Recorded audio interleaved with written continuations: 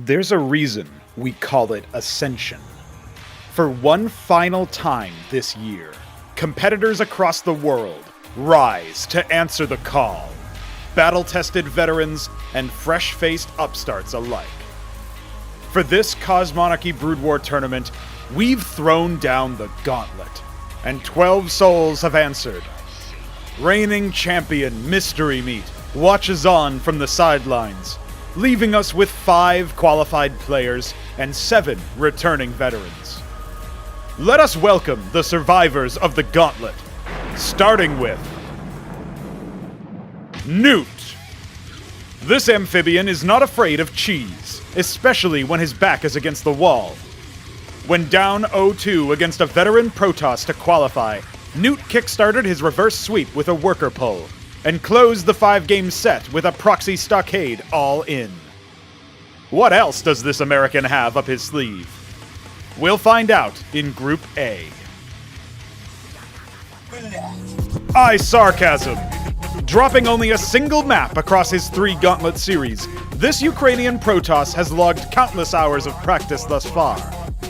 His preparation and skills were more than a match for Hupsaiya in his qualifying series, and he has already demonstrated a resilience to all ins. The question remains, can this newcomer hold fast against the more refined cheese of Group C? Veek 7. The number in his name matches up nicely with the tournament. The Veeker himself has given so much to Cosmonarchy Brood War, and now he wants a prize. Though he faltered versus Newt in the gauntlet, he'll have an early chance at revenge in Group A, proving once and for all if he can handle cheesy aggression from his competitors. Will this be Ascension Q7? Hupsaiya! After grinding thousands of games in Starcraft 2, this Grandmaster Protoss has set his sights on a new championship. He's got skill, there's no doubt about that. But can Hupsaiya learn the ins and outs of Cosmonarchy Brood War in time to claim the title? Now that he's through a rocky gauntlet, this American competitor finds himself in Group D and must overcome the Zerg swarm in order to make playoffs. Let's see what he's got. SYPIAC. A surprise addition to Group B in the wake of Mystery Meat's departure, this Ukrainian Zerg impressed with how quickly he picked up the game. SYPIAC's killer instinct was on full display in the gauntlet, with several aggressive openers earning him advantaged positions, and sometimes even outright wins. Extending the invite to him was a no-brainer, and he'll look to make the most of the opportunity in Group B. Awaiting the newcomers are the Legacy veterans, fighting to prove that they aren't past their prime just yet. 3 Crow. Our fan-favorite cheese enthusiast returns as Protoss for the final event of the year. It wouldn't be Ascension without this Florida man pioneering something silly, and with all the practice he's been putting in of late, his antics should not be overlooked in Group C. He'll need to once again make top 6 to avoid the gauntlet next year. Can he do that in back-to-back tournaments? Keen. This little Chava has had plenty of time to mull over his swift dispatch from Ascension number 6. But as is often the case with our feathered friends, this American Zerg will be flying by the seat of his pants. With Keen acting as the underdog in his 3rd tournament showing, how long will it take for the 7 pool to rear its head in Group D? Btyb. The early riser, the family man. This American dad can't help but rush down his opponents before nap time is over. He put on an impossibly flawless group stage showing in Ascension number 6. But now, he's the underdog in Group B. Switching from random back to Protoss, he has less to prepare for, but more to prove. Can Btyb stun competitors and casters alike one more time? The Beaver 99. Some build dams, but this beaver builds maps. After revamping Infinite Velocity, Group C's American Terran is ready to roll. His only wins in Ascension number 6 were on maps of his own making, but things will be much harder in our most competitive tournament yet. What can the Beaver 99 do to win our hearts again? And now, for the final bosses, the tournament contenders. These are the players favored to go deep and maybe even win it all. The Shambler! In the last tournament, this American Zerg defeated the eventual champion in the upper bracket and looked poised for a grand finals appearance. But fate had other ideas. The Shambler looks to be stronger than your average keyboard warrior as he takes to the stage in Group D, ever the favorite to exit in first place. Will a new challenger provide him stiff competition, or is this finally Shambler's time? Neblime! Ever the grinder, and averaging over 100 workers per game, probably. Neblime has already begun turning over a new leaf. While his opponents could previously rest easy, knowing they were in for a slow boil, this Australian Terran is bringing the heat in Group B, having practiced a slew of different styles to maximize his chances of winning it all. And he might just do it, too, as the favorite in his group. Hamster! The runners-up of Ascension number 6 returns to do battle in Group A. This Russian Zerg fields a style all his own, from vicious drop timings to siege and specialist usage. His struggles against Protoss prevented a tournament win in his debut, but eyes are on Hamster now. Will he make it to back-to-back grand finals? His run starts here.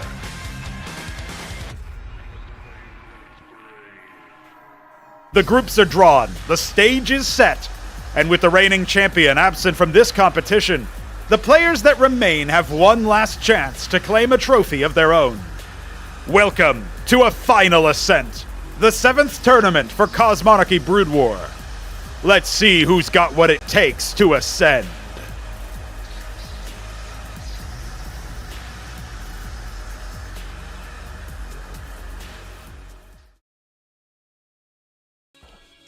Ladies and gentlemen, it's Ascension number 7 time. Mesk, this has been a long time coming, and it even started a week earlier than it normally does because we had a gauntlet to get to this point, and there were some very interesting games in that gauntlet, but we finally have our roster locked in. How do you feel knowing that pretty much all of these groups, maybe with the somewhat exception of Group C, like all of these groups have people that I honestly don't know who to call as far as first and second place? Yeah, no. Really, the most important thing is that Meat isn't here to stomp everyone's balls. Meat had to attend to something. I think maybe like he lost his car in a river after he turned GPS on. And he won't be here to just be like, oh, by the way, I'm just going to annihilate you. Yep. Now anybody could hypothetically be the next champion. And that definitely adds a layer of... Well, you would normally judge it just like, especially since Meat's playing Terran, which is, you know, stronger than the Zerg, especially later on.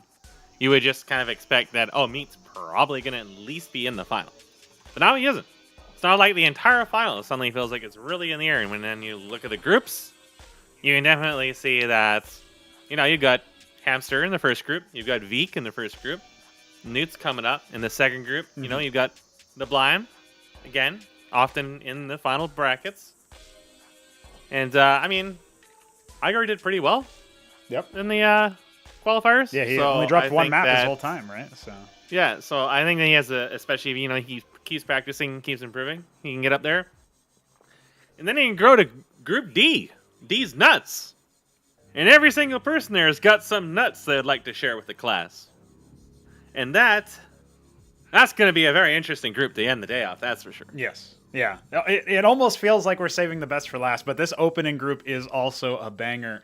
So, in you know, we oftentimes one of the things we like to do around here is speculate, talk, analyze, etc. But sometimes it's nice to get it from the horse's mouth, as it were, and we are all looking for horses. So I am going to summon none other than Hamster with our friendly face who hasn't been around in a long time, UEDCommander as translator commander, really. So let's bring them in here and have a chat with them because Hamster is actually going to be playing the first game against Newt, and I want to hear what he has to say about that. Mm-hmm. Hello, sirs. He has to unmute. Welcome, sirs. We've got UEDCommander acting as translator. First of all, UED, thanks for doing this. I do appreciate it. Hope you've been well. And have you had a chance to catch up with Hamster ahead of this interview? Somewhat, yeah. Apparently he's playing Starcraft Ultimate right now. That's interesting. Well, that's all right. If he can't happen to start on the exact start time, we always have that. We have 3 players for this reason. That's 3. So, do you reckon he's going to be moderately distracted in the middle of this if he's playing that? That's pretty funny. I can't really tell. That's. I mean, he said that was particularly difficult for him, but like, I don't really know the guy at all. So yeah. Well, I don't really know his skill level and stuff. He did surprise us by making it to the grand finals already. Hamster, sir, how are you doing this fine afternoon? How are things over there? You might have to pop in the... Oh, are you going to be typing to him, or are you just going to be talking, UD? It's either way. No, sorry, I activated ratio. We agreed that he could just say, or I guess he can also type the response, and I'll just translate it after he's done. Okay, sounds good. I'm not sure what will be more useful for the video format. Yeah, usually, if it's possible, it's optimal to do like I say the English question or Mess says the English question. You're able to translate that, and then he can just respond in voice. But if that doesn't work, then the text is fine, and you can translate it after. So yeah, the first question is really just whether or not, like how Hamster feels about being in this group. He's got 2 people who came through the qualifier. So does he feel confident? Does he think that he can make it out in first place with no trouble? Or does he worry about the level of skill that his opponents have? Пронга спрашивает, насколько хорошо ты себя чувствуешь в этой группе со своими оппонентами, и считаешь ли ты, что ты в состоянии их победить со своим уровнем скилла, или у тебя есть какие-то сомнения по этому поводу? Так, спасибо. Вот с обоими игроками я имел дело уже. Вообще, Ньют, он очень быстро растет в скилле. Вот. Также Week 7, у него интересный плейстайл. Тоже необычный, боюсь от него разного рода сюрпризов. Так что я не уверен абсолютно. Hamster says that he already basically played with both of those players. He thinks that Newt, whoever that is, grows up in his skill level quite rapidly, and he thinks that Vic is quite capable of performing strategies that are often unexpected by Hamster, so he's not exactly sure in his victory. I see, okay. Now, he made it to the grand finals last time. Does he have a goal coming into Ascension number 7? Does he have a goal to repeat that, to go one better? Mystery Meat's not here. Mystery Meat was the only one to defeat him. Does he think that without Mystery Meat, he can win the whole thing? Пронога спрашивает, есть ли у тебя какая-то цель с тем, что ты приходишь в текущий состав турнира, потому что сейчас нет Мистери, который тебя победил в прошлый раз. И он, собственно, интересуется, целишься ли ты в то, чтобы победить в целом в Ascension на этот раз? Ну, участвую я в Ascension'ах ради хороших драк. Победа — это опционально. Опять же, в текущем турнире хоть и нет Мистера Мид, но появились новые сильные игроки, старые улучшили свой скилл. Поэтому посмотрим. Надеюсь, будет интересно. Basically, Hamster says, and I quote, that he comes into Ascensions for a good fight, and victory is optional. He says that while Mister is not actually here, there are quite a lot of new players of high skill level, so he, again, isn't completely sure of the outcome, but as he said previously, victory is optional for him. It's the game that matters. Okay, there you go. Mesk, do you have any questions for our hamster, our furball here? What has his practice regime been like? Coming out of the last tournament, he did quite well up until the grand finals where he faced Mystery Meat. And it was quite clear that Mystery Meat's, game knowledge and general execution was still quite difficult for him to deal with. What has he learned coming out of that? How has he been training and preparing for this? Меск спрашивает тебя касательно твоей практики тренировок, то есть как ты после того, как он говорит, в прошлом турнире у тебя все достаточно отлично получалось, без особых проблем до тех пор, пока ты не встретился с Мистерией, который, очевидно, был выше тебя по уровню скилла и исполнения своей стратегии. И, собственно, он интересуется, что ты из этого вынес, и как ты с этого момента, как ты практиковался, чтобы к этому готовить к турниру. Поражение от мистера Мита было действительно болезненным. Он разорвал меня на куски, не почувствовав. Кроме того, после этого новый стиль неблайма был также сложным для меня. Но я, в принципе, может быть, не так интенсивно тренировался, но я открыл для себя новые технологические ветки у зергов, поэтому, думаю, мне есть что ответить оппонентам. Может быть, даже будет более успешное выступление. Посмотрим. Против протоссов, в частности. Mm-hmm. Hamster says that his defeat from the hands of Mr. Meat was rather painful. I could translate, and he's saying that basically since that occasion and also some other game he mentioned I didn't quite catch. He says that he didn't train that intensely or oftenly per se, but what he did do is discover a few new strategies with various branches of the architecture. And in particular, he thinks that his new strategies will be particularly effective against Protoss. How has he felt about the project so far? Меск спрашивает, как у тебя ощущения вообще от проекта Космонархии как таковой? Сугубо положительные, много возможностей, много юнитов, которые, в общем-то, в разных ситуациях большинство юнитов довольно полезные. Вот. Поэтому приятно, конечно, какие-то новые стратегии открывать. Вот пока комьюнити сравнительно молодое. Много новых идей от разных игроков.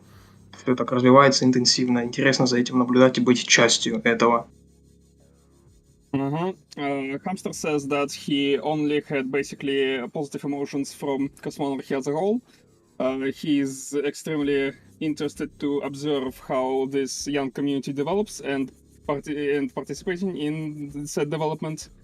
He, in particular, he likes the diversity of strategies and units that are available in Cosmonarchy compared to regular Starcraft. Well, that's good to hear. Yes. We're definitely happy to have him here. Yes, that's absolutely the case. Well, thank you guys. That was definitely insightful. We got to hear about what Hamster wants out of this and what he's coming here for. UEDCommander, thank you again for acting as translator commander. And if you can let Hamster know that we are happy to have him here and that we wish him luck, then we can close the interview on that note. Of course. Собственно, Бронко говорит, что они очень рады тому, что ты в этом всем участвуешь. И рада тому, что ты здесь, собственно, с ними. Thank you a lot. Of course. Love you guys. Of course. Thank you. All right. I'll get you guys out of here and we'll bring up our next interviewee. Thanks again, UEDCommander, and good luck, Hamster. See ya.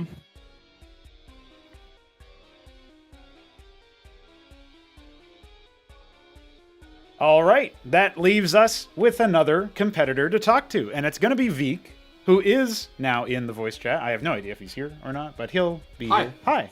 Oh, What's there up, he is. dude? So, you just heard some information about Hamster, how he thinks that you specifically have an interesting playstyle that is, provides some very interesting results and diverse strategies, but also he said that he's been practicing a lot, specifically for strategies against Protoss. And that was his weakest point. We saw that when he wasn't able to score against Mystery Meat in the grand finals. He did improve game on game, but it wasn't enough to get him on the board. now he's coming in here with at least some idea that that's an area he needs to focus on.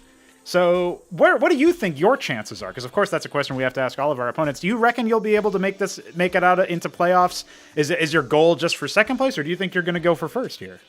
So honestly, I feel like this group can like really go anyway. Yeah. Like anyone could be first, and anyone could be second.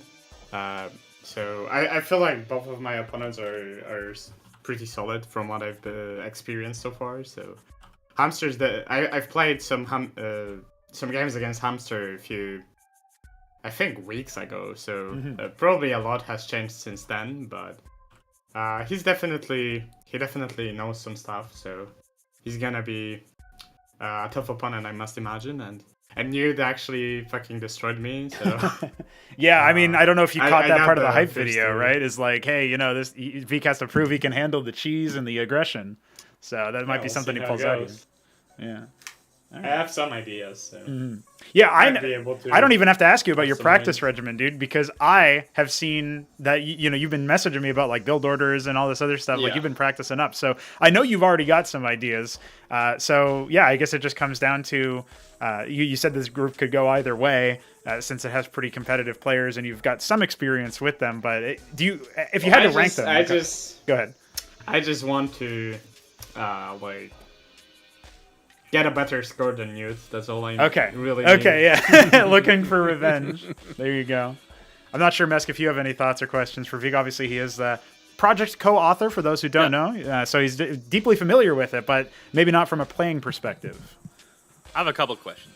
First of all, did you see yourself in this spot and CMBW in this spot? I don't know when you signed up with it. I'm not intimately familiar with the project's history or its timeline. But when you started, let's say like you were in this, building it, so let's say like a couple years ago, did you see yourself in this spot, in this tournament, with this many people at this caliber being streamed and gaining momentum as it is? No, it was really hard to you wouldn't be able to really anticipate what this project has grown into. When I first encountered it, it was the original Project Hydra. Yeah. I mean, it was the 1.16.1 version. It was just starting to get its legs as like a total conversion. Yeah, right. Yeah. It was basically like an AI mode, really. And it had some rebalancing. It didn't really have many more units. It was never thought to be competitive, really. So, yeah, it's a lot. I know when I joined, it was all AI games, right? Yeah. And there was a little bit of PvP, but not really. It was all just a few team games like Fraud Night. So a lot has definitely changed since then. A lot changed for you too, because you guys tried to run that Indiegogo fund or whatever it was for Antikythera, and that did not work out. And as a result, you had to take a job that has been consuming quite a bit of your time. Yeah. In fact, I hardly even saw you that much at all until somewhat recently, actually with this tournament specifically, because I think that in the last one, if I'm not mistaken, you got subbed in. I think I'm getting better at scheduling my time, and obviously sometimes they have higher priorities than CMBW, but recently it caught some of my attention for sure. So, with the project as it is now, where do you see it going from this point? Yeah, I'm not sure really.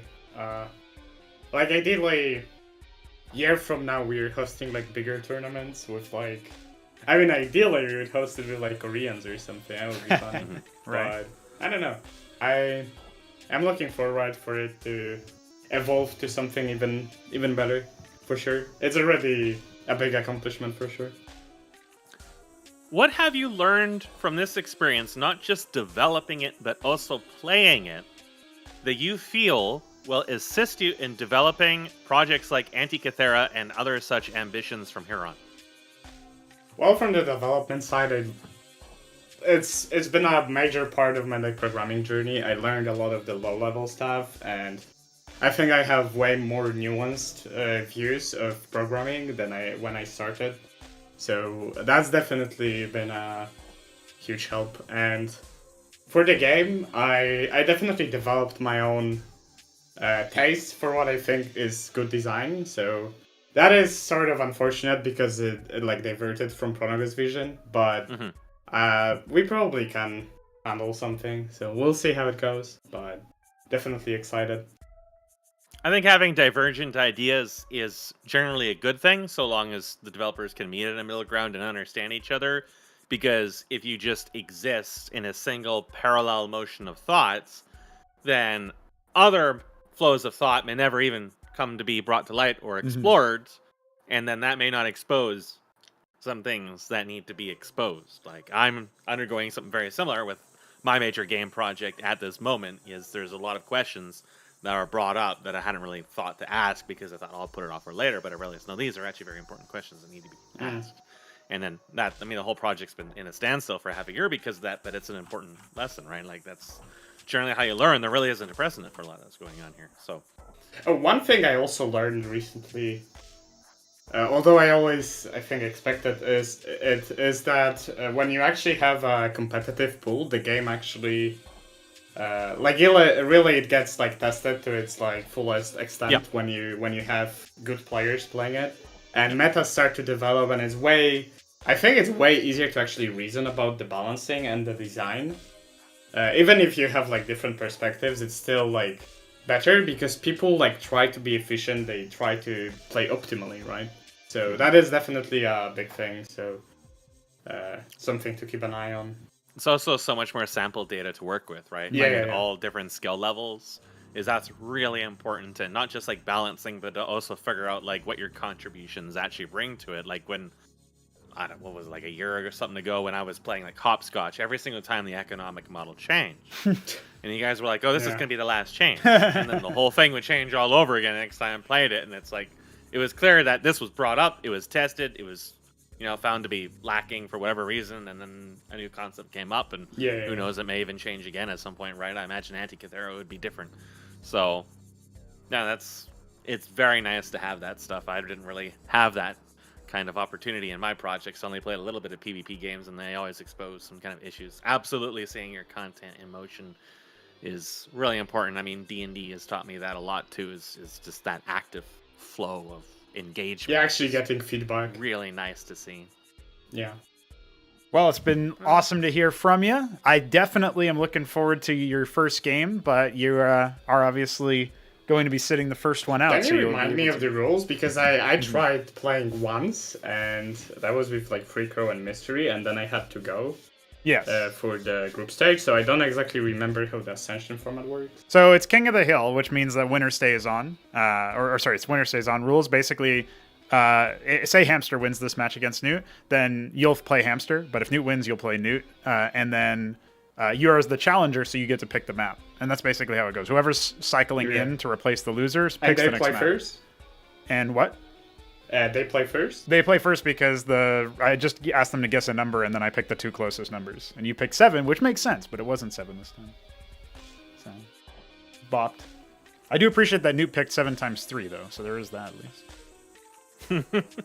All right, so now you've got a refresher. I will be catching you pretty soon, actually, because we're going to get through this first game. But I've got to interview Newt, and then we're going to be getting started. So thanks, Veek, and I'll see you soon. Yeah, see you. Bringing in Newt here. Hello, Sir Newt. Newt Life is in the building. He's I said lizard earlier, and he's like, it's an amphibian. So I made sure to correct that for the hype video. He's muted at the moment, so he's gonna have to. He's hanging out. He's taking the time, and I am definitely looking forward to talking with him real quick. So Newt, welcome. You are in Group A. You're top of the morning, well, noon really in Eastern time. And I know you're a bit of an early riser, so I know you were saying that this would be the perfect time for you. How are you feeling now that you managed to qualify without dropping a series, first of all? So that must feel pretty good. Do you like your odds now that you're in the group stage?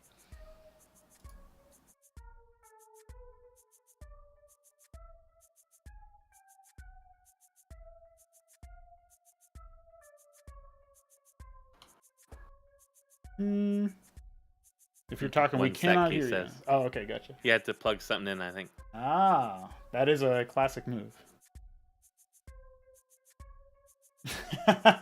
Maybe it'll be like Alexander's like headset. Yeah, like Radio exploded. Shack headset just exploded. I was laughing because I just looked at the chat. No, Arnok, there are no AI playing right now. You'll see.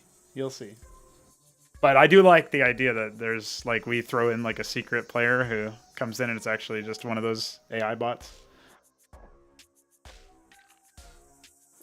Listen, I'm saying you should stealth add Armageddon to this, and it's just masqueraded as one of the other races, and it's just thrown in as a player. Right. And it's like, wait, why does that guy have 1,000 minerals? That's weird. Yeah. Why does he Why start is with so everything much on money? fire?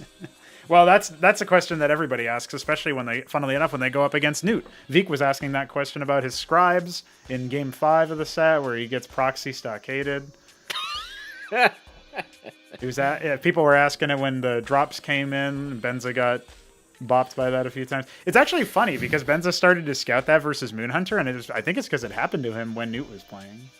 So, pretty solid there. In the meantime, I'll go ahead and host up our lobby. We are going to start on Derelict, just like the last tournament, for the group stages. So the release lobby is now up.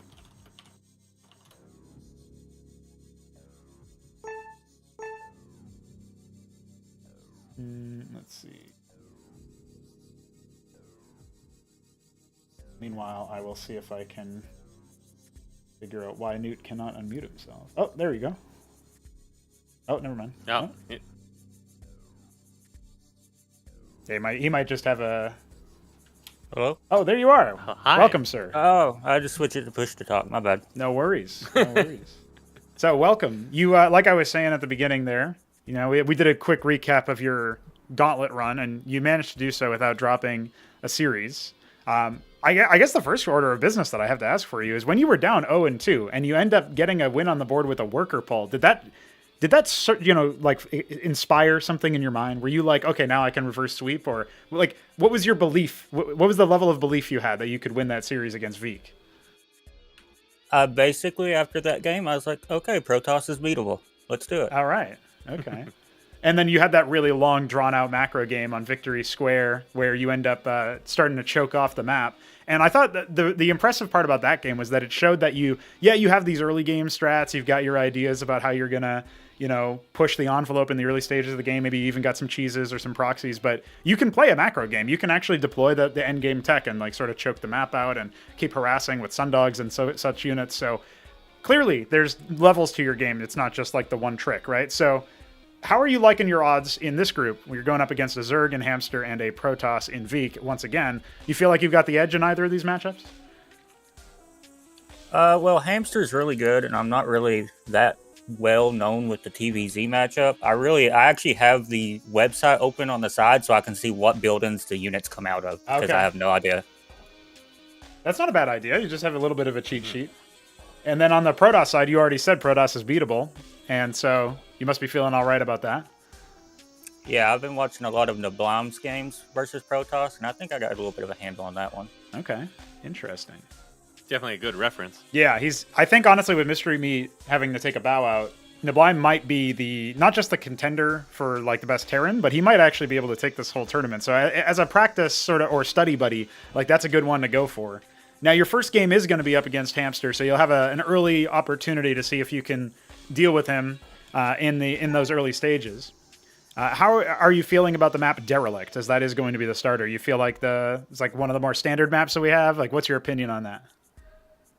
Is that the desert map with the two gases in the middle? That is, indeed. Oh, yeah, I like that map. It's a good map. I'm fine with that one. All right. So you're not thinking that it's ill-fated? You no situation like that? Because some people say that certain maps are better for certain races, obviously. I know some people think of that about Victory Square is like really good for Zerg because they have the cheaper expansions and stuff. But on Derelict, it seems like it's a bit more evenly matched. So you feeling good about this opener? Yeah, no, I agree with that completely. The only maps I really don't like is Otherworld and Victory Square, like you said. They're just so hard to play against like Zerg. Mm-hmm.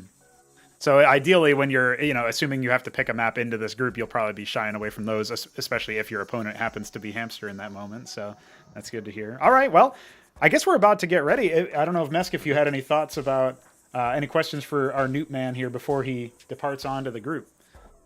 Sure. I mean, I'll extend the same questions I did to the others. I mean, I don't think I've seen very much of Newt's play. We played once when you had just started, and that was a TVZ.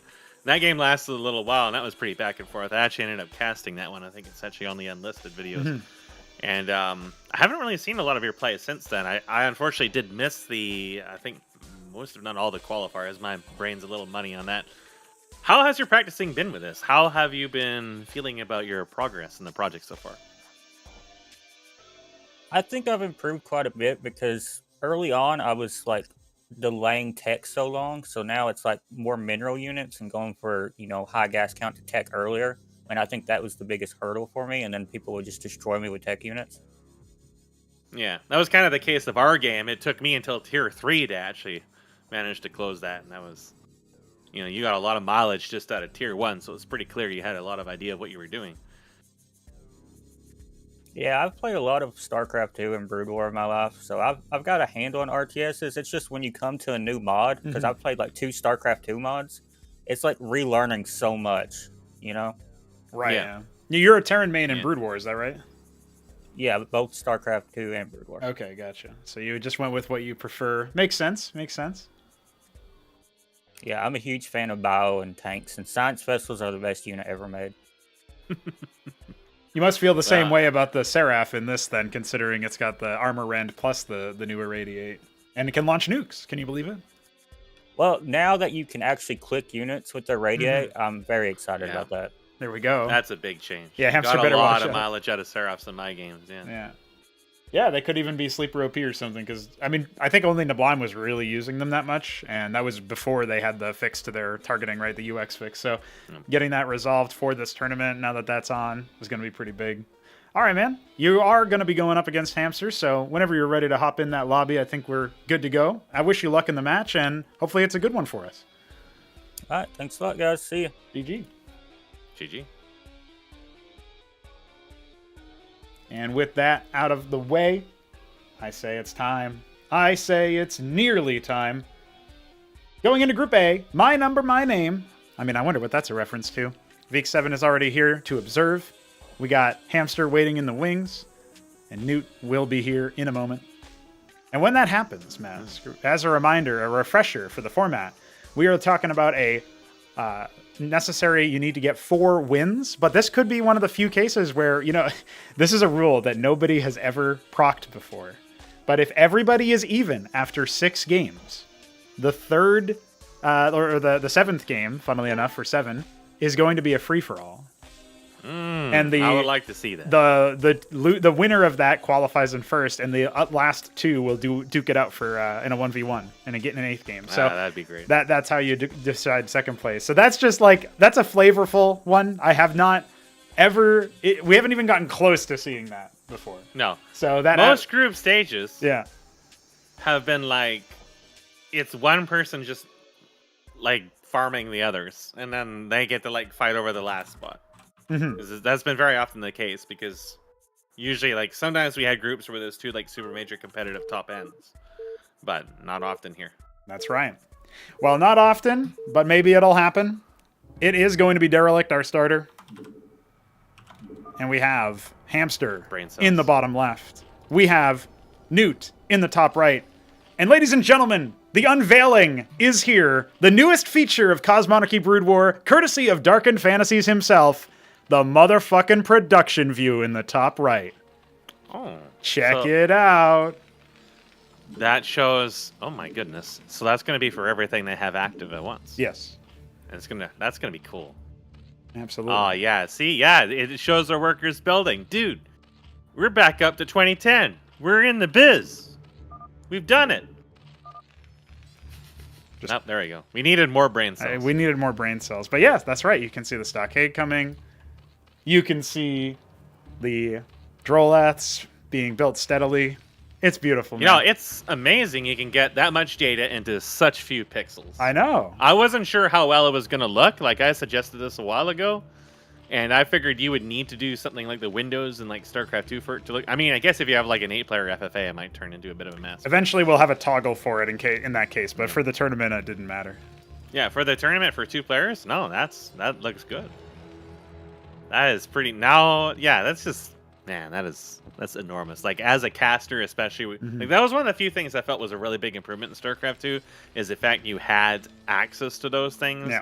At a glance, you can watch them, and it was just good. So we have Hamster going a very Shambler-esque build Yes. here. With the hatch first, almost. Oh my God! Look, the quads. he even had the burrow drill with us. Yep. very Shambler-esque. Veek snuffed out the, or not Veek, no, Newt. Newt snuffed out the.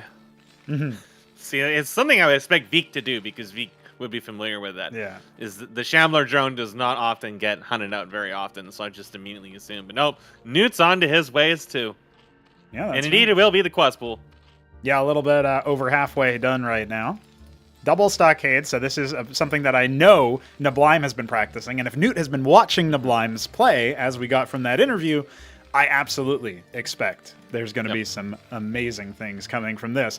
You were already somebody who has discussed in the past, Mesk, that Bio having the faster move speed means you do have to watch out for their early pushes, and I have seen Neblime do a double stockade opener and just constantly pump Mavericks, maybe with one Huracan. Yep. So I've played against it. Yes. Yeah, I had some. Neblime's always asking for games early in the morning, and I was watching some games of him versus Hupsaiya, and then I ended up playing against him afterwards. And I believe the replays for those were even posted there. Extremely goofy. It was just like the Alamo every game in some of the most silly autistic ways imaginable. And definitely, the high aggression early on can be difficult to deal with. I actually managed to hold in every single one of those games, but I think it's actually because of our games and your mineral-only non-stop antics that I was actually able to deal with it early on. The average person may not actually be able to deal with this, especially if they're more accustomed to the older Terran playstyles, even the Blimes, where they would get Bao mostly to stall the game for Tier 2. Anchor's and starting to land pop as down well. Right on the ledge here. Yeah, the reaction wasn't very fast. There are a pair of Nathacores to help with this, but they do need to respect the DPS of the Anchor. It's going to go ahead and lift off. Now, if Hamster commits to this, he can block the landing, but it doesn't look like he's on the ball for it. He does have one extra Quaslisk. He wants to maybe focus on the loose Mavericks, but look at the map. Look at the mini-map. It's just non-stop Maverick production. He's cut all Mason production, and putting down a Kagrant is a good idea, but remember, the Anchor can still land right there on the edge of the Kagra. At the same time, 3 Mavericks in the back. Now focusing down the Anchor. Quaslisk's doing pretty good damage, and Newt did lose the Mason in the early stages of the game, so he's not going to be able to repair that. Now trying to commit onto the Kagrant before it can turn into a Circuit and get a lot of extra armor, and that is actually going to be sufficient. But Hamster, he has 300 minerals in the bank and so much free larva. It's going to be 15 seconds before those Quasis finish, and now he's got to get the workers on there. Remember that Newt did obviously cut workers during this, but he started up production now, and he is clearly far ahead in terms of that. Yep. So they just keep coming. I'm pretty sure this is over. Even if he somehow manages to pull out of this, there's just an endless stream of them coming. You can't kill all of them. Yeah, he needs to get that cliff advantage as soon as possible, but some of his Quasilisks decolliding through the Hatcherosk as they finish. There's still 5 of them left, and I don't think it's actually going to be enough. He needed to clear that and to even have a hope in hell, and he does GG out with a Maverick rush in the bag. Newt immediately going up 1-0. Yeah, there was some lax reflexes there. He needed to build those Quasis so much sooner than he did, and get that Circuit down right away as soon as he saw the Anchor. But maybe he wasn't expecting it to be so dedicated. But yes, that's very viable now. Mavericks do move a little bit faster, and they can stim on top of it, and they move like lightning.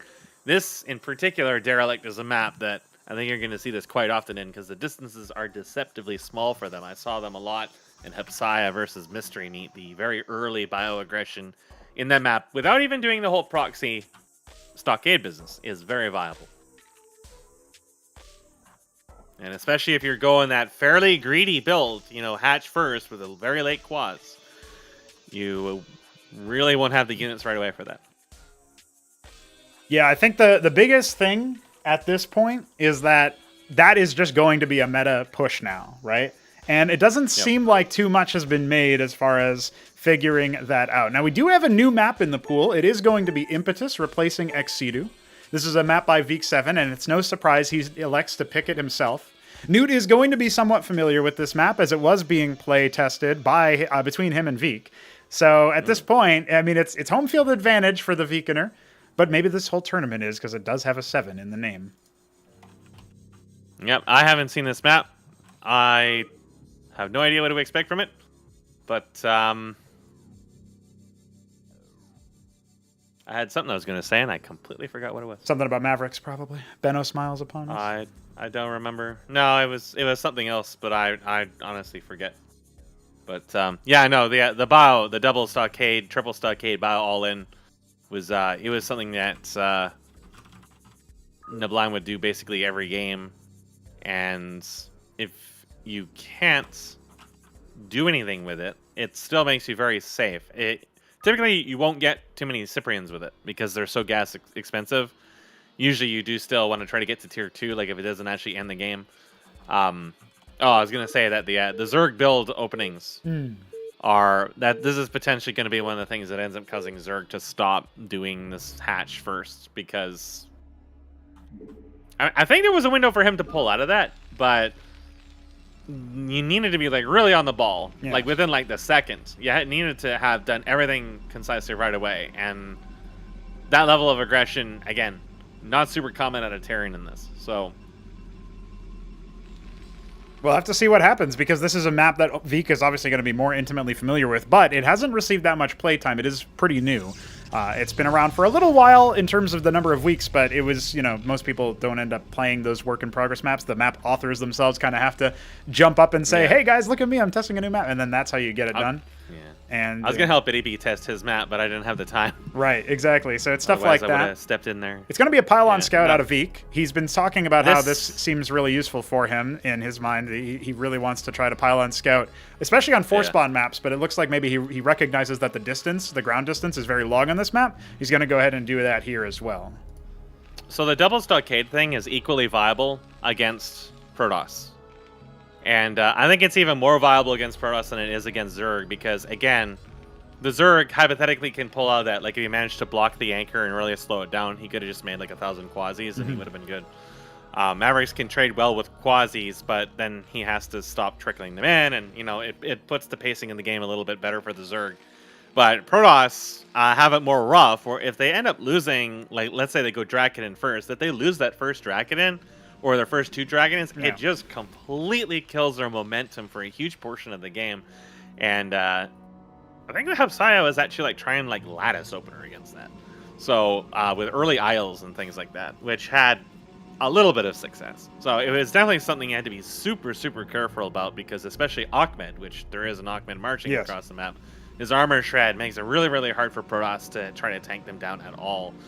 But it is actually just a single stockade at the moment, so it doesn't seem to be very all in right now. Yeah, I think generally the I don't know what the reaction is going to be as the meta develops throughout this tournament, but the knowledge that we currently have is that if you open Stockade versus Protoss, you're looking to macro. If you open Fulcrum, you're looking to fight.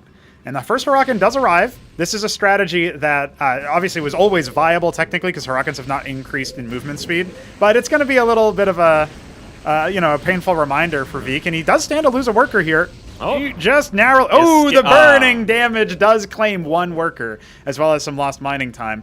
And, a little bit of extra targeting. The Draken was kind of idle for a little bit there, but that's something that can catch you off guard if you're not even aware that it's a thing, right? Now, I think the fact of the matter is the reason why that worked out is because the stockade was forward. This map has a longer rush distance, and the stockade going down in the low ground as the natural choke is absolutely a pretty big deal. The scribe from Vik is still around and is going to go ahead and try to rescout. Mason from Newt, obviously, in the mid right there, the upper right. It doesn't look like Vik is that gonna... definitely could have been a lot worse. There was like 3 scribes there that had extremely low health, and one of them escaped with 1 health. Yes. Another with 10 health. So another tap there would have done pretty sizable damage, especially at this stage in the game. And that scribe is going to get murdered. So technically that's 2 down, but Vik is not really, I don't think really too worried at the moment. Worden and Gateway. So, like I said when we were doing the interview, is I haven't seen too much of Newt, so I really have no idea how much of his game style has changed since then. Obviously, when we were playing it was still when he wasn't really familiar with the whole tech paths. Yeah. And I did have to kind of use tech to my advantage to actually pull out of that game. Yeah. What I noted in that game, however, was that he was definitely pretty aggro. There was a lot of back and forth when he was using Goliath Cleric.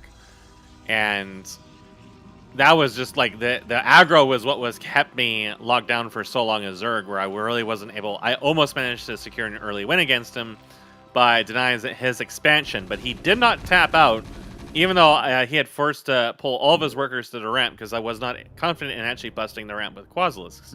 So he wasn't the kind of player who was going to quit out just because he took a huge blow to his economy and was really far behind or whatever and took a lot of damage. And because I ended up doing quite a bit of economic damage to him, but he still did not leave. So he was able to hold out for quite a while after that. So that tells me that he's, not maybe like Hupsaiya or some others, maybe Veek in some cases, that they'll just leave or drop out when, they get some disadvantage in some fight somewhere else on the map. So he has some willingness to endure in him. Beyond that, I don't really know what to expect from him. Well, he's certainly getting raided by some of Veek's forces, and a double star pad is in production. Now, the anchor was relocated to try to make this a little bit less of an easy target, but it does need to now come in here. This is very deadly as an option from Veek, but unfortunately for him, his Zealot is not actually sustaining all of the shots here. However, it looks like that is going to be enough initially. We do have the Mason dueling the Scribe in the top, and that's most of his production right now. There's an unbuilt anchor. The Masons are going to try to drill and block. Should be efficient enough now that the Ecclesiast is gone. Oh, the Ecclesiast is still there, actually. It was just decollided that whole time. Double Wraith. He was trapped. Yeah. The double Wraith is pretty risky here because there is not really a lot of kill threat from them. He needs quite a few Wraiths to do too much with this. And this is definitely a moment where it's like really balls to the wall. What's interesting is that Veek is not actually moving into the base to try to kill those workers. He's just trying to secure down here first. Yeah. Get some more units before he moves in. I guess he doesn't really know what he's walking into, but it's open. Just Masons and a single Wraith. Yeah, the second Wraith is spawned, but it's rallied the other way. Not repairing the Wraith right now, and he is going to call GG because it doesn't look like he can hold, and there's nothing he can really do then. That's a case where, I think Newt going for the double star pad, it's true to his form. He likes the star pad stuff, but he is not somebody who is super common as far as you can't do that versus Veek is what I'm trying to say. It's really quite difficult to pull something like that in the context of somebody going 2-gate. And you did scout the 2-gate, right? His Mason would got him a lot of valuable intel. He still chooses to go for a double anchor, but it's a little late, and a double star pad. And I feel like if the anchor had come before the star pad or something like that, that would have definitely changed things. Yeah, that was is a little bit of a risky call because he knew there was already a Drakon out. There was going to be some kind of bust on there. Maybe he expected Veek to go for some tech instead or something a little slower, but Veek just went for double gate pressure and just forced it down, and the Ecclesiast made a big difference in that fight, regenerating all the shields, allowing him to sustain all the early aggro. But I think one of the bigger problems was that he lifted that anchor, and it was not in combat for a long time, and that was a lot of his Mavericks that were in there that were not contributing to that fight. Absolutely. So it looks like Veek will indeed deal with the upstart Terran, get his revenge, at least so far. And you know what, Mask? If Hamster takes this game, we are on track for that FFA, right? It's just a different version of Sideshow I don't have. Yes, that's right. So I've updated pretty much all of the maps to have a little bit more minerals in the main, and in some cases it's one more mineral in the main, one more mineral in the nat. But either way, it's a net positive of 2 in pretty much all the maps. So that is the main change. That should help here. Zerg in particular. That definitely feel very mineral starved, especially in tier 2. One of the things you will notice about the new Sideshow is that it here is the natural has been relocated so that the resources are a little bit less harassable. So, yeah, they won't get punked by air units quite as much. Yeah, that's the major change. It's no layout changes. It's just the orientation of the resources and all of that stuff. So we do have Veek in the bottom right. Protoss player here has just claimed another soul, a Terran soul, in fact. The most soul-like of them all. And then we've got Hamster, the Zerg in the top left. Down 0-1. Not expecting the Maverick Rush. Has to tighten up his game for that. I know he's played against Neblime, so he should be familiar with something like that. But maybe he didn't think that somebody like Newt was going to be able to do it. Because that is actually not something that Newt has done before Zerg before. This is a better map for the Hatch First. It's a longer distance. It's a lot safer to hold. But he is not doing that. He is feeling a little bit more aware of the early threat now and is going for a Quaz first. Perhaps he also was thinking in that last game that doesn't want to get hit with another timing push like Newt just did. So, well, speaking of, do a forward base here. Veek dropping the gateway. He clearly has not been paying attention to the CMBW general chat I don't know, 18 hours ago, because I posted a wall for Protoss that is even Zeth tight with a Zealot. And when you move the Zealot, you can even move Dracodons out. It's miraculous. It's like perfect. But it only works on this spawn. It doesn't work on the other spawn, because LOL Brood War. But yeah, I that's just tried walling many times in this map, as you found they didn't really work out. No. It's not actually that obvious on how to wall in. Right, yeah. So certainly not if you're coming from something like StarCraft 2, which I know Hamster is somewhat of a familiar with as far as playing goes. Mm-hmm. So. Yeah, so Nats first is That's an interesting to one. scout and maybe put a little bit of pressure on here. Yeah, if Veek's first unit here, he's keeping the... think Yeah, it's he's gonna going to be be a a Dracodon. Okay. I was going to say he should have noted the gas harvesting with his scout, and he is going to keep his scribe here. This is something that I told him that would definitely help him versus Zerg in particular, is if you keep the scribe around to see, okay, what's up with these eggs, you know, at the very least you'll see some of the units there, and he is going to scout not just the Zets, but also the Nats, which are now en route. So the Dracodon will finish. There's also a Warden coming, which... Okay, I mean, it is going to slow things down a little bit for Veek, but it's not necessarily the end of the world. And now we indeed do have the Hatteras coming in here. As the expansion goes down, the Scribe will confirm that as well before being destroyed by Zeths, bloodthirsty creatures. Surely they'll get it. Yeah, a little bit of I've seen this so many times in the last day of watching casting games or whatever, where the worker is being chased by Zeths for like 10 years. Yeah. Well, the Nats have already gotten on, and it doesn't look like that Dracodon was in the right spot. 2 kills already. Yeah, so that is more than Veek wanted to lose. He's now down to 12, and he's doing the classic strategy of attacking the gateway with the Scribe to prevent it from being pushed away by incoming Zethar cores. Unfortunately, that is not tight anyway, so Zeths can still go through there if that's what he wants. This is actually a little dangerous for him, but he does have 2 Dracodons, so I feel like at best, they can, you know, snipe the pylon or something. There's no Vorvs with this attack, and the Warden is finished in the mineral line. So Veek should be able to stabilize here. Oh, no. Oh, no. He pulled out just in time. Well, he's having a little bit of a kerfluffle trying to move the units. Yep. This is like... That's one Dracodon down. Yeah, this is the worst possible situation that I think it could be. At least he has a Warden, though, yeah. right? He's fine for now, but losing that first Dracodon, I think, was not... expected or necessary, and he's not even going to get the cancel off. Yeah, so this is a little bit of a flustering here. It's been rushes non-stop from like early military, early action, trying to be somewhat decisive. But Veek is still ahead in terms of workers, so he has stabilized in that front. It's just now that there's a second hatch, Hamster can start getting some workers of his own, although he's still steady on production for combat units. 2 Vorvs coming. Yeah, if there was any hopes of Veek doing some kind of really major early push here, maybe he was always gearing for an expansion. I mean, that's delayed all the same, yes.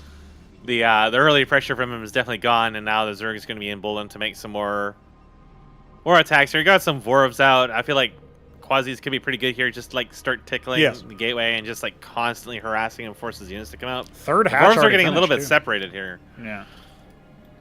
Well, one of them already very low. Nexus does get dropped. The Zealots will hold fast. Scribe is also here to maybe see if it can put some damage on. Yeah, it looks like so far he's actually going to be able to do it. They're all Zeths, so there are no Vorvs, which means there's a lot of damage, but not as much catch potential. Zealot goes down, but the Dracodon can scarper up towards the Warden, where it will be protected. Shields are going to kick in shortly. Gateway can be depowered. It's not making anything, and the Dracodon was a little bit far backward. It wasn't really like chasing down the enemy in the same way. And we don't have a huge follow-up here. Actually, 2 workers. The sole Dracodon is his only unit now. Yeah, 2 workers sort of making up here. Currently, pylon on the high ground, a good idea. The Drellets have to be sent back. We do have a horde of additional Zets coming. It's just a Zeth flood right now. Hamster he smells blood in the water, and now he's saying, "Oh, you want to come over?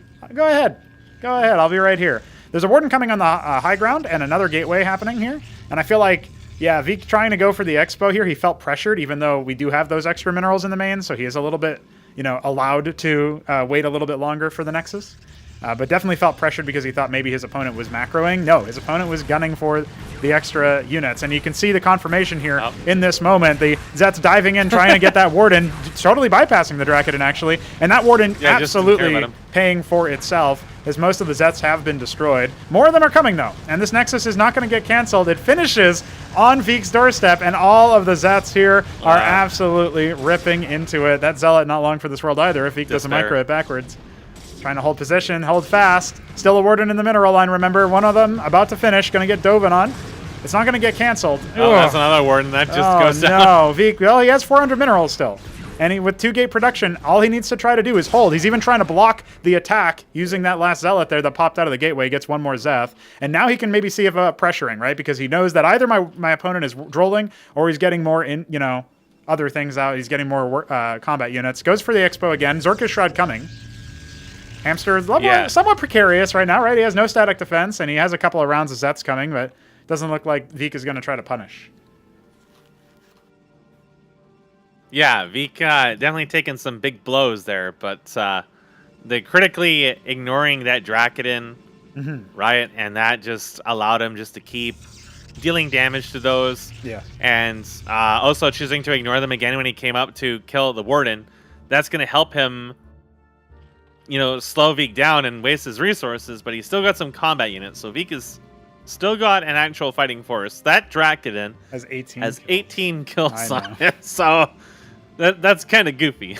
But in the meantime, the worker count for Hamster has accelerated quite substantially. He's not super mega far ahead. Hell, he's about to hit tier 2 gas well as situated, right? Yeah, just off of the 2 bases, so...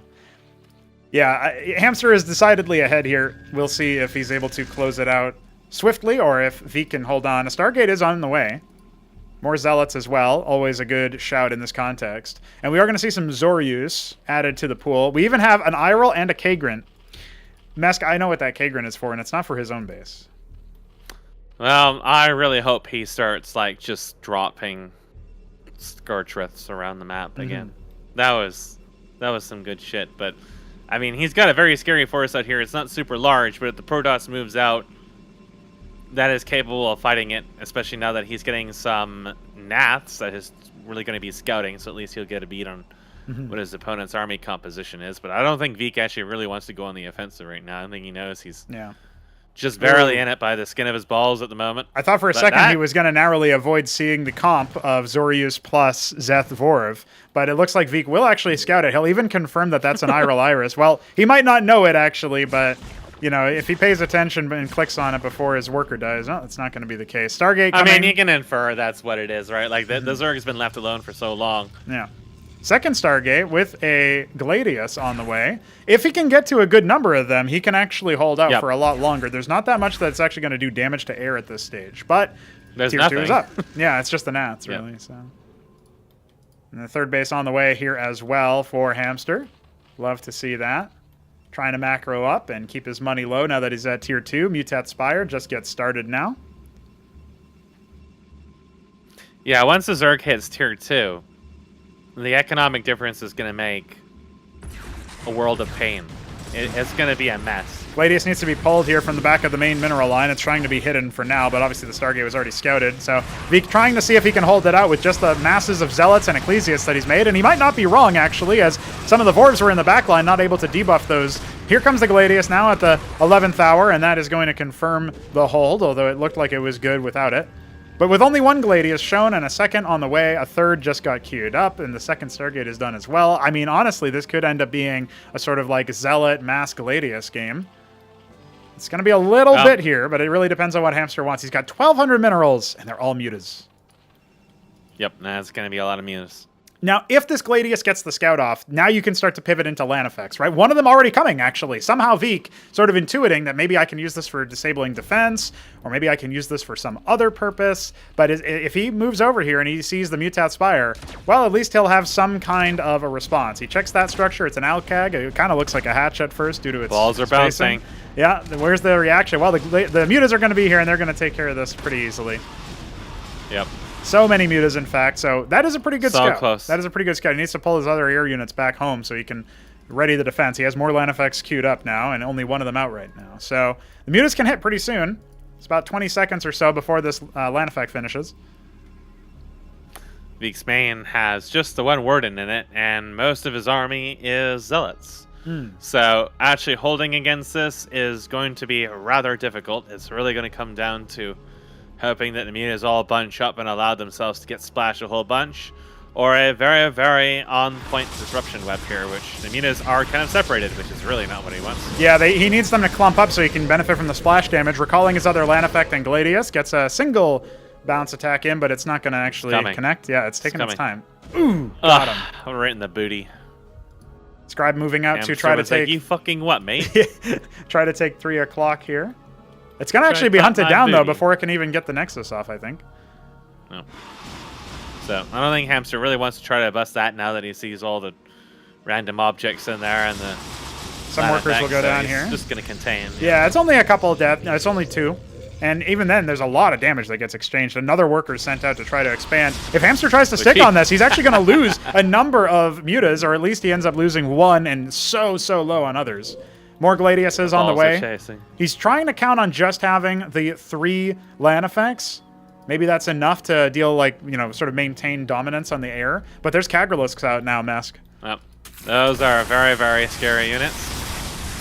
They have a lot of armor pen. The Gladiuses really don't want to go anywhere near them. Yeah, one of them's Ideally, already dead, almost. So if you could get a good disruption weapon, maybe if you had a couple more, but their burst damage is very high.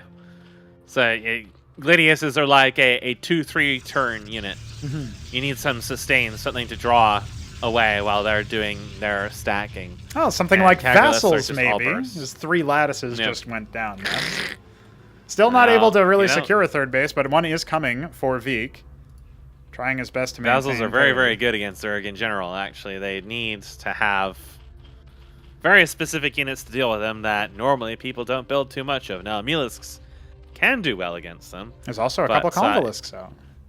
You know, when it's LAN effect, Vassal, Gladius, you probably don't want your Melisks just be killing the Vassals, so...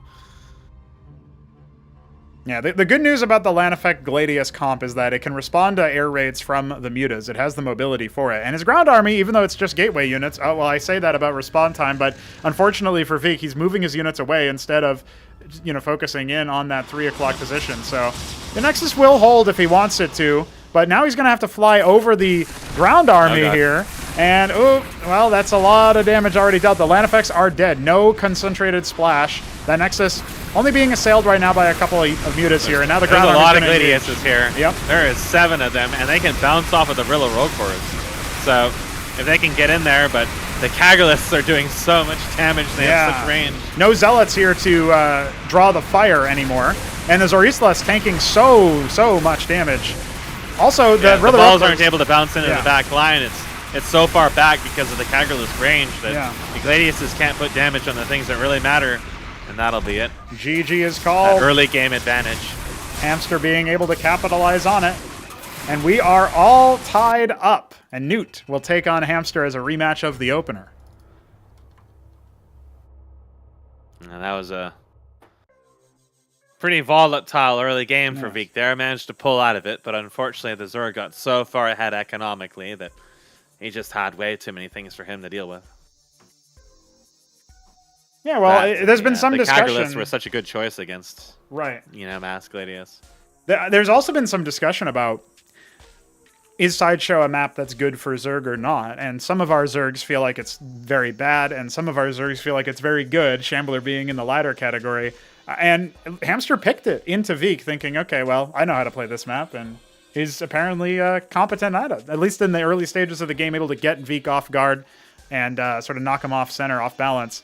That definitely contributed, but I think the biggest thing is that even afterwards, he built pretty much every tier 2 tech structure mess. Like, he had a lot of options. Yep.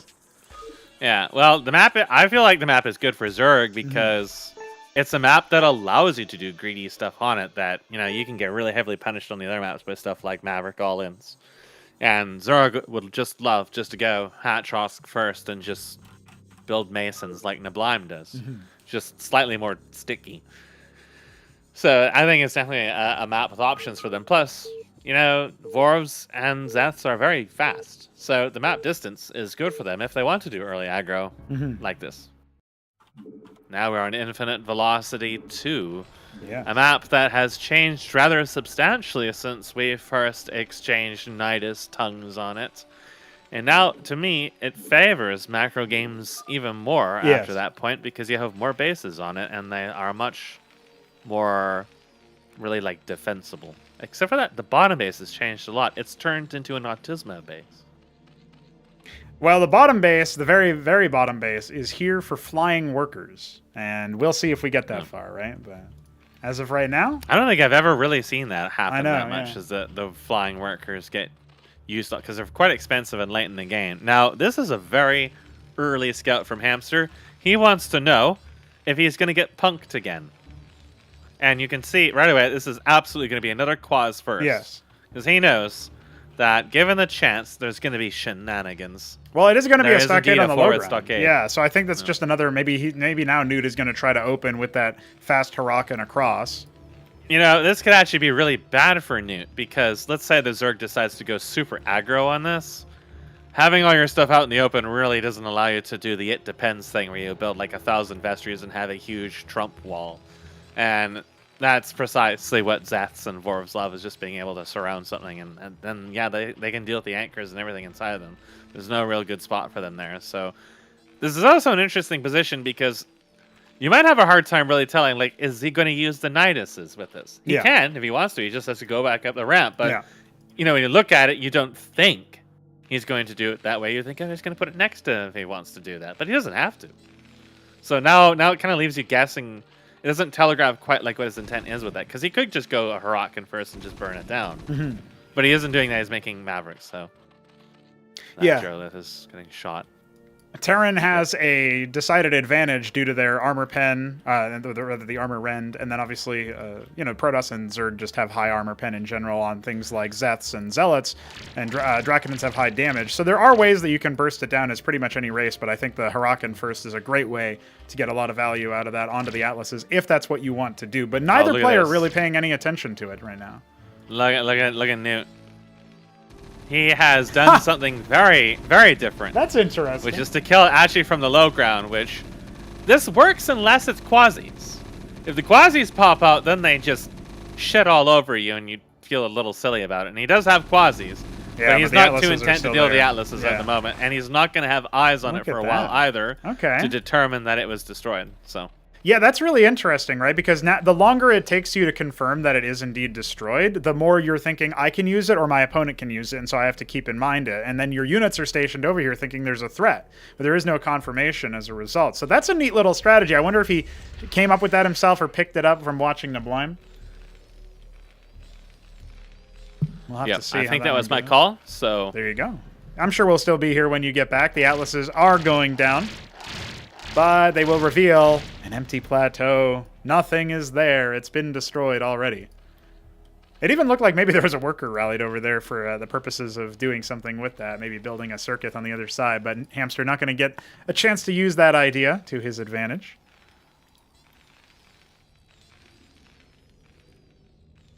We have our first expansion going down, and surprisingly enough, it's not for the Zerg player, it's for Newt, building it on location with 2 star pads coming up. He wants to try the idea that he was trying against Vik earlier on Impetus, and it was not to be. Now, if Newt takes this game, and we basically repeat the cycle where Vik defeats Newt, and then Hamster defeats Vik, we will be at that free-for-all decider, and that is just so tantalizing to me, but well, we'll have to see. We'll have to see. Infinite Velocity 2 definitely, as Mesk was saying earlier, the more macro-oriented map in the pool. Ideal for longer games if you can survive the early Nidus attacks, and Newt seems to want to do just that. But his double star pat play can technically try to close a game out relatively soon, if that's what he wants to do with it. And there is still no expansion here, as Hamster is on 1 base, now seeking to rectify that, heading up towards the safer in-base in the top right. The one problem with this situation, of course, being that, well, for one, he misplaced it, but for another, he's not. You don't have a lot of resources back here, right? It's safe from the ground attack, but it's a little bit more of something you got to deal with on the air front, and that is, of course, where both of our players at least have some presence, most notably Newt. Quasilisk and the Maverick, sort of meeting of the minds, and then walking away from each other. The Nathracors are going to hang out over here and see if they can maybe do some harassment. They want to confirm the scouts here, and they are instead going to see there are some Wraiths. The Nathracor with 1 HP is going to try to escape, but it actually gave up and died. Hamster, with that Hatcherosk almost complete, off-center though it may be, is going to go ahead and grab a Spraith and a Hydrith.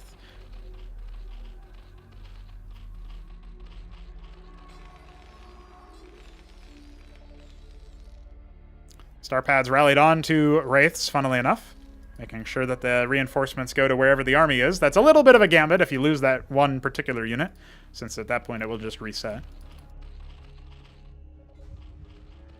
Rally points are mysterious in StarCraft 1. For example, if you rally your units onto a Nidus while it's not in the fog, while you have active vision of it, even if it's then in the fog, your units will be fine to enter into the Nidus off of the rally. So that's kind of funny. A Derelict does go down.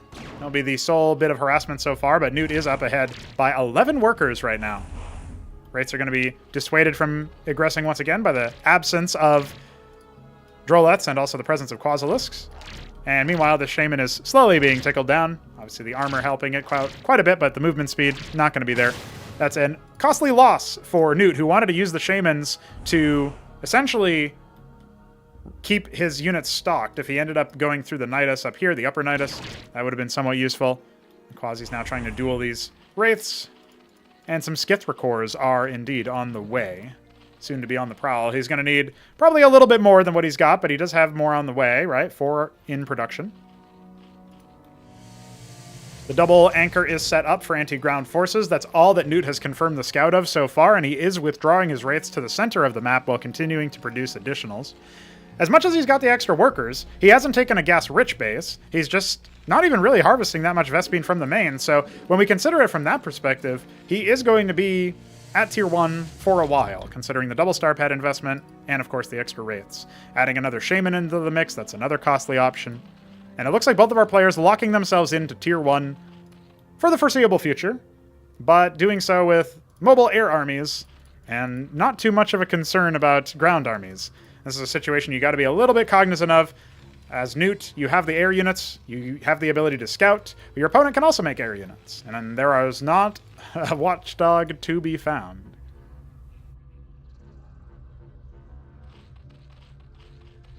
"11 Skithra cores make that 12. We still have 2 in production.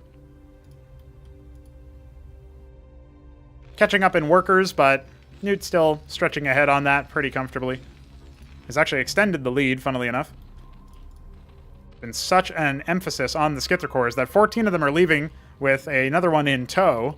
And if the Wraiths attack now, they might be able to pick apart all of the Quasilisks and maybe start pressuring the Spraith itself. In fact, that would be a more juicy target for me if I were in Newt's shoes. Hamster, though, seems like he wants to get up to a lead in the group. The Wraiths are indeed going to strike onto the worker line over here. Another one flying into the Quasis for seeking reinforcement. He kills his own Wraith with a volley.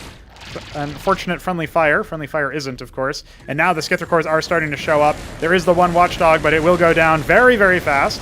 And this stack of 14 Skiths, there needs to be a response to it. There are no Cyprians for splash damage. It's just going to be a bunch of Mavericks and a single Watchdog in the mineral line. The workers are being massacred. Hamster up to a commanding lead as far as the workers go. The Wraiths on the other side, they have dealt with this initial situation over here by dealing with the static defense and then starting to respond with additional damage, but he needs to start microing his units back at home. He sends his Wraiths back, but so many Masons have died.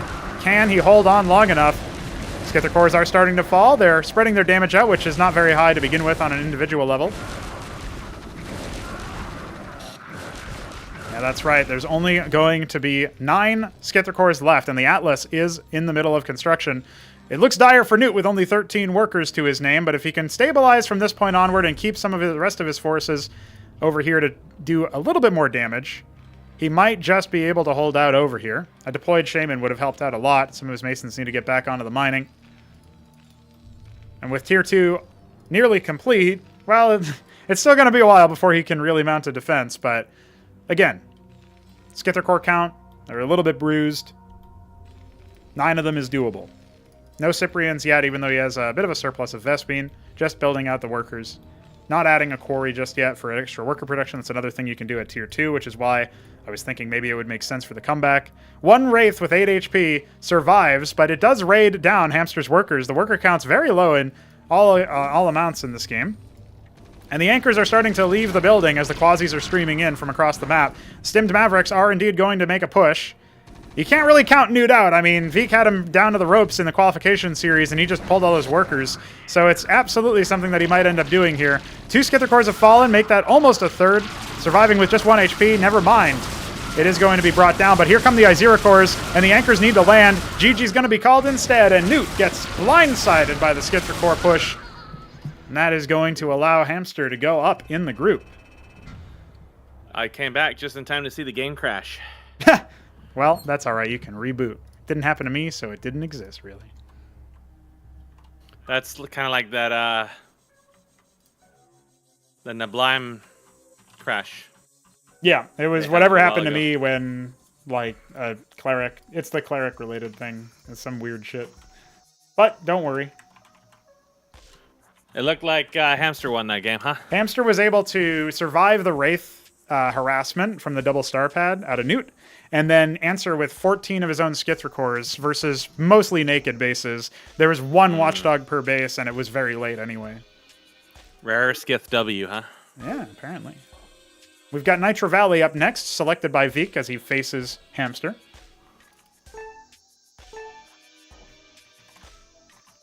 Well, I can face Veek. I'm sure it'll be a lot more one-sided.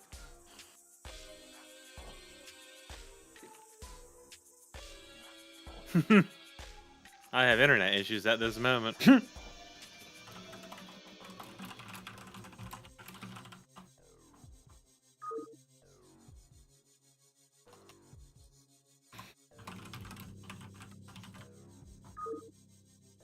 Yeah, streams annihilate your internet. Yeah. And by the way, obviously, I down know that everything. like competitors aren't supposed to be watching the stream, but even having the tab open and like paused or whatever can still do a lot of damage. So. Yeah, if there's any video streaming going on at all, it's using your internet regardless.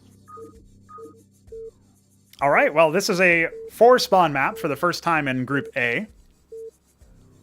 Nitro Valley, the old classic. No briefing data. It'll be the Snow Protoss at the top left. That is Veek. And Hamster. Purple Zerg in the bottom left. So, vertical spawns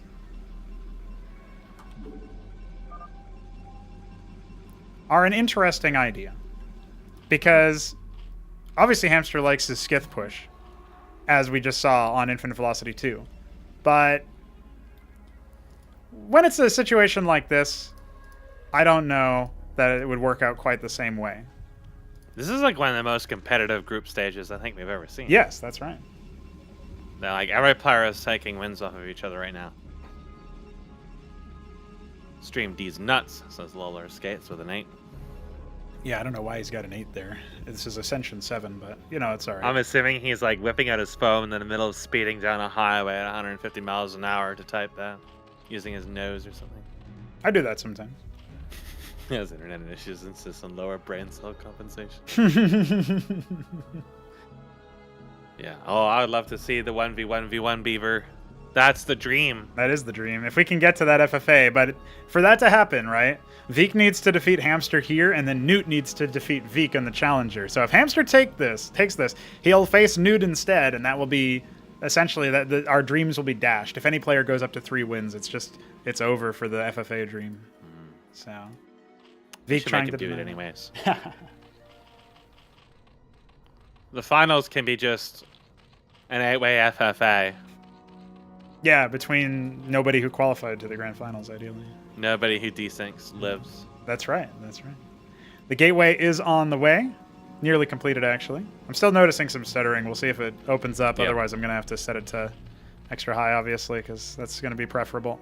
However, I will say that it is much nicer when we do have the ability to go for high or low. It just makes the unit control way better. You were talking about It was this some something time we ago. talked about before. Yeah. It was just like, it's a different game when Yeah. you start messing around with it. Oh, there See, it goes. even allowed him to kill the scribe. That's the first scribe I've seen him be able to actually kill relatively reliably like that. Right. It's all because of high brain cells. Yep. Now, Veek here has gone very defensive again with a very early word in here, very concerned about Naths, Skiths, so on. And that has allowed Hamster to take actually this expansion as opposed to just an in-base hatch. He's feeling pretty safe about that. And we had to go to extra high brain cells because it's jumpy. Yeah. Still feels a little jumpy at It times. does, yeah. I mean, when you think about it, we're connecting to Russia, we're connecting to Poland, we're connecting to Canada. That's worse than all those combined. And we're connecting And then to we've me. got you living in the only country that at one point had some semblance of ISP competition, depending on where you lived. And I know for a fact that a lot of overseas connections just get flat out throttled to 300 kbps. So there's just a lot of fuckery going on in the internet these days. This scribe is blocked. I didn't fucked. think that the first one actually got a confirmation as to whether or not there was an expansion, but I think, judging by the positioning of the units, you can guess. Okay, his army's still at home. Like, he's not playing as aggro. So. Well, I think that he is suiting up to be aggro here because there's more Naths coming, Yes. and when he comes in to see it's a single gate, he very easily can go in a ball bust on this. There is no second gateway here. There's going to be a couple zealots in, but yeah, Vic playing a little too like, timid for my liking. I don't know. he what can he's just reading surround this. these on the edge and Yeah. take the losses and just chisel away at it once he gets his economy rolling here. As he's Stargate early. now, will it be Gladiuses again? Maybe. It's possible. But I almost feel like he might even want to go Exemplar. Yeah, if he can It would be rely on the very risky, of Dracodins course, but- versus the air, then that's absolutely an option. Here come the Nats to scout it. They are going to confirm it's a Stargate. One base Stargate isn't as ridiculous as it sounds, but Veek is still floating a lot of minerals just because he can't get enough production out, right? So he needs to drop a Nexus, and he is going to try to do just that. Only one Nath remains from the scouting party, and it's, look at this, Hamster going straight for the gas. When you see a Zerg mining gas from their natural before minerals, it's usually a tell that they're looking to tech rush.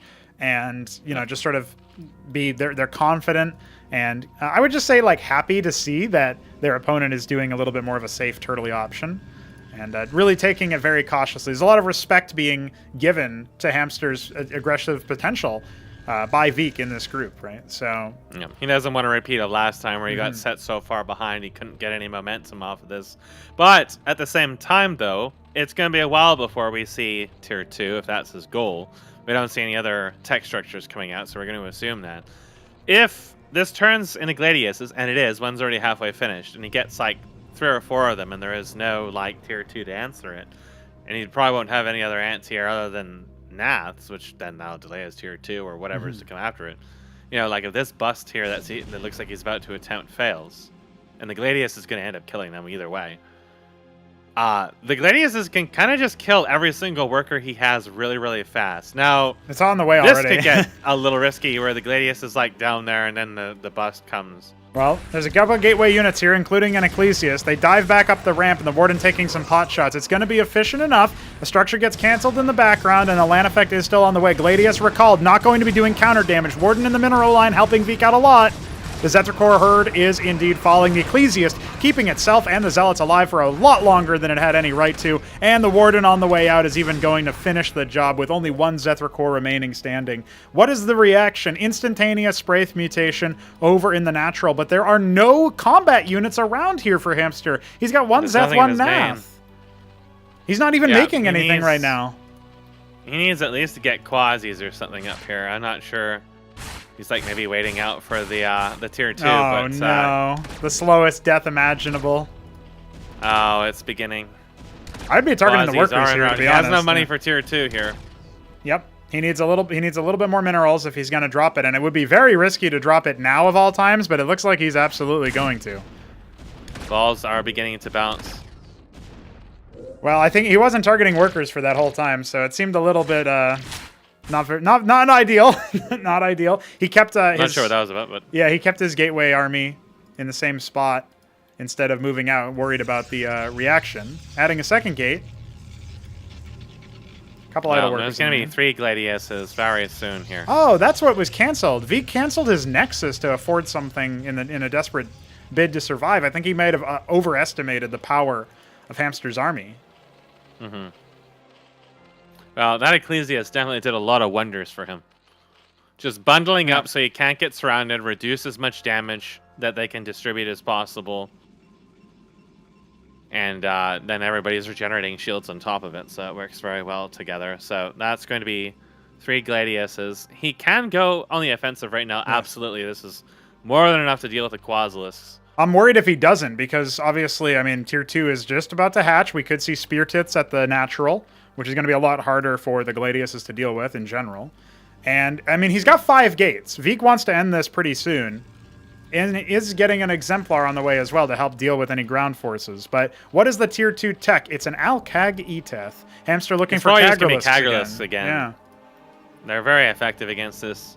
Again, the range on them is very nice to have. They're not like super amazingly specialized units, which is where they're strong, is because that they can deal with both air and ground in a really, really good range. They're basically like Bactylus. You think of them very similar rules, except they do more upfront damage as opposed to trying to splash it. And Bactylus wouldn't be too bad for this, but they're not as mobile. Yeah. So, and he doesn't have the Hydra threat. Protoss with their engage, right? Yeah. So, yeah. And it's not really something that's permitted. So 3 Nats are going to come in here and scout. He sees a lot of gates have been added. He sees Stargate. It's not active right now, but there's clearly more units that have been made. And he is indeed going to fall back and see what he can do. The Nathracore barely staying alive. He might have spotted the ground army move out as well. He needs to be a little bit careful. He's still got no anti-surface static defense. The Matrable Nest is here. Just about to finish, and Kagurlisks have been started. Really, yeah, like, this is hitting at the perfect anti-timing for Vik. If he's going to come in here before the ground army actually makes its way out of the eggs, there's 10 Kagurlisks coming. Vik has an opportunity here, but it's real tight. Denying the third. His air units moving in to clear Quasis off the ledge, and some static defense starting now, but it might be too late. No, some Kagurlisks are out here already. The others are coming from the ramp. They're splitting up. Ground army that lets them pick out the others really easily. But the Kagurlisks need to actually be targeting the air units and not the ground units, because they're the only ones who are going to deal damage to it. If he's not able to stop the Gladiuses from getting stacks on shit, I mean, already his army is looking very, very wounded. That expansion is getting slowly tickled to death. Hitting way too hard. The Convul is hatched. It does lock up the remaining ground army, but it's not for very much. More reinforcements coming from the 5 gateways. Remember, Vik was trying to go super heavy into this, and it looks like all of the Gladiuses have gotten their shots off, and that is going to be GG. The mineral line wiped. Vik keeps the dream of an FFA decider alive. Yeah. The Gladiuses just got to be too much. He didn't build any more anti-air defense. And what anti-air defense he had was only in his expansion, so he kind of just like walked past it and the Zealots were just killing it all. And the Kagurlisks are good, but he didn't have nearly enough resources to make nearly as many of them as he needed. We are down to only Otherworld and 2 4-spawn maps, Highwater and Victory Square.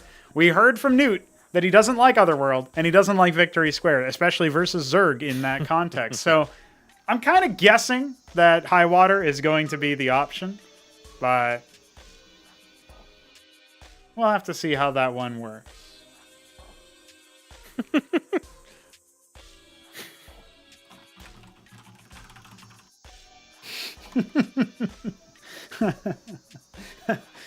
That would be my reaction, I think. Vik saying, imagine if he just quits and we FFA instead. Obviously, you said JK after, but I would just... you can't do that. You can't do that. Newt's adding to it. Yeah, that's right, Green Eggs. If all 3 races are being OP, then I think I'm doing my job. Vik is choosing his aids. How will it be distributed? In what kind of package? What kind of bow tie will he attach to it? What kind of snarky HR email is going to be used to wash over it? I just want to see what ends up happening once we get past this game. This is the all-important one. Because if Newt wins this, we are 2 for 2 for everybody. So Vik has to hold on. If Vik holds on, he's going to go up to 3 wins, 2 losses, and he'll play Hamster in a decider. And that could be everything. And if Newt wins, do we enter the Autismo mode? Oh, yes. If Newt wins, we go to the FFA to decide first place. It'll be very, very goofy. Highwater is our initial destination here, Mesk. And yeah, you're right earlier what you said. This is the most competitive group we've seen. I am loving it. It's nice to see it working out like this. Horizontal spawns. All right. Newt in the upper left and Veek in the upper right. Terran versus Protoss. This is a prime map and a prime position for a stockade all-in. Yeah, we could see that versus Protoss as well. And, you know... It works. Yeah, absolutely. I mean, we're not seeing any Vests being harvested right now, so I think Newt will open stockade. However, Veek pylon scouting is going to discover his opponent. Or, actually, he's pointed it to the natural, so he might not discover his opponent. That's something that people get confused by. Even though they themselves don't start in the corners, they just are so hard-lined into thinking, yeah, I go to the corner. APM spam. Yeah, Newt's up there, man. And Veek is trying Look to... at this APM spam. He's just, like, attached his control groups to his scroll wheel, and he's just, like, jostling it back and forth. All right, Veek will discover his Veek opponent. corrected his path, yeah. Yeah. And it looks like it will actually be a Fulcrum first, so this is going to give him a lot of opportunity to harass with the Scribe, but he doesn't want to do it. We saw there, actually, there was a little bit of, what am I going to do if that happens? And Newt ended up tickling. Having to deal with that. Shambler has shown me that really all you need to do against this is just spam Legionnaires. Yes, that's what Shambler says. Just annihilate this. That's what Shambler says, but the Scribe is actually... It definitely works against Vultures. Right. It's, and it works amazingly well against Goliaths. This Mason may even die here. Oh.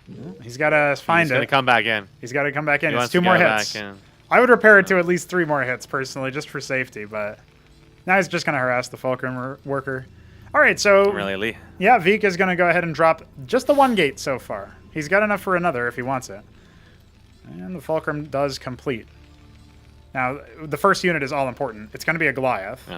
And this is something this is what Newt did against Veek a lot in the best of 5 that they played, where Newt came out on top. He used Goliaths versus gateway units to great advantage. And this is even with Veek attempting a 2-gate response with Mass Legionnaire, or maybe it was even 3-gate at some point, but I think Shambler said you want to go up to 4 as your money allows and just constantly send wave after wave in. And you've had some experience, I guess, recently with that, being on the receiving end. Yeah. Yeah, I went Vulture into Goliath, and the Vultures couldn't kite them well enough, and the Goliaths just get surrounded and die. So Goliath first, I'm not really sure against, but the problem with the Goliaths is that they don't really do damage that fast. Like, you can even see here, it takes a little while to kill the Scribe. Yeah. So it's not like 4 Mavericks worth of damage, which is the cost of the Goliath plus gas. So you really do need a lot of Goliaths. Now, Veek is not going for Legionnaires. He's going for like a mix. He's getting 1 Legionnaire now, but he's not going to have a big spam of them. Yeah. So there is an opportunity for Newt to get a lot of Goliaths, and you will probably want to see him drop... he's got a Mason test onto another Mason at the moment and not harvesting, so he's actually 1 worker down at the moment. Oh, I love when that happens. You might see him drop a stockade here for the early cleric, which can be very nice, because once you get like 4 or 5 Goliaths plus like 3 clerics, depending on what they have, you can just like force down basically any defense they have over time. But if it comes to like a big fight early on, then Goliath's damage output is just not really that high. Well, he scouts the army movement initially. He is going to maybe even trigger Veek to go across the map. And might drop his anchor here first instead. You see he's pulling several Masons over here just to try to block the ramp, so that he really does not want to get surrounded with this. He doesn't want the Ecclesias to start proccing and his Goliaths to get surrounded so they can't move, because while they're beefy, they can go down pretty quickly, and they really just can't escape the Legionnaires. More and more and more of them are coming, but the anchor's going to finish in time, a limit here to how long he can wait for this, and the ramp is a lot tighter than the areas that I was fighting them in, so I think that Newt can probably hold this, at least depending on Veek's control here. He's going to try to jump over. Focus down on the workers. Yeah, but the Masons are here to repair the Goliath and extend its lifespan quite a bit. Dracodon goes down, meanwhile, from the 2 Goliaths inside the anchor. And it looks like one of these Zealots is also not long for this world. The Ecclesia is trying to do their best to keep things alive, but they're the ones being targeted by the units inside the anchor. So, fortuitous targeting from Newt as he ends up shredding that initial push, even getting a Legionnaire on the way out due to some slightly less than stellar micro. And he's got another Goliath actually below the Fulcrum. That seems bad for Veek, but Veek killed 2 of the Goliaths and a couple workers on top of that. So, you know, he's losing stuff here, but as long as he like can keep up his multitasking, spend his money, you know, keep forcing him to pull workers and can grab in a couple more Goliath kills, then he's in very, very, very, very good situation. You can see Veek's already moving in to build an expansion. Well, an expansion's worth of Goliaths are already dead. Yeah. So and he's also thinned it's very on significant. workers, right? Now, at the very least, the follower, the worker Petter, has been tasked to work again, so at least that is fixed for Newt. But he is down a couple workers, and he was down a decent amount of mining time. One of his workers is also being dispatched to scout, and I mean, it's just going to reveal some Legionnaires in the middle of the map, which isn't going to be too consequential. I mean, he's going to see, okay, yeah, you still got some presence there, but he's not going to confirm whether or not there's a natural. There's a vulture out. It's going to lay some mines. Lobotomy mine's obviously very good at sort of just separating attacks into different phases. They might be a little bit too close together for that versus some fast-moving unit like the Legionnaire, but it's still going to be worth it. And he could even send this Vulture across just to see if he can, like one of the things you do all the time in TVP in StarCraft 1 is you try to get a couple Vultures out, not just to harass workers, but also just to scout, like, can I see what you're doing? Yep. And right now, the containment is being set up here by Veek, but there was a couple of windows of opportunity where maybe a Vulture could have slunk through. What Veek should be looking for here is... he may not know that this ministry is underway, but to wait for the transition down into low ground. Yes. That's when he can spring the Goliaths away from the relative safety of that ramp, and then he can just blow them up. It also would give an opportunity to deny the anchor from landing if he manages to spot it coming in. An increasingly large number of Drakidins and Legionnaires and Ecclesiasts are coming down here, and it's... at this stage, the Terran just can't really keep up that easy with it. He only has the one Fulcrum. He's actually queuing Goliaths at this point. There's 400 minerals worth of units just in 2 queues there. That's very, very significant. And also, it's going to be a star pad and not a stockade, so there isn't going to be any sustain coming out for these at the moment. He wants to scout. He wants to see workers, what he can do, yeah. And so this is definitely still favoring Veek economically. The lobotomy mines do strike, and they stunned a lot. Yeah, they stunned a lot there. The Legionnaires going to be slowed, and that just totally takes the teeth out of the early aggression, but he might still be able to bust this anchor. Looks like it's going to be worth it despite all of the different Masons that tried to go for it, and one of the Goliaths that are in there, there's nothing in that top anchor. Newt has unloaded it a long time ago and never re-garrisoned it, but he still clears out the military. Only one Drakidin going down, so actually not the most costly loss, and it looks like Newt is going to use this signal as an opportunity to get some workers down to the expansion. See if he can confirm the hold. This is a chance for him to take the ground without being all in, so Veek may not have realized it at that point, but it was a little bit of jumping the gun. Nonetheless, he did kill a bunch of Goliaths, and that is a bunch of lost mining time on top of it. Yeah. So, not really major. Veek just canceled a whole bunch of stuff there, so he's going to do something with that money. And not like the end of the world, but certainly something that just puts Veek ever so slightly further ahead. He keeps the Goliath count from getting to the point where it can turn into a big wall, especially when that Ant Seal finishes, and then that should go on the offense. But yeah, inside Veek's base, I saw it. There is a Drakidin that has just, you know, it's like a big spider that you found in your bathtub, and you're just like blowing it with a can of compressed air or something. Yeah, it's having the full rotation right now. It's showing off all the different facing angles because Drakidins can turn now. So this is a way to celebrate that. Yeah, fuck that. Veek has to commit violence. He could attack it with the Drakidin too, but I guess he doesn't mind. The Ant Seal is now scouting, and the Zealots can't really do too much about it. But that Drakidin, if he was on attack instead of on move, could have shot in futility. Oh, there's another one that's trapped now. No. He took a shot at it. But he's okay. They weren't going to kill it anyway. He just needs to get out. Yeah. No, you can go up. So, you can go above. Yeah. All right, he's out. Celebrate it. They're out. Veek has chosen violence. It is the Ancestral Archives being built now instead of whatever else he was building before, which I imagine will just go straight to Uptectons. Yeah, why not? You force the engagement because right now one of the advantages the Terran Arsenal has at Tier 1 is the advantage of range. And you can neutralize that with a fast Architect or a fast Uptecton. Even the Architect isn't actually superb at that, but it's like good enough that it keeps you even, and you have a lot of high burst damage, and you're kind of forcing them to engage on you. Uptectons are sort of that, but more so. And the Atlas is on the way just now. Yeah, Goliaths can engage Architects, so you got to be a little careful with Architects against Goliaths. If you wanted them a lot earlier than this. But obviously the whole game would have played out differently if you went for the Authority, but Uptectons are just so much burst damage. Yeah. And the range in particular makes them very, very safe against this. It's going to be a second Fulcrum. So The Vestry is on the way. He's going to be able to get that much needed sustain that he wants to have to make this army actually really stick. But by that point, the second Ancestral Archives will actually be nearing completion, as the first one is not doing anything yet, and I think he's staving on Vespine or something. Up. Yeah, looking for it. Pumping out Uptecton. some Zealots there. The Uptecton is en route. The Ancil is going to scout again. Yeah, this is good scouting. He's going to check the natural. He's going to see double Ancestral Archives. Coming. You can even click on a structure while it has a Q in it and see, okay, you're making an Uptecton. That's what detection gives you.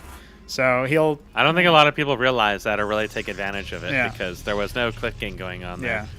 And, but I mean, you can probably infer, like, what would you use the Archon? I mean, you could use it for Archons and Patriarchs too against this. They're both also effective against this. But Uptectons are just much more effective and much more well-suited for this kind. And it's going to be a little while here before Newt manages to do too much, but he has a lot of money in the bank, so it's actually going to be starports for him, which is definitely a very good choice. He may have just seen the Ancestor Archives, just assumed, okay, it's probably Uptectons. Absolutely a good, safe assessment. So at that stage, if he builds something like Phalanxes or Madrigals, he's already playing into something that the Uptecton's very good against. So the best choice would be to go into Starport instead. That's 3 starports that are coming down. I imagine it'll be dropping Sundogs over here in the top right. Yep, he's got a drop preparing here. He's going to probably get a lot of kills off of this. Veek's not really in a position to deal with it. They escape, but he can go actually for the natural instead. If he really wanted to try to just skirt around, depending on where he drops there, he can do a lot of damage. No, he's even got one on the other side. Look at that. Oh, now he's got to be careful here. He doesn't want to fight this. No, he's trapped there spinning, but he pulls him out. Doesn't really want to drop in there. Losing the Trojans would be bad. It'd be better to do nothing than to lose them. One of these wardens in the base is actually unpowered, yeah. Yep. It's unpowered, so but he's not going to drop there anyways. He doesn't want to, he wants to be far away from the army, maybe essentially flown into this here. Yeah, he can deal with one warden. He can get some damage dealt. Yeah, but it buys time is really the big thing here is units are going to start trickling in here. I mean, he can even kill them one by one if he really wants to, but he kind of wants to target the workers, and then once he starts fighting the zealots, the more common, and now he's actually in trouble here, so he's just going to scoot up, take one little hit. One warden, one zealot, and at least 2 scribes that died there, plus the 2 or so dying expansion. Not really major, but it does kind of like tie up Veek's resources a little bit in terms of his attention span. It'll be a Patriot coming. There's already 3 Uptectons. That isn't incredibly scary for us. A little band of blackjacks have supported that. He is detonating his commandment. Yeah, he built 2 by accident. I think he probably even built the 1 by accident. He probably wanted rotaries here. So that could be a critical timing mistake. You know, something I've criticized Neblime for as an example is if you're in a situation where you're constantly on the lookout for, you know, trying to get the tech timing working for you, then you need to be able to use your structures as soon as possible. And sometimes people will go straight from tier 2 to a structure with an add-on. This is going to get ugly. Yeah, Uptectons are already starting to lambast this. The Goliaths have dropped again. They have managed to kill several units within Veek's base. Yeah, and there's a handful of more sustain, workers, but they're being mopped up for a moment. Meanwhile, the 3 Uptectons are just annihilating this front line. There's nothing here that can possibly stand against this. You would have had maybe an opportunity to actually draw. I was looking for the Trojans because I figured you could drop behind them and try to collapse and just force down the Uptectons. But unfortunately, even that would have been very hard to pull off because the Goliaths would have had to chew through so much health. Everything else is just getting mowed down here. It's just a turkey shoot. Oh, yes. Definitely a good old Texan roundup going on here. It's a massacre. Zazel is finished, but it's not going to be enough to withstand this many shots. Yeah. And as the last Goliath at home falls, yeah, that's pretty much going to be all she wrote. And Newt's dreams may be crushed. Our dreams may be crushed. Newt had to be our champion to get to the 1v1 FFA nonsensical decider. It just doesn't seem practical anymore. He's holding on for dear life, but the units are in his base. He's lost all the workers in his natural. Getting the Sun Dogs out, but again, the add-on tomfoolery cost him a little bit of time, but I think when there's already... yeah, there it is. When there is already two or more Uptectons out, it's already really bad unless you have like tanks or something on that ledger. And no Sentinels were out there, so that wasn't there to lend any assistance to the front line anymore. All right. That means we are going to map 7, which will be either Otherworld or Victory Square. Hamster will compete with Veek. Now, if Hamster loses, Veek exits in first place. And if Hamster wins, then... well, I guess they're tied and they play a decider. And Newt is eliminated. But if Veek wins here, and he closes out the group 4-1, then Hamster and Newt will... that'll be their placements, basically. Very unfortunate for those at home who are hoping, praying for an FFA. Just make him do it anyway. In fact, bring them all in. There we go. Otherworld or Victory I'll show Square. you extra high brain cells.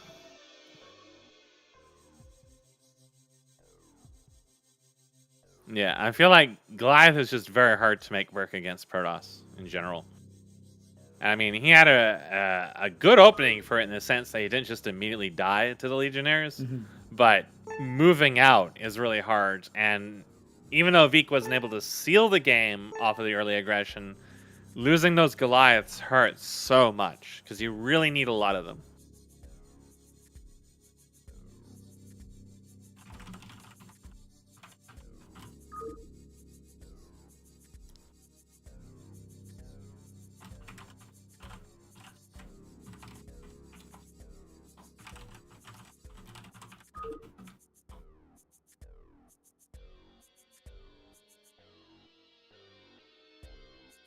Now you need to have a Main Street FFA.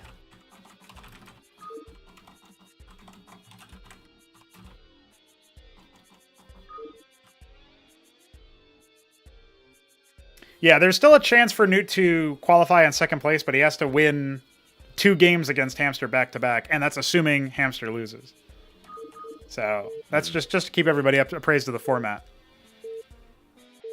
It's not often we run into this situation. That's right, yeah. Where it's so tight like this. It's really the first time. Veek will be in the top right. Hamster, bottom right. Hamster selected this map. Veek has beaten a Zerg before on it in recent memory to qualify, in fact. It was how he got to Infinite Velocity 2 as the decider in his set against SYPIAC, who, due to Mystery Meat's absence, will be playing in Group B relatively soon. The so-called Zerg-favored map because of that in-base. Yes. Will it be the in-ba base? It's kind of interesting because, you know, Green Eggs was being a little facetious in chat earlier. Well, maybe not even facetious. He's just having a laugh because he was like, you know, everybody has been saying that every other race is Imba. And it's like, yeah, within a short time, people have said Terran Imba, Protoss Imba, Zerg Imba. So I'm excited to see what is actually Imba.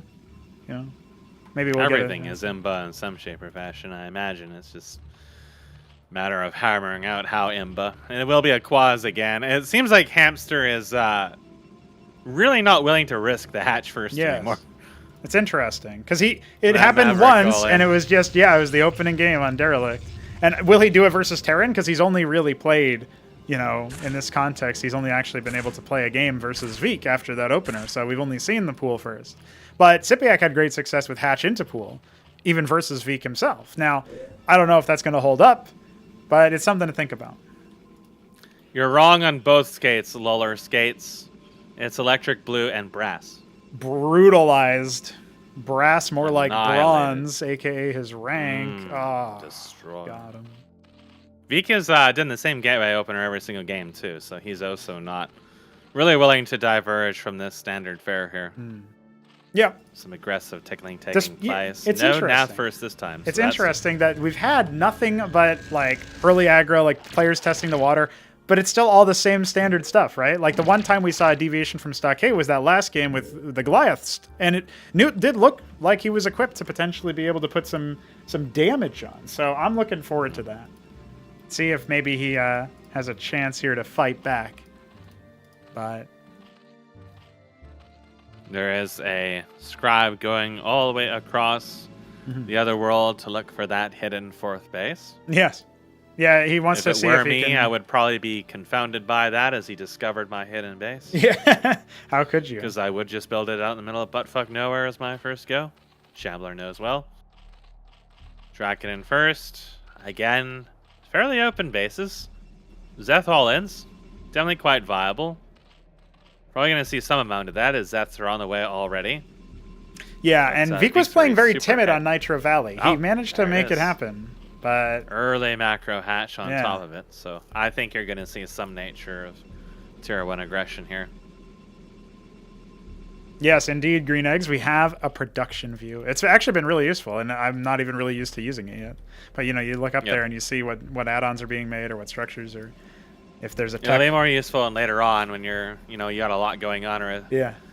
trying to keep track of like some hidden tech or something like that. It's definitely it takes a little bit of getting used to. Cause Yeah.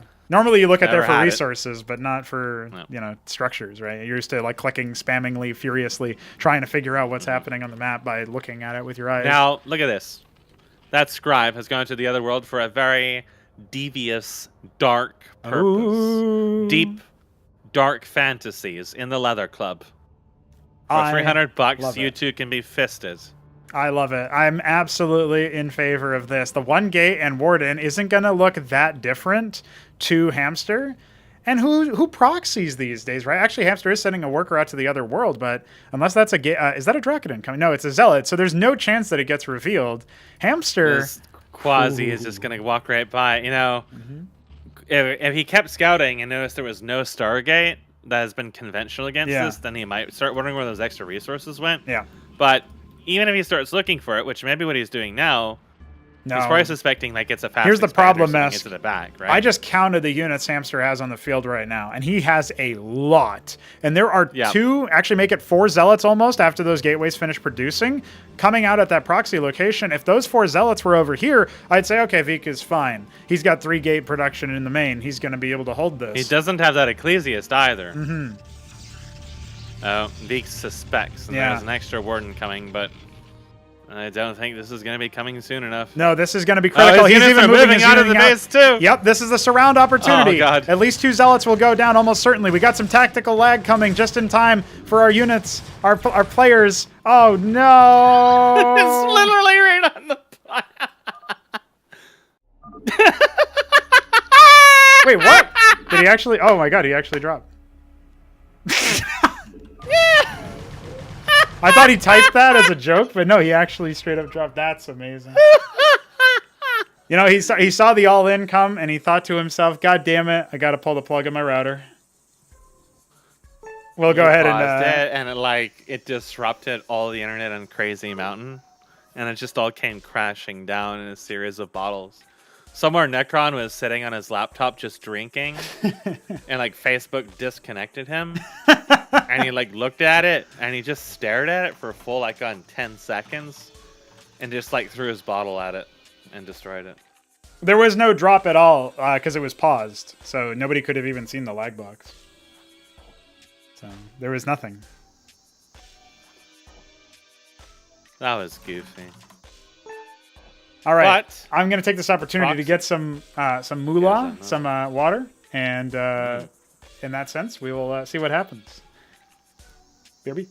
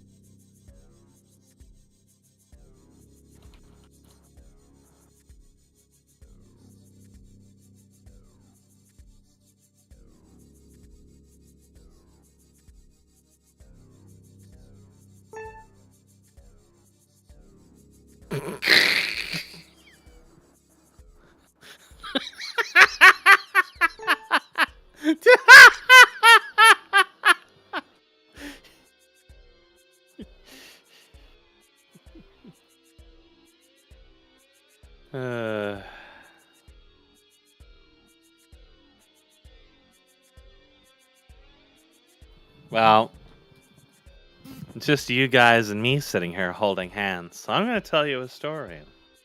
I don't have a D&D game today, so I'm going to be with you until the very end, which is actually going to be like an all-nighter for me, because technically I would be asleep at this time, like a proper, sensible person.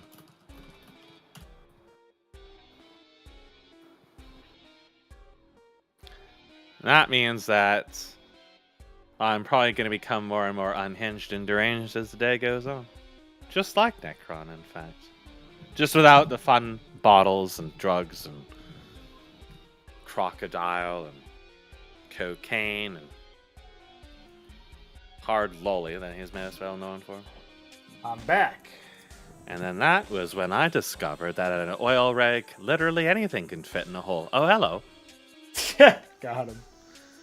I'm glad somebody asked you confirmed that I have the whole day for free. Oh, perfect. Well, I mean, maybe you wanted it, but I think you were about saying you wanted Sunday instead anyway for the D&D. Yeah. Yeah, I don't know. I might have Sunday, so it might be really a whole booked weekend for me. You never know. Still trying to confirm that. But yes, I'll be here.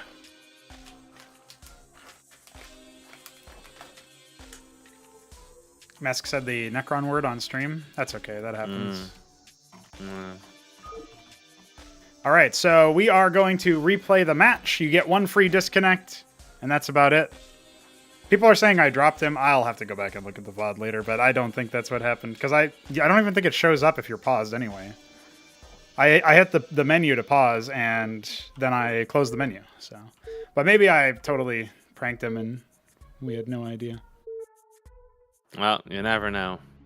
Either way, that game was definitely way too close to determine who's going to win on it. Yeah. At least it's the same spawns, right? Yep. But man, it really is lagging.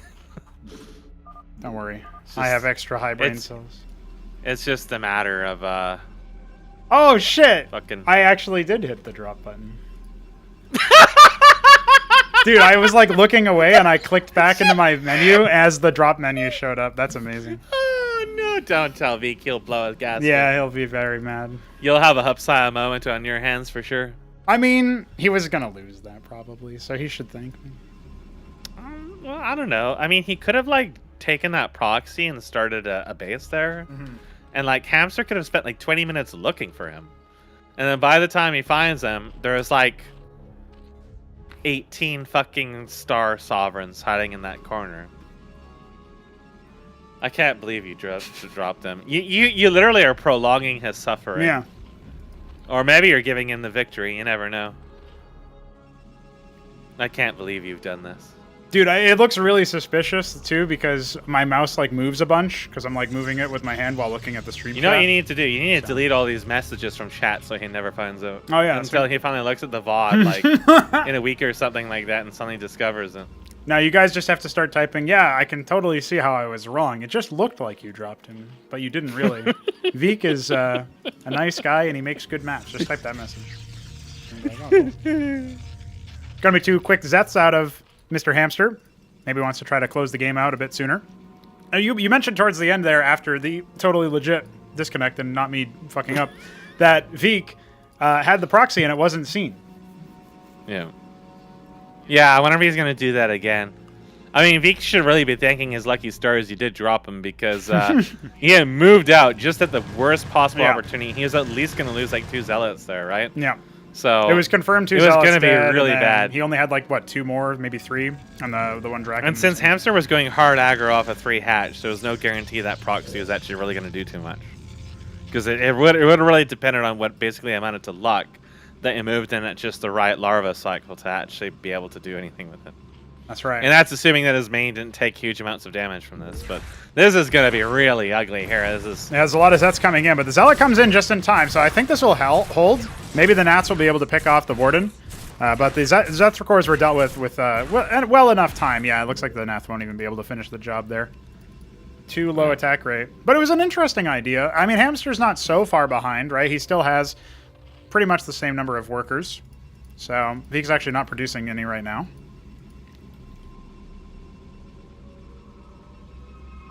What's he thinking? Oh, he's maybe a little bit jumped the gun on that one, but the Shambler scribe is in position. Yeah, he's not able to burrow, so.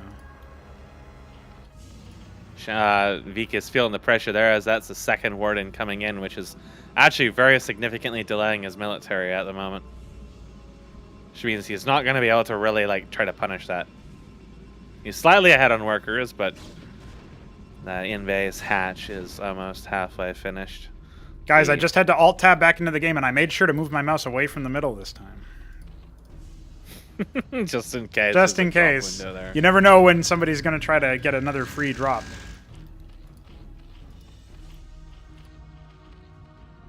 He did mention that his internet isn't working very well, so...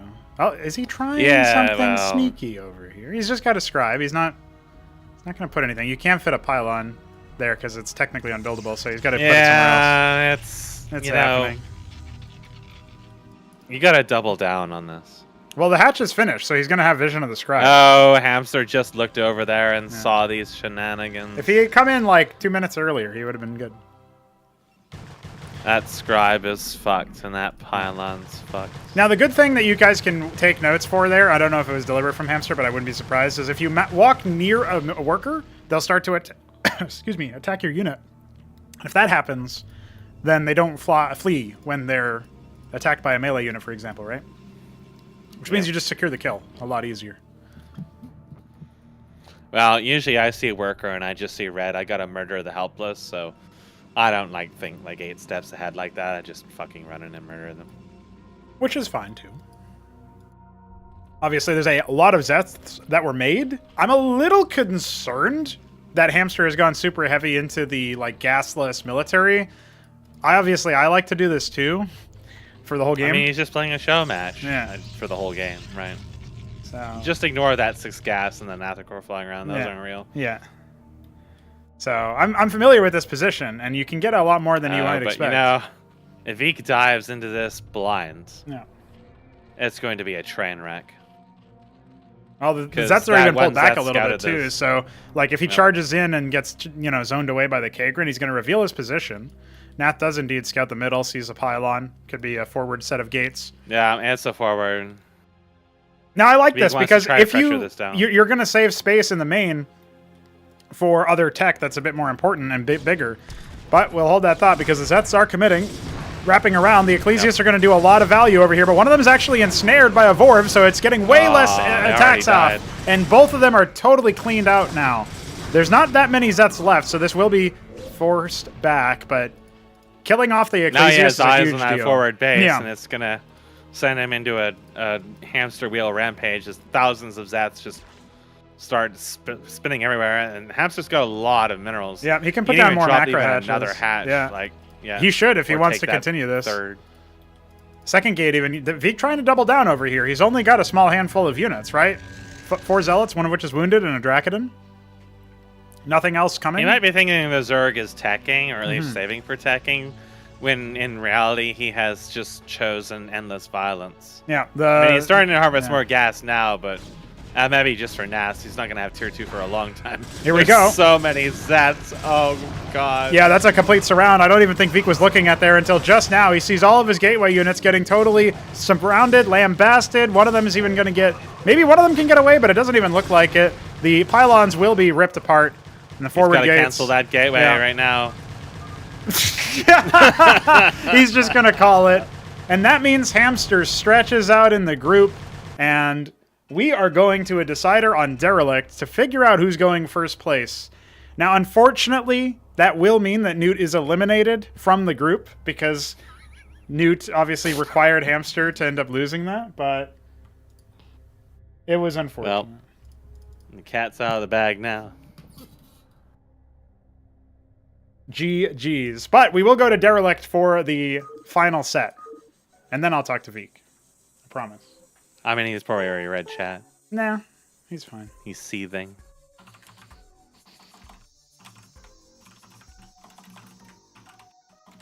Seething.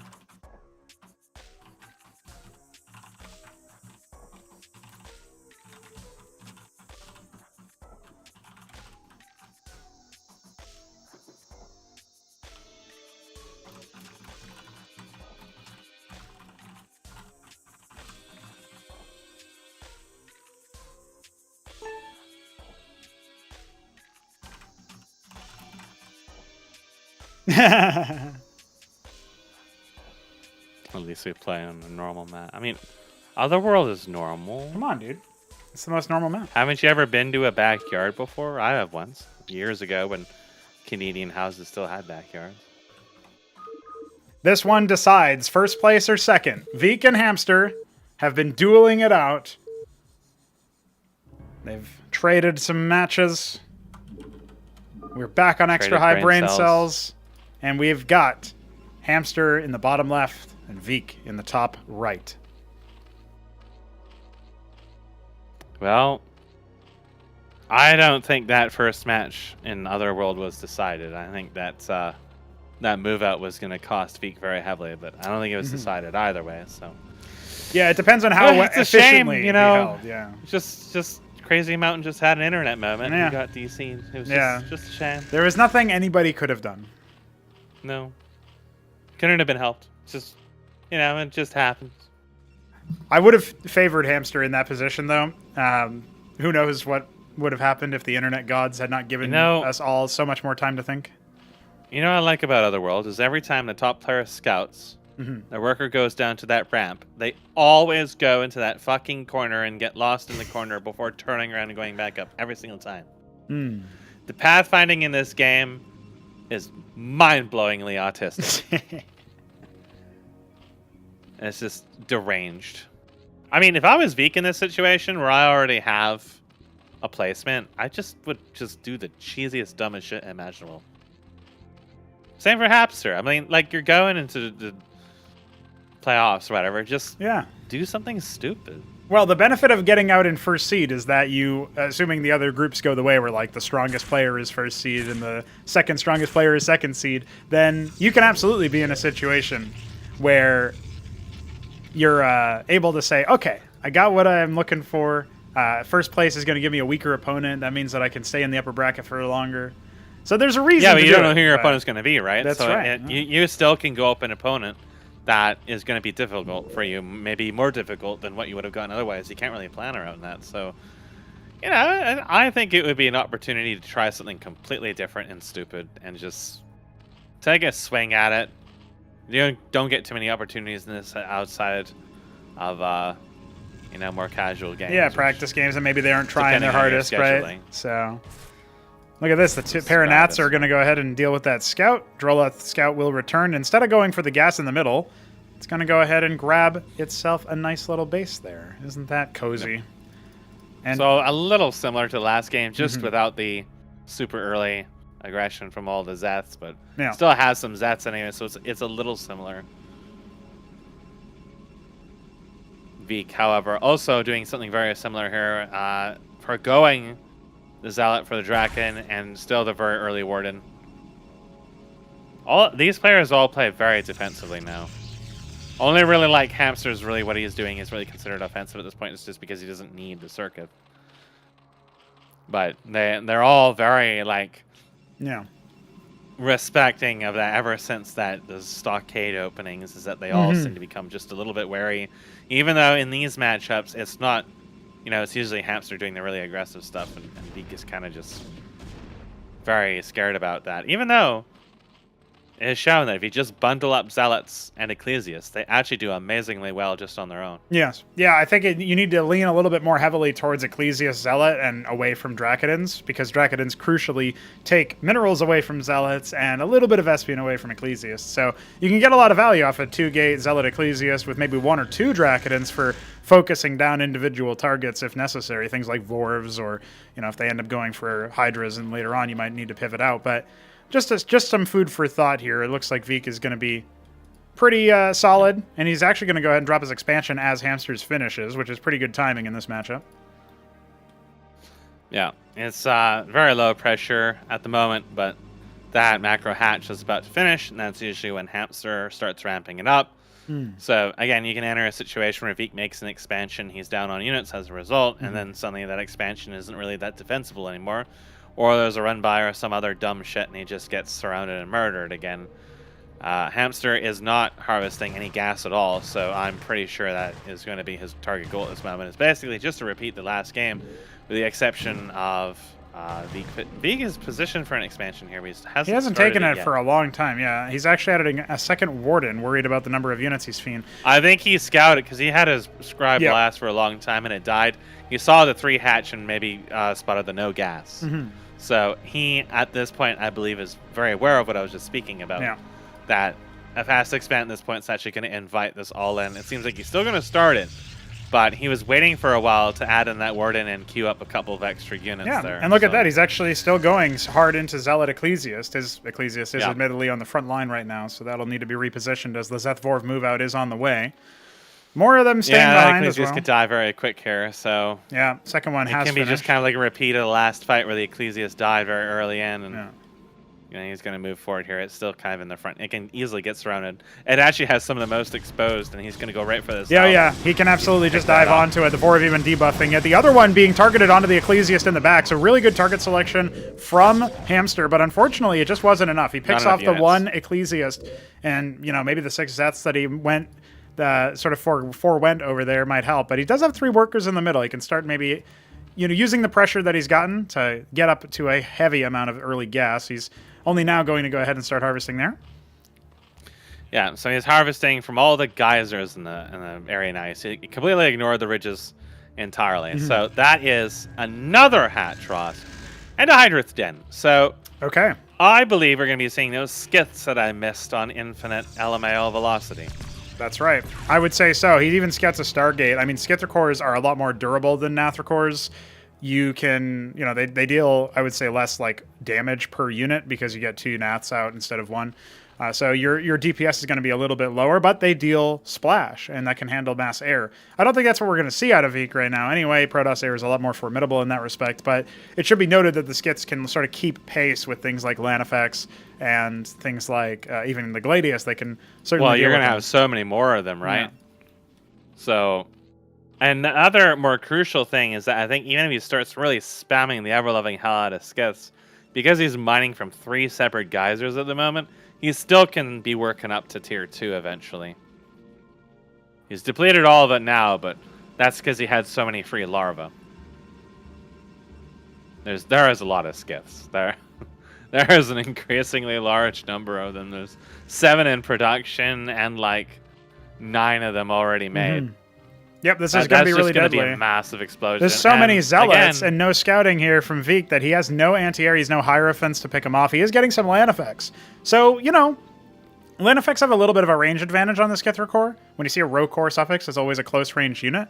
So, given that circumstance, you can fight them with a good micro, but it's only going to be... You need a few of them, I think, to deal with the insane number of skiths. It's only the one. Something that I was thinking earlier, too. Attempt. Legionnaires move a little bit faster than Zealots, and one of the things you can do with that is you can just send them instead of Scribes in the early game. They'll stay alive longer. They can go for a good scout. And how fast is the reaction, right? Like, the land effect needs to be sent up here. He attacks his own land effect a little bit, give it the love tap on the way. 2 Wardens going down immediately, and he is going to try to transfer out the Scribes, but this could be a very frustrating loss for Veek if he's not careful here. Trying to lay into it with the land effect. So many Scribes died. They all lined up in a nice row for them. Yeah. Now they're going to die for the expansion. It's just an absolute massacre. There's 14 skiths there. Some of them are going to start dying here to this land effect that died in the Warden that might be able to finish them off if it shoots the right ones. Yeah, GG has to be called. He took too much economic damage. And that's the sort of danger of assuming your opponent is going to go ahead and get that scout off. It's not to be... And that means that Hamster, whose score I forgot to update after the last game, is going to end it 4-2. He will be the top seed in the group. Veek will exit in 2nd place. I think now it's time to tap on the shoulder of UEDCommander. Well, it's funny that he scored 4-2 because the number that he chose for the arrangement of the set was 42.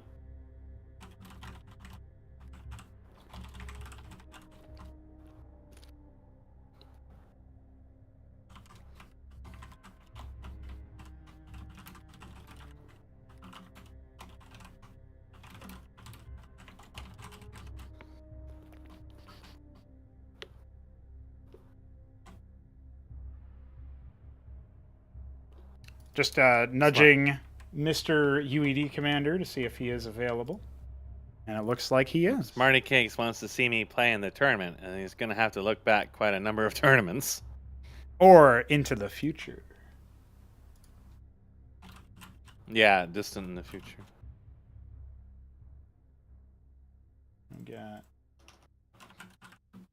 When I've caught up on my other projects, I might consider enlisting all these strange Zerg players. Because I would probably main Zerg is probably what I would do. Ah, yeah. They're a good one to do. Unfortunately, the Protoss have been defeated, but here comes Hamster. Greetings, Hamster. You have exited Group A in first place. It didn't start off on a great note with that Maverick rush from Newt, but you managed to clutch it out in the end and win the tiebreaker. And UEDCommander, as always, here to be our translator commander. So my first question is, having lost to that Maverick opener, is that what you expected from Newt on Derelict all the way at the start of the group? Пронога спрашивает насчет первого раза, когда ты проиграл открытию с помощью мавиков, и, собственно, интересуется, этого ли ты ожидал, собственно, от Нюда? Так, ну, этот опенинг, насколько мне известно, начал практиковать именно неблime первым. Это действительно очень сильно, 10 и 13 стакейды. Я долгое время не мог понять, что с этим делать. Вот. Но, как, по-моему, сегодня мы с неблаймом играли, и я примерно вот смог получить понимание, как примерно, я думаю, противостоять, но все еще нету уверенности. То есть вот я опять проиграл Ньюту сегодня. Так что это было тяжело, да. Именно меня подвело отсутствие разведки. Он быстро вычислил моего скаута, и поэтому я не смог среагировать должным образом. Hamster says that he knows that he knows that opening as a very strong one. That was first practiced by Neblime probably is who he's talking about. Yeah, right. And even though that he had practiced countering that opening, and he had been successful in other games, this one was particularly difficult for him due to the fact that he lost his scout very early. Oh, right. Yep, that's right. He had borrowed it at the ramp and then ended up, it got spotted super fast, so he didn't know if there was even a second one. Okay. I wanted to ask Newt about I wanted to ask Hamster about the Protoss matchup, since he was able to grind back against Veek. He took the first match against him, lost the second, took the third. What's his feeling about his record versus Protoss now? What strategies was he really looking to exploit versus Protoss? Пронога спрашивает насчет твоего матчапа с Протоссами, если конкретно его его достаточно впечатлило то, как часто менялась инициатива и в целом менялись выигрывающие стороны, в общем-то. И его интересует то, какие в целом стратегии ты собирался использовать против Протоссов, и как ты ощущаешь себя в этом матчапе сейчас? Т1 стадия, наверное, ранняя Т1, очень опасна для Протосса за счет зетрокоров, зерга, а также ворврокеров. Поэтому, в принципе, вот для зерга очень легко перехватить инициативу, но игра в Stargate от Week 7 была для меня новым опытом. Я там практически, теоретизируя что-то, предпринимал попытки это контрить. Bactal Swamp, технологии юниты из Bactal Swamp, они, на мой взгляд, малоэффективны вообще против Протосса, потому что из-за слабого Armor Penetration. Но вот именно через того, как Eated, неплохо получилось. В первом сете, во втором я просто не успел. И опять же, добавление гейтов и большое количество зелотов вкупе с воздушными войсками делают выход Week 7 очень опасным. Даже не знаю, нужно будет смотреть реплей и думать, что с этим делать. That will be kind of difficult to translate. Okay. Basically, he was saying that early game against Zerg is really dangerous for Protoss due to usage of Zetragors and Warlockors at tier 1. And however, he didn't have much success with using Bactal Swamp technologies since they aren't as effective against Protoss in his opinion. he basically tried to do the same strategy in the second game as in the first one, but he says that he didn't have enough time due to the fact that Zealot opening with a lot of air units is extremely powerful. Yes. That's weak execute apparently. Yeah, the Stargate opener, And right? So- he says that he will have to review replays in order to create a strategy that will apply to such situations in the future. Okay. Mesk, do you have thoughts or questions for our furball here? Did he feel like because of that initial opening with the Maverick all in, we initially saw the Hatrosk first, and then he basically didn't do that ever again? Was that because he saw that opener and thought that all the games were going to be super high aggro early on? Because evidently when he started opening Quaz first after that, he kind of like stabilized and took every match after that, except for the one. Was that just like a direct response that he like was just experimenting with the hatch first and thought, oh, this isn't going to work in this group? Or was it just in general he thought it might work on that map or something? Меск спрашивает касательно, собственно, снова игры с Тираном.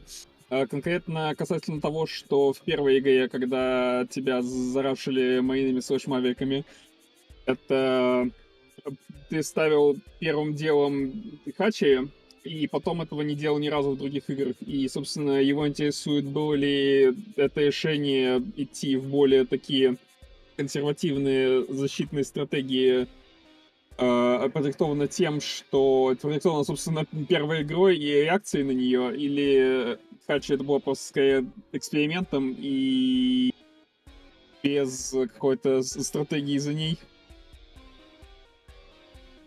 Так, попробую покороче сформулировать. Вообще, ранний Хачероск против двух стакейтов хорошо работает, успевает Зерк получить юнитов, но буквально первые юниты Тирана могут нанести урон. Вот. В остальном 9-й пул, на мой взгляд, первый, это самая оптимальная, самая защитная стратегия, ну, на данный момент, которую я смог найти. Против Протоса первый Хэтчероск я еще не практиковал. Я боюсь, что буквально первый же Зелот условный может наворотить очень много дел, нанести большой урон. Вот, поэтому в большинстве игр я предпочитаю именно 9-й пул. Give me a second here. Sure. Alright, so he believes that early hatchery strategy is rather effective, but with concession that first Terran units that come out and raid your base can deal quite a bit of damage, and you're basically working that fact into your strategy. And he thinks that he didn't try that against Protoss due to the fact that he would have to work into his mindset the fact that the first Zealot that comes out will deal quite a lot of damage, and he can in fact be quite debilitating for his late game. So he believes that 9 supply spawning pool is way more effective and way more conservatively safe. Mm-hmm. Mm-hmm. All right, then. It was really awesome to be able to actually pick Hamster's brains and talk to him about this stuff through you. So I do, again, appreciate you, UEDCommander. I think it's great to get a feel for what this group topper is, thinking about and how he's studying. And obviously he said he was going to review the replays. So he does exit in first seed. So I wanted to ask Hamster, does he feel a little bit more confident after playing in this group? Does he think maybe he can go just as deep as he did before and make it back to the grand finals, or is it too early for him to call? Пронога, собственно, комментирует насчет того, как ты говорил о том, что будешь ревьюить реплей и в целом стараться улучшать геймплей, и он спрашивает, как ты себя чувствуешь насчет результата, и Есть ли у тебя уверенность в том, что ты сможешь, в общем-то, продолжать? Примерно так. Но вообще игры были, довольно постоянно менялся, так сказать, победитель, кому бросает вызов челленджер. Это тот, кто нападает. В общем, поэтому в целом по ходу игр я не был уверен, что противники довольно серьезные. Я удивлен, что Ньют вылетел. В принципе, я допускал и свой вылет, поэтому в зависимости, конечно, зависит от оппонентов, но в целом игроки дали довольно сильные, и я не буду сверхсамоуверенным дальше. Okay. Basically, Hamster says that he had really strong opponents with really intense games, and he was pretty sure quite a few times that he would, in fact, not be able to survive this tournament in general. And he basically says that he will not be try not to be overconfident and sure of his further successes, since he wasn't sure of that success in the first place. Okay. All right. Well, it's still awesome to hear, and it's cool that he's going to be excited and interested, and feels like the stuff is more competitive, because last time some people thought that maybe he had an easy run, but it looks like maybe this will be a bit more of an even field. All right, Hamster, thank you so much for the interview. Thanks for playing, and thanks again to UEDCommander for translating. I appreciate you guys, and I will be seeing you guys soon to schedule the next set of matches that you'll be playing in the quarterfinals. Congrats. Thank you all. Thank you. GG's. GG's. And bringing in the Vikaner himself. Dude, you managed to make it to playoffs? And Cool. I have a confession to make. Yeah. You did not have a Canada moment. I was alt-tabbed and clicked back into my window as the drop screen came up, and I dropped you. Well, that sucks. But I honestly think you would have died, so hopefully that makes it... Well, I think my internet had a Canada at the moment anyways, because Yeah. I was waiting on the desync screen for a long while, and I wasn't sure what's happening, so... I'm pretty sure it was my internet just pranking me. Well, it was a factor, So- but maybe it could have been salvaged after I waited for the pause and I came back to go put the That menu really away. sucks, because I felt like I had that game. Like, the moment it desync, like, just before that moment, I was like, okay, it's my time to shine, because I knew I practiced multitasking. I thought I'd be able to hold the attack at the main. I had a photon cannon, I had zealots, I had every tools I need to hold that. And then I had that army of zealots that I can just constantly micro and pump more zealots there. So I felt like that game was won already, and then there's the desync, so The drop, that really yeah. felt bad. That was pretty unfortunate. I mean, it did look like you were going to lose most of your gate army in the main with the surround, because he had like 18 Zeths and 4 Vorvs or something. So I feel like maybe you wouldn't have died. Maybe the game would have gone on. It is an unfortunate hypothetical we'll never get back. I wanted that map quickly over, because it's favored for Zerg definitely, because I cannot take the in-base efficiently as Protoss, because it's just not efficient. And if I take the Nexus on the low ground, I'm just dead to his attack. So I'd say the matchups, I'd say PvZ is definitely favored towards Zerg. The early game is really hard against just like Hamster was saying. It's really hard to hold that pressure, even if you go 2-gate, which is like insane amount of minerals that like doesn't contribute to economy. You can go like even against him or whatever. So Right. and then Zergs can just expand, and they like it gives you both production and economy, right? That's right. So, that's inferior. But I feel like the PvT is favored for Protoss early on. Like if you if you scout properly and you know what you're doing, like you know what they're doing, and you have like an idea, you can execute on it, and I think that works out. Like the game on Highwater, I believe, I was able to expand behind my pressure, even though I feel like I dealt a lot of damage. So that was pretty cool.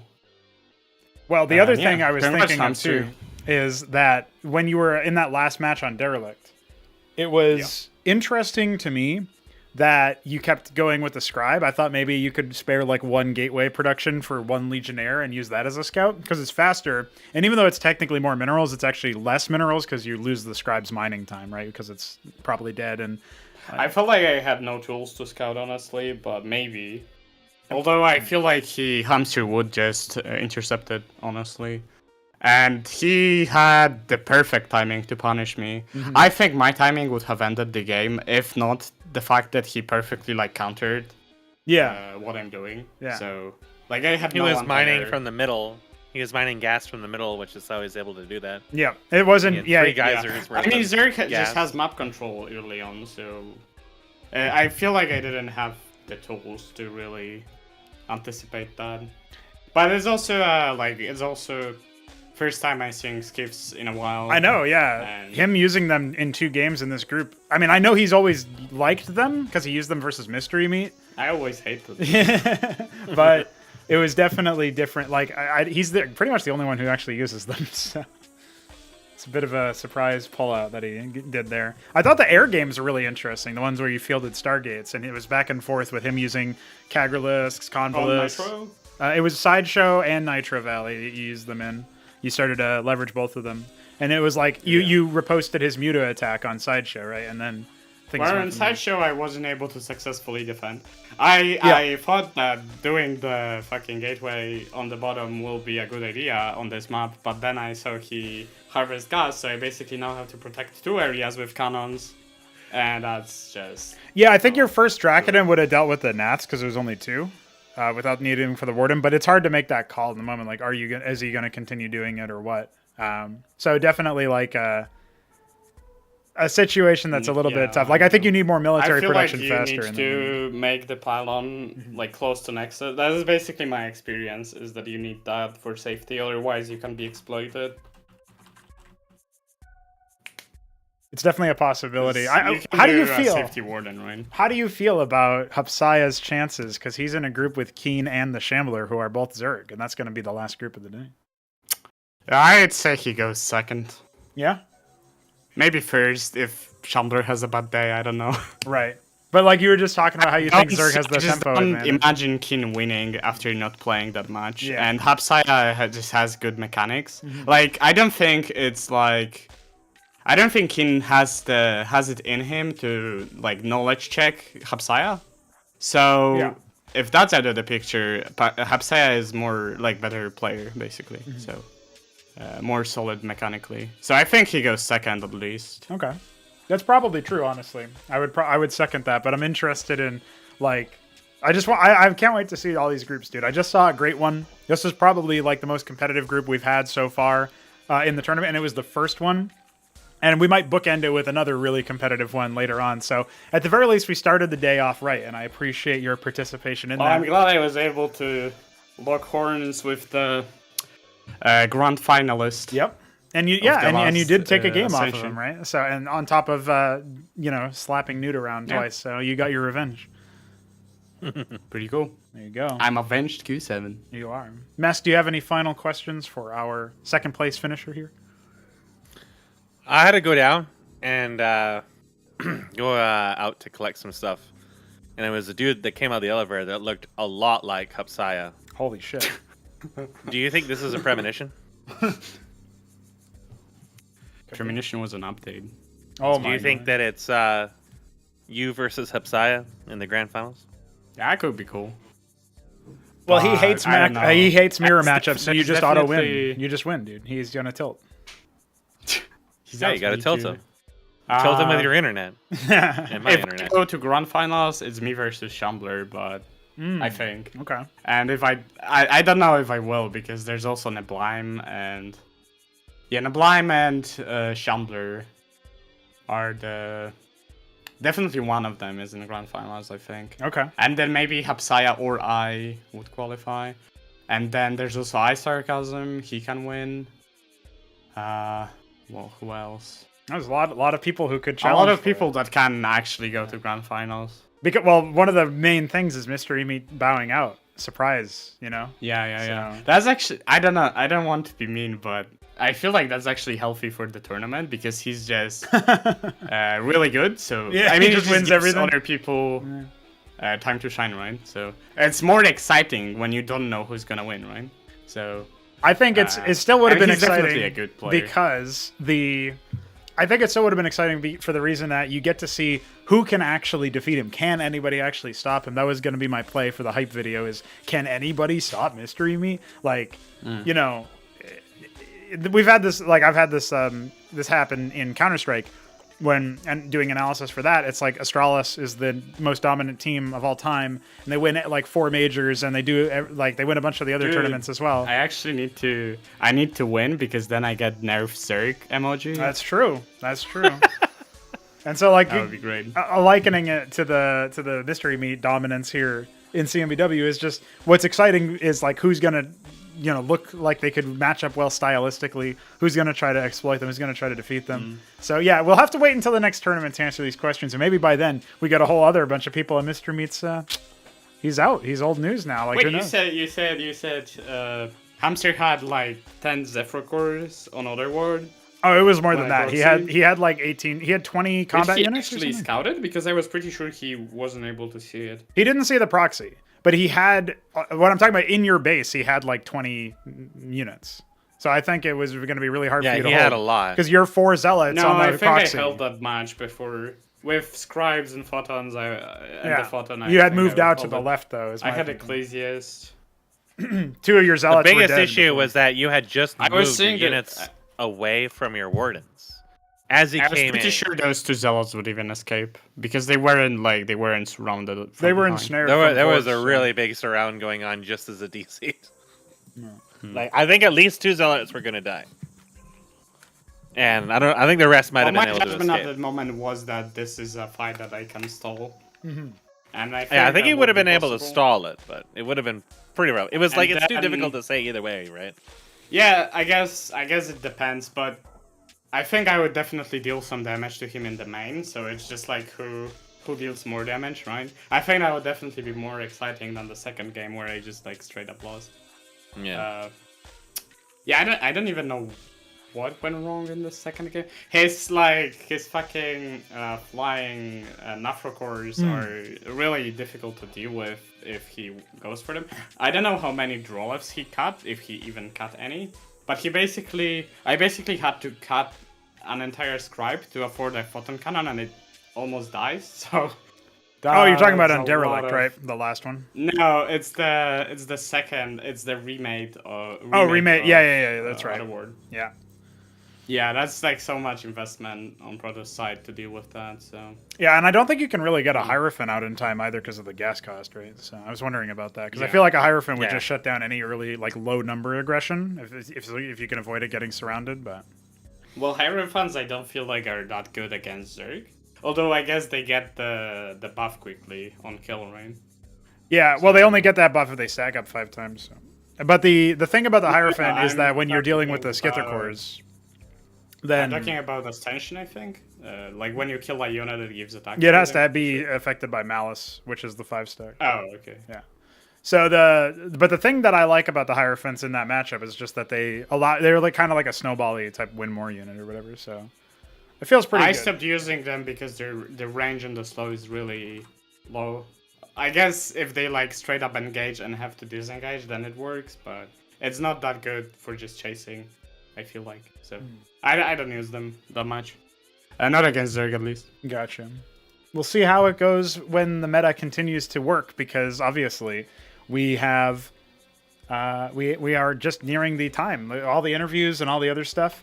We've nearly come to the start time of the next group, so we'll have a BRB. But we're going to interview Newt on his way out. Thank you, sir, for your participation and for not. Yeah, thanks. That was pretty yeah. pretty cool, pretty exciting. It was pretty exciting. So I had fun. There you go. That's Yeah, all that thanks matters. for the games, guys, and I'll GG's Hamster. GG's. I'll make sure to not drop you next time. Got him. What a damn goofball.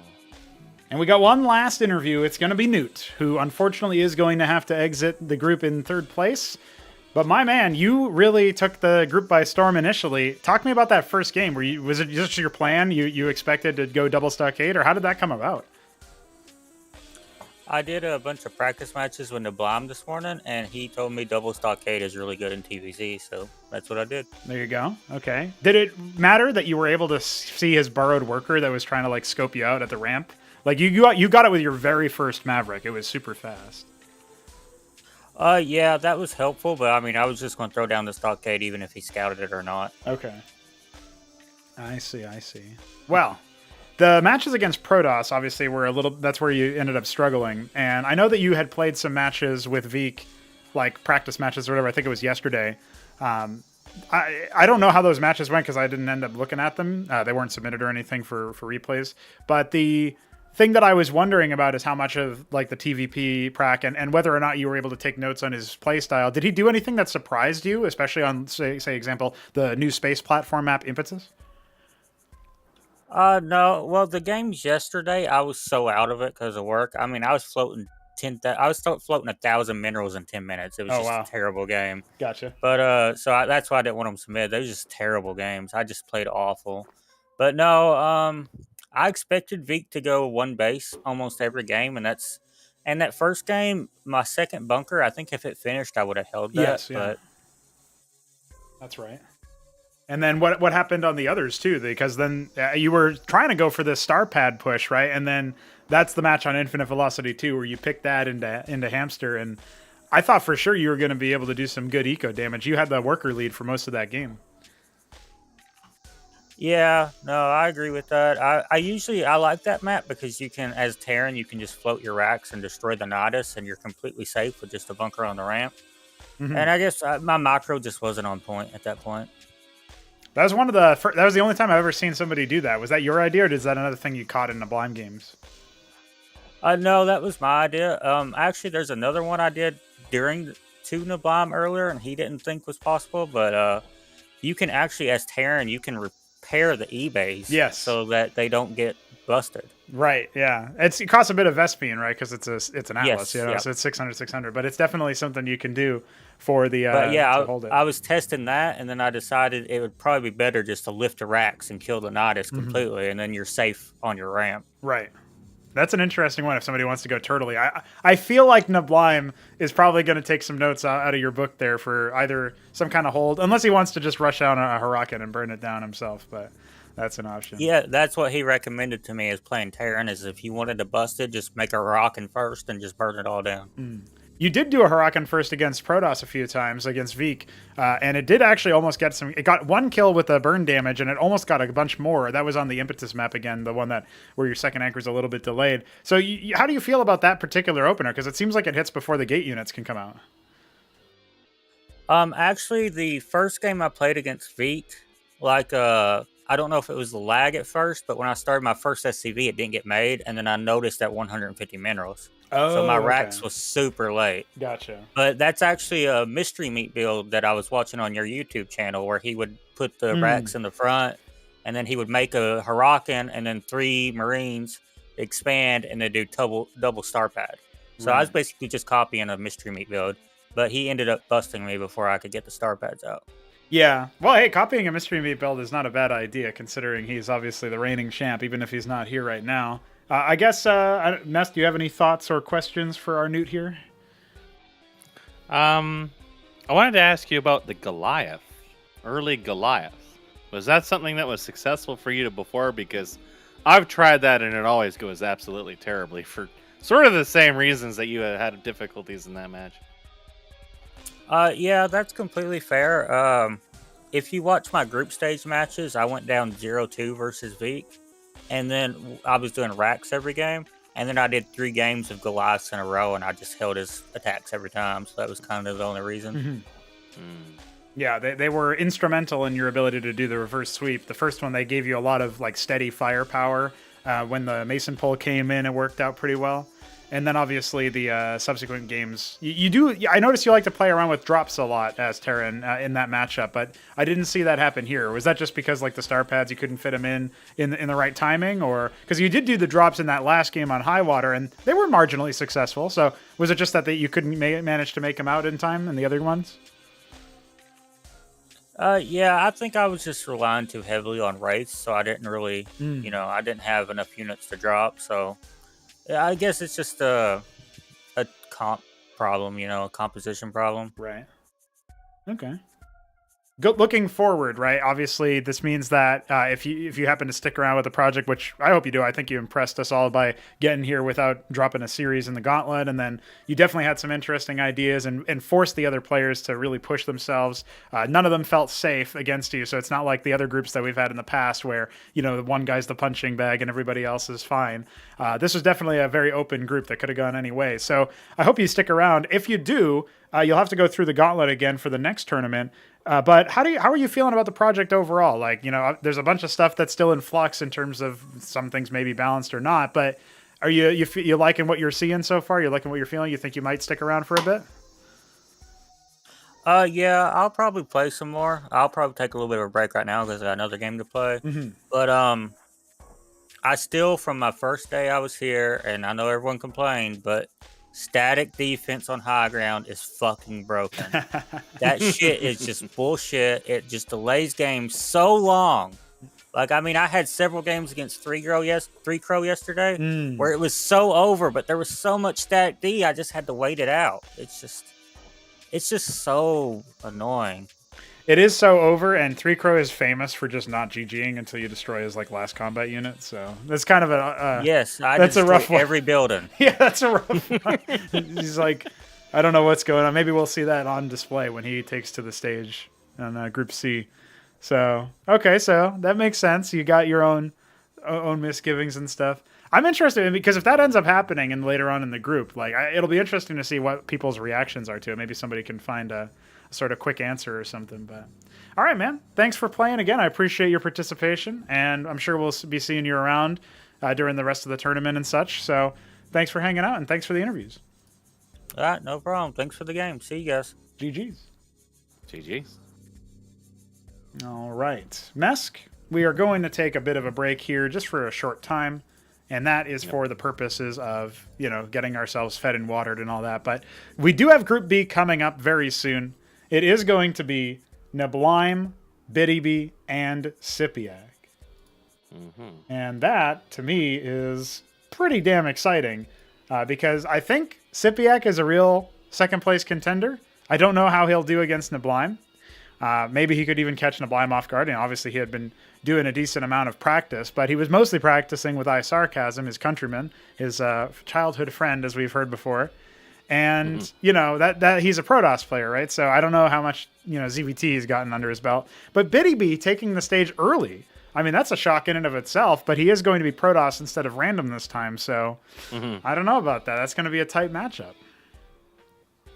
Yeah, I haven't seen too much out of Btyb for a while, so I do know that you played some very distinct games with him in recent memory, and I'm hoping we get to see some more of that. Yes, I think that would be a lovely time if we see something of equivalent distinction. It'll help prepare us for Group C that I'm hoping is very, very distinct. I got high hopes for that group. Yeah, that's going to keep us going for a while. All right, so that is going to do it for our Group A feature. I am very much looking forward to seeing what happens very soon when we return, so sit tight. We'll be back. Yep.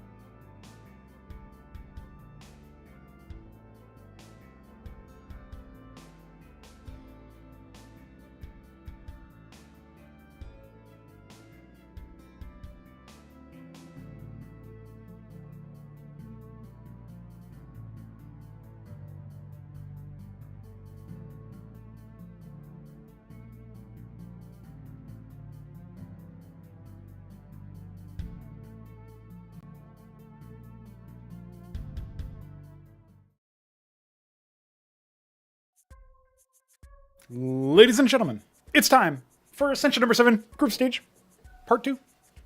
It's Group B, inside, upside, because, of course, we've got Neblime, and he's upside down. Mesk, I think it's time we bring that man in here to talk. But before we do you have any thoughts about this group? An initial sort of overview, now that we know that it's Neblime's Terran, Btyb's Protoss, and SYPIAC's Zerg? I think Neblime's probably got this in the bag. But I think that when push comes to shove, Btyb is going to get Mystic. And SYPIAC I really don't know about. I think if someone's going to take rounds off on Neblime, it's probably going to be SYPIAC. But Neblime's pretty solid. He plays quite a lot. I mean, he really plays any chance he gets. He's always asking for games at weird hours in the morning and upside down land, and where it's actually like not weird hours. And he was playing against Hupsaiya, which I saw some matches in, and he dropped like, well, I think I only saw him drop one round. He may have dropped another, I don't know about, but generally, very solid. And again, as you heard from Newt there, that he's been adopting more aggressive styles of plays and changing with the times, which is quite viable now, especially with the movement speed changes. And however, like SYPIAC being relatively new is not really going to have that problem where they're more accustomed to all the Terrans being fairly passive early on, except in really specific cases. But the Ahmed shit, if it starts taking off, it just gets absolutely stupid in a real hurry. And that's really hard to deal with at any level of play. So all right, that's going to get really unhinged. Btyb I don't actually really know about. I feel like I haven't seen him around too much, but I know he was working on a map and doing some degree of playing with that, so it's hard for me to really say for certain. But the second place, I think, is very up for grabs. If I had to have a bias to that, I would say probably SYPIAC, because he's been playing more often. Yes. But Btyb has shown that he can be cheesy. And his Protoss is definitely the better of the races, so him not being random is going to add some much-needed stability back to his play in general. So I don't think it'll be as competitive as the first group, but that certainly could change depending on the nature of cheese grading that goes on, and if Neblime decides to do anything particularly out of the ordinary.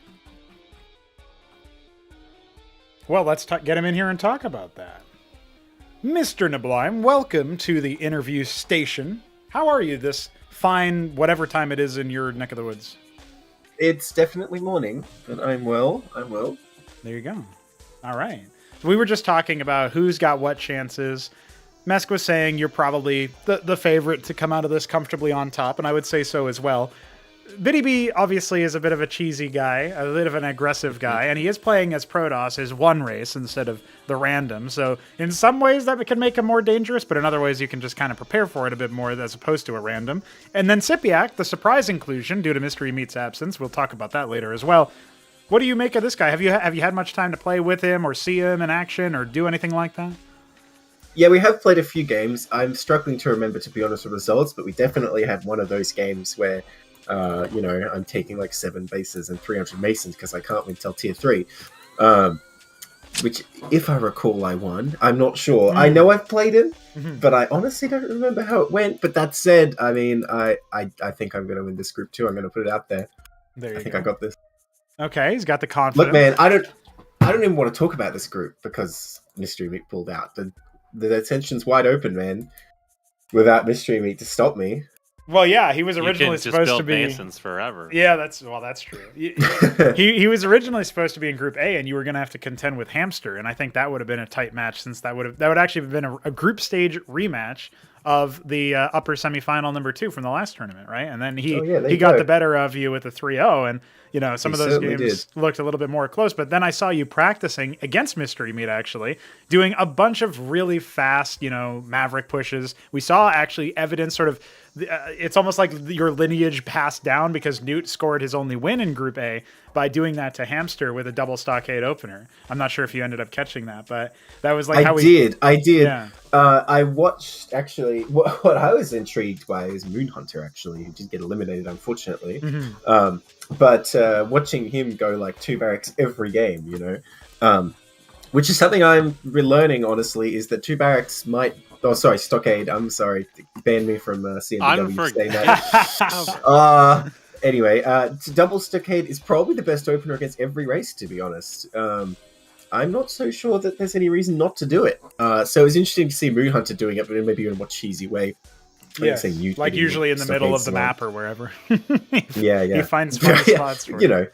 Technically he's following the double Stockade gospel, but yeah. I think my openings have advanced a lot since that Hamster match. That's all I'll say there.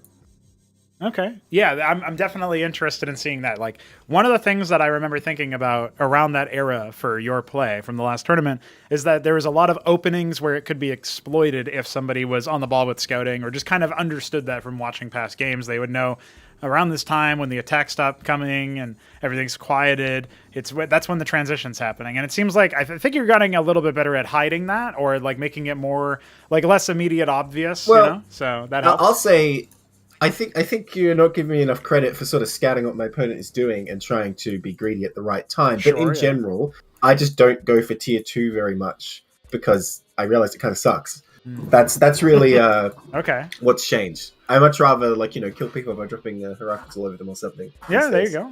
That's an option.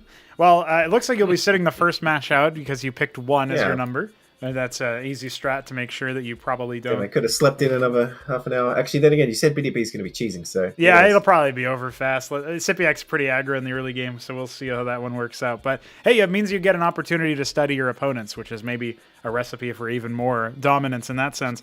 I did want to pick your brains before we move on to talking to Btyb. I wanted to ask you how you feel about the whole Mystery Meat saga, because he's not here. He will be watching from the sidelines. He was the favorite in most people's minds to, at least make the finals, make it a good showing. It was everybody else's job to figure out how to defeat him. And now he's sort of taken himself out of the equation, right? Funny you should put it that way, because Btyb and I were literally just discussing all the time, like, okay, what's our plan? How are we going to bring down Mystery Meat this time? We were sort of researching it. You're right. So I wasn't even thinking about any of the other players. I'm going to be honest with you. There you go. I was like, yeah, whatever, I'll beat them. But how am I going to beat Mystery Meat? It was literally everything I was doing preparing for Ascension. So I don't know, everything's changed. Everything's changed now. Everything. So as we sort of zero back in, that means that, you're obviously the favorite in your group. Are you worried about anybody else in the whole field across the entire group stage? We got the Shambler, we got Hupsaiya, iSarCasm, another newbody. That we obviously have Hamster qualifying in first place. So if you qualify in first, you won't see him until later on anyway. But Veek coming out in second, he's a Protoss player. How are you feeling about the whole field overall? Are you feeling the pressure of people getting more competitive, or do you still feel like you're going to coast in? Well, I am really impressed by the general level of play across this whole Ascension.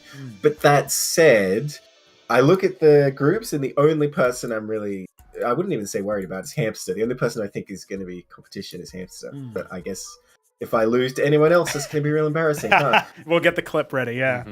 All right. Yeah, dude. Play that just as soon as I GG. You just have that on a button. Yeah. Well, there you go. It's just not even looking at you. Didn't even name anybody else. Meanwhile, Shambler is furiously typing somewhere. So. Oh, yeah. Well, he's going to do that anyway, so whatever. Yeah. Fair enough. You can't stop it.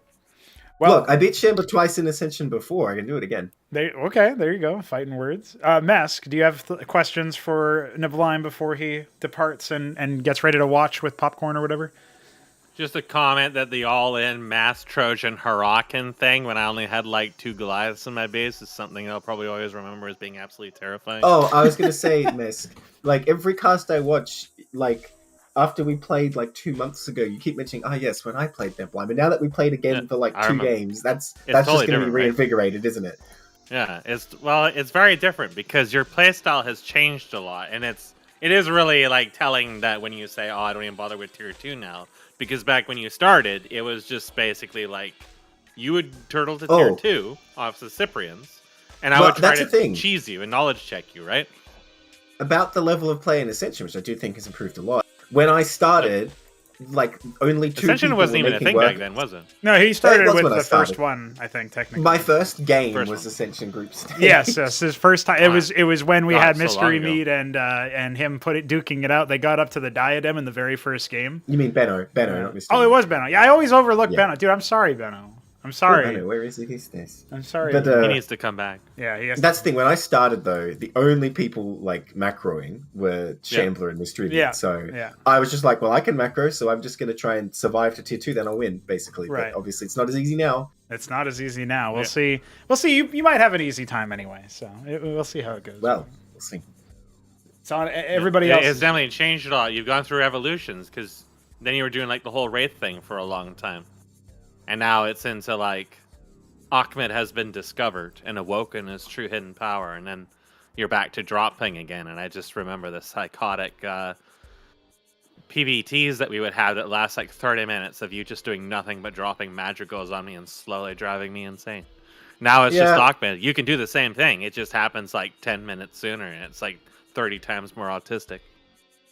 Well, Prinogo ruined my favorite unit. I'm never going to forgive him.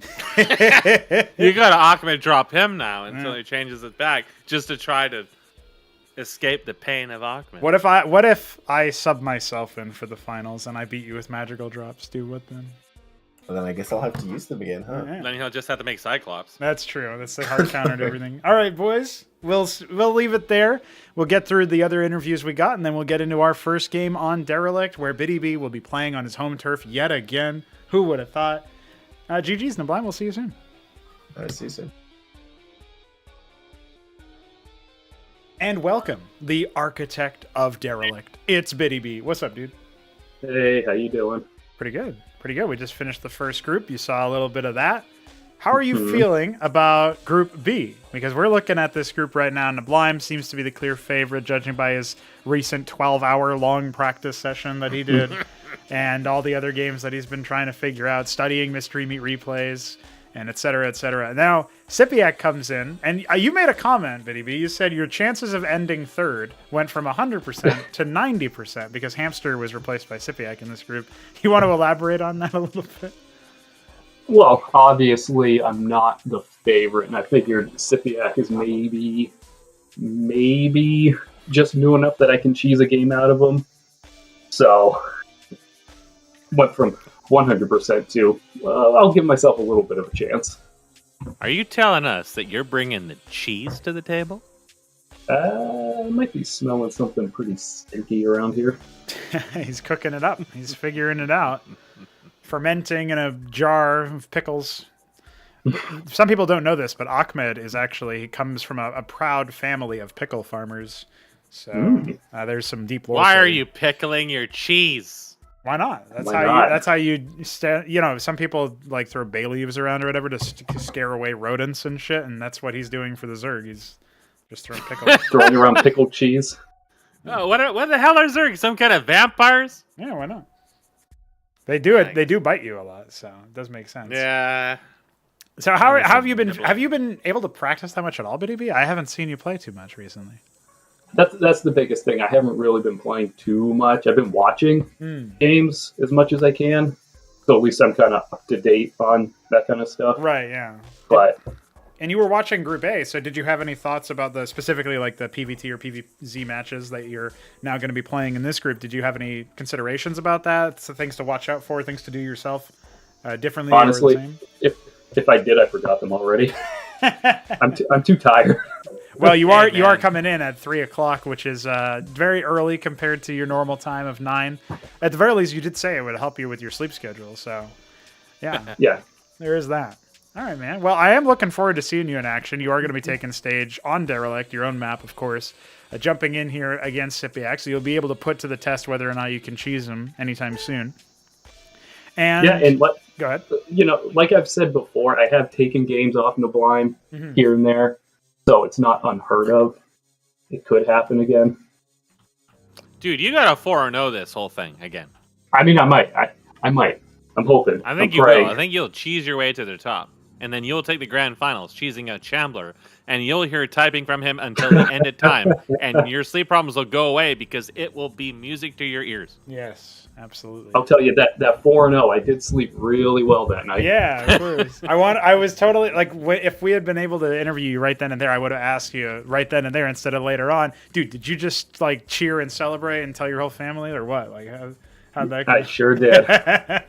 Well, we need another shout at it. We need another crack at that. So I'm gonna let you prepare, and I'm gonna pull your opponent in for a quick interview, and we'll get back to you very soon. So thanks for the interview, and GG's. Good luck. Sounds good. Thank you. And coming into the interview stage, we have SYPIAC, the latest inclusion to the tournament. What's going on, dude? Hey, hello. Oh, you guys made me switch to push to talk.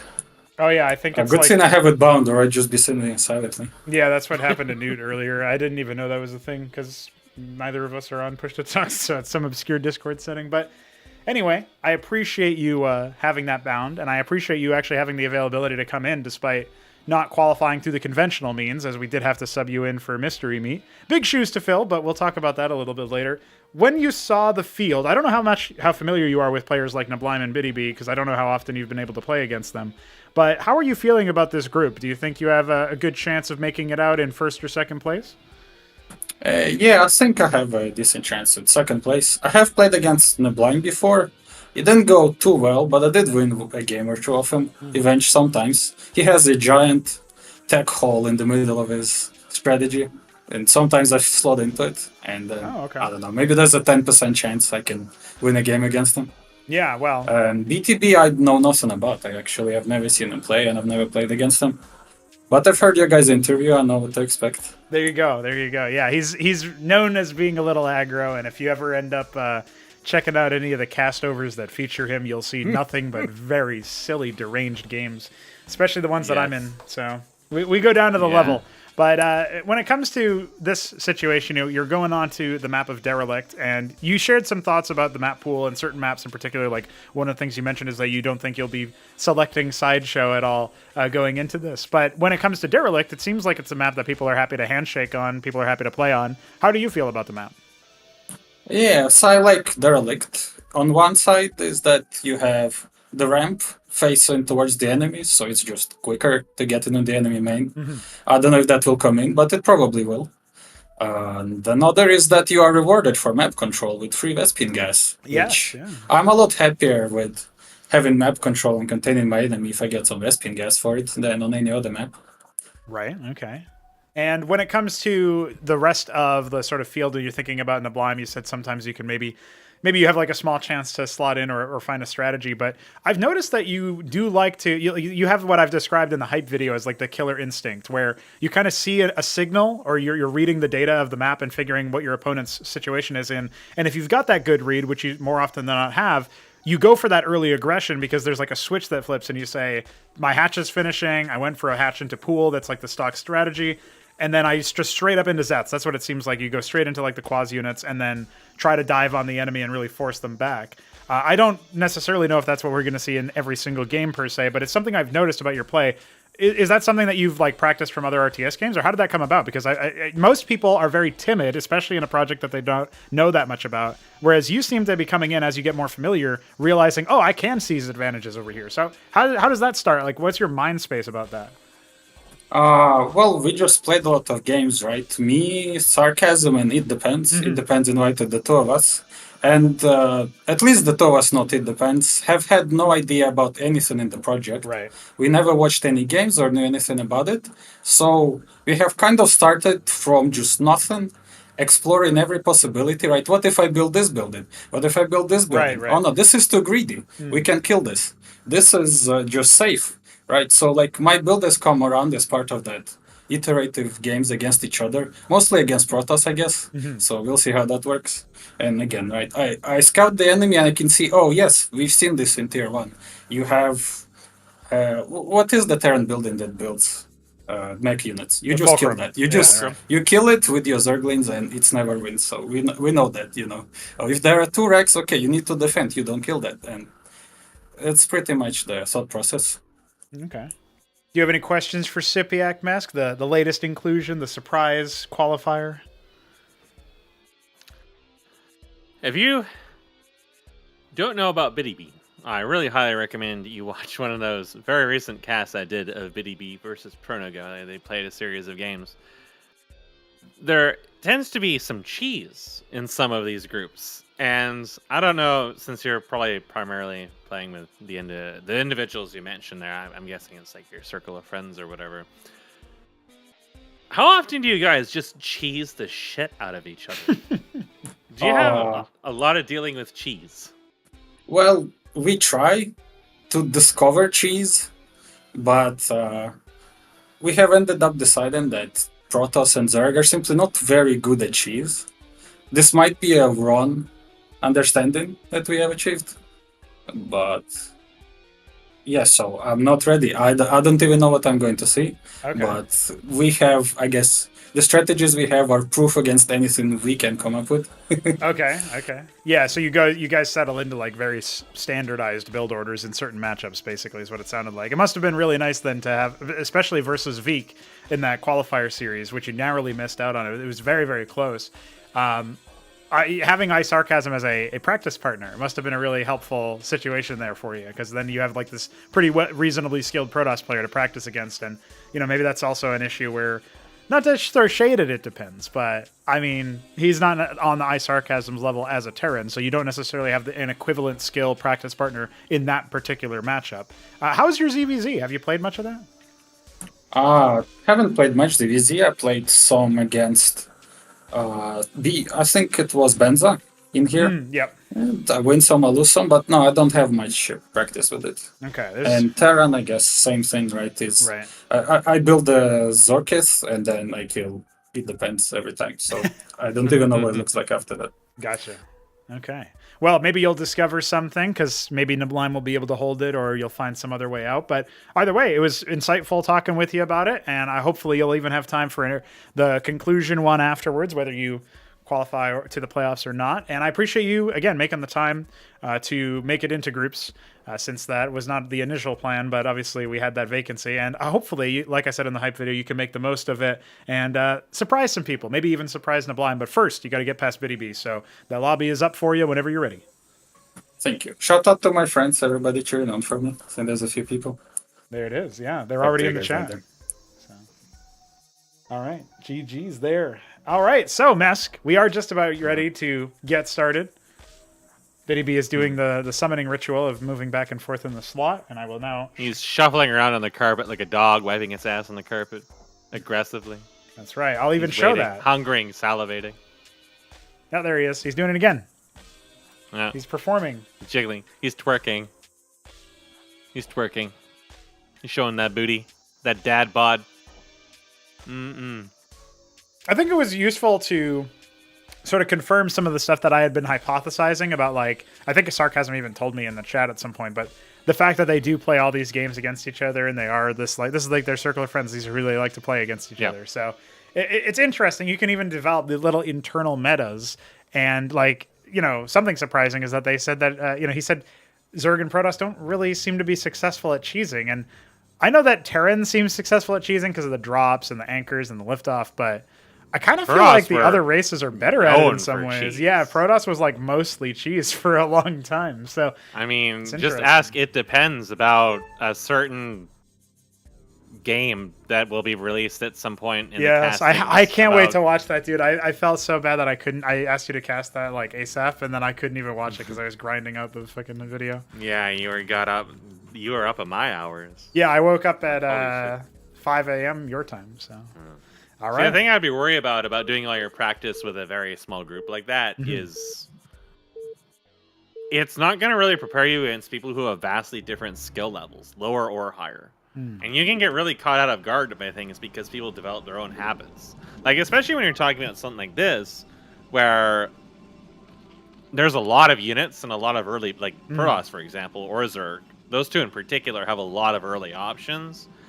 And each player tends to do their own things. Like Neblime is saying, hey, I'm just going to do double stockade every game because it seems to be the best against every race. Yeah. Well, what if you have someone like Newt who decides to go early Fulcrum? And I didn't see those games. But if he's pulling games out of Veek with it, then it must be viable in some shape or fashion. If someone starts doing that, you've been expecting double stockade every game, suddenly the whole thing changes, right? Yes, and absolutely. that's certainly a situation where you can get caught off guard, which is why I suspected it worked against Veek. It's probably because it was something that you normally run into that often, because it typically does not work that well. So we'll get to see how well he can adapt to this, because Btyb also is going to be probably starting out a little rough here, but it looks like he's doing just more standard stuff here. It looks like to be It's a gateway. going to be a gateway for us. So no proxies yet. I would have really loved to see something like a proxy engram just to prove him wrong, but you'd have to start mining that gas early on there. Yeah, I've never seen somebody do a proxy engram, and besides, well, okay, I have seen it. The problem is at this level of competition, right? Now we do have the hatch first, but it's not going to be in the expansion. And the divergence between those two builds, or if you're going to go for the macro, right, then one of the things you got to remember is that, okay, then they only have one target. They're not going to split their focus and attention on multiple things. It can be safer, but it can also be more dangerous because you consolidate your enemy's forces in one spot. So depending on your comp and what you've got for defense, you are inviting them in, and it is going to be a 2-gate with a Shambler drill that's burrowed away beneath the ramp. So that's going to be interesting. I think really the biggest difference I know about Shambler's workers against these is he tends to burrow them in a little further out in the chokes. So you don't just immediately see it there, right? Like you know where it is, you see it burrowing, like he's gonna go kill it. Right. He tends to burrow it, like he would probably burrow it more in that main choke there, just so you don't see it there, and then it's not like immediately in your consciousness, oh, I saw you burrow there. You know, his is like you can infer there. I mean, he does it every game. Yeah. But you have to actually remember to look for it, and there's been a couple of games where I see them hunting for it. Like I saw, I think it was Hupsaiya in the replays they got to finish up that he was actually hunting for it, but he wasn't quite able to find it. And yes, something stupid is occurring. Mask. It's beginning. You it's can happening. fit a ward in there, Mask. It's happening, but there's 6 quasis coming. And he's... I mean, he doesn't have to go into it, I guess, but he's... Oh, dear. It's tickling. Now, there's a Circuit already about to finish, so he's going to get a little awkward, a little fast. He's also bringing him directly into the Warden, which isn't super ideal for... It's happening. It's all over. Yeah, I don't think it's going to continue. He even saves Jobber. that one quasi as well. And, you know, you can even attack the pylon. He's putting another Warden like, on the "Wait, low ground. Hey, you got to pick your targets. Oh, he doesn't cancel the one on the low ground, though. And now it does finish. It's actually going to force SYPIAC back. He ran away from it. He could have just forced it down, but he got scared. And now he's suddenly realizing, wait a second. I'm being cheesed! I'm being cheesed by a race that isn't Terran. It's not it depends. Oh my god, there's so many Zeths, though. This one Warden and one Zealot aren't going to be... Oh, no. He's scared. Yeah. We needed to see a little bit more. The problem right now for Btyb is that he's cutting workers so that he can afford constant production of Zealots while he's getting the Warden.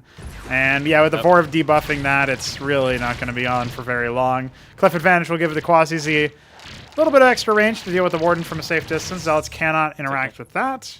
And there goes the rush. The effort was made. Yeah, an effort was made.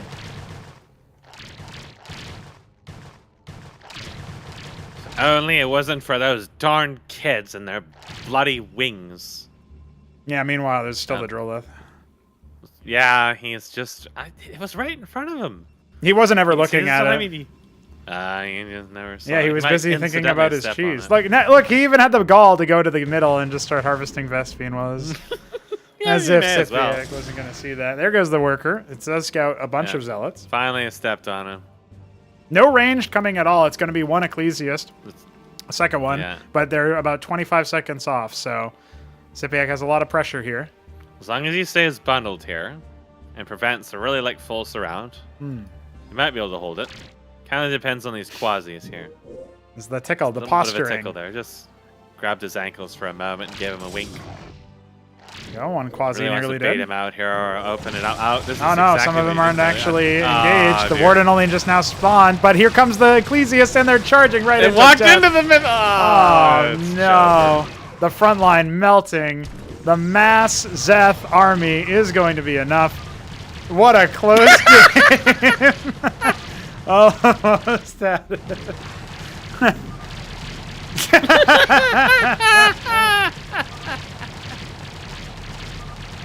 All right. I mean, if it was an engram, I'm just saying. If he somehow had the gas and the minerals to make an engram there and it had finished, that would have really caught him off guard. Well, with that, our first matchup is decided. Neblime will face SYPIAC, and he will select the next map. Please be Main Street. I will pick Main Street until you add it to the map pool every single time. And when I win the grand finals, I'll force you to make every single map Main Street. And then you'll add an emoticon called Main Street. Yeah, that's true. DF will just wonder why he was dragged into this unliving hell where he has to keep making Main Street variants. Now look at Neblime's 2.5 oofs. That's the wonders of Canadian internet that is some of the worst in the world, and Australian internet that's really just like half a lick behind it.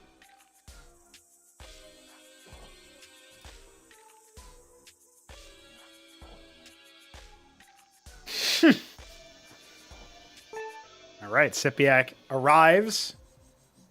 Take his spot. He will download Nitro Valley for some reason. I had to download like every map too. That's because the maps go into an different folder whenever I update. So Yeah, true. that's probably why I desync sometimes, because I get caught in the nutsack by Jay Wilson's double chins. Well, there's Nitro Valley, so there's 4 spawns, so there's way more chins than that. Now, will we have to go to extra high latency? Oh my good grief! Yeah, I think we're going extra high Yeah, latency. yeah, All that's Australia and Canada. Brain cell count rising. Neblime bottom left. SYPIAC bottom right. Terran versus Zerg. Tones of green here. Tones of cheese. Roller skates Well, not it'll around feel to like guess the cheese colors. What a missed opportunity. Well, he guessed them wrong anyways. Yeah, that's true. Probably viewing them through a phone screen, it's crushed down to like 256 colors. Yeah, he probably has cell his red phones are all light, his blue garbage. light filter on too, you know, make everything orange. Yeah.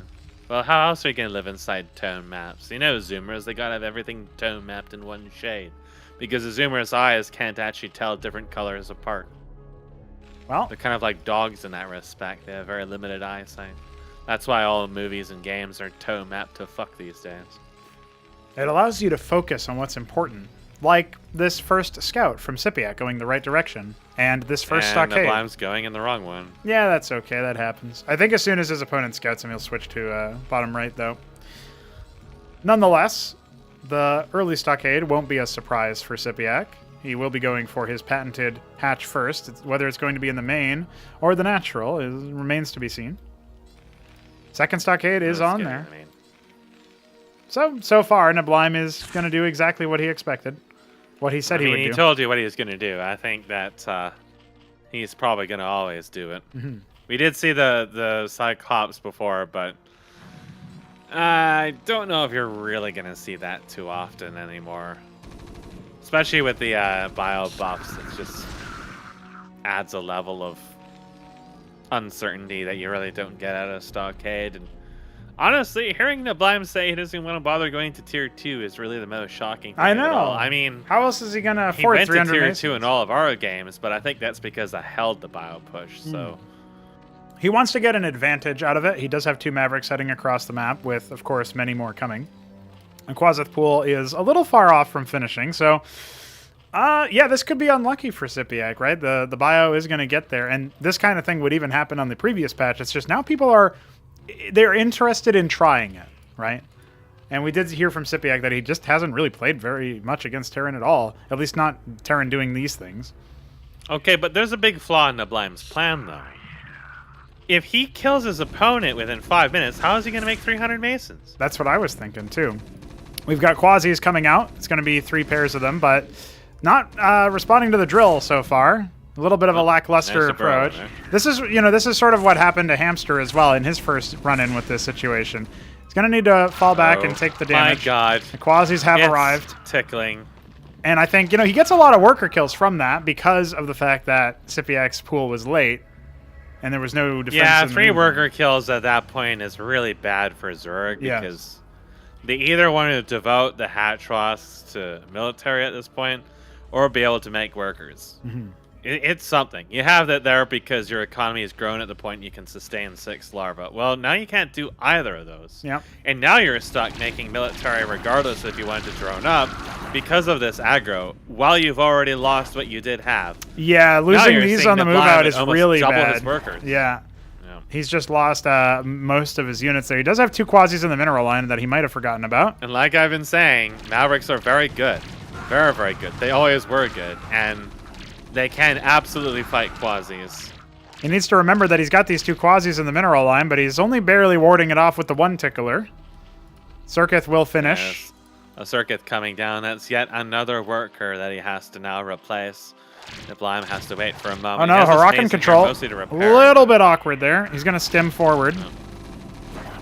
Ahmed is just watching.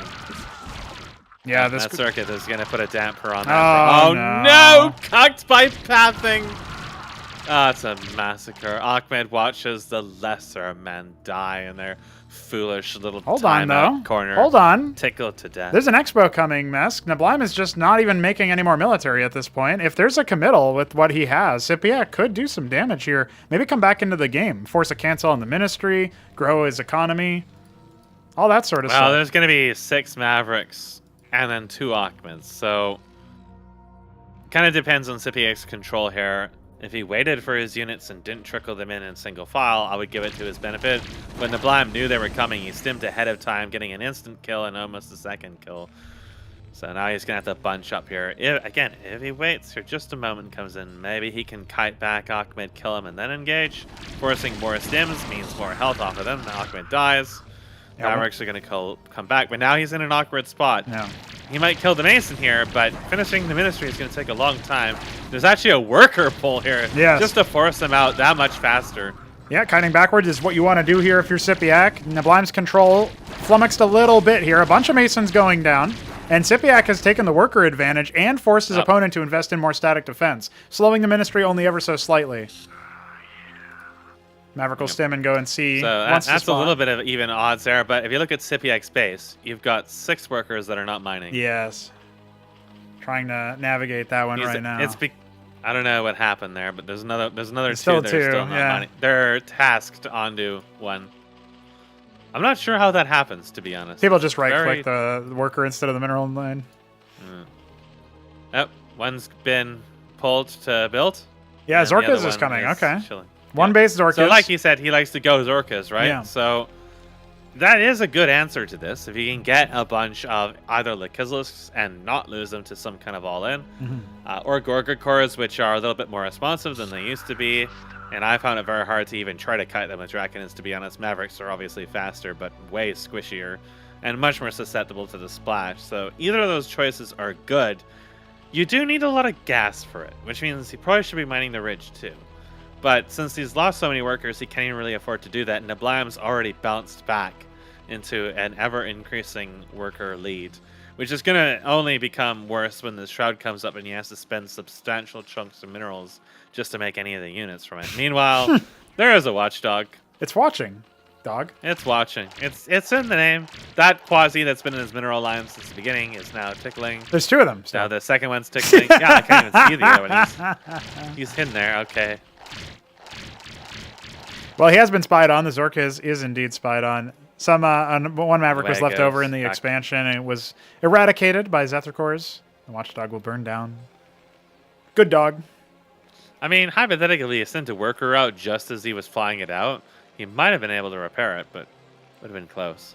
Zorkas is done. There are some quasis coming at the moment, and a Lakislus. Something did explode. Yeah, that was the watchdog. It burned down. That's a shame. He was a good dog. Well, now the 4 clerics are chasing the Maverick across the map who wanted to scout. The cleric is going to find them, and then the clerics are going to take a step forward and be like, oh, this was a bad idea. This actually stands to be really disastrous for him because now he has to move in to stop this.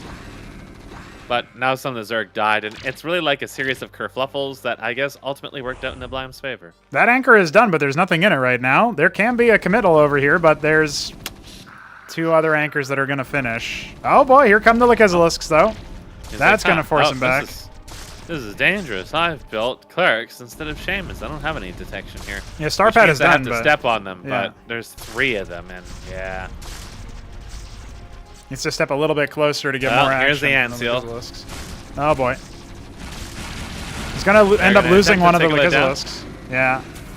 He makes a pretty good effort of it, but he's kind of like attacking the It's anchor. just slightly out of range, Yeah. right? Like they have to move into the defenses to tickle it.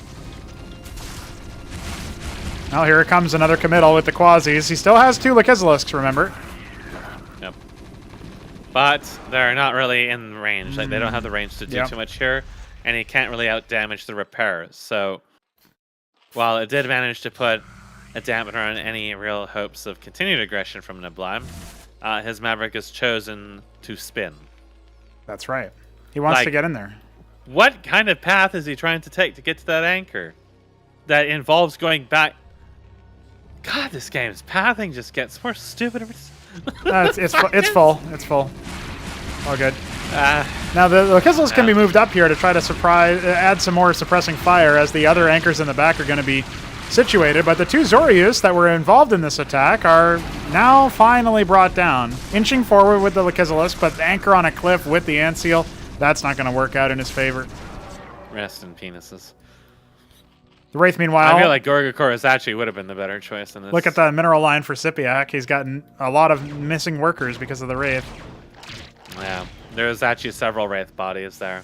Yeah. And but you see, the thing is that first of all, that worker it's finally morphing into something, but the Quasi, there is a surviving Quasi there, Yeah. so it doesn't have any kills though. So it was a little bit of a trade there from the race that just decided to ignore all these shenanigans. But I mean, SYPIAC isn't, like, comparatively speaking, he's definitely behind in workers. But given all the workers that have died, he's not super giga far behind to where he could be at the moment. Yeah. But his military is gonna struggle a little bit with this. Yeah, the because now Wraiths there are plus the just 1,000 Wraiths. Yeah, there are some Cyprians on the way, but they're a little bit far out. We could see more like Basilisks, but they are gas intensive, like you mentioned. So You know, I'm having flashbacks every time I see flying anchors on this map now. There is the shaman that he wanted for extra detection. Oh no. Some of these Wraiths are going to get dragged into a fight here, but I mean, honestly, in his case, a trade might even not be that bad for him because the opponent does not have that many military, but there's a lot of them stuck between the Hatcheros, just spinning in place while not spinning. He's trying to block the attack of the Basilisks using his Quasis, but it can be right-clicked by the Wraiths since it has vision from the Shaman. It's not currently happening. It's also causing the Neblime to be a little bit awkward with his pathing. Yeah, some Wraiths are gonna. Oh, fuck that. Zorius the left. Yeah, give him some Just row cores. Fuck him. Quasi's still trying to stand guard as these Wraiths are going to be dealt with. Neblime's gonna be like, how'd those get in there? That's weird. Neblime having a little bit of a kerfluffle every now and then. 1,000 minerals and nothing in production for SYPIAC right now. He's entirely needlepoint focused on trying to survive, but he's got nothing coming to reinforce. Yeah, he's got a lot of money. Goes for workers. Definitely got a lot of money. Workers and a Hydrith Den. He thinks that he can hold this situation without any additional units. And now it's going to be for the moment he can, but that's because Neblime's not doing too much besides trying to tickle him down at the moment. Also, he's losing random units to this Basilisks because he doesn't have them on a hold position.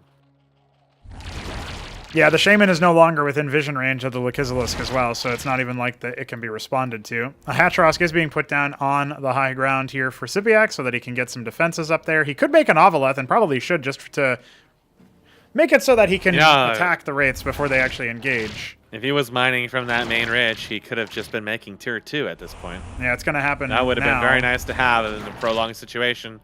Turn all those into Lyrilisks. They're actually really good. But only now does he have the gas, and it does immediately go into tier 2. That's as his Hydrith Den finishes, so he's not going to have any Vespene for Skiths. He's making one, but it's not going to be that many. And again... You know, a bad situation would be if these Wraiths just, I don't know, kill the Aural Iris. I guess he's much more interested in workers at the moment, but...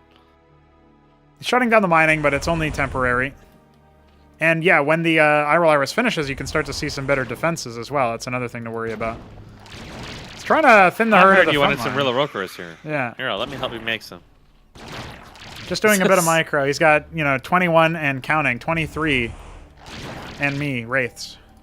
trying to slap down these fucking quasis really has some Badlands drinking the ocean energy to it. It's going to be skiths, but since he spent all of his gas, it's just like a very small number of skiths, like 2.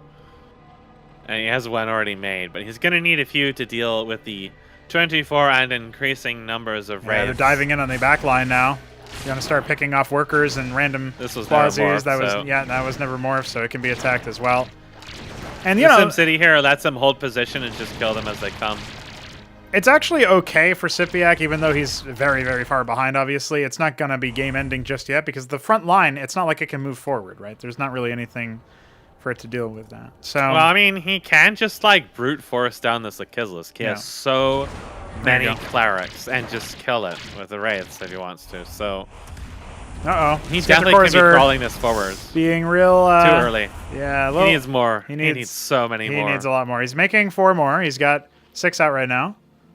He needs hamster levels here. Now There's a he's got to be third base morphing up, these though. defenses with those minerals, or morphing one of his buildings, probably the Quasets, so he can start getting Lyralists. Back at home, we've got 2 mantles. We've got an anvil and a commandment. Catfax. It'll be Catfax. This is what neblime does when he hits tier 2, is he just goes to Catfax. Yeah, he did take a very long time to hit tier 2. Longer than I thought he would, anyway. It's going to be a Bactith Swamp as well. So looking for Bactiths, not a bad choice. Also wants the Tetzoricors to deal with the anchor by sustaining. But these Skithicors are just being picked apart because there is still no detection. No Avalith whatsoever. Oh, he can do this all day.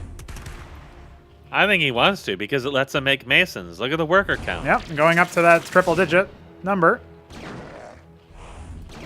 You know, when Wraiths are one-shotting your Azuricors, you might be in trouble. Oh, wait, no! Neblime's looked away for just a moment. All of his Wraiths stacking up and taking so much damage.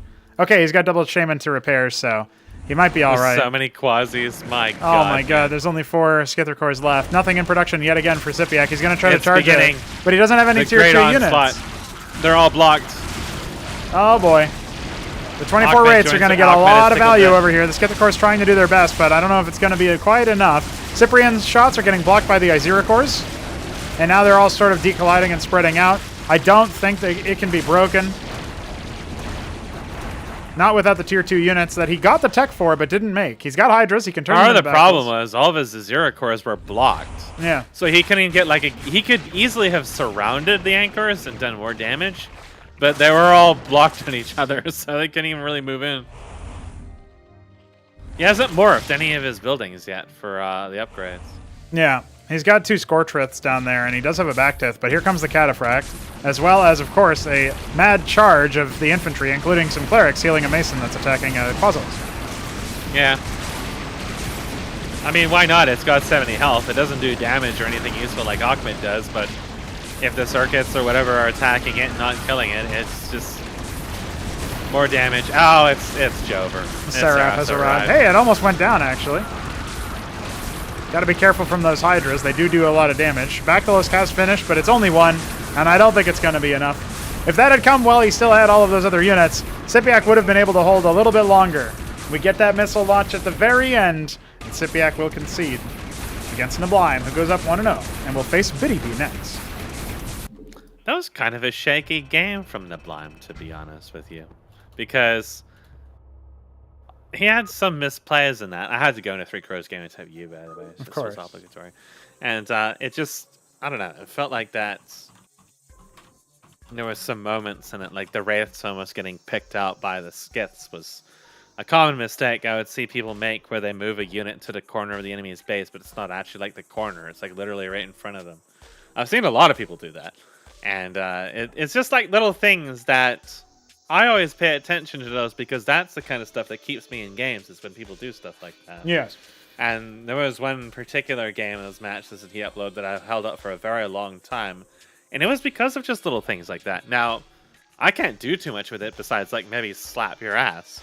But someone like Mystery Meat, this is why they end up pulling games a lot, right? It's like these little things really open up opportunities to get capitalized on. Yeah, And he might have it's felt like just- he was behind that whole game, but there were a bunch of opportunities for SYPIAC to punish. We saw numerous occasions where he was able to get units across the map after even a shaky hold, not even necessarily a super convincing one. And imagine if the holds themselves had been a little bit better, if he didn't lose the first 3 workers, or if he ends up saving even just one of them instead of losing all 3. Like, there's many different variations that could have made that game look more competitive than maybe it looked on the surface. Meanwhile, SYPIAC feels like he didn't really have a game plan after Tier 2. Because he never morphed any of the structures to make Tier 2 units. Right. He had the back to the just swamp, turning and all that the was it. quasis into Lyraliths might have been good. Yeah, the back to the swamp came later. It was not really actuated, unfortunately. The attempted break was also really rough on him because the quasis were blocking all the Azura cores. So he just kind of got mowed down and wasn't able to actually apply like half of his damage. I was talking with Neblime in DMs as he was refereeing the Hupsaiya versus Moonhunter game. And wait, you were awake at that hour? No, I was not. But I talked with him a little bit before. And one of the things that came up was that Neblime said, man, killing Btyb in this group is going to feel like putting an old dog down on Smiley face. So he thinks let me that, tell you, Neblime has absolutely no contentions about putting me down. Yeah. He did say he's sorry for what he's about to do. Neblime, the I don't favorite. believe him. He is in the bottom right as the I'm not going to be roller skates and check Terran. And then up here, Btyb in the top left as the I'm still not going to be roller skates and check Terran. I mean Protoss. Fuck. They're both Terran. Don't worry about it. We're all Btyb's Terran about to build internally. a stockade. Yeah. We are all Terran on the inside. I mean, in Btyb in this situation, if somebody says cheeky shit like that, you got one thing you gotta do. You gotta cheese them. That's right. It's a little hard to cheese on this map because it just is gonna see the ramp the entire time. So what you do is you build it in this fucking gnat. You just build an ocean of wardens. Yeah, why not? And then you like fucking proxy Kabbalist him or something equally stupid.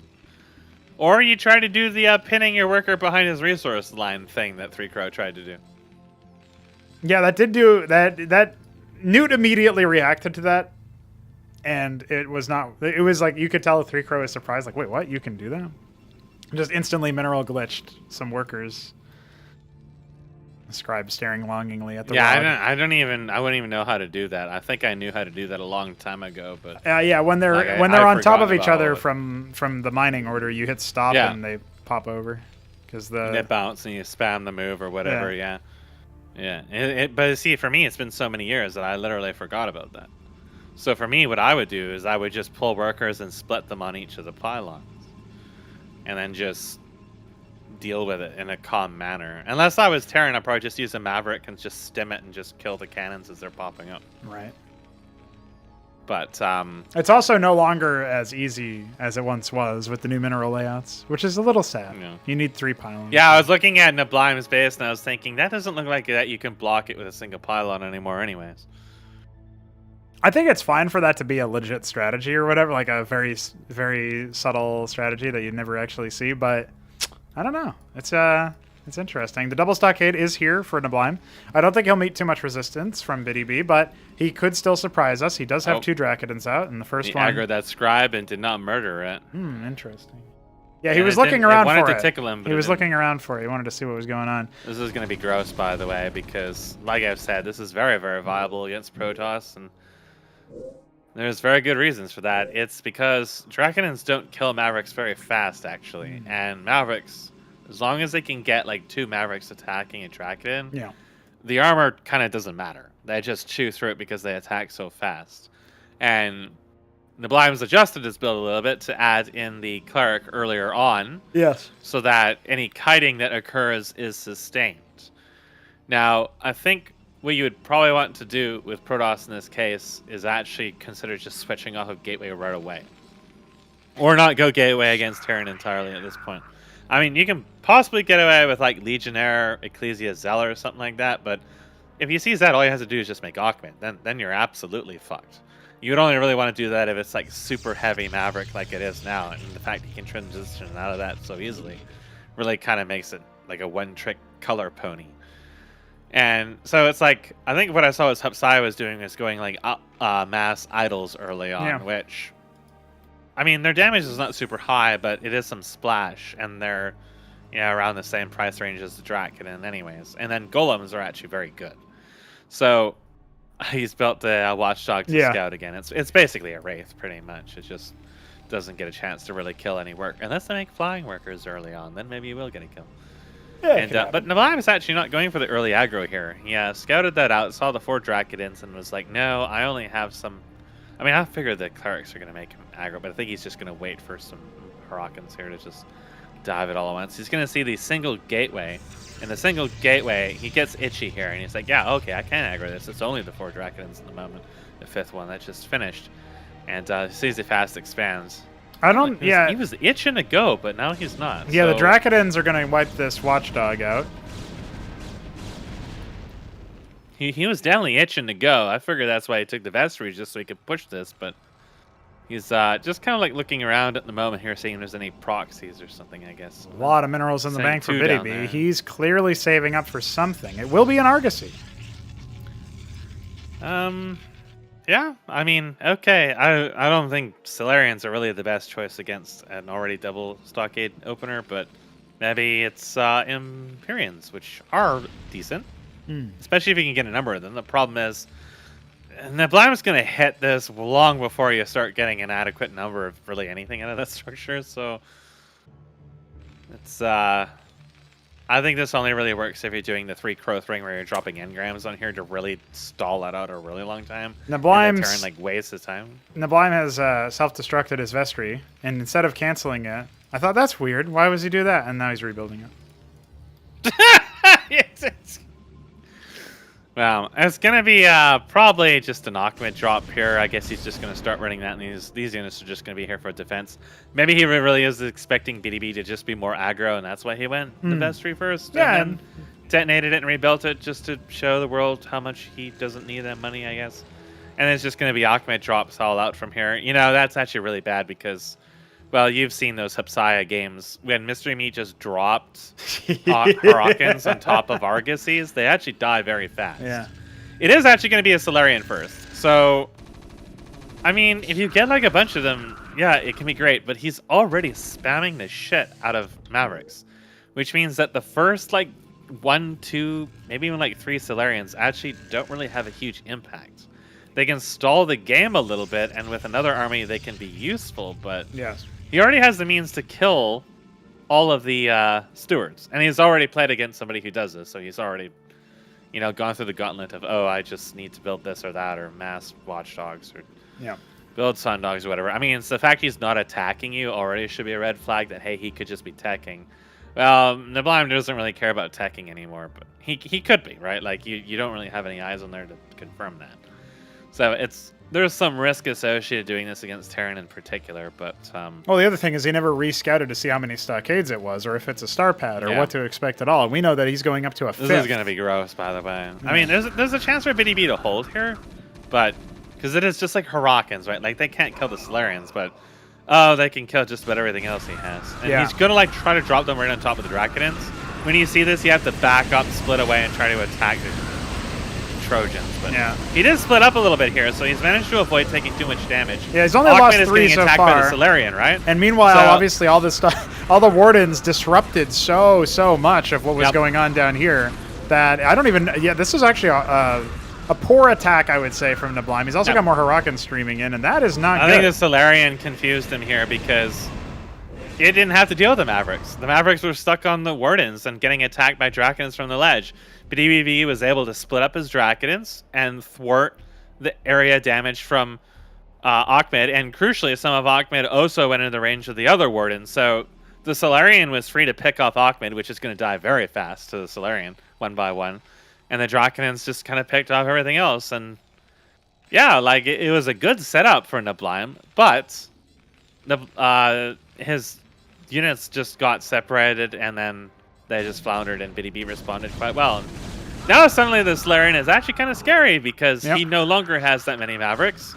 He has to figure out ways to actually kill the Solarians, or he's actually going to just straight up lose this because, well, Btyb can just make more, and there's another one that's almost finished. Yeah, an extra Huracan drop. It will work out to clean up the rest of these, I think, but I mean, again, this is not going to do anything at all versus the Solarian once they're all gone. Sure, you've dealt with the Dracodons, but the Solarian can still be a thorn in your side for a very long time to come. Yeah. So what Neblime wants to do is just delay this as long as possible, kill the Stewards, prevent the Solarian from actually doing any damage and killing his army. You can see most of the Stewards are already dead, so it's kind of nulled out. Dracodons are moving in here and dying. The rally points are going to get Btyb in hot water here. Killing the Anseal at that point actually would have been better, even at the cost of his other units, just because it helps Neblime sustain at this point. Yeah. Neblime's units are continuing to rally points, even though he's corrected the initial ones. The others, okay, never mind, he fixed those too. The Solarian may actually die to Mavericks. That would be one of the most disgusting things I've ever seen. He's slowly inching away. It's utterly helpless against them. Yeah, when there's nothing else to distract it. He's not bothering with tier 2. He's actually building a Fulcrum, so he might actually just try to make like Goliaths to deal with it. Yeah, he made two of them. He only has the one Goliath, but it will eventually be enough to deal with this. He's I don't know, like Btyb would definitely like need to expand on this and get down 3 bases, have a base advantage, and then pump so many Solarians and Empyreans that it just doesn't matter how many Mavericks he has. But especially when you get to the point that you have Empyreans on top of it, then you have to kill the Empyreans because they're the ones actually killing your units. They're going to be the ones that are dealing consistent damage, and then you're not dealing with the Stewards in time. But yeah, it's right now it's only the Solarians, and they're not going to have enough DPS versus this situation. They need time to repair those Stewards. At this stage, Btyb kind of needs to be a little bit more defensive and not lose all of his ground units because they're actually the ones that are most valuable at the moment. Is because they prevent Neblime from like just all-inning his base. Yeah. So he can't deal with both of them at the same time. This Anseal here is basically the Shambler Droleth. Yeah, pretty much. No one's killing it. That Solarian is on attack. Oh, he's up. Okay, never mind. It escapes. There was a moment. There was a moment there that Btyb could have actually sniped it, but Neblime noticed it just in the tom of time. There's yet another Solarian being built. Oh, Btyb's making a terrible mistake. He's got queued Dracodons. That's okay. He's adding at least 1 gateway. His 3rd base has started, but Neblime has 7 clerics stuffed in this corner over here that he may have forgotten about because his army's moving out without them. Reshuffling his static defense structures. He does have 3 watchdogs. Actually 5 in this natural, so. That Goliath is fucked. Indeed. Rip Bozo. They're trying to use the Mavericks here to deal with the Stewards and but the Dracodons are just killing his shit. Yeah. Meanwhile, right? It's kind of like the Empyrean thing, but a little slower. Very much slower, but still good. Still going to be efficient. That's a big stack of units that just got wiped. We've got 4 Goliaths back at home. We do have Neblime is actually in deep shit. Like, he's got the Atlas. He's going for a Starport and Mantle. The main thing that can help him pull out of this is Irradiate. Irradiate and Catfax will just butcher the Stewards. So he's just, however, still in 2 bases, trying to build other units to slow this down. So if Btyb is actually able to crack this, I think he can just take the game right then and there. But Neblime's learning from his mistakes, and he did find those clerics. Yep. Btyb is going to move into the base. This is a good move from Btyb. He can definitely focus down some of the production here and maybe some of the loose units that aren't really within a strong enough consolidated Every unit position. he kills here is a really bad loss for Neblime because his economy is not going to be able to keep up. And even if he gets like Seraphs and all this other shit, if he doesn't have units to kill the Solarians, then it doesn't matter. Yep, 1 stockade has fallen. I would pull back if I were in Btyb's shoes. He doesn't seem to have any other units coming out. There is a 4th Solarian. I was looking around for where was the really where was the work being done there as far as the Solarians go. A 4th one does arrive, a 5th one on the way across the map. But yeah, this one, you know, these 3 are almost depleted right now.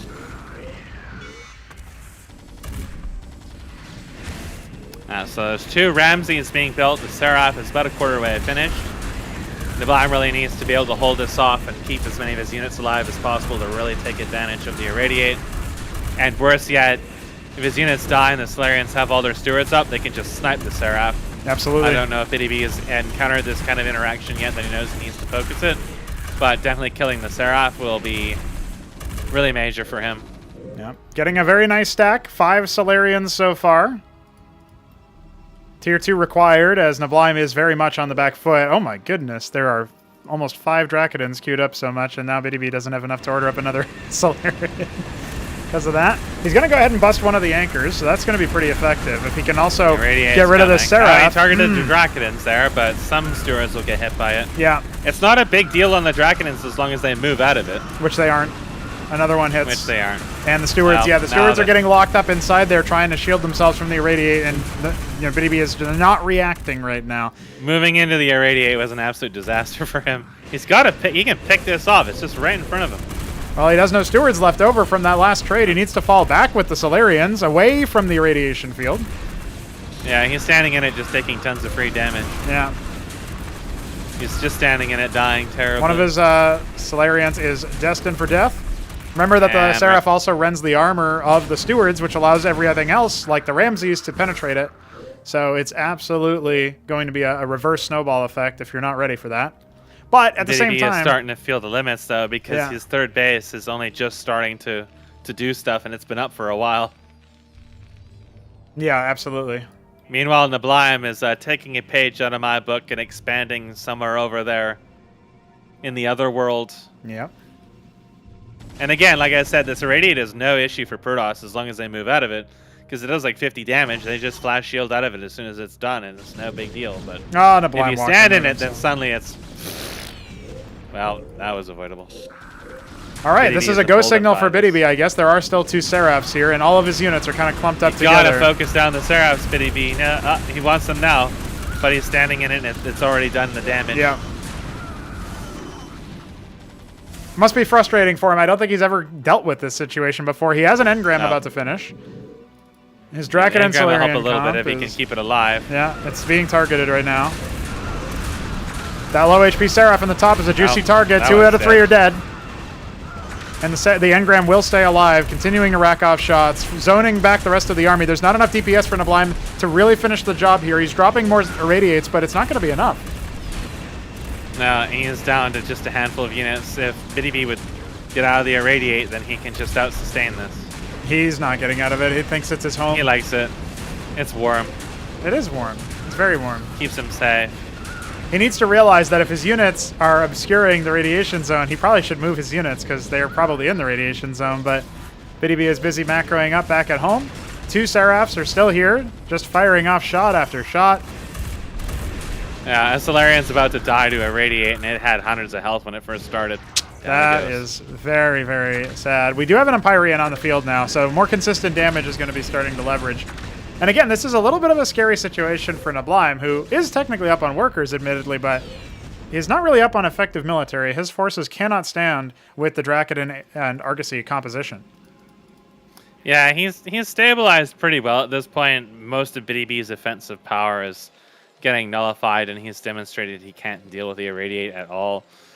Losing the Seraphs is really what's setting him behind, and in fact, he's not repairing the one that he has left here. It has 29 HP. Yeah. A stray shot from that Empyrean will kill it. And there's no cataphracts yet, so that's a really critical unit to really make this competition ironclad against it, just because of the range. The Goliaths really aren't that good against them, even with the armor shred. Now, the full HP one is kind of face tanking, but it's not turned on. There we go. Finally, Btyb exercising a little bit of target selection. Could have picked off that other one, too. That would have been nice. There is one at 9 o'clock that Neblime can use to harass the base in the sort of upper left here, right? The natural. Yeah. It's going to come in now and start to fire off a shot. Oh, it's actually a nuke instead. He's got several anvils now. One's being built. He's probably going to build one at that expansion. And yeah, Neblime likes to do this. I mean, you've already got the Seraphs. The anvils are not really that expensive. We're going to hear the fireworks in just a moment. Right? Yeah, it's going to get out of hand for Btyb. I don't think he has the finesse to deal with this multi-front stuff. Yeah, the Empyrean taking a lot of damage. All of his air units stacked underneath that irradiate, and we still have Seraphs alive, hitting the spells. Btyb not focusing down, not moving, is standing his ground, and that is going to cost him so much. Empyrean hits the deck. More units coming in from the left-hand side. The Seraph will indeed be hit quite a bit here. Last shot does go ahead and finish it off. Only a small handful of clerics, and now there's no armor rend here. So the Solarians will replenish their armor, and we will absolutely see these Goliaths and these Ramses eventually be brought back, but it was at great cost, and that nuke is going to get doubled up on. Yeah, Neblime's just going to keep nuking it over and over. Listen, this is a man who's going to drop nukes on individual watchdogs. He'll just keep going until everything is rendered in the same uninhabitable landscape as Canada. This is the prison island's revenge against the other prison island. Another round. No emu will ever disturb them ever again. Yeah. The Uptecton has arrived. One more nuke will do it. Unit of choice. One more nuke will do it on that Nexus. It will be sort of forfeited. A lot of momentum here for Btyb as long as he keeps this going. He's going to lose that natural, but he still has mining from the Cataphracts are out, but you know the Uptecton is perfect for dealing with this. Yeah, he's forcing him into a much more contained position. In a very good position to start ball busting this Nat there. And Empyrean is finally going to start to try to deal with this Seraph. Looks like it will be expunged. And meanwhile, the rest of his forces over here. Neblime fancies a stim forward, but I don't think he's itemized correctly against this. He only ever built the 1 starport, no Sundogs for it, and no real heavy mech either. Cataphracts to control the stewards, but it's a little bit too late for that now. Yeah, he can't even try to rush out there because there's an Uptecton Second there. one on the way, a stack of Zealots towards 12 o'clock as well, a little bit on the inner side. Masons are being evacuated from the map. A large number of starports are being built in this secret base. Okay. Meanwhile, remember, there's no the defenses in the main, annihilated. really. There's just the 2 wardens, so that is a potential target. And the Blime shit's getting aggroed onto this Uptecton and taking damage all over the place. Oh, it's a Maverick massacre. Now, there is a second Uptecton that is just below the ramp there in the middle right. Yep. Trojan for spotting. A No Sentinel's one going to inch suspects forward. this secret Uptecton. No one suspects it. Yeah, Btyb can't believe his luck. He's supposed to lose this match. How is he not doing it? Well, one way you can not do it is by not destroying the Seraph when you have the chance. The Cataphracts are indeed being focused down. Some Watchdogs are getting a lot of value right now. And there's a Solarian taking a lot of damage as well. The Uptectons are not moving forward to siege where they can. Yeah. Another Irradiate. His whole ground army can move into here, just force down those Sentinels with the Uptectons and just actually kill Neblime straight up right now. Like, he can detonate this anvil by moving it in there. And just... the Mason count, like, Neblime's soul wouldn't be able to take it. I would say that's definitely Btyb has the case. kill threat. Like, he has kill threat right now. He can move in and kill him. Well, the rotaries are completing in the bottom left location. So we will eventually see some Sundogs. I'm not sure it's going to be enough to rid his forces. He's going to go for a defensive nuke. If Btyb doesn't realize this... This is not the time, Btyb. No, no, no, no, no, no, no, oh, no, don't do it. No, Btyb. No, Btyb, please. Think of the children. Can stop this. Think of the plans. You can stop this. No, the Uptectons walked right into it. Uptecton. Oh, I mean, he avoided losing everything. But he calls it. He can't hold it despite all of that. And Btyb will take it. My God, what an upset. You know, he said, I'm sorry I have to do this to you. I have to propel you to first place so that you can face Shambler in the finals. Incredible. Absolutely Carrying incredible. him up on his upside-down shoulders.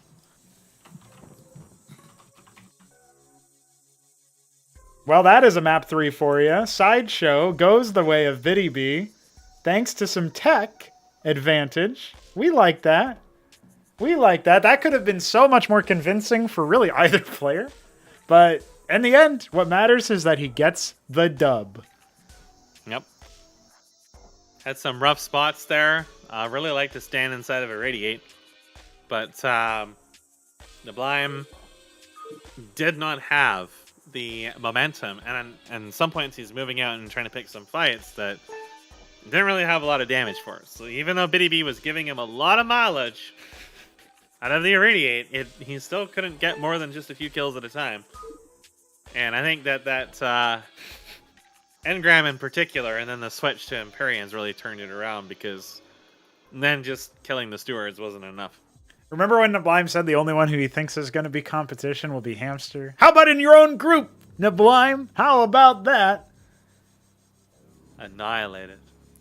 Oh, it depends. You missed you an needed more opportunity. than There was a that. prime opportunity for an FFA decider in the last group. But Veek God, that's defeated... goofy. Veek defeated Hamster, and then we went for a decider instead. It was... Hopes were dashed. Oh, no, I think it was Newt. There was something went wrong where Newt had to defeat Veek on Highwater, and then from there on it was just... No bueno. My goodness. Well, imagine if this group went to FFA and it was just everybody just had this handshake to just make Masons all game. No rush, 60 minutes.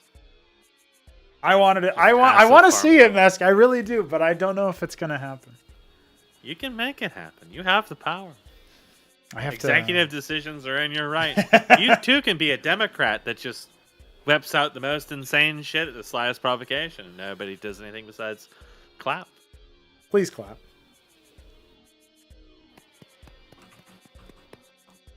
There, I clapped. Congratulations, you are winner. Waiting on Btyb to return, and then we will need my juice. That's neblime juice, to be precise. Need demi juice.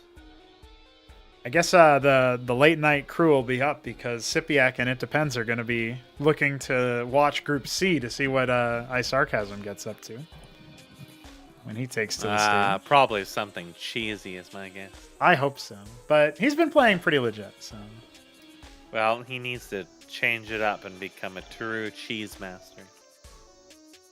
Group C is 3, and that must be cheese. If they play a standard every game, I'll just screech. GLHFs exchanged. Victory Square selected by SYPIAC. There's an opportunity for some more interesting things to be happening here. SYPIAC, the bottom left Zerg. Btyb, the bottom right Protoss. So, Solarian rushes are still in style. I like it. And Neblime dies to it a second time. I know, right? Can you believe it? From Btyb. Wasn't even 3 Crow, it was literally Btyb. It was literally Btyb. 2 Stockades got called out by the Argosy rush. Fast expand into Argosy rush. That's not normally what you would think would actually work against that because, well, you just drop Ahmed on it. But I think a lot of it came down to the initial... Okay. You can't say it like that.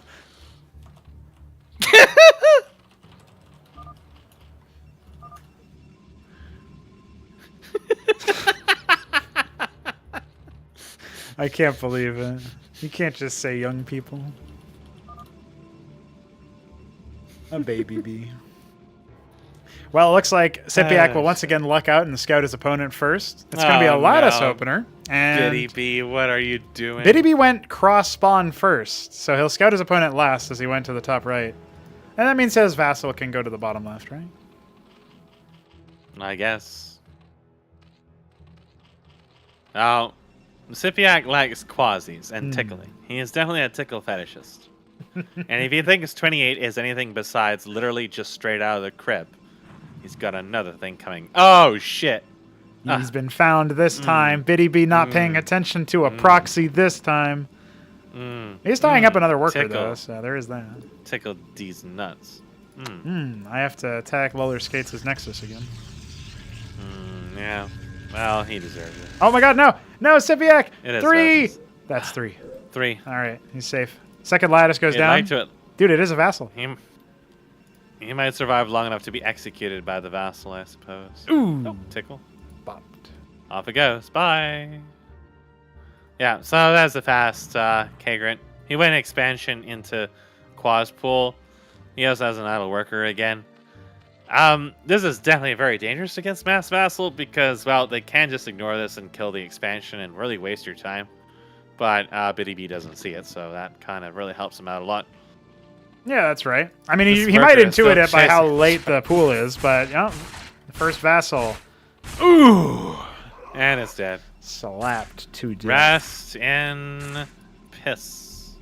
The battle wages on in Btyb's base as the Derelict attempts to fight back against his oppressor, but discovers that his oppressor is carrying like 18 bottles of monster, hiding his monster cock, and that means that he can't actually get through the flash shielding. He can't. So It's too he's powerful. relegated to being tickled endlessly. It is a golem coming next. I like Definitely that. a good choice because they are very good.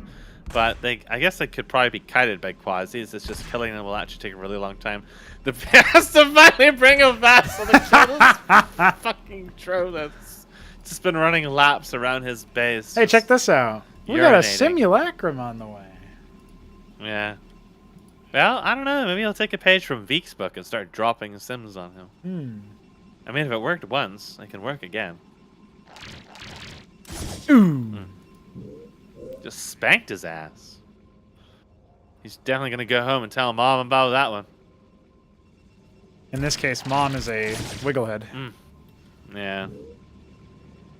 You know, it did occur to me when tackled and he Wigglehead got was spanked. like the peak meme as the third lattice goes down, some Vors being morphed. Uh, One of the things that that occurs to me is that like I thought Wigglehead was just funny, but you could probably see it as a euphemism for a penis. yeah, it's true. Well, the idol is out. The sim is not Penis is a pocked lot down. like a slinky. Fortunately, the golem is focused down very early. It's not really going to be able to get too much over Signal. here. And here's a Vor for a good measure to kill that idol. Btyb's in trouble. He didn't make any units behind this. Oh, He's fucked. no. Where's the engram? No, there's a warden. There it is. That's not there's an a pylon. engram. It's like an engram. Here we go. Yep. Trying for Here it. we go. Needs to get the drill off. He needs vision of the resource node. You click on the ridge. Btb, you can do it. You can't do it. He's tickling. Can't He's be dying. done. You got one. Okay. Man. Zergo P. There. One more tickle us down. Oh. So if You know, if this just keeps what happening, will happen? you know? Btb will kill Neblime every single time. Yeah. Neblime will And kill Btb SYPIAC. will lose to SYPIAC Yeah. every single time. And then Neblime gets eliminated from the stages. And Btb goes to grand finals. Yeah. I think it's possible. That's another 3 crow U for you. It will be Otherworld selected.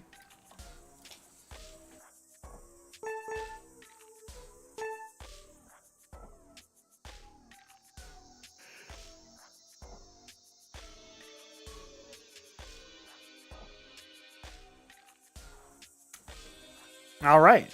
Can SYPIAC defeat Neblime, take advantage of a weakened man?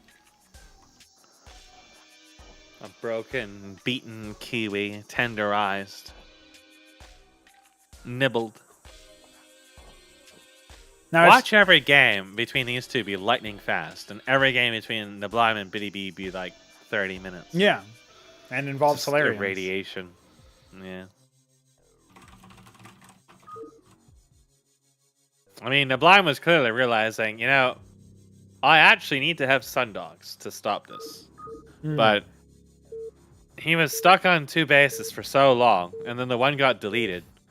I mean, And he it took only him had so long to transition to that. Yeah, he also only ever had 1 fulcrum compared to 5 stockades, and then Btb's just like, what if I make something with 6 armor though? And he did go cataphracts, just like I said he would. Even though it was already like Solarians were already out. And cataphracts can kill the stewards, but the thing is that when Solarians are already out, you need much more decisive firepower to actually kill them. Yeah. Because you need a lot of cataphracts to actually kill those things, and they can still die to up tectons. The fact that Btb got up tectons, even though they ended up not fighting for half of the fight, the fact that they just existed meant that the cataphracts could never actually engage them, because they'll just get erased. And it was just like, it's something you wouldn't normally would think to do when they've already got Solarians. It's just like beeline into Sundogs or something like that. But ultimately, they didn't really contribute that much at all. And I don't really know about the Ramses. I think the Ramses are probably decent against the Stewards with the armor shred, but Yeah.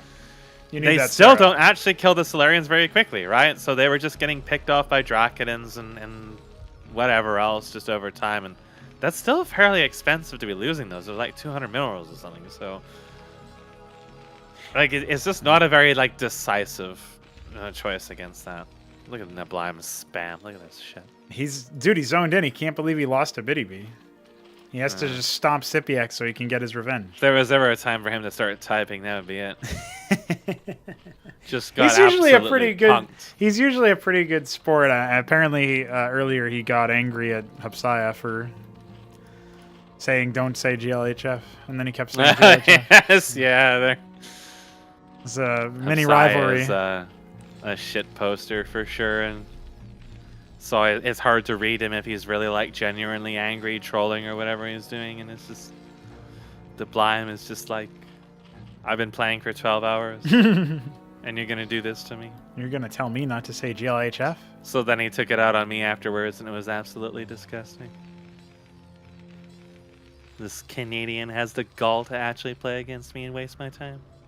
Dude, he just wanted practice. He kept adding Sabian's Frogmore. got a lot of money. He does. He's looking Yeah, for an so he's going expo to behind this. He's going to go ahead and take the in base. And that will be He's gonna scouted try to eventually. aggro early against this with all quasis, and as you yourself has discovered, Mass Maverick can fight Mass Quasis, just straight up. Absolutely. So, especially when they've got a cliff advantage like this. So, as long as he's fast on the stem, gets in some Yeah, good look at this. He's sort of action poking here. in. He's like, hey, wait a second. What do you got over there, though, buddy? No, he's going to charge into a little bit more consolidated, but there's 8 Mavericks there, and they stemmed. Just gunned down, yeah. So the Mason's checking them out, getting a look at that booty, that undercarriage. Yeah, he sees that there's... figuring out if he's, forklift certified. He's seeing that there's an expansion coming. Now, this in-base is mostly useful for early minerals. You can spike the minerals a little bit, and there's a Mason coming with this army. Some of the Quasis that died earlier are actually really impactful over here. First Huracan does go down, a bunch of Mavericks did die, but that's going to be enough, and the Mason will even start repairing some of this stuff over time. Yep. We So do have a that's gonna Hatcherask need and to a be some Kagran fast coming in. circuits here, but Yeah. because he has 2 bases, he needs multiple circuits to stop this. 9 and he's workers on right now, 9 Max. workers. I know. So, like, spamming circuits at this point is not possible. Right. Neblime literally can just walk in and kill him, but he's actually going to go and expand instead because he's thinking there's more aggression coming. Yeah. He doesn't realize he's over double his opponent's workers at not even 4 minutes into the game. Yeah. Now, Zerg can be fine with this because they have the extra production anyway. At some point, they can catch back up, but definitely Yeah, a but it's like scary you can't even situation. use that production for a long time. Yeah. He's still making like military units right now, so he's not even like trying to like pump back up because he's worried about this all in here, and like the all in will come, and depending on how it's approached, he could probably hold this ramp, but there's a lot of Ocbids in there. Like at least that expansion's gonna get blown up by this because he just really can't make any more units. Yeah, he's going to try to dive onto the Huracans. The Zethercore's buying a lot of time. Mavericks stimming forward and running in. They get a lot of value out of that because the Quasilisks now no longer move very fast. One of them even got Devin back in there, and yeah, here comes the attack, the committal onto that Hatcherask. We do have 1 pair of Quasis coming, but SYPIAC just has so few resources. He's got 3 idle workers at a crucial time, really needs to start tasking that in. A Star Pack goes down in the background, and this Hatcherask is going to fall. The eggs also not going to last very long. And so they will be canceled as opposed to lost. There we go, figuring out, okay, I have the workers, need to send them onto the minerals. But this is going from bad to worse. Checking for that other base there is saying, "Huh, you don't have very much. Did you expand again?" No, he just was really, really low on workers. Yeah. And of course, with the double stockade, there's plenty of infantry in the background of this, so it's not even like a counterattack can be super effective. An anchor even coming down to make that idea much, much worse. But wisely, SYPIAC is realizing, okay, I have enough to repulse the army that I saw. So I am going to start working on workers again, because if he attacks me and butt breaks me, it's over anyway. I need the economy. I need to be able to get more workers. I've been so low for so long, and I've tasked 2 of them. Ah, he fixed it. Okay, he figured it out. Thank goodness. Yeah, it is kind of funny that happens so often for some people. It definitely feels like Neblime is thinking something else is going on here, but no, he really just was that fucked. He left behind 1 Maverick down there with 5 kills, 9 health, sitting at that 3rd. And the rest of them are going to come back, and he's building Masons because that's how you win the game. The Anseal is on the way for its patented Anseal Scout. It's going to find the random units over here. SYPIAC's floating some money here, maybe thinking about just retaking that base now that they've just left for some reason, which you might be a little surprised about. Yeah. Well, if he goes the Otherworld, then he can absolutely pressure this top left natural expansion that neblime has chosen to take. But I'm not sure that that's going to be his order of business here. The Anseal scouts him out. That's going to reveal that there's a star pad. He's going to drop his hatch in the in-base. Should order up a round of workers, ideally, here, because he is still very far behind. 20 workers down and counting. Only 6 workers. Neblime's in his element when he just sits there and does nothing but makes masons. He is achieving the diplomatic goal, the hidden victory condition in this, which is if you build 400 masons, you just win automatically. Might as well be the case, honestly, with how neblime does it. But, well, there's a little bit... yeah, he's going to go for the drop again, so yeah. It was just probably a mass Hawkman again. Neblime had a little bit of a moment where it seems like not entirely sure what to do, but he just decides to get the third and just slowly bank up. And again, he just is not going to bother with tier 2. He's kind of like on the road for it. He could save for it if he really felt like he needed it, but he doesn't. It's precisely like he said. He's just going to do this all in tier 1. And I did force him to go into tier 2, but I'm not really sure. I think it was such a weird game. That was the game I rushed tier 3 in.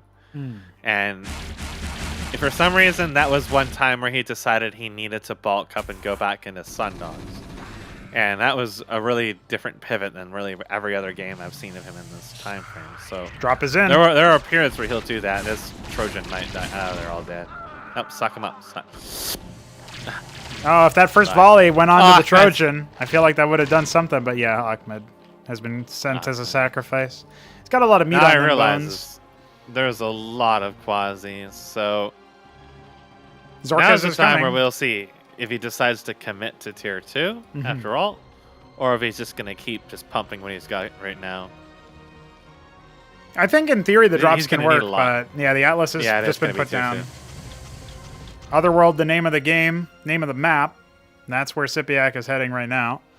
He's going to be posturing himself into maybe attacking this top left base. There's 3 Mavericks and a Huracan. The Quasis can absolutely deal with that, although this Maverick wisely placed over here in the mid left. Neblime senses that there might be something coming down there on the side, and he immediately sends down a Maverick to go scout it out.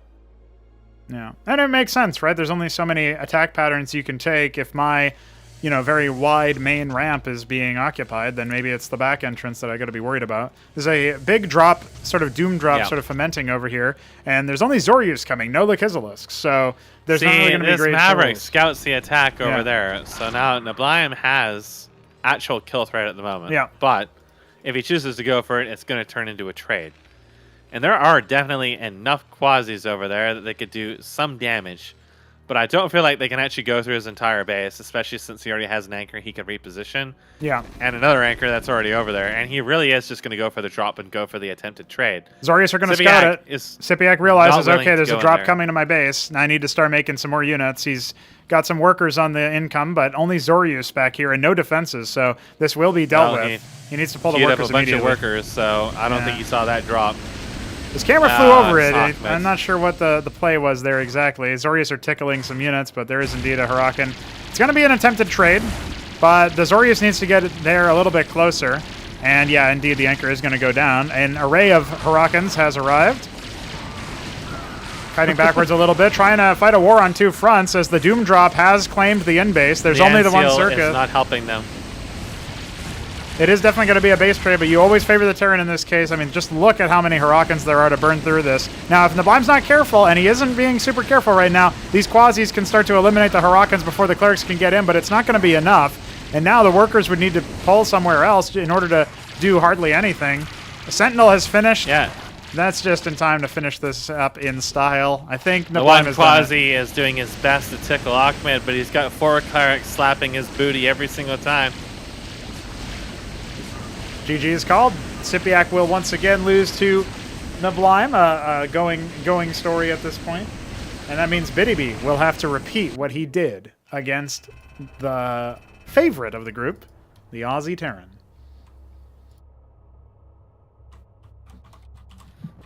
Once again, 3 Crow will find another U in his log. If he ever tabs back into there, he's going to see a string of me joining, typing U, and then promptly departing. We only are down to 3 maps here. Impetus, Highwater, Infinite Velocity 2. That's it. If Btyb does it here, ladies and gentlemen, we go to an FFA decider. It's all on the shoulders of Dad. He can bring us to the promised land. Or if he falls, then I don't know, it'll be a little awkward. Of course, he picks infinite cheese. Good. There needs to be more cheese.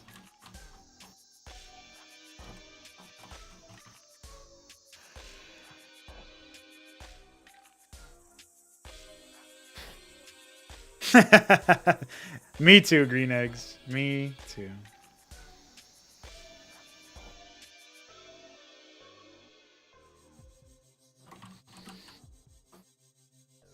I just don't think that Neblime, like he really was winning out quite hard there with the irradiates, but the problem was that he just didn't ever pivot didn't have any his damage tech to follow it up. Yeah. He'll be probably a lot more decisive.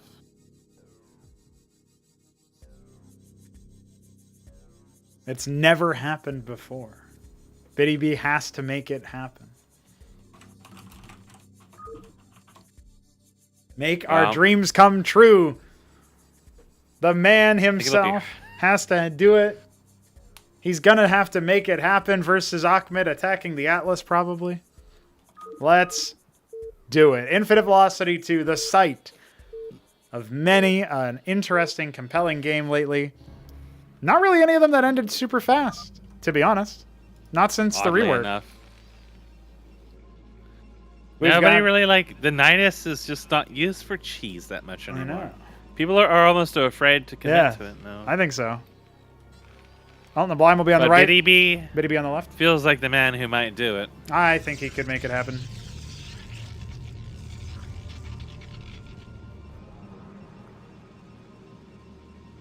You look at Neblime's APM. That's how many Masons he needs to build in the game. That's right. As soon as you said that, he starts dropping. It's like, well, I don't want to build that many. That's out of character. I really should have changed on the hype video. His favorite unit should have been Mason. Yeah, I agree. I left it as Madrigal. Just like all the clips for him is just Mason. Yeah, it should have been. I like a static shot of just a base with like 50 Masons in it. Or just like endless ministries in a row making Masons. Yeah, it's not even him doing just it. Like just a line of factories. Just like endless walls of mined out resources everywhere.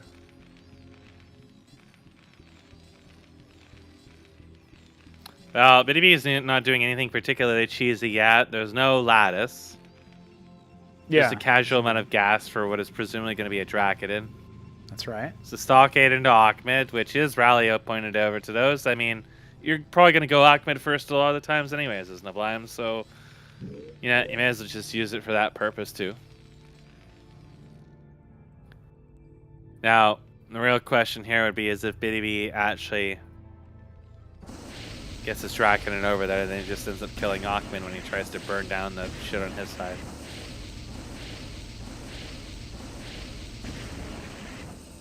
But currently it's not really pointed over there. The scribe escapes as the Mason arrives to find something disturbingly standard. Yeah, the first Dracodon is out. out. Is going the long way. Just not going to be investigating that, shouldn't it? Worker might remind him that it exists. Ahmed is actually going to destroy the Nidus. Okay. I thought he might do that too, but... Yeah, I don't think Btyb is going to be too cognizant of that, right? It's going to be a while for him to actually see that. And he might be... Neblime really did not want to be cheesed. Yeah. In order to beat Neblime at this game, you have to go Terran, you have to go Ahmed, you have to get him there first. So your Ahmed pops out as his is attacking the Nidus. You kill his Ahmed, and suddenly you've won the game. That's right. Because all he can do is wonder how is it that you have an Ahmed before him. In reality, what happened is you just went 6 Stockade. As opposed to 6 pool, it's 6 Stockade. Btyb went over there to find one of the most depressing sites in the entire game. Yeah, dead Nidus. What the hell? So he's making lots of zealots, but neblime did not go for double stockade. So that tells me he's probably going to possibly attack or actually go for an early star pad. Well, the scribe is going to spot the Mason move out. Hey, what are you doing over here, buddy? What's going on? What are you trying to do over at the other Nidus? You want to blow that one up too? Probably. Maverick will go ahead and send this jerk where he belongs. No proxy forward warden gateway engram happening in Btyb's future. He's got a lot of zealots, though. It is kind of like a zealot flood with a grand library behind it. Yeah. It's a fairly fast expand from neblime. I still kind of expect to see the star pad come out at some point, but we're actually seeing him mining quite a bit of gas. If there was going to be a star pad, I think it would have been a while ago. Btb needs to pay attention So and he try may to catch actually this just rush for Mason. tier 2 here. It looks like it will The make it blind may be over. thinking he's just going to do the 3 growth ring and just go straight for Solarians every time. So, upon that case, he might actually just rush to tier 2 and even go for Sundogs again. Or Seraphs. I mean, early nukes are still good too, but it is going to be a grand library, and I feel like if he gets Amaranth or something like that, it suddenly becomes really stupid. The run by is in. Anchor's no longer very useful. Remember, Zealots are going to deal very, very well with this as long as Ahmed can be held at an arm's length. But there's only one Draken with it. Engaging on the Masons. Some worker damage. Neblime's heart and soul in every one of these workers. But it looks like Ahmed will be the ultimate nemesis. And even though he was felled, it's not going to be quite enough. Can't even escape out of the Nidus. It's been destroyed. And look at that. The Watchdog does get completed. Another sub-objective here for Neblime. Ooh, found him. Doesn't end up sniping another low HP one. It ended up sticking back. Didn't want to end up like that other poor soul. Well, Neblime might be confused to see that there's 2 Zealots rallied over here. Oh no, now he really wants to go over there, but they will be repelled. Just enough to come in there and give him a tap with his 2 pitchforks and then run away. All of this only off of Arch Nemesis. Yeah. Well, no kidding. All of the infantry here only off of the 1 stockade and going up to a 3rd base. Neblime content to try to hold. This could be a bust from Btyb. He's getting heralds, which are, if they synergize super well with the zealots, if they can stay alive and stay on a similar target, and that's exactly the case for the anchor, right? So. Well, it's actually going to be a fulcrum. Neblime does not have enough for the Atlas yet. He is mining from basically every gas, though. He really wants to just rush to tier 2. Yeah. Now, the anchors are floating all over the place, which is actually bad. Yeah, well, this just is going to encourage bad in what's run about by. to happen here, right? Yeah. He's going to see that, okay, well, you've decided to take the high ground. It's going to be hard for me to deal with that, but I can get more consolidated forces in here, and then I can just, again, run by and attack this ministry, maybe deny the Atlas as it's being made. There's a very huge opening here for Btyb if he recognizes it. Unfortunately, he's letting his zealots take a couple of extra pot shots. Got to correct the rally point or something.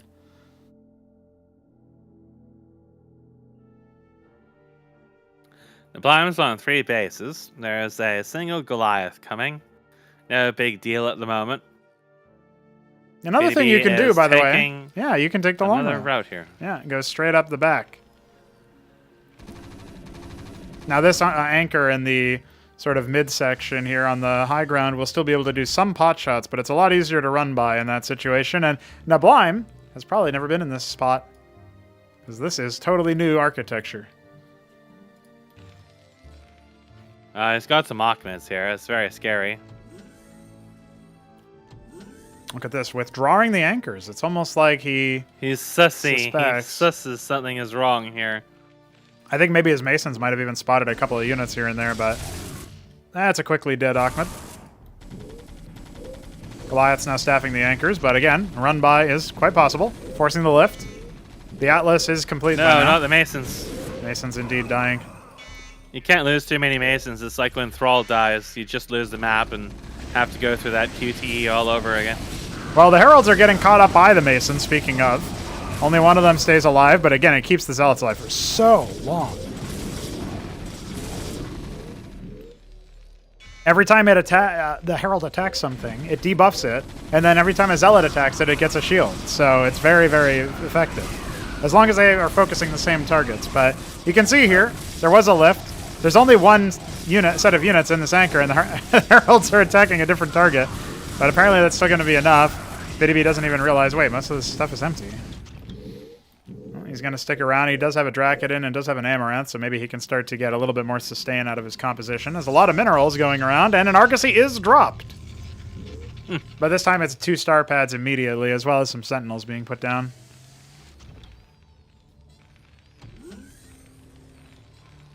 Oh, Btyb. I think the FFA might elude us yet again, but it depends on what happens with this Argosy. Yeah, he's gotten a little bit of damage in here, but look at the workers. The second that the Irradiant and stuff comes out, he is just gonna get tickled to death. No Watchdog is flying over again. There is an anti-Watchdog Warden being made, but it won't finish in time to stop it in its treacherous peeping ways. And it'll confirm the Argosy, and, well... Yeah, this is all because this Mason was allowed to go through the Nidus earlier on. If that Dracodon had hunted it down, none of this would have happened.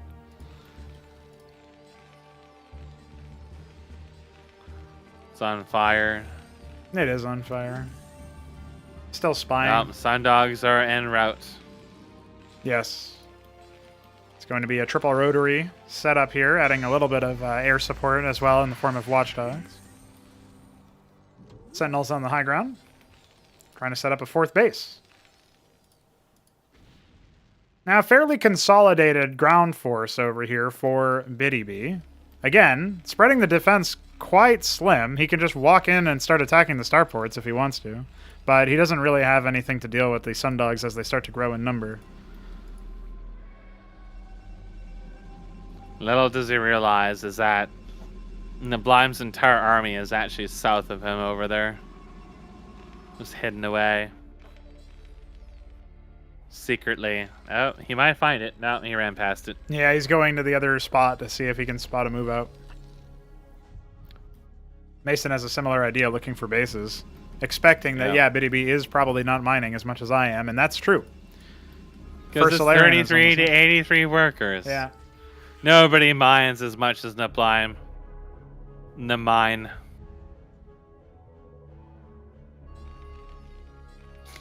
It's just make Masons the game. That's what's going on right now. Yeah, I wonder what the plan was, because Btyb picked this map, so he must have had some idea of what he wanted to do. Instantaneously going into an Empyrean second, only the one Solarian. I think he wants to use the Solarians to try to pick off things like Watchdogs and Sentinels in the high ground, and then maybe force a response from Neblime, like, say, a bunch of stacked air, and then the Empyrean can finish the job there. But there's going to be way more Sundogs than he's ready for, I think. Yeah, 4 Sundogs can actually fight like 3 Empyreans. So there's too many Sundogs for this to work anymore already.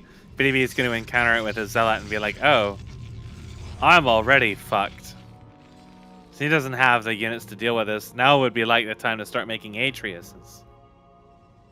So at least you have something that can try to fight the stacked air, but you also gotta worry about your bases that are protected by individual wardens.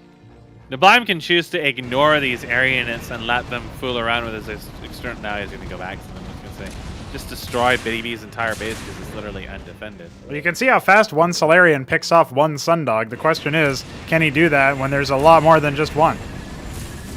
Sentinel is being focused down. That frontline anchor not going to be too effective over here. And again, the Solarian is starting to lose some of its stewards. Needs to be defended. Herald and Dracodon combo. But the Herald can only attack ground units. That Solarian's gone. And there it goes. Yeah, the rest of these forces, I think, can be picked off with somewhat impunity.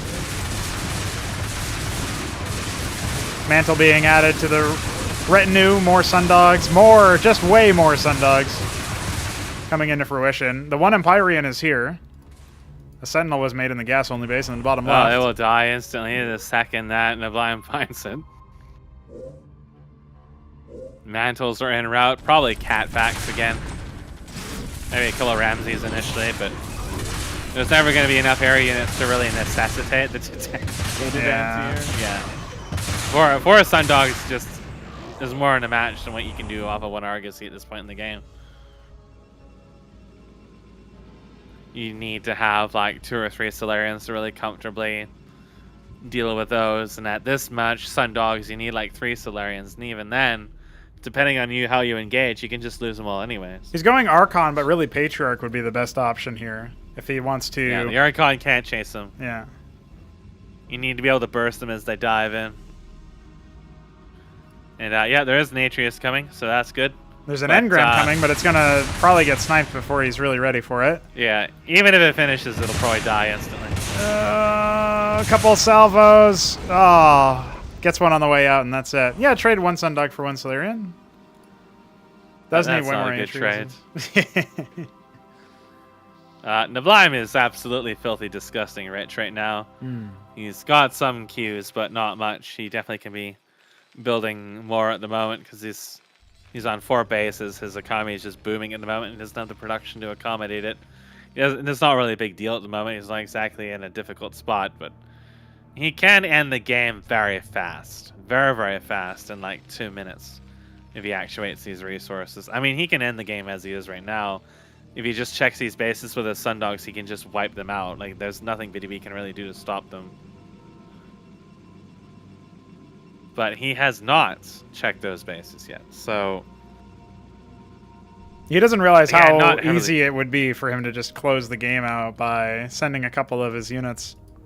Btyb's even forgotten about that top base. It's basically doing nothing. It's just a little bit of mining now. He's starting to build there and do stuff with it and realizing, oh, wait a second. I'm going to have more resources. 160 Masons.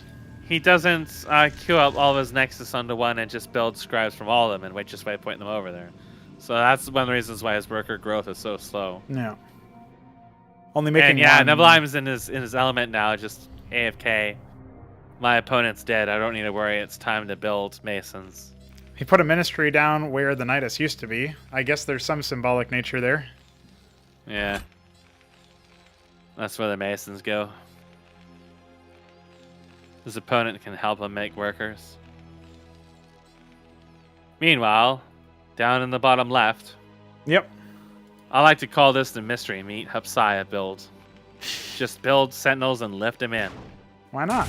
And there's a nice second Archon. engram being built there, so it's not going to work that well. Oh wait, but I wanted to kill that Ramses, but it's protected by a Vanguard. Some splash damage over here. Yeah, Neblime has to be a little bit careful about approaching this because he could lose some of his Sundogs from that, but I mean, he trades what, like 1 Sundog or a Ramses for like a whole bunch of shit. And the Daedalus coming. He doesn't need it. No. But he's getting it anyways. I don't know. Like, Neblime could have just ended this, but maybe he's like he doesn't know that. Btyb. He really, honestly, honest to God, he just thinks scouted so many times with his flying watchdogs. He's gonna scout with his He ministry knows the layout of Btb's base. He knows he has no defenses. He's sending his ministry he went in to there. He's sending his ministry to the secret installation above the leftmost Nidus. You can see that there. Yeah, that's where Ahmed is. Ahmed has paved the way. Yeah. Maybe he'll go in there and play that Tassadar map where there's just random infested Terrans here and there, just instantly one-shot you and force you to go through the full fucking disgusting heaping polished shit of campaign they call a fucking game. Yeah, but it's here. It can't fit. It's a little fat, so it needs to lose some weight, and then you can use a ministry as a hero unit. Listen, that's body shaming. You can't just call a man fat because he's fucking fat. Look at Neblime's resources. It really is just build Masons. Yeah. Dude, your ministries aren't building Masons. What are you doing? You're losing. Oh my God. There's no Mason in this production tab. Oh, there we go. 6 coming. A Didact was made. Just keep him coming. Btyb is probably like confused. Like, why am I not dead yet? Yeah. He's keeping all of his money down because he's still at 59 workers. He still doesn't really have much money is the problem. 200. Yeah. His income is not doing too well here. He's got some engrams here and there, but... A nanite assembly has started. Oh, the one a single Sundog. Sundog can kill an engram. Move your worker, quick! Stupid. Move your worker to scout it.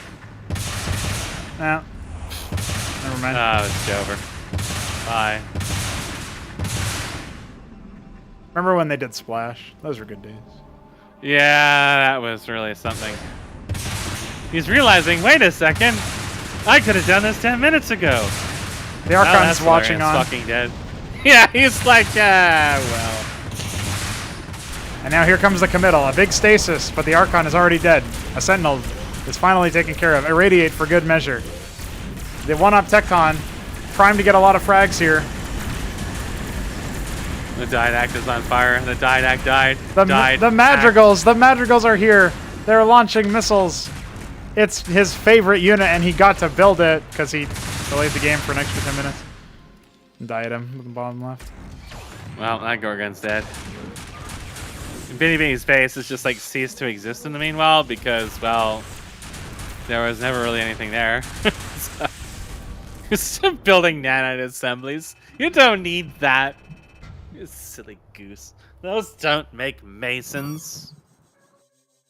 No FFA in this group. Again, tantalizingly close. It was closer than it ever had been. But god damn it, Btyb couldn't manage to make it happen. The Nidus exploded, and so too did our hopes. That means SYPIAC will face Neblime. This will decide whether we go to a tiebreaker for first place or second place. So let's see what happens there. If SYPIAC wins, Btyb is eliminated, and Neblime will and SYPIAC will play one more match to determine first place. If Neblime wins, then Btyb and SYPIAC will face off one more time. Or potentially 2 more times, because if Btyb hits him with a 2-0 fast punch, then SYPIAC actually gets out. Anyway, those are the permutations. Btyb. SYPIAC doesn't even know what the new map is, so he says, let's find it out. Let's find out what it is. It's a good opportunity to find out. Yeah, why not? By beating Neblime on it, Absolutely. I don't think Neblime's played much on this map either.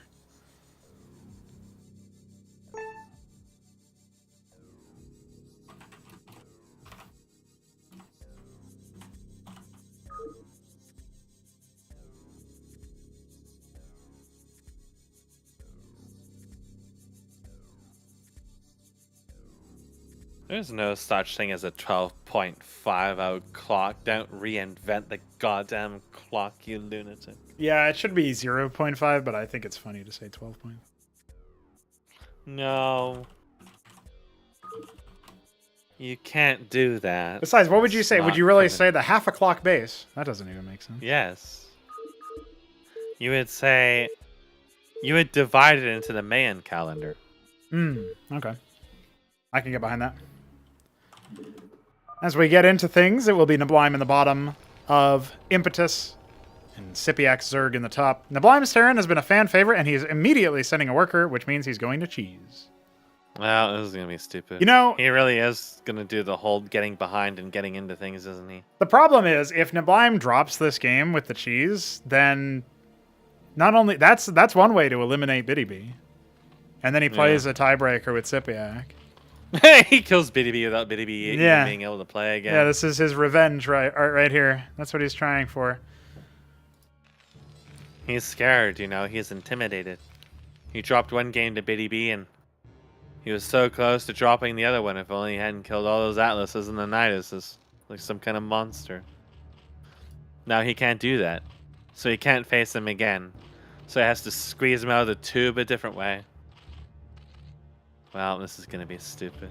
It will be, but I like it. Now, as soon as this Drolath hits, he's going to see, wait, you don't have a stockade anywhere. And it will actually be a pool first instead of hatch, so SYPIAC adapting to the stockade push that he's seen his opponent get up to twice now in games against Neblime. Well, you never know. Neblime might be doing my FFA build where you go quarry into ministry. Or sometimes quarry into dual ministry, depending on which map it is. That was one of the most ballsiest things I ever done, and I can't believe I got off. It's too bad that game desynced. As usual. Don't worry, FFAs are coming back with a vengeance. SYPIAC will see no gas harvesting. First you gotta fix the desyncs. Yeah, that's what I'm saying. Coming back with a vengeance. It's really stupid that we run Visual Studio and try to debug that fucking crash, and then it just never shows up. Yeah, it's gone now. I fixed it somehow. Oh, what was it? I don't know. It stopped happening, so it's fixed. fixed? Yeah, that's it. God, I'm still attached with Visual Studio just in case, but I blame Necron. Yeah. Well, there's the stock gain in his base that he was looking for, so everything is as it should be. There's nothing to be worried about. only one pair. Why would there be anything to be worried about? Yeah, there's only 2 pairs of quasis coming here right now. It's going to be a little bit hard for this to be defended, and you know the way that the map is laid out, it's a little bit easy for the units to get caught up over here. The Droleth is going to scout out where that used to be, and look, the stockade's also coming over. Now you don't really want to unload in this situation because the quasis are already out, so the Mason's going to get picked off bright and early. Oh, never mind. It manages to get out. It's 1 HP away. Sucked him in. Oh, there's the stim. That's what you want to avoid. Peeking in and out. Okay, it's up in the air. Now you should probably try to go for it, but it looks like SYPIAC's a little uncertain. He can, oh, no. Get the Mason. There you go. He picked the Mason. But still, there's 3 stimmed Mavericks in there. You got to wait for that to finish. And here comes a Huracan. Arrived. Pull the workers from the left to the right. That would be ideal here, but he loses one of them. Ahmed. The Huracan is going to go ahead and finish the job. The workers are not coming out here. This cheese is intense. Tickling. He needs to pull back, yeah. He needed a drill are on top in. of them as soon as they overstepped into the mineral line. That would have been the opportunity. SYPIAC could have absolutely stepped on this. Or you had to do what Hupsaiya did and just pull all your workers with your military units that you do have all at once and just brute force it down as fast as possible before you start taking losses for nothing and it starts entering this point where you just can't get at it. Okay, he's going to hit it. Okay, that was... It's only a little bit of HP. It will burn down now, but the workers have not been pulled at any point here. The circuit on the front to guard against any further units, that's not necessarily a bad idea. The problem is there's still so many damn Mavericks, and they're just streaming in. The cheese gets him. Btyb, I'm sorry, you don't even get a chance to defend your honor. Neblime. Well, rather, wait, hold on a second. No, I had it reversed. Because Neblime won, Btyb does get a chance to defend his honor. Tree Crow gets another U in his lobby. Another U. Another U. All right. That means we are going to Highwater as the last map remaining. He never got to find out what that map is all about. He never even got to do anything with it. He just got stepped on. Got his balls smashed.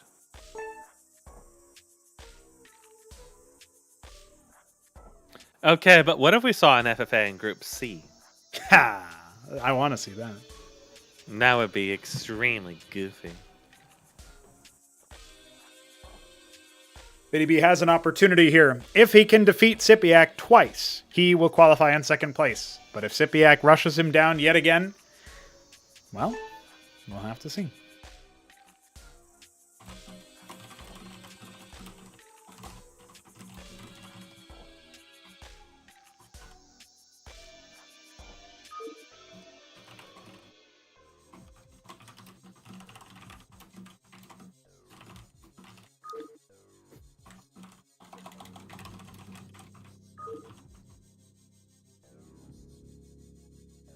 Now, in one final move, surely there's a cheese waiting for us from Btyb. Surely. Surely. Surely. Don't call me Shirley. Let's see if we can get away with only high brain cells this time. It's Btyb on the top left. He is the Protoss. Against SYPIAC, the top right, Zerg. The question is, can Btyb do it? I don't think you can proxy cannon on this map that easily. Like, there's not really many places for your scribe to hide at all. And... well, he's scouting his opponent the right way, and he's scouting it early before even a pylon gets built. He might try to... I mean, you can't really... like, I don't think you really proxy cannon this, but you can definitely proxy gateway it. I like what I'm seeing. As undoubtedly you know, because fucking proxy gateway is literally everywhere. I am a fan of proxy gateway. Now, Btyb will collide with the worker, and surely SYPIAC will say, okay, top left is where he comes from because that's the closest spawn, and that's the only thing that makes sense. On the outskirts here, and it's an instant pylon. Okay, never mind. Well, I mean, just do it right in front of him. Well, go off then. It's not a pool. It is actually a hatch, so Will SYPIAC respond by making a hatch in Btb's main? He's pulling the workers! Btb's doing it! Oh my god. He's doing it! Oh my god. SYPIAC doesn't know yet. He's paying attention pulling to his own what's workers. going on in his base. Oh my god. Oh Defend my god. this house! Defend this house. Canceled. It's canceled. He's got one worker on. He can still harvest resources, but I think there's a critical error in his plan. The pylon could go down, and then he has to harvest even more resources. He's got to tickle. He's got to defend himself by tickling. The other scribes aren't here yet. The worker rush is incoming. There's no defense. I don't think SYPIAC knows. Okay, he pulls back. He's like, all right, yeah, whatever. What are you going to do? Attack me with all your workers? Well, the answer is yes. He has enough. He has enough. He has enough. Put it down, Btb. Show us what you got. Get that Quazeth pool. He immediately pulls all the way up. No. Oh, it's tickling. Oh, it's aggressively tickling. SYPIAC has never experienced such SYPIAC could kill his one mining harvester and put an end to this, but he's attacking the Nexus instead. He's getting punked. Yeah, I mean, he might destroy the Nexus before this resolves. He's gonna do it. He's killing workers. Okay, here's a K-Grant. Finally, you can attack this K-Grant. Btb, you gotta do it. You gotta do it, Btb. No, Btb, kill the K-Grant before it finishes. Okay, the Quazeth is done. Where's the first military unit? Okay, it's gonna be a pair of Zeths. You're gonna need more than that, my friend. Oh my god, he goes after the K-Grant. Mesk, the Quazeth is gonna die. It's tickling. Mesk, no. Oh, the Quazeth isn't. A scribe died. Mesk, oh my god. Another scribe died. God. Oh, the Zeth is dead. Another Zeth was dead. Oh my god, Btb's gonna do it with workers.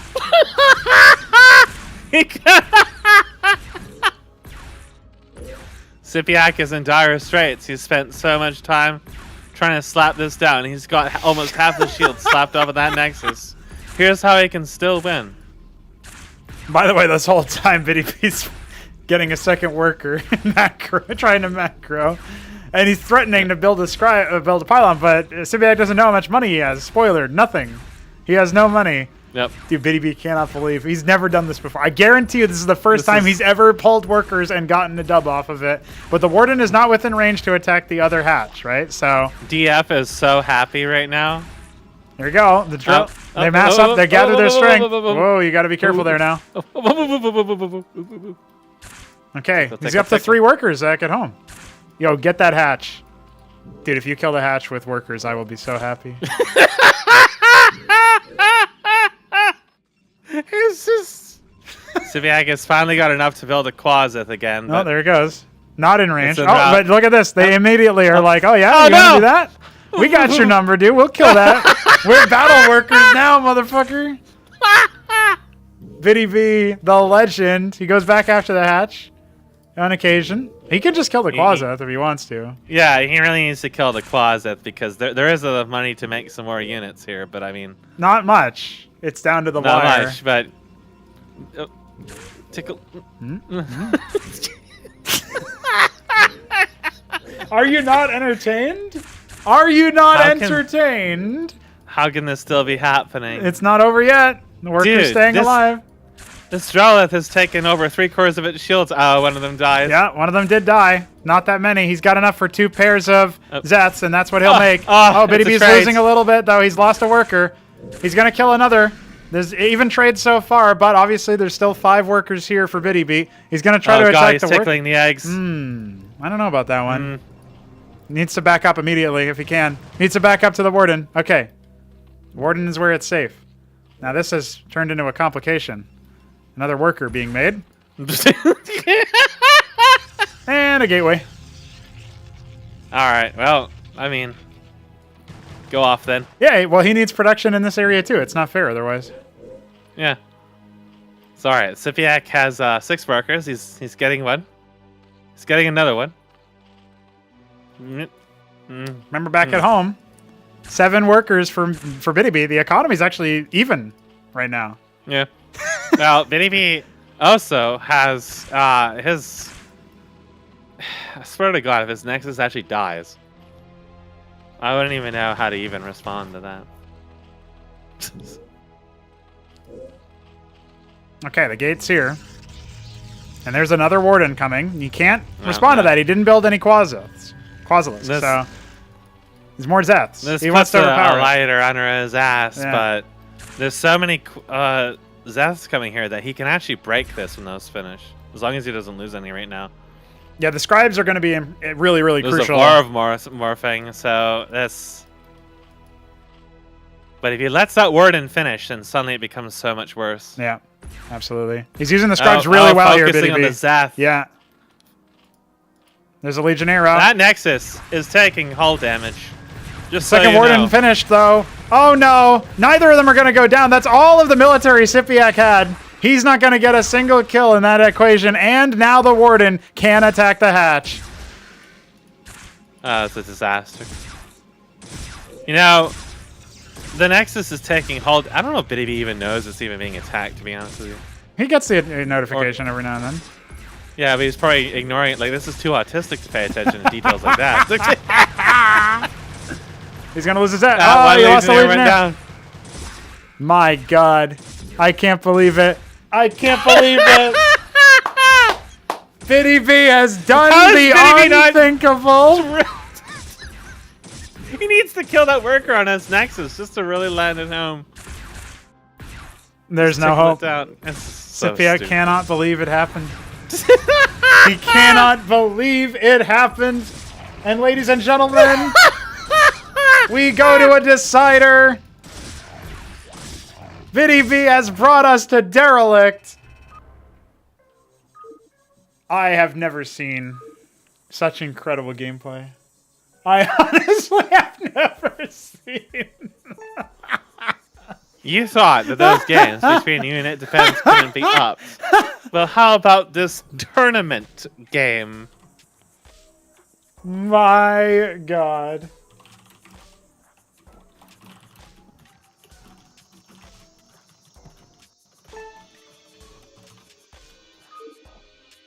Shambler's cheering.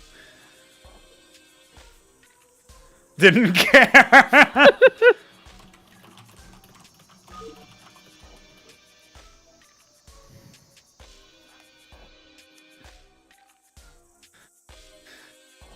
All right. Surely on his own map, Btyb will try to do better than he did in the first showing. SYPIAC, he's not going to take that one lying down, is he? I think the SYPIAC bros are going to have to go back to the drawing board on Protoss cheese. Dad has just educated them on how one unbuckles the belt and starts lashing their booties. Well, Btyb is in the bottom left, SYPIAC in the top right. Protoss versus Zerg has never looked so retarded. Listen. Oh, okay, never mind. It's a pylon I was scout. going to say he needs to cheese this one too, but... I mean, the last time, right, he tried to build that silly Warden, and I liked that in theory, but you kind of need to, you know, attack something with it. And that's what he changed for Highwater. He got real lucky that it was horizontal spawns and he scouted him first. And then he got madly lucky with the scribe pull. Like, I don't know how the scribe pull worked, dude. I really have no idea. I don't know either. It was just a combination of the build orders and the timing. Yeah, there was hatch into SYPIAC pool. just And the pool was put not down right having in front of the probably Warden, you know. Ever encountered something quite that stupid? Well, it's happening again. Perfect. Slightly different placement. SYPIAC again saving for the hatch first. And it's probably going to be in his base. Yep, indeed it is. If he gets booted out of the tournament because of a gate inside his natural, that will be really quite something. I mean, he's going to scout the pylon here, and there's nothing there. So that should immediately clue him in that something weird is happening. Yeah, see, he's looking in his base. Yeah. He knows something's up. Where could it be? But it's not in his base now. It's over there somewhere. Now he's probably going to start panicking. Watch him just start dropping circuits. Well, he tried to drop his pool there for a moment, but it didn't go off for some reason. Yeah, there's the circuit. Immediate. A sussy backup moment. I don't know if I don't Something's know wrong about the here. Warden. I think the Warden's a bit premature, No. you know? You wanted maybe a second it- gate, if anything. Yeah, a second gate would be better and like spam Zealots or Legionnaires or something like that, but We'll be a Zealot first. the Warden is like if he's got units down there, you kind of already lost. Yeah, I think so. Because it's hatch into quads. Like, he's just going to hit that point where he just suddenly has, like, 3 or 4 eggs coming out with units. A little bit of gas coming as well. Second gate on the way. All of his money is going into static defense right now because he's fucking petrified. Yeah. He doesn't realize how stupid this actually is. Because it's stupid. It is stupid. But he knows. He knows something's going on, so he's trying to cover every base imaginable. So it's a strafe on top of a circuit. Yeah, I would. That really delays his early military. Yeah, I think so. I would be a little bit hard pressed to do that because he assumes it's a proxy, and he's right. It's just that it's down here. It is. It's right there. It's in the middle of literally nowhere. Btyb actually has. All right. What's the plan? Well, if he doesn't manage a successful run by, he can just kind of walk into Btyb's base and really stress his multitasking. I think, honestly, it sounds weird, but I honestly wonder if you don't just, like, ignore this as SYPIAC. Hey. Yeah, that's what I mean. You just go into his base. Yeah. Like, okay, you can worker drill the Zeths and probably kill them, but if his multitasking is really awful, and Btyb definitely struggles with multitasking, yeah, then you can just tie him up forever, just running in, tickling, burrowing, running away, getting in the kill every now and then, and it just like kills a lot of the pressure that would happen here. But SYPIAC will just do something safer, right? He's just gonna slowly got an creep Ovalov out coming instead. But he's also so low on workers, though. Like, yeah, if Btyb gets like Ecclesias and Zealots, this suddenly becomes super dangerous. Sarkith has to be mutated here, I think. He wants to lift it and move it a little bit further. Yep, this is not a bad idea, but the problem is that the ground units can run by. At the very least, it's somewhat protected. Where's the mutation? There it is, waiting for the money. No more workers coming. It's just going to be the 12 for now. Needs to be careful about that Warden. Wouldn't mind burrowing this here, just to get a little bit of extra HP. And now that the circuit is complete, Btyb could get ambushed on this side. Gateway slowly being tickled to death. Btyb has almost 600 minerals. He's losing a lot of steam in this because, again, the multitasking is really gutting him. An engram. Well, I don't know if that's really the best place for it, but it certainly will make that ramp inhospitable for SYPIAC. Dude, this is a proxy engram. It really is. He's finally done it for us. He keeps tickling. He's just running and just like brazenly tickling him. Gets in the odd kill. It's just really annoying. Yeah, it needs to watch out here. Ooh, very narrowly avoids total death. He's trying to get his gateway to get some more shields on.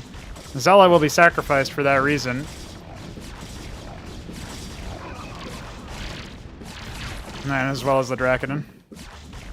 It does undo some of the progress, so there is that. This is all of his production. He's got nothing at home. He's trying for it. This is very dangerous, since his engram only now just finished. And even without that, you can still overwhelm this with Zeths. Oh, the scribe has arrived. There's still a circuit. This is a drill opportunity. He doesn't have enough units. Yeah, this is a drill opportunity from SYPIAC. It looks like it's going to be just enough to confuse the melee as they're trying to fall back to a more defensible position. But with the range damage completely held, it does feel like maybe this is too much for Btyb to fully crack. His Draconins are going to go after the Circuit now. Not a bad idea. And oh no, they get dragged into the engram. It's an absolute travesty. That killed like half of his army right there. SYPIAC's trying to think about what he needs to do in this situation. Could go for another round, but honestly, what I would like to see out of this is like one more Circuit and then just hardened to Nathracores. Just kill him. Just kill him back at home. Yeah. He's not every likely single to have time too he much comes of into that ramp, he gets absolutely fucked by the engram. That's 5 pairs of And that keeps leveling coming. the odds. Yeah. Look, the SYPIAC has almost 300 gas. That could just be like Naths or something. Yeah, 6 pairs of Naths if he wanted it. He's getting overwhelmed by the Draconin count now because he wasn't able to kill that gate after all. Yeah. So now they're just slowly forcing down his base. So he's going to try to... Btyb just has to like kind of kite here. SYPIAC should just stay away from the ramp, but it's kind of gaining a lot of momentum at this point. Like if Btyb just sat here and start building more cannons, or keeps bringing in more Dragonins or Ecclesias or something like that, it's just like he's losing military left and right. This is actually picking up speed. Yes. Well, with the As fifth soon as, like, Draken this completed, Hatcheros yeah. dies, Yeah. he's fucked. Because, like, he can't even lift the circuits with the Ovolith, so he can't build enough units to, like, try to drop Btyb's base with the Ovolith either. It's just barely enough to, like, stop himself from dying at the moment. Yeah, And he more needed the and more Zets and more turned into Drakens are Vorvs, coming. and that's all of his mineral income now. A couple idle workers here and there. The hatch is going to go down. In the background, Btyb has more workers and a Nat coming up. I think that this is already over. It's just a matter of the motions here. Yeah. SYPIAC can't believe he got cheesed by Protoss twice in a row. Well, he had never Absolutely seen it, right? If disturbing. Btyb was paying attention to that interview, he would have known that, wow, this guy doesn't think Protoss can cheese. The engram again just destroys any melee that come in contact with the dragon. It's such a weird spot for it, but it's worked out so well because he just can't engage him at this distance. And that internal hatch position has just allowed Btyb to do this. Well, the Circuit can respond to this threat finally. He can force those down. Yeah. He can just force them down. He has well more than enough. There's no units to do extra damage in the meantime, and the Quasith pool was destroyed. Now, if we see Lakizilisks, which we do see, then that is something for SYPIAC. I know it seems silly, Btyb. but like he can technically Btyb knows do to stand on them. Yeah. He knows to stand on them, right? And the circuit is going to go down. Yeah, so I don't think they're going to get there's up in nothing time. to protect them at all. And that has to be it, unfortunately. SYPIAC has been bopped out of existence by Protoss Cheese 2 games in a row. There's just nothing that can be done. He burrows to avoid pain. He's going to hang on until the last moment. And he does get the first... Oh, the other one dies. Only one of them left. He just ignores it. Like, he doesn't have to kill it. And there it is. Btyb somehow manages to scarp her off.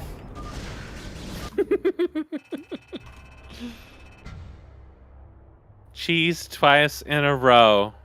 At a certain point, you got to call it into question. It's consistent. It works. Unbelievable. I like how he took just your proxy shit and just used that on him, and it just works.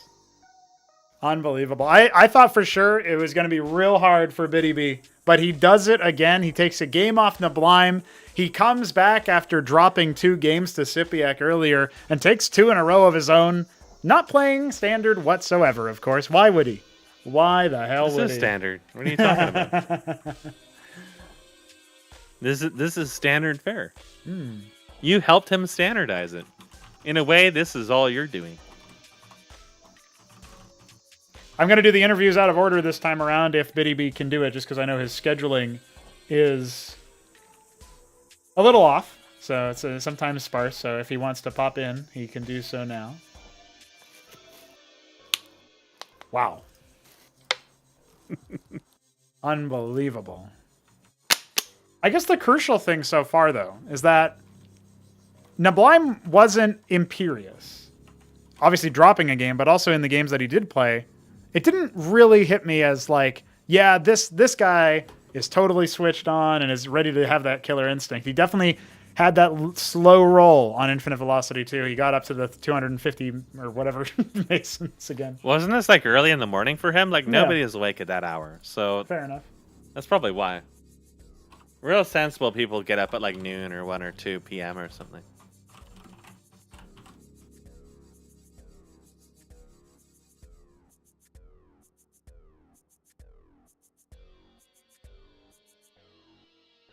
Neblime, my man, welcome. You do exit in first place, but it wasn't as clean as maybe we were expecting. I did make sure to remind people of your interview when you lost to Btyb that one time, but can we talk about that game specifically just to kick things off? Like, it's the one you dropped. Everything else, things seem to be going. Yeah. The Impetus match was funny. We'll talk about that as well. But what was going on? Because you went for the very heavy hitter, and Btyb sits inside your irradiates the whole time, and it's just like you can't finish the job somehow. It felt like you thought too late about maybe going heavier into Fulcrum or heavier into Starport. Talk me through that game.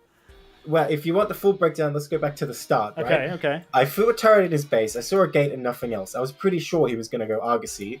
but my thought was just, okay, I'll just kill him with the Huracan drop, like not Huracan drop in his base, Huracan drop to break the defenses. Right. But he set up better than I thought. As you saw, I got absolutely destroyed. So I guess you could say I underestimated his defenses. Then after that point, it's like, oh my god, what am I going to do? The Solarian's coming across. You just have to spam Mavericks to kill the Interceptors. Mavericks can't kill Solarians. You're literally just wasting your time. You're better off running across the map and attacking his Nexus and trying to shoot his Solarians. So then I get trapped into having to constantly make Mavericks to keep them at bay. And I can't stay in my base because then he'll come and harass. Well, if he knows what he's doing, he'll come and harass around like the mineral lines, right? So I have to constantly keep trading. You can't go rotary. You will die while the rotary is building. It's far too expensive. You have to basically have Sundogs out before the Solarian's finished, in my experience. If you're building a rotary, well, Solarian's already done, you're actually just dead. But the Seraph is good because obviously Solarians rely on a lot of armor, but he just had too many Draconids with them, and then the Engram, of course, totally denied me there, and I was super behind economically. What was the specific question you asked? I was wondering what the choice of, like, you went for the one Fulcrum into some Goliaths, and I felt like maybe some additional commitment on that part would have helped, since on this version Goliaths have 2 armor pen instead of 0, so they do much better. Well, they can't versus really catch the Solarian. So, and the problem is, if you have only Goliaths, the Solarians will actually win. You need something that can kill all the Stewards, which is obviously the Ramses and the Mavericks and whatever. So just having a couple of Goliaths is really just so he can't just sit there and ignore me. He does have to retreat at least. But it's very difficult to actually kill Solarians with anything tier 1. It was a time-buying exercise almost. You're trying to make sure to pretty solve, much. Yeah. Now the other thing and too... like, oh, go ahead. Sorry, you go. I was just going to say, there was the idea that was floated in chat a lot of making Gorgons to slow down the Solarians on their pullback, because then you can keep them with the Goliaths firing. He's just going to target fire the Gorgon, and one Gorgon doesn't slow him down enough. And also, I've only got one Starport. That's right. That is true. I can't afford a 2 Starport production there, basically. I mean, you could say I'm putting all my gas into Saras, but okay, if I don't have the Saras and I have the Gorgons instead, I'm actually not going to be killing the Stewards very fast. And then, how am I even killing the Solarians anyway? Even if they're slowed, if I don't have the Seraph, their armor is way too high. So I think the Gorgons definitely have a place there, but it's actually when the battle is even bigger is when you want Gorgons. Yeah, you needed 3 bases sooner. The fact you were stuck on 2 bases meant you just didn't have the resources to build what you needed. Yeah. You couldn't just... Well, and I was like under siege, right? And so many Mavericks died. Like if there was some way to track how many minerals were lost in Mavericks that game. But to be honest, I think the game was lost as soon as I attacked and failed. Because he split very well when you dropped the Hurricanes on him. Yeah. He split all the Draconids up, and then Ahmed wasn't able to kill any more than like 1 or 2. And then the Solarian was free from getting its stewards killed by the Mavericks because they were stuck below. So it just killed all the Hurricanes, and then everything else died to the Dracons. And it was just, his defense was pretty much like that was the best way it could have gone for him.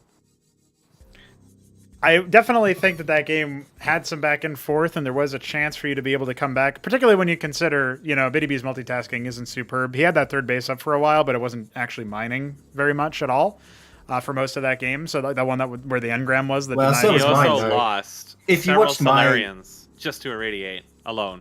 Oh, they actually died? I didn't think I killed a single one. Okay. Yeah, you must have killed 3 or 4, and not necessarily just with the radiate, but it was a lot of him just standing in it and not moving, right? Well, I'm very disappointed I lost after killing 3 or 4 Solarians. Damn, I was doing a really, really bad spot. A lot of them died. Like, he would stand... Like, there was a lot of times they only barely got away when they did. I did notice them actually, like, slowly dying. I was like, oh my god, are they going to die? But I didn't think they actually did.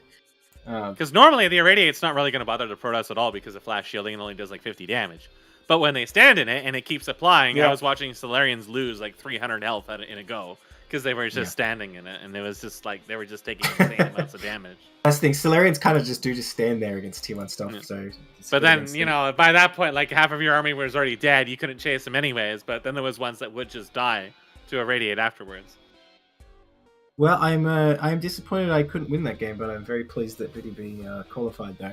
Yeah, I was surprised, honestly, especially with that scribe full game. That's like, but nothing to lose. If I lose this game, it's over. Let me just do it. I don't know if he ever actually believed in himself throughout that whole thing, but he did it.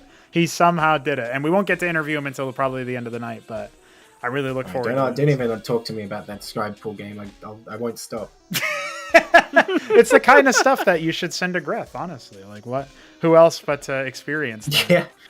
Yeah, it doesn't even look that different to Broodor, honestly. Yeah, in that one Could be moment. making cannons or making sunks. It's the same thing, really. Yeah.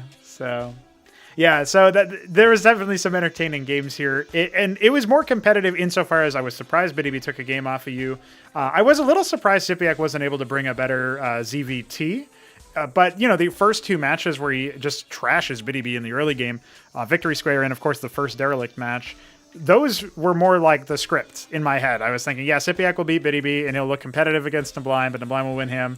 And then it'll probably be like neblime, SYPIAC, Btyb. And Btyb just comes in and flips the table over again. He doesn't get a 4-0. He's not flawless, but he manages to score some dubs. And specifically taking off against you, that one, I think that would have set the narrative. If you had beaten him on Sideshow, then I think Btyb would have had maybe not as much confidence, or it's certainly just statistically in terms of how many games he would need to win after that. I don't think we would have been able to see a combination where Btyb can win and get out in second place. Right, so he owes it to me, basically. Yeah. What I'm saying. So if we meet in playoffs, I'll cash that in. Yeah, there you go. You go. gotta cheese him. now. You gotta cheese him. Well, you know what I noticed? He didn't Every game. cheese me. He just went for like the 2 base and then into Solarian, and then the other game I would call aggressive, but certainly not cheese. Right. Yeah, it's interesting, right? He Neither saved that Martians. just for the very end when it was everything. I mean, technically he tried to with the Warden at the beginning in the first game, but that didn't really. I don't think that counts. Wait, what? Did that happen? No, I'm saying like in the very first game he played against SYPIAC where he did the silly Warden. Oh, that did yeah, nothing. yeah. Yeah, it's like, okay, he tried a couple of things in that one, but... Okay, too bad you did get me started. In my opinion, everything that Btyb did, if SYPIAC just ignored it and stayed in his base, he would have won every game. Problem is, he kept coming out and trying to do stuff. Like, he like even the Pro Pool, he didn't actually need to do anything. He could have just kept mining, made a circuit, and he'll have time to get quasis or whatever to save his hatch rolls. They have a lot of HP. Yeah, I think it could have gone differently, and we're going to talk with him after you to close out the group, so we'll definitely be asking him about that. I mean, just some of the most deranged games he's probably ever played, especially that Highwater one, so I'll be interested in his take. Now, we've got a couple more groups to resolve, so before you go, I'd love to ask you a bit about Group C and Group D. As a bit of a refresher, as we'll switch off to that view on the stream as well. The thing that I would look at here for Who's Waldo, the third group here, Group C, that's 3 Crow, the Beaver 99, and iSarCasm. I think I speak for everybody when I say that I think Igor, iSarCasm, is probably favored to get out in first, but I have not really seen what 3 Crow's up to. He did play some practice games. The Beaver said he was going to and probably didn't, which is sort of like Keen in that sense, so maybe he can channel Keen and get out. But what's your prediction for Group C real quick, Neblime? I've definitely been surprised how strong iSarCasm is when I watched some of his Gauntlet games, so I would agree. I mean, I gotta say, the Beaver's not bad either. But I don't really think an original ad, really. I'm just thinking, yeah, iSarCasm will win, and I have to say, I think 3 Crow's probably going to be eliminated, sorry. Really? Okay. You think Beaver will have his number? That's interesting. Yeah, I think he will. Actually. Unless we see ridiculous things like in this series. Like, right. These kind of things that Btyb was doing, it's like, it's not going to work on you twice, because you just figure out there's a way to respond to it when it just can't do anything, right? Yeah. So unless 3 Crow can pull off something like that, which, Beaver's a bit more experienced than SYPIAC, I don't think he'll have anything like that up his sleeve. And I mean, no offense to 3 Crow, but I don't see him winning in any other manner. Okay, all right. And we did ask you at the very beginning about some of the players in Group D, and you said you weren't really worried about any of them. But currently, our thoughts are Shambler in first, Hupsaiya second, Keen third because of his lack of practice. But you have a lot more experience with Keen. You think he's got it in him?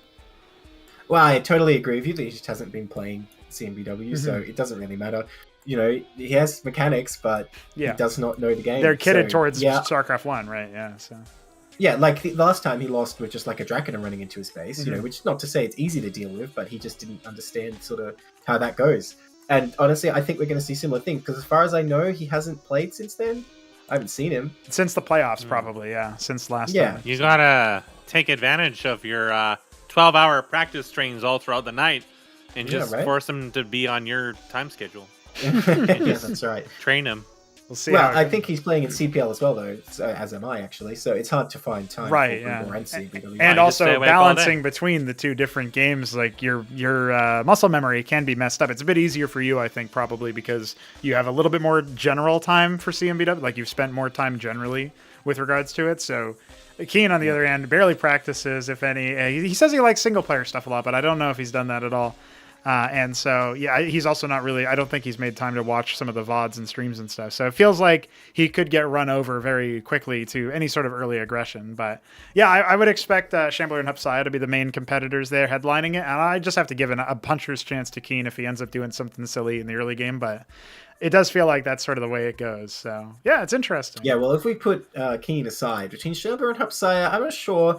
I think Shambler's got a pretty good advantage, again, because of game knowledge. I mean, Hupsaiya's been playing a bit, but there's still a lot he doesn't know. Mm-hmm. And Shambler, you know, he's pretty aggressive, but he's certainly not limited to Tier 1. He does a lot of tricks in Tier 2. So I anticipate that if Shambler doesn't lose in Tier 1, he's going to win every game. I don't think Hupsaiya's going to take him if he gets to Tier 2, just because of like all the different things Zerg can do. And I think Shambler is definitely a player who likes to take aggressive options. You know, he's not like I am in that infinite velocity game, like, oh, his attack failed, let me just sit back and make 2 more bases. He's more like, all right, here's my attack, I've got 50 calculists, what are you going to do? You know? Yeah. And I don't think Hupsaiya is going to be prepared for all the various things he's got. Well, there you go. Since you It's have kind of funny, Shambler is actually inverse. He used to be all Tier 1, just Hydro Rush every time. Well, I'm not saying he doesn't like Tier 1 still. It's just that in general, he's always looking for an attack, I think. Yeah, he likes the Tier 2 timing, the power spike. Well, in that case, I don't know if you have a final question for neblime here, Mesk, but otherwise, we have one more man to talk to before the break. On Infinite Velocity, were you genuinely intimidated of dropping a second round to Btyb? Because you were definitely taking your time to... You sent Watchdogs over his base several times, so you knew like the layout and the defenses and everything. And you had like kill threat on him for what felt like 15 minutes with your Sundogs, but you just didn't want to kill him. Was it like an act of mercy, or were you actually scared of possibly losing them and maybe well, you know, getting out of control again?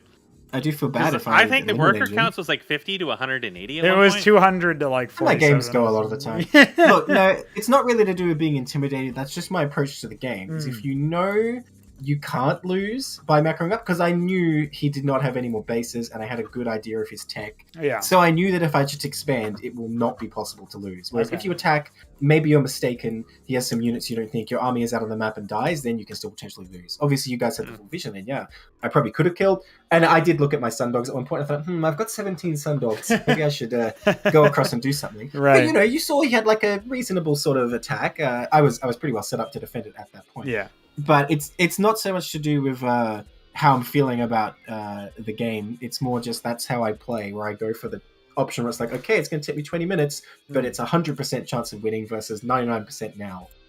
Yeah, I guess it's kind of how I do it too, is I prefer just to take everything and then just build like 1,000 fucking nanite assemblies, because I saw you were making those at the end. I was like, he's just... Yep. I was just going to make roll Minotaurs, over him with basically. everything, Right. Minotaur and Gorgon is a good A-move comp for Tier 3. But, you know, that's why all the Watchdogs, because it's just thinking, okay, what are the possible ways I can lose this? And I thought Recall was one of them. You saw if I had all those Ancils out as well. And I just narrowed down the possibilities, because I knew I was so far ahead economically that I don't actually have to do anything. And then on Impetus, you just destroyed SYPIAC for no reason with a stockade and an anchor. It was so rude. Yeah, well, I was sick of all these games, man. Like you said, it's early in the morning, so I'm like, you know what, whatever. Just gotta go back to and it's a good map for that, because if you see the sort of pod where I built the stockade is north of where the worker travels, and you've just got like the landing in right there. And also at the top of that map, how there's no space is actually really good too, because Drolifs can't surround the stockade. Yeah, you squeeze in behind the resources. That said, I expected him not to scout so early, and when he was in my base, I was sweating. It's like, oh my god, he's going to see. I thought for sure he would. You overextended multiple times with the Mavericks inside his worker line, and if he drilled, he just wins, I felt like. But yeah, who knows? It was still a close one. I appreciate you taking the time to talk, neblime. It's always good to get your thoughts, and always good to watch your games. I look forward to seeing who you're going to be pitted up against. Looks like if we keep the same bracket, it might end up being Veek, but we'll see how the rest of the bracket shakes up, and of course we'll keep you updated. So GG's, and congrats on last game first I played place. with Veek was a draw, so we'll see how that goes. Interesting. All right. Well, see you later. GG. See you soon. All right, SYPIAC, welcome back to the Talking Tavern here. The Crow's Nest, the homies, the chromies. Unfortunately, this is an exit interview because Btyb showed you a thing or two about Protoss cheese. I'm guessing you were not expecting that one. And I just wanted to pick your brain about that specifically because that seems to really have thrown you for a bit of a loop there, sir. First, he has to unmute. Yeah, he has to switch back to push to talk again. Got punked again. Got punked again. Or maybe he's not. He might be AFK. Why does the channel do that? It's probably something that I set up for a long time ago. Or no, there's just like a default thing that... Wait, what? No, it says you can speak, so I don't know. He says he cannot unmute himself. Yeah, that's what Newt said earlier, too. Can you try now? Maybe I'll server mute and unserver mute. Can you try now? There you go. You fixed it. There we go. There we go, yeah. I had to change it to push to talk in the settings. Alright. So, yeah, that was new to me. You know, in all the games we've played with iSarCasm, we didn't try that one. We didn't try worker rushing. We did try some cannon rushes, but we just quickly decided, no, these don't work. And then we didn't try anymore. But I see Btyb has perfected the art. Yeah, it's He's a lot better than any of us at that. It was really quite surprising. I mean, the scribe pull in Highwater must have really been new to you. Has anybody even thought of or said anything about doing that? Because I feel like that's something he probably never did that before. No, I mean, I assume if I see your workers in my base already, right? The game's over. Yeah. You're not making any money. Yeah, he had one worker back at home, and then you forced the cancel on the warden, and he needed a mine for a while to be able to rebuild it. So there was definitely a lot of closeness. I can't believe that worked. Yeah, it was really weird. So definitely one of the stranger games that we've seen, but cool to hear you're a good sport about it, because otherwise some people would just be like, "What the fuck? This loser beat me with these cheeses," you know. I enjoy seeing the varied strategies. That's really what I'm here for. I want to see like all the things people have discovered about this game. Yeah, there's definitely a lot to discover in that sense. One of the things you discovered, obviously, is something you've probably seen before anyway. Like you were mentioning, Terran seems to be the best at cheesing. That's something you said at the top of the group. And Neblime did that to you on Impetus. There's a couple of moments where he could have gotten punished with a worker drill because he let his Mavericks kind of linger in your mineral line. But was it just sort of like a hard thing to figure out what he was doing when he was doing that very all-in proxy? Drilling, I guess. Maybe I could have taken care of it, but I was thrown off a bit as I didn't go for my usual build. Right. I knew something fishy was coming. Yeah. But yeah, I guess I haven't played against enough cheeses to really deal with them. Yeah, it's a bit bittersweet to see you off in group stage, because I feel like from a macro player sense, you're better than Btyb, and even from some of the Killer Instinct, if the game's open standard, you're better than Btyb. But he ends up cheesing you out and going into playoffs. The main thing that I'd like to see, though, is basically what the evolution of the kind, like Zerg versus Protoss in general, seems like it's Hamster says that it's dangerous for Protoss because the early Zerg units can get picks off of Gateway. And I thought maybe people would start moving away from Gateway first, or at least like one gate into Lattice or something like that as Protoss. But it looks like Btyb found a different solution, which is just to try to do hardcore cheesing. Yeah. What are your thoughts on that? That's not gonna work very much. Yeah, it's kind of a one and done. It can really only happen if you aren't familiar with what's possible, right? But what's your thought on the matchup overall? Because you've obviously been practicing a lot of it with iSarCasm.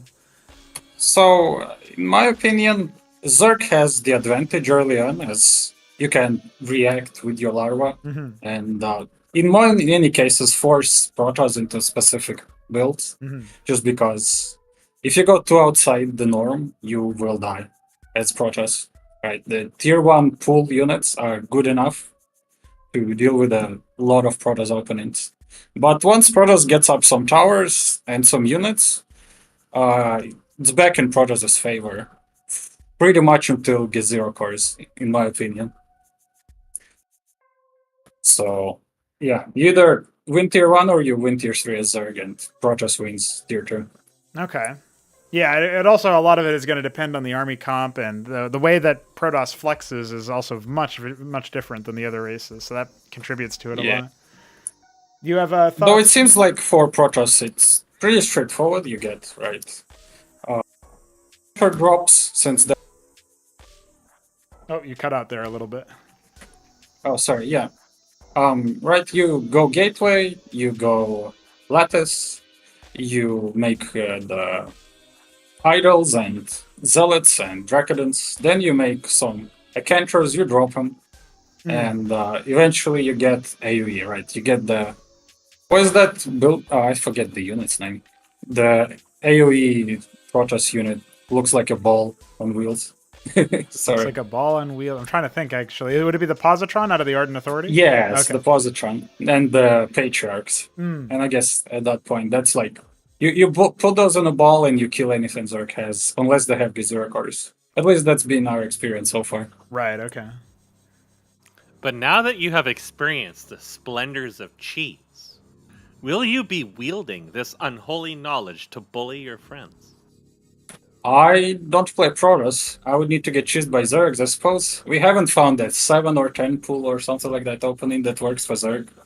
We did have some Lucky's drops, maybe Leaking Strides, though I assume somebody's figured those out too.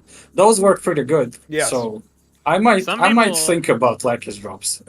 Some people have been trying Kagrant drops, actually. And Kegran drops. I mean, I'm pretty sure Benza got it from me first, or maybe he saw some earlier replays. That was definitely my thing against iSarCasm. Too bad it didn't work. Yeah, in I think it would have been Ascension 2 way back now. 3 Crow was playing Zerg, and he went double Kagrant, double Ovaleth, and almost beat Mystery Meat with it. It was all very, very close. If he had been, he went for like a second round after that, which is a little madman. He should have just made Zeths, but it can work. It's just, I think it's one of those things that, again, like you said earlier about the Btyb cheese, it doesn't work twice. You definitely need to figure out how to execute it off the first play and then see if you can make the game win that way. But it's just unconventional. It's the stuff that like people haven't discovered Maybe yet. it'll work. Yeah. And I don't know if it's really a rush, since it seems like tier 2 is when you really want to do it with the upgraded overlays, Yes. so that you can drop the upgraded ones. So is it really cheese if it comes 10 minutes into the game? Well, that's where the super Depends on who fast you idle. ask.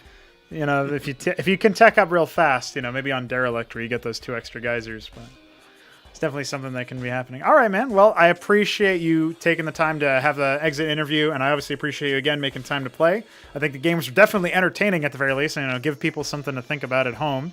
Obviously, your countryman, your friend, iSarCasm, will be taking center stage soon in Group C, so I'm sure you'll be giving him the best wishes. But I'll be watching. there you go. So, yeah, thanks again for playing, and GG's. Yeah, thanks for having me. Of course. Until next time. See you later. All right, Mesk. That brings us to the close of Group B. We've got 2 more groups to go. Are you with us for another one at the very least? I should be. I've been fading for probably about 4 or 5 hours here, but Well, you know, when I see Btyb ending his season a set off of just double cheesing somebody that came off of the set of neblime cheesing somebody, yes. then I don't know. I can't really turn away from that now, can I? Yeah, who could possibly say no to that? I mean, Group C was the one that you kept saying, like, dude, this is the one that could be super silly. This is the one that could have everything in it with nonstop cheese because it's got 3 Crow in it, it's got the Beaver in it, and then iSarCasm's just trying to play a standard game. We'll see if he gets dragged down into the mud with the rest of them. It's kind of like when Keen first started playing, and it was Yeah. just like jokers all the way around. It's like he never actually gets to experience everything because every single game is just completely retarded. Yes. And that feels like it's going to be kind of the same story all over again. Yeah, I think the benefit too, and something that you know at some point we'll find time to talk about. If it's not today, it'll be another day on another broadcast. Is the benefit of the gauntlet definitely gave people an idea of what kind of silly stuff people want to do. So I think that also helps. Something to think about. But hey, we'll mull that over the break because it's time to go to the bathroom. So we will be back. Yep. We're supposed to be back very soon, so I'll leave it on very soon. We'll see you guys maybe like 10, 15 minutes. Yeah. Okay. All right, I'll be right back.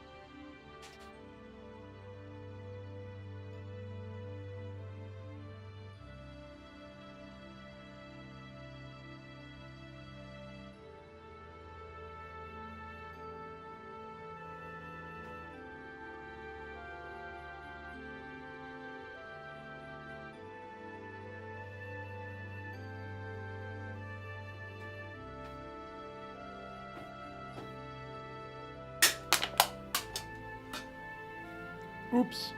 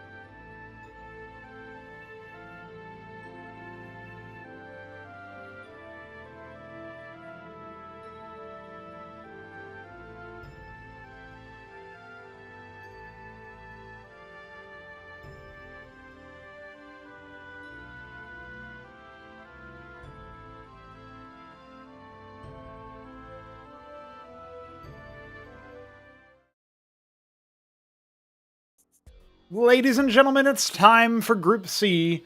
And you know what that means, Mesk? We gotta talk to a 3-crow. That's 3. That C is is also 3. And there are 3 people, and there's a 3-crow. What's up, dude? Whenever you're He has ready. to unmute himself. You also have to solve the puzzle to speak. Every single person has to unmute themselves when they come in here. Yeah, it's I had to pause the stream because I was hearing triples of you. Ooh.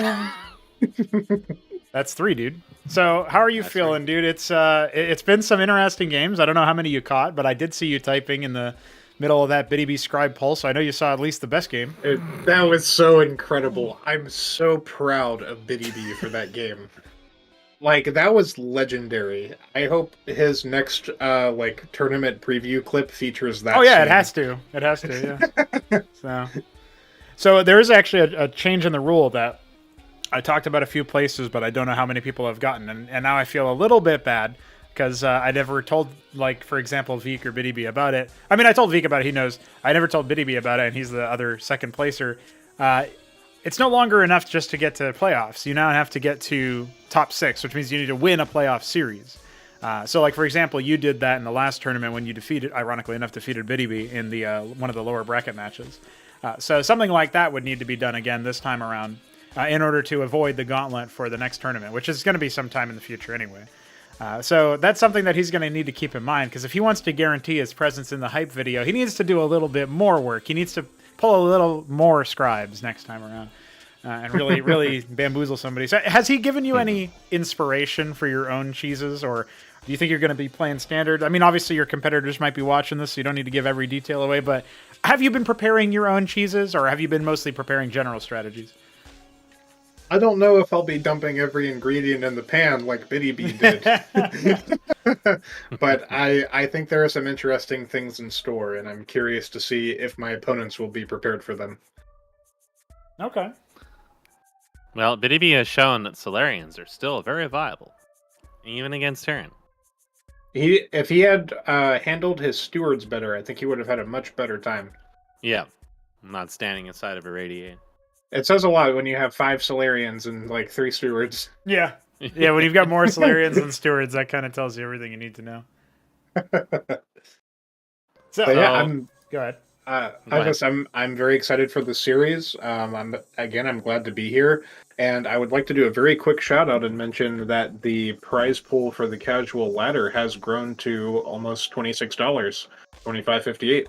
Yeah, and for those who don't know, that means that you have to take that amount and divide it by, is it 12 cents, to get the number of games played, which is nearing like 200 now, I think. So just a ridiculous number of games have been being played, and most of it has been picking up more recently, you know? Neblime's getting in a lot of money. Oh, yeah. Ironically enough, we're at 203 games on the casual ladder. There you go. That's 3. Big fans of that. Now, we have submitted the call to picking a random number. And we'll have to see how that one goes, because I'm guessing you're going to pick 3. You have to be. No, I'm so inspired by Btyb, I'm going to pick 88. Oh, wow. There you go. Shout out to him. Now we just need Igor to sound off his shot. Igor needs to be the 33. Oh, dude, you have no idea. Dude, if he didn't pick that, he would not be in the game, because it was a 94. So you will sit the first match out and watch on in awe as the Beaver cheeses the shit out of this man, probably. I will analyze their strategies. There it is. Now, what do you make of your group while we're on that subject? Because the Beaver, it seems like he might be the weakest one here, but that's mostly kind of a black box and based on past results. He did say that he's rediscovered some passion for the game after playing in the last tournament. And so I don't know if that means he's been doing a lot of practice with other people or even versus AI or something for single-player builds or what. He obviously revamped Infinite Velocity ahead of this tournament, and so I'm sure that'll make a feature here. What is your read on him, and what's your read on iSarCasm? I have seen the Beaver play some impressive games, and the past when I've sparred with him, he's definitely taken games off of me, so I'll have to be on my toes. As for iSarCasm, I haven't seen him play a lot. So I guess it's more of an open court, if that makes sense. Okay. Yeah, if you manage to, because I know you're a busy man yourself, the gauntlet matches, which I casted all of except for the very final one I still have to cast, that was a really interesting shot because I saw iSarCasm take on Hupsaiya. Obviously, Hupsaiya notorious for being the Starcraft 2 Grandmaster, perhaps the highest like mechanically skilled player that we have right now. Whereas previously you might say that that's actually Keen, even though you can't leverage it, or maybe just Mystery Meat if you want to go for a default middle-of-the-road option. However, game knowledge was lacking, and iSarCasm beats him 3-1 in that qualifying series. So technically, so far in Ascension number 7, iSarCasm has lost 1 map. I think you need to make that number 3. I think you're right. And, you know, PvP seems to be something that he's practiced, but he's definitely got no idea what kind of wild stuff you can throw at. So I'm interested in that. I'm eager to see what's going to happen there. And yeah, as for the Beaver, Neblime, I don't know if you caught that on his on the way out. He said that he thinks you're going to go out of this group in last place. He thinks Beaver's going to surprise you. So I don't know if that means that they've been practicing or what, because I don't know how he even knows that much about the Beaver as far as the skill level goes. But I would have probably said the opposite. I would have think that maybe it's like you and iSarCasm contending for the first 2.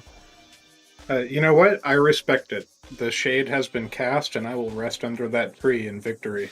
There it is. Mass, do you have questions for 3 Crow before we let him 3 go? That was actually going to be what I was going to ask, is what he thought about that, because I also found that really surprising. I was like, but like Beaver, I haven't hardly seen Beaver play that much. Yes, and 3 Crows like playing all the time, and it seemed like their skill differences are actually pretty significant, especially in light of the games I played against 3 Crow recently, where it was shown that he had made substantial improvements. So there had to have been some kind of knowledge based on that. I think there are some backroom bets going on. Maybe. Yes. Yeah, we need to get those. Betting their feathers. Huh? Yeah, illegal win trading and shit going on. We got to get the sort of betting schemes going for Cosmonic Brood War. Well, did you notice how many U's I left in your game? Yeah, there was a lot. When you were doing, there was one time I closed all the slots and I was trying to catch you joining so I could try to start the game before you quit. I thought you might do that. I was waiting for it, honestly. I was always watching the stream when you joined, so I was like, damn it. The stream's like ever so slightly behind, though, so it was just like trying to box shadows. Right. You have no idea when it's going to happen, so just the nonstop use. Well, hopefully they give you energy as we get ready for our first match. We're going to talk to Beaver for a bit. So we'll say sayonara for now, but we'll catch up with you at the end if you have the time to do so. And good luck in your games, man. Thank you. Thanks for having me on, and good luck, everyone.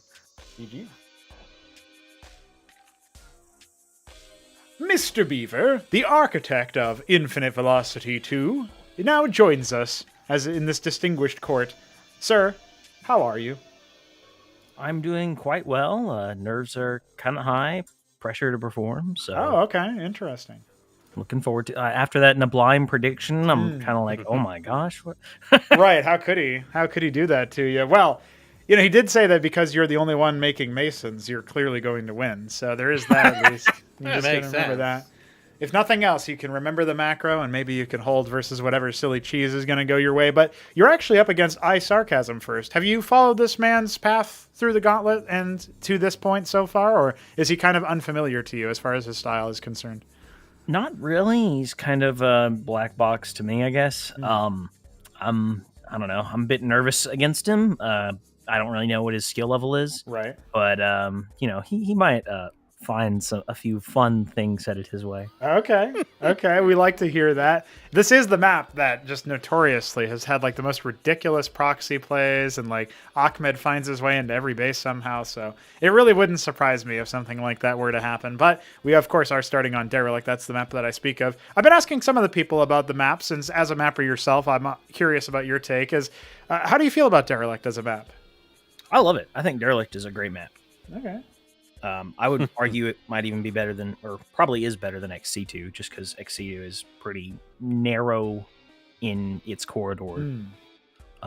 It's just a very good map. Okay, some praise for fellow map maker Btyb.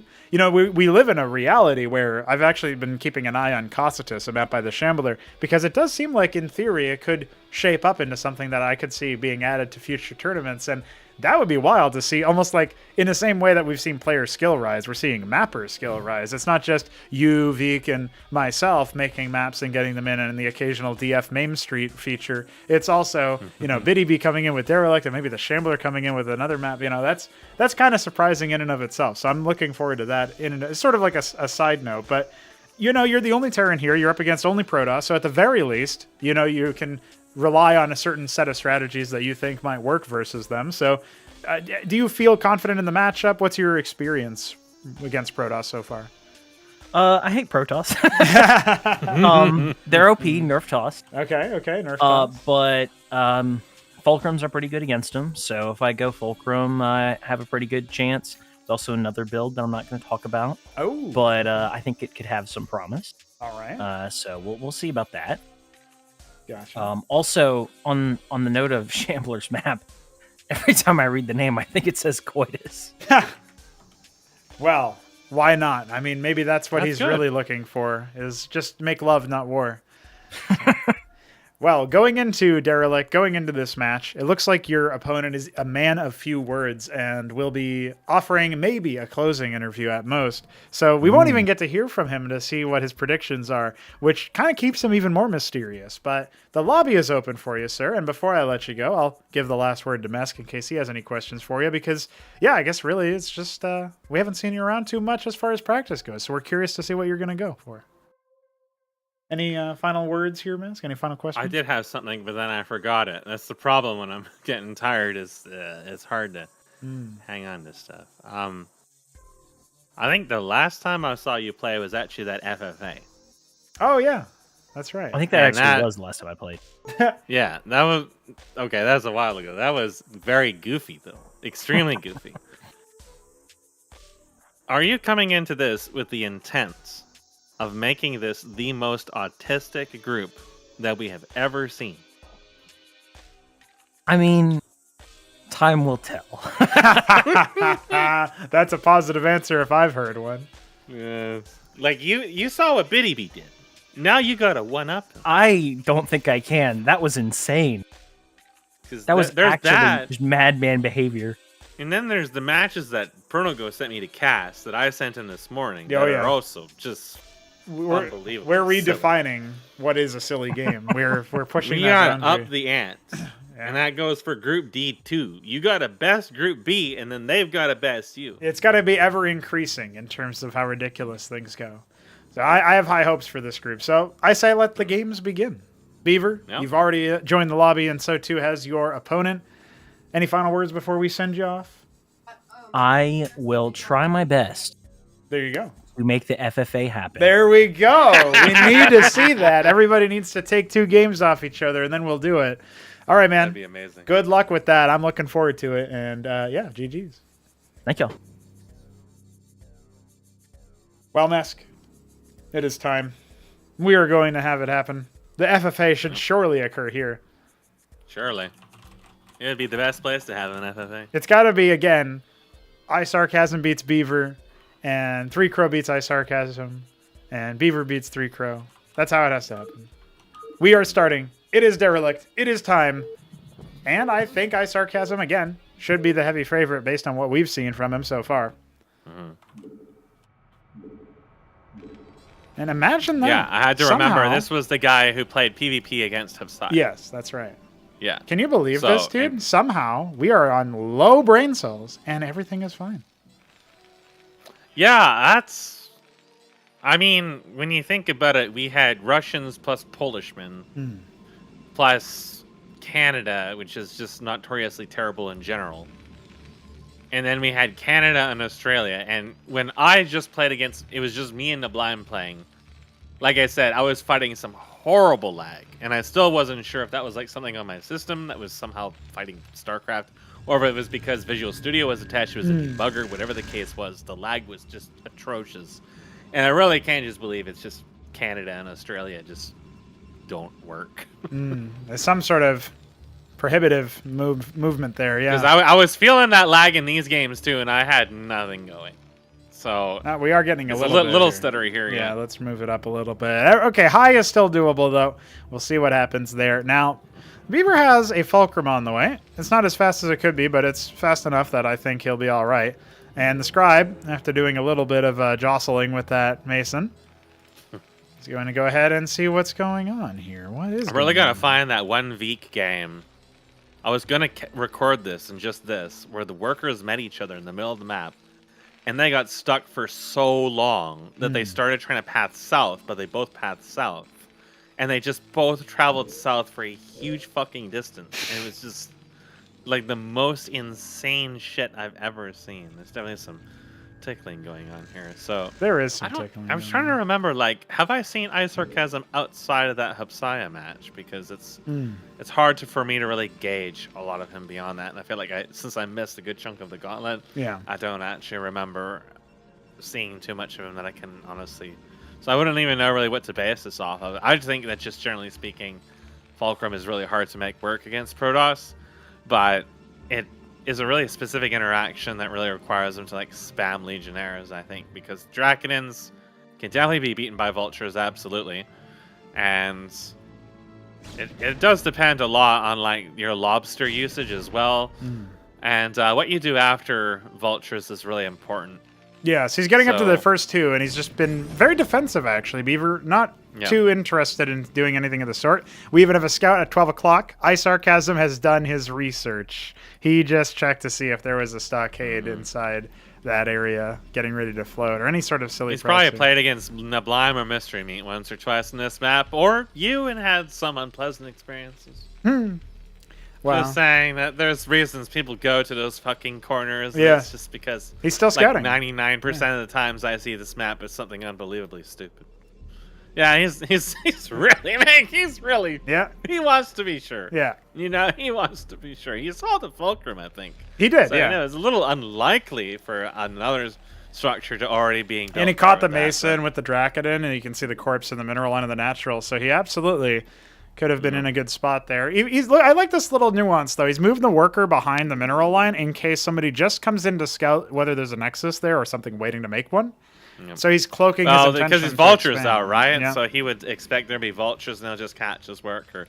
Now, he is spamming Legionnaires here, so this is very dangerous. But look. This is absolutely extremely dangerous. But I hypothesize that if you had enough Cyclops, and you don't try to kite them, you just stand on them in a little ball so they can't all surround one unit. That you can trade with them at the very least. But I think that you would need Goliaths for that, for it to really work. So in this case, it's going to come to the lobsters. If he just dives through all the lobsters, I think he just loses everything. Well, the good rescout is in, so Beaver will have some forward knowledge. I feel like he should be guarding these first two lobotomy mines he's put down for the pure reason that he can capitalize on it if, say, this Dracodon, for example, is going to go ahead and get hit by two of them. So he has pulled the Masons over. Some of them, right? And there goes three Legionnaires instantly falling to all of the Cyclops. He's actually pulled them with Masons. So 3 Masons are going to accompany this. They're going to be for repairs, forward anchors. A Nexus was dropped. There's actually not that many units over here. Beaver might have a real chance to do some good damage. Yeah, the problem when you lose all those is if you didn't go for a very heavy gateway opening is, well, replacing them actually takes a little while. And now there's a lot of Cyclops, which the Drakenins can fight, but actually, the Vultures are very dangerous too. So, doing some damage here, it will stick. It will slow down the advance. The Masons pulled back. They're no longer a part of that. There's only one with this attack force. There's only one here, So to repair that would take some time. So just trading a little bit of damage kind of slows it down. They are very, very fragile. So it's really like depending upon the lobster ambush that you saw there to really get in the kills. Yeah, but he can still set up a contain, maybe threaten this Nexus away from the cliff. But the Dracodons are starting to mass up. He's got 6 of them, and 3 are going to be on the high ground. That's the +2 range advantage. It's really going to be capitalized upon here by iSarCasm, and that wounded Cyclops is not long for the world. Vulture's a little bit out of practice, a little bit out of position, but it looks like they're going to start to work on these lower Dracodons, a couple of them very bruised up top, but this is going to be held eventually. It's just a matter of how costly it's going to be. So many dead Cyclops. Yeah, you can see how fragile those units are. They both only have 85 health. That's only 5 more health than Ahmed.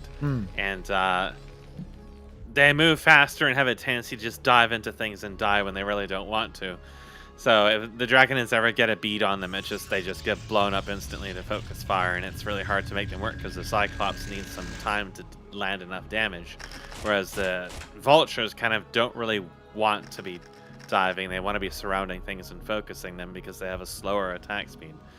So in a case like that, it just doesn't really work out when you don't have the initiative, and it's just now the Terran has to start investing heavily instead. Yeah, which 2 more Fulcrums and a iSarCasm Ministry is has coming. A massive amount of resources, which just got dumped into 2 Stargates. Okay, we've seen this story that very before. well may be Exemplar. Yes. He used Panoptises right against Hupsaiya, and you can get to a critical mass where you're sniping them, but I feel like Exemplars are the more sort of sure option, even though they do cost a little bit more. I think it's a little harder to use against the Terran, but at the same time, if you have, like, he just killed like over half of Beaver's army, if you do decide to start spamming Panoptises and you force them to make Goliaths, you kill the Goliaths, that's just crazy investment that they're losing. If you force them to spam Cyclops, they don't have any real threat against you, unless you choose to stand on top of them and fight them up front, which you don't really need to do that with the Panoptis. Then you should make them spam out Watchdogs, and then, you know, you can also just keep making Draconids at the same time. So there's a lot of initiative that comes off of that because it just went Fulcrum, and it is going to be Panoptis. So as long as he can do pretty well with his Panoptis control, he already has a very healthy amount of Draconids. This alone is quite dangerous here. Maybe he's going to try to force up here, but he's just going to kind of run in the same situation because his units are in a line. Yeah. It's not enough tankiness there for him to brute force his way, and he doesn't have any Goliaths, Clerics, or stuff like that. So they just kind of like instantly blow up, and it kind of kills his momentum again. He's invested heavily into this. 4 Fulcrums. He's mining a lot of gas at the moment, and but he's very behind on workers now. Where that's increasing, and only now is he starting to get that expansion sorted out. And this is he had a lot of money in the bank there. Rough. About 500 minerals got dumped on a Watchdog and 4 Cyclops. So 2 Panoptises indeed already out. You mentioned that basically the way that this interaction does work requires a certain mass, and actually Cyclops aren't horrible versus them if there's enough of them. It's just you need a lot of them. You need them to stand in a point so you can get the secondary hits off. Yeah. And if it's like a big clusterfuck, you can lose track of that because, I mean, kind of hard to see it. Yeah. And then you can take a lot of damage out of nowhere, but in the ideal circumstance, he just ignores this army except for picking off anything that moves out of the protection of the Cyclops, and then just goes straight for the base and picks off anything he can find, really. Like, you can see he's just waiting to have enough Panoptis because he wants to have the nuclear burst potential. He's going to wait for at least like 6, maybe even 8 or more, depending. He's not really in any danger right now. Yeah. So the Terran's invested so heavily into this that it massively delays his tier 2. And he's even built a star pad at the moment, which isn't doing anything. I don't see any Wraiths or... No, there was nothing made yet. Anseals anywhere, right? So, like, that's a lot of gas that's delaying tier 2, and it really didn't get him any advantage. So that's 6 Panoptis. That seems to be the magical number he's waiting for, but there is 2 more coming. Again, he kind of probably just wants to ignore this army, and see he's just kind of like beelining to the south. He's not even going to use somehow it to scout threading the needle too, right? Yep. There's no coverage here. And there was a Legionnaire that died there to the Vulture. It looks like it's going to prompt it to move out. This is actually dangerous because these Draconids can die being out, especially in that choke, where then suddenly they can just be surrounded. There's double Watchdog in the suicide main. I drop think that's going to lobsters. slow things down long enough for these Not Cyclops really, to turn and around. They're dead. There, Oh, this is okay. fucking I was dead. waiting for the Cyclops to turn around, but they went away from the ramp, and now the Masons are indeed going to need to be pulled. The Anseal comes in to offer up its life instead, but doesn't look like the Panoptises are too interested. A lot of Masons have gone down now. Yeah. Worker count decreasing. It's going to be a lot less workers now. Grand total of behind by 20. You can see the initial damage from the Cyclops is just nowhere near enough. They don't have any armor pen at all, so He's charging it's like 8 in. damage. He's found a little bit of an opening here, but the Vultures are behind, Yeah. and so the Cyclops are not going to actually be able to deal with the Warden to the same degree. If he focused all of his Cyclops fire onto this mineral line, that would be something. Might be able to get a couple extra kills over here, especially if they clump Yeah, up there like you that. go. Now we're starting to see something. But the Panoptises are back, and again, the Cyclops aren't going to be enough because so many of them fell to the Wardens, to the Dracodons. That could have been a lot more punishing for iSarCasm, but he manages to get out there with only maybe 5-10 workers dead. He's got a scribe trapped behind 2 pylons there. I'm not sure about that one. It's the magic box trick so that he can grab them with a control group so that he can It's been a while collapse since I've them. seen that. Yeah. I don't think I've actually ever seen Protoss do that. Not in a very long time. I haven't seen anybody do it at all. I mean, Zerg could just burrow a unit, I guess, but the Panoptises are now in a stack of 10. There's only the Watchdog here, and it's, you know, he's trying to get it with the Anseal. It does shield the first round at the very least. If you can get enough of those, then that would be something, but the micro here from iSarCasm is just relentless right now. Yeah, the Cyclops just can't deal with this. Like, the Panoptis basically never have to fight it. And he's at such a number now that the Watchdogs are not useful unless you've got, like, 6 or more of them. And even then, it's like, now you have to build 600 resources. It's like, he's already actuated what effectively amounts to his tier 2 power spike. Yes. Beaver is now a very long way from tier 2 just because of the mineral count he has to make to try to sustain this damage. Yeah. And he can't stop the bleeding. There's almost nothing he can do at this point to stop the bleeding other than try to, like, sacrifice the base and force the Panoptises to stand on top of the Cyclops to deal damage to the other one. But he can't really do that because each base is his lifeline. So he's just kind of like forced to be constantly trying to run around these. And of course the Panoptises are going to start picking off some of these Cyclops in the bottom while the other ones try to go over here and deal with the Dracodons. They're fighting admirably, performing well despite being outnumbered. And that's just the strength of the splash. But again, the Panoptises are wreaking havoc in the main. And eventually the Dracodons are going to overwhelm them after so many fell to the Panoptis attack earlier. GG is called. And honestly, that was closer than I thought it would from the Beaver. He will drop the first match. And iSarCasm picks up an early dub. Moves on to face 3Crow, who will pick the next map. Yeah, I think that was a very, very convincing win from iSarCasm. I don't think he was in hardly any danger throughout that, to be honest. There was a window of opportunity where he needed to Very make sure early on, right, that the Stargates he didn't get punished for the Nexus, and then he didn't get punished for the Stargate. So 2 separate windows that I think Beaver could have potentially acted upon, but the follow-up was more Fulcrums after it became really hard to break the Protoss, and he didn't really scout at all. He made the Wraith, or the Starpad rather, very late and didn't make a Wraith out of it. It was instead some Anseals, with the idea probably to scout. But not going to be quite enough. So it's like, once that first attempted attack from Beaver failed, he lost so much momentum he really could never come back out of it. And I feel like that iSarCasm's just seen the Fulcrum opening before and knows that once it loses steam, it's just super hard to get the steam back, especially since it's like you don't really want to make Goliaths at that point. Because you want to get your expansion up and catch up, especially when the Protoss already has a base.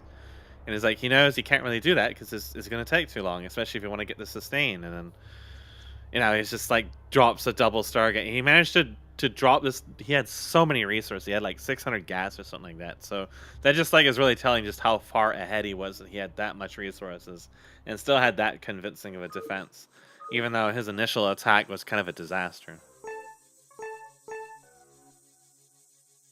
I think it takes a substantial amount of effort to be able to really take advantage of a offensive as a Fulcrum, especially against Protoss early into the game.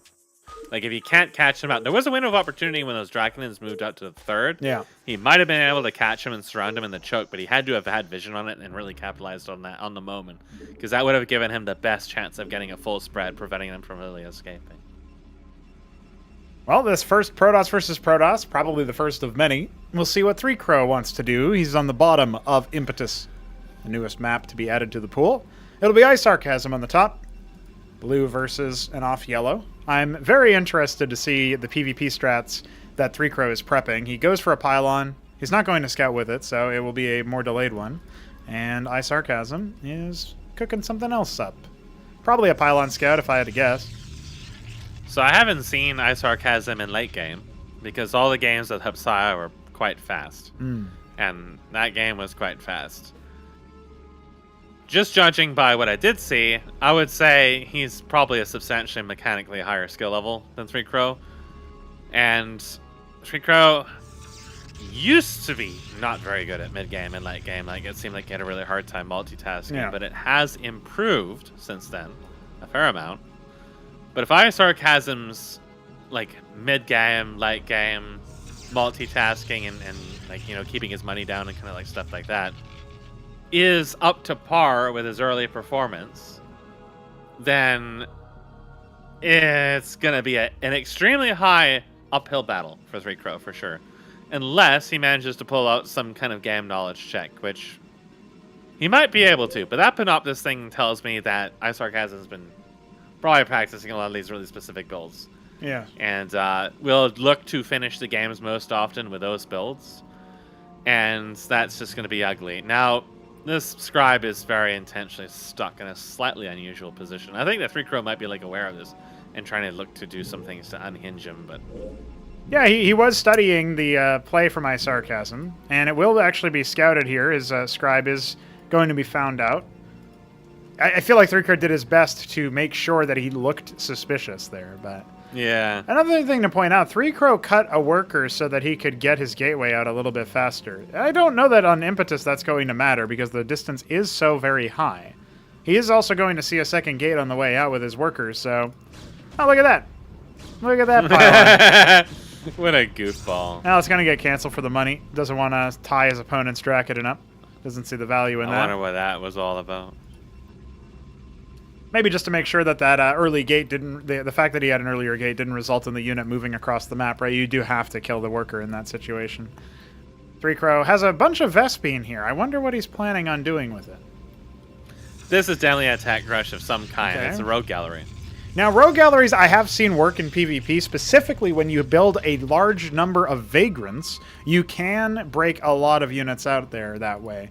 Because they just, you know, they're very committal units. If you, quote-unquote, kill them, they get stronger. Sort of like Obi-Wan Kenobi. Yeah, what was that? Was it versus you or versus someone else? I was watching him play games, and he was spam, or maybe it was you. It was you or him. One of you was spamming vagrants. And it was vagrants. I can't remember if it was versus Terran, maybe. And it was like, they were doing surprisingly well. Yeah. Way better than I really gave them any real credit for. And that was when I realized that when their thing is procced, it doesn't deal hardly any damage when they have shields up. So you get like a window of opportunity if they didn't take like tons of damage. If you don't focus the shields down, that's right. Now we do have one Legionnaire for one Dracodon so far, but these other Legionnaires are absolutely going to catch this Dracodon up. It's takes a little bit for them to do it, but they do close in on it, and 3Crow decides, well, I might as well get some damage in, but unfortunately he's kind of spreading it across, so he doesn't do any hull damage at all with that micro. He does have one Vagrant coming, as well as a Warden. He's going to pull a couple of Scribes here with the intent of stopping the surround. And the one Vagrant finishing is actually going to be huge here for his DPS. He should be able to save his Warden. It is going to be focused down by the Legionnaires, but they don't do terribly well against armor. So that will have to be aborted. He even cancels the Warden on the way out, so he feels like he's held it. There is a Dracodon lingering around, sort of near 9 o'clock. We've got more Legionnaires. Just to restore the hull damage, most I guess, likely, but yeah. it delays it anyways, right? So yeah. This is going to be like kind of an all-in here. There's actually an embassy. That's actually, I think that's for a worker queue. Yeah. He's transitioning that for a worker queue. So I think this is one of the first times I've ever seen it used in such a manner. I think I've seen maybe Hupsaiya do that once or twice. Well, 3Crow is going to end up having to, really capitulate the Vagrant here. It's the Dracodon getting focused down because it is the source of bigger damage, but yeah, this isn't going to go very well for him. He pursued that very, very far, despite knowing his opponent has more gates than him. So a Charlatan is on the way. He has a Kabbalist out as well. That can be very useful in this case for picking off the Legionnaires. It's going to be focused down very quickly and not microed, crucially. So the Legionnaires should all fall. Focusing down the low HP Dracodon is not a bad idea. But his Warden doesn't get effective damage onto the Legionnaire there with the Charlatan. The way that the passive works is that it basically allows a Phantom Strike to hit. So that allows for 1.5x damage, essentially, from any attack that it hits it. Sometimes it's in the form of a projectile, sometimes it's not. But the Nexus is coming here. iSarCasm comfortably ahead. 5 workers up. A Lattice for 3Crow. First thing out is a Witness, but there are workers queued up on it. Yeah. So he'll be skyrocketing ahead worker count very soon. Yeah, 3Crow immediately dropping his own Nexus here, but yeah, he's going to be behind on worker count for sure. A second Charlatan, though. I mean, the thing is, yes, for now, iSarCasm will be ahead in terms of workers, and probably for the foreseeable future. But charlatans act as a force multiplier for your army because they essentially do a multiplication on your damage. And if you have enough things to sort of peel for them and keep them alive, they can absolutely make a huge difference. Now, they are a very heavy gas sink in terms of that, but you know, I could see some golems being mixed in with this army when 3Crow has enough. He's queued up a third charlatan.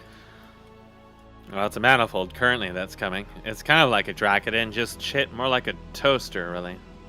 And also, yeah, I always look at manifolds. He could be going for a as, vegan diet. I think he like cancels. a bread supplement. Okay, he's going for an idol instead. Yeah, the witness is going to go ahead and spy on him. If 3Crow clocks this, he's going to want to build his own embassy for obvious reasons. Well, he's going to be really strapped for cash if he does that, because he's trying to buy so many really expensive units, especially on gas. And look at the worker differential at this point. We're talking about 12 workers already. That's the benefit of having the Nexus up faster and the embassy. Only now will 3Crow be able to sort of stabilize that worker count to be making 2 instead of 1 to the 3 of his opponent. He's going to see if he can move out over here. The army is mostly just Dracodons right now, but it's 3 gate, and it's just a lot of Dracodons. It's really going to need to have a lot of some sort of front line to disrupt over here, and right now that's not happening. It's just the one Zealot. He's also not really using his other base either. Cutting yeah, the armies are quite different here, and the witness sees that there's no units here except for the one Vagrant, so he's well aware of that it's coming. Yeah, he should absolutely be. He's got a very nice concave set up over here. Charlatans face tanking are not where you want, so one of them goes down immediately. The other one goes down immediately, and we have another one. Goes down immediately. Yeah. Well, suddenly all of your damage multiplication just goes up in flames. That's a lot of Vespene that just died. And maybe you'll get one at last Dracodon consolation, but that is it. 3Crow is now very much behind. I mean, he's behind in terms of workers, of course, but that was his only real ticket back in. The fact that he could maybe use the charlatans. So, yeah, I mean, is this going the way that you thought, Mesk, insofar as you think that iSarCasm is a better mechanical player? Yeah. This is it's just telling that he has, like, the early Legionnaires was really the big thing that sealed it in, because they just got early kills. And then they pressured early on, and then the Cabbalists died very fast, and then there was a bunch of deaths early on due to that. And I feel like it just shows that, you know, there's not really a lot of people who make Legionnaires in this matchup, but they are still very good, even though they've been nerfed since way back, where they were very significantly stronger.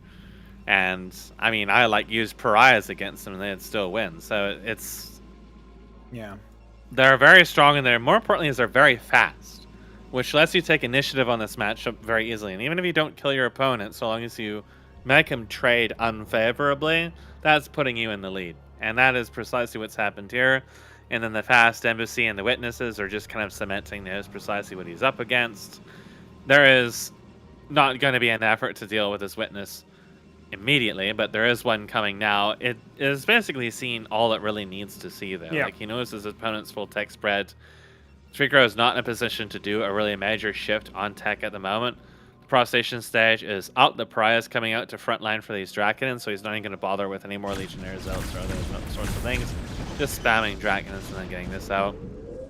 No, there's a sort of free Dracodon there for 3Crow. A consolation prize on his way out the door.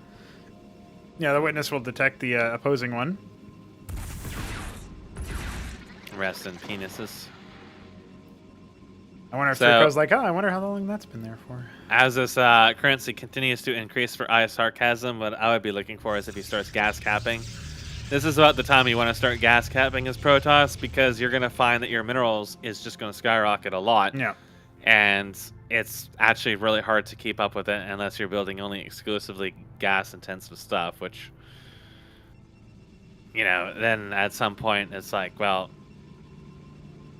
you may as well just start plopping down like a whole ton of grand libraries and spend all the minerals and save the gas for really specific things. Well, the Pariah's here, and that is definitely going to be a shocking sign for 3Crow. It's such a deadly unit to get in on the front line there. It looks like it will be picked up. No, just barely manages to stay alive. Health. Yeah, it's a lot more fragile now. Gotta get a Mason. Gotta get a Mason to bring it in. Yeah. Shop it in for repairs. You can see now the mineral float is starting to hit iSarCasm quite heavily. There is a witness from 3Crow in his main, but it's not finding anything useful yet. There's not really too much to find useful. He kind of already knows what his opponent's doing to begin with. But Flying Worker going over there to maybe snipe this bottom right base.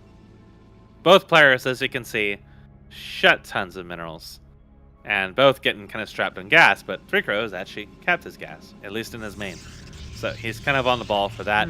Frustration and, stage of his own. iSarCasm is not. So here's another way you can use your opponent against them as far as their, like the charlatan we talked about as a way to focus down single targets. Well, why not just go for a Mind Tyrant?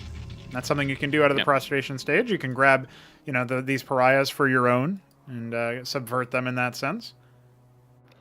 Oh, there's an Argosy coming out for iSarCasm. He's trying to saturate all the gas all over the place, but there's no caps yet, and you're going to see his minerals start to fly up as he goes towards the 100 worker range, nearly double that of 3Crow at this point. He's going to try to commit I don't in know here. If the game's even going to go on that long. Yeah, look at that. Nice. They're cast onto the back, and they're just spinning around. Well, it's the Artosis pylon, and now suddenly 6 Wardens are completely gone. The prostration stage does not finish in time for it to really do anything. There you go. Better late than ever. The vassals are coming. iSarCasm is floating a massive amount of money here because he's so strapped on gas. Yeah. But it doesn't matter. Yeah, he's just got way more effective stuff. Yeah, absolutely. And the other thing, too, is like something to keep in mind here throughout all of this is that 3Crow is losing his Nexus. Obviously, like this game is pretty much wrapped. But the fact is, the pariahs, when they attack something, they debuff it. When it dies, that gives attack speed to everything nearby. So his Dracodons just got way better at attacking and doing DPS for that one moment, right? So he's going to turtle up. I mean, this is the 3Crow special. Build a lot of defenses and hope that you can hold him at the ramp. But he has no melee, and so it's just going to be a march on. And he's going to go ahead and try to snipe the production pylon. Some of his units getting a little bit confused here. Could pull the other ones to the left of the ramp down, but he knows his opponent is basically just sort of staying in forcing his game to be over. A Potentate has arrived. I guess maybe he can theoretically force his opponent to build more units, but 3Crow is definitely not winning this one. Yeah. He's got a base on the bottom right, but it's not doing anything at the moment. All of his attention's focused on these shenanigans. This is actually my first time ever seeing a Potentate. Dude, he's a Chad. Look at him. Their walking animation is really quite something else. Oh, the engram is going to be slain. The laser's coming out of his crotch. Yeah, the gun's just for show. Yeah. He's look, he's attacking his own rogue gallery with scribes. Oh, he fixed it. He's annihilating the rogue gallery with his own scribes. He'd done over 200 damage to it. Adding more pylons to the 4th base. Obviously, at this point, he realizes his opponent is trolling him. See, iSarCasm, this is what you're looking for when you're fighting against him. He doesn't cap. He has 2,000 minerals and 300 gas. He's going to start dumping all of this, and I wouldn't be surprised if, yes, he's queuing now. So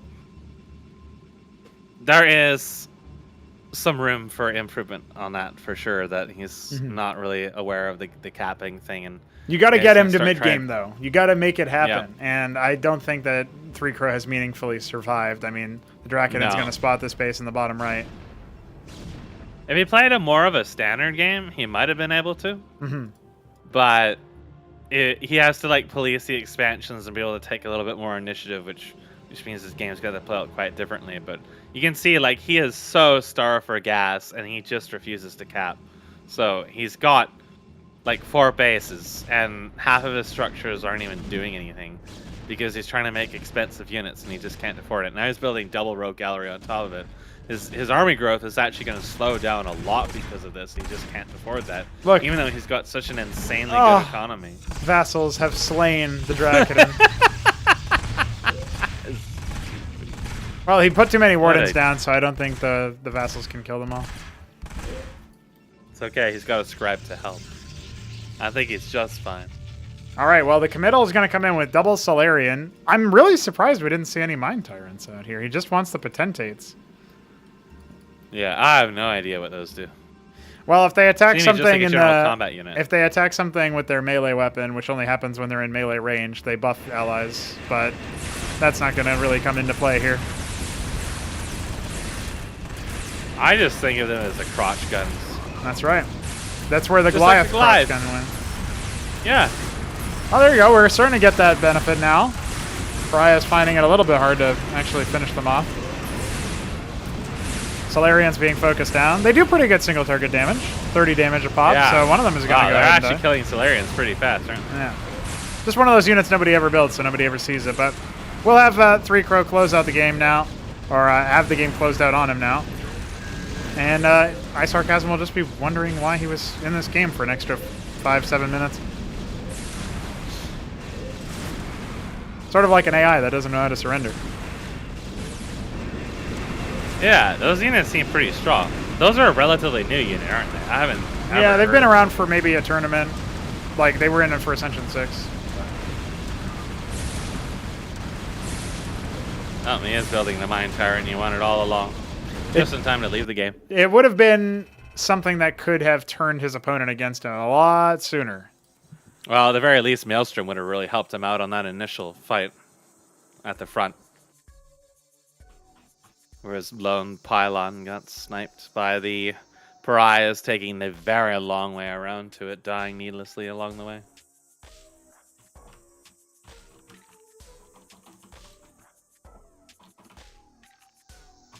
Yeah, I think we could end up seeing that unit a bit more often, which obviously means I have to fix its graphic. It was really like telling that it was doing a lot of anti-air damage. Yeah. Because like Protoss, like unless you went Ancestral Archives, which is more expensive, your anti-air damage is not really that high from the ground as Protoss.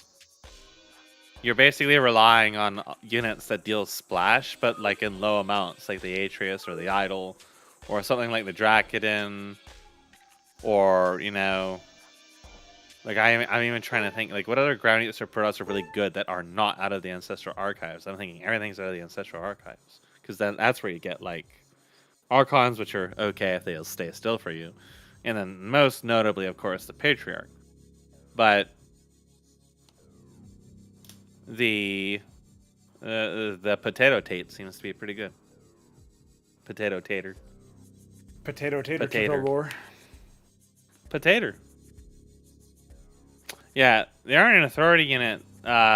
Specifically, the Architect would do well, but it's not very mobile. Mm-hmm.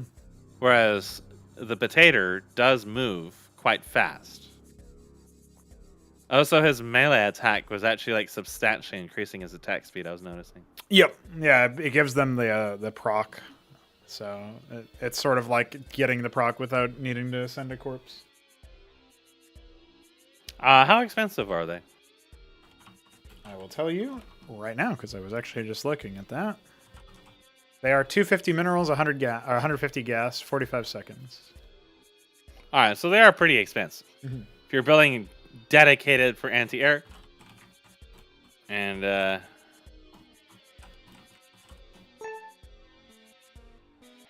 yeah, I mean, it's a good structure just for the Pariahs in general, but yeah, definitely that's a good unit. Like if you're building, like now, like way back when I was dealing with Pariahs trying to deal like Mutalisks, yeah, the Potato would have been great for that, because now suddenly you have something that'll actually, for one, it'll shoot them at an actual range as opposed to try and chase them down. And he's gonna show up his Zerg and be like, "Oh shit." Yeah. Or he would just be Protoss like Mystery Meat, right? Yeah, he'll play a Zerg, but then he'll just 6-pool and just instantly win. So Beaver would like never see it coming. So what the fuck is the Protoss sending Zethicors in? Yeah, that's weird. I didn't think that this was an omnipresence tournament. Nope. iSarCasm Looks like Beaver's is gonna in go the for the bottom fast. Yes. Fast Fulcrum, right? Fast Fulcrum It's again, yeah. Popping out that gas in the bottom right now. So, horizontal spawns. Last time we saw vertical spawns on this map, it was Veek versus Hamster in Group A. So it's been a little while. 3 Crow will have time to muse on how he wants to defeat his opponent, and the Beaver had time to study him. Maybe take note of some of the things that you mentioned about if you can survive to the mid game and you're somewhat even, then you can use that knowledge about the resources to your advantage. Yeah, there's definitely some strong weaknesses that showed. I mean, maybe it's because he felt like the game was already over, so he wasn't really paying as much attention. But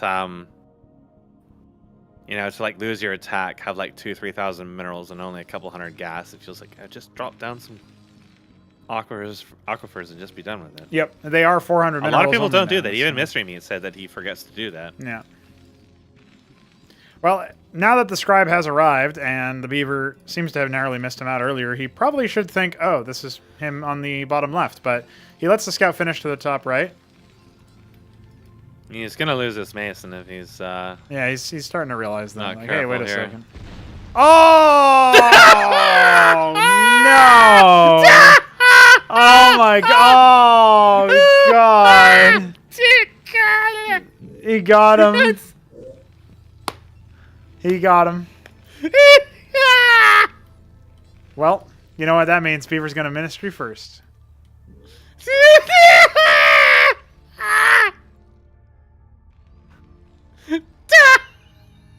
Oh.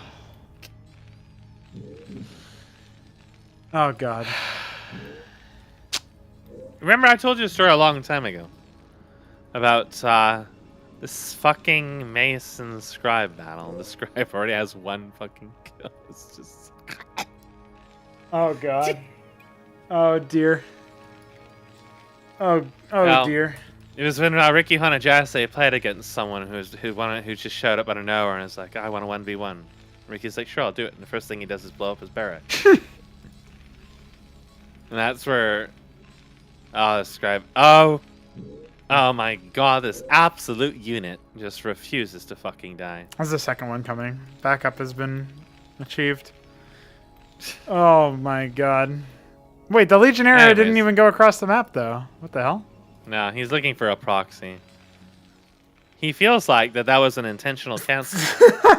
That Beaver was psyching him and doing a proxy. Oh, maybe it was an So intentional he was- cancel. You He's didn't know looking that? around. You see his camera's like going fucking everywhere. Yeah. Now his units are going to split up and look for the proxy. He canceled it because he's proxying. When in Wow. reality is he had just had a little bit of an oops moment. Jeez. He's looking everywhere. Like, where the fuck is the proxy? Well, but there is no proxy. There is no He's proxy. just had a little bit of an oof moment is all. Yeah, that was an UFO, right? Here come the vultures. This is a disaster already. Hmm. can just sit here and shoot your workers. No, don't This kill is your like own half my lobotomy mine. losses No! against you and Shambler. What about the mine? The lobster. Oh, thank God. Okay. It was just barely out of range. Nah, he's gonna have to scoot it over, and it's gonna get destroyed then. Oh, jeez. Oh, Beaver. It was nice knowing you. Now, some scooting is gonna be necessary here. Oh, Beaver. How many games end like this for you? This is tragic. Ah, dear. He did say the pressure was high, but I didn't know he meant this high. Performance anxiety. 3 Crow will have to take to the stage pretty fast.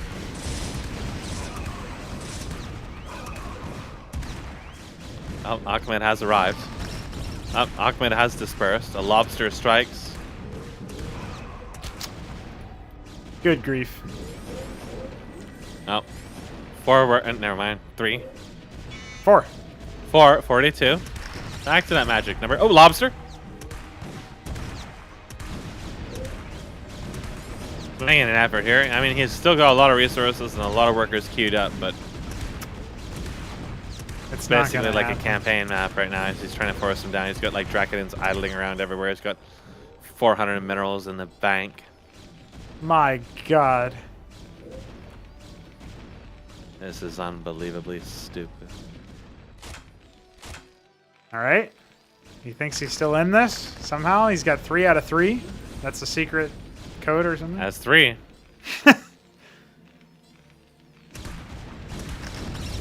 Ooh. He got the lobotomy mine. I guess there is Yep. that. There we He's getting go. in the That's kills. 3. That's 3. Well, he's still got minerals. He's got over 100 minerals in the bank. iSarCasm thinks it's over. The reality is, it's only just begun. Oh my God. He's BMing.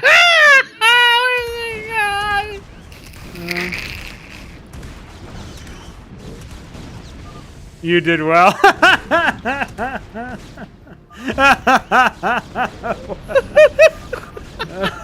Oh my god. Neblime, did your predictions curse this man? Wow. Well, I don't need to tell you guys that in 3 games, because 3, and that's the end of the hopes and dreams of the FFA. But 3 Crow will select map for. Yeah, I don't know. Like, is that? It feels like it's slightly different kind of aura than shooting your own matrix. No, I think that's way worse. Yeah, because Btyb had tournament nerves too, apparently, and that's what happened against Hamster. He was telling us about that at some point. And the same kind of thing happened with Beaver against Keen and Btyb against 3 Crow later on. But man, that was no bueno. Hopefully Beaver comes back stronger. He'll have potentially an opportunity here. If 3 Crow also goes winless, of course, then they will fight amongst themselves. Well, it's going to be harder to get 3 Crow to accidentally cancel like his gateway or something. Yeah. That much is for certain. I think when people saw, like SYPIAC was saying, oh yeah, iSarCasm's got every game. I saw that in the chat earlier. I don't think they thought it was going to be like this. Why couldn't I have been in this? Could I have been in this group? I'll tell you why. Because you told me you were only available for the first 2. Let's get it on. Sideshow will be the locus for this battle. 3 Crow and iSarCasm will do their best to start a slap fight. Locuses are holes. Their locations. 3 Crow in the not top all left. piss yellow, so that already feels wrong. iSarCasm in the bottom right. Yeah, there was a mirror matchup that was yellow, and I saw it for a casual ladder match. I wasn't casting it; I was just logging the result, and I was like, "Dude, holy shit! How can you tell Why who's didn't Cyprian you is cast who?" it? Trying to guess what was going on Yeah. would have been half the fun. Yeah. All right. Well, there's a safety pile on here for iSarCasm, slightly more forward for 3 Crow. Safety first. Yes. Why not? Now, if 3 Crow goes something zany, he has to not drop the early game and not get too aggressive with it. And if he takes it to mid game, I think he can pull it off. iSarCasm clearly has struggled a lot with resource expenditure for whatever reason. Yeah. If that persists here, and 3 Crow manages to get his own resource expenditure under control, then he's in business. The bigger issue I would see is that immediate pivot to the embassy plus mass scribe just meant that, well, he had more money to float, which meant that there's just more net income in general. And if it comes down to the 2 of it, I think he's going to be better at mass expanding than 3 Crow is. And that's going to give him an edge for early regardless of if he caps or not. But 3 Crow had secret bases and shit, and that went undiscovered for pretty much the entire game. So scouting also beyond the basics was also not something he really did too much in that game. But I mean, he probably felt like the game was over, and that's the kind of shit that'll cost him. Yeah, 3 Crow could potentially that's come more this in on that point. sense. Yeah, or like you're saying, somebody else. Well, the embassy's halfway done, but this time it's for 3 Crow. It is a rush for that. Yeah, he did this way back. Yeah. A while, like some tournaments ago, where he tried a few games with Embassy first, and He's actually going straight into a second gate before his first unit. don't feel like it works. But I mean, if he spams nothing but super cheap units off the gateway, maybe. But Yeah. I don't think I have ever seen a game where NBC first actually resulted in a win. Maybe like one. Because it's expensive. It is. And yes, you get more workers, but you kind of hit a diminishing return on that fairly fast. Yeah. And then, like, if your opponent decides to be aggro at this point, you just dump 250 onto an embassy that costs you, like, substantial early game presence. But this is a map where that can work. It's just his opponent is going triple gate again. So aggression is absolutely going to be iSarCasm's approach to this regardless.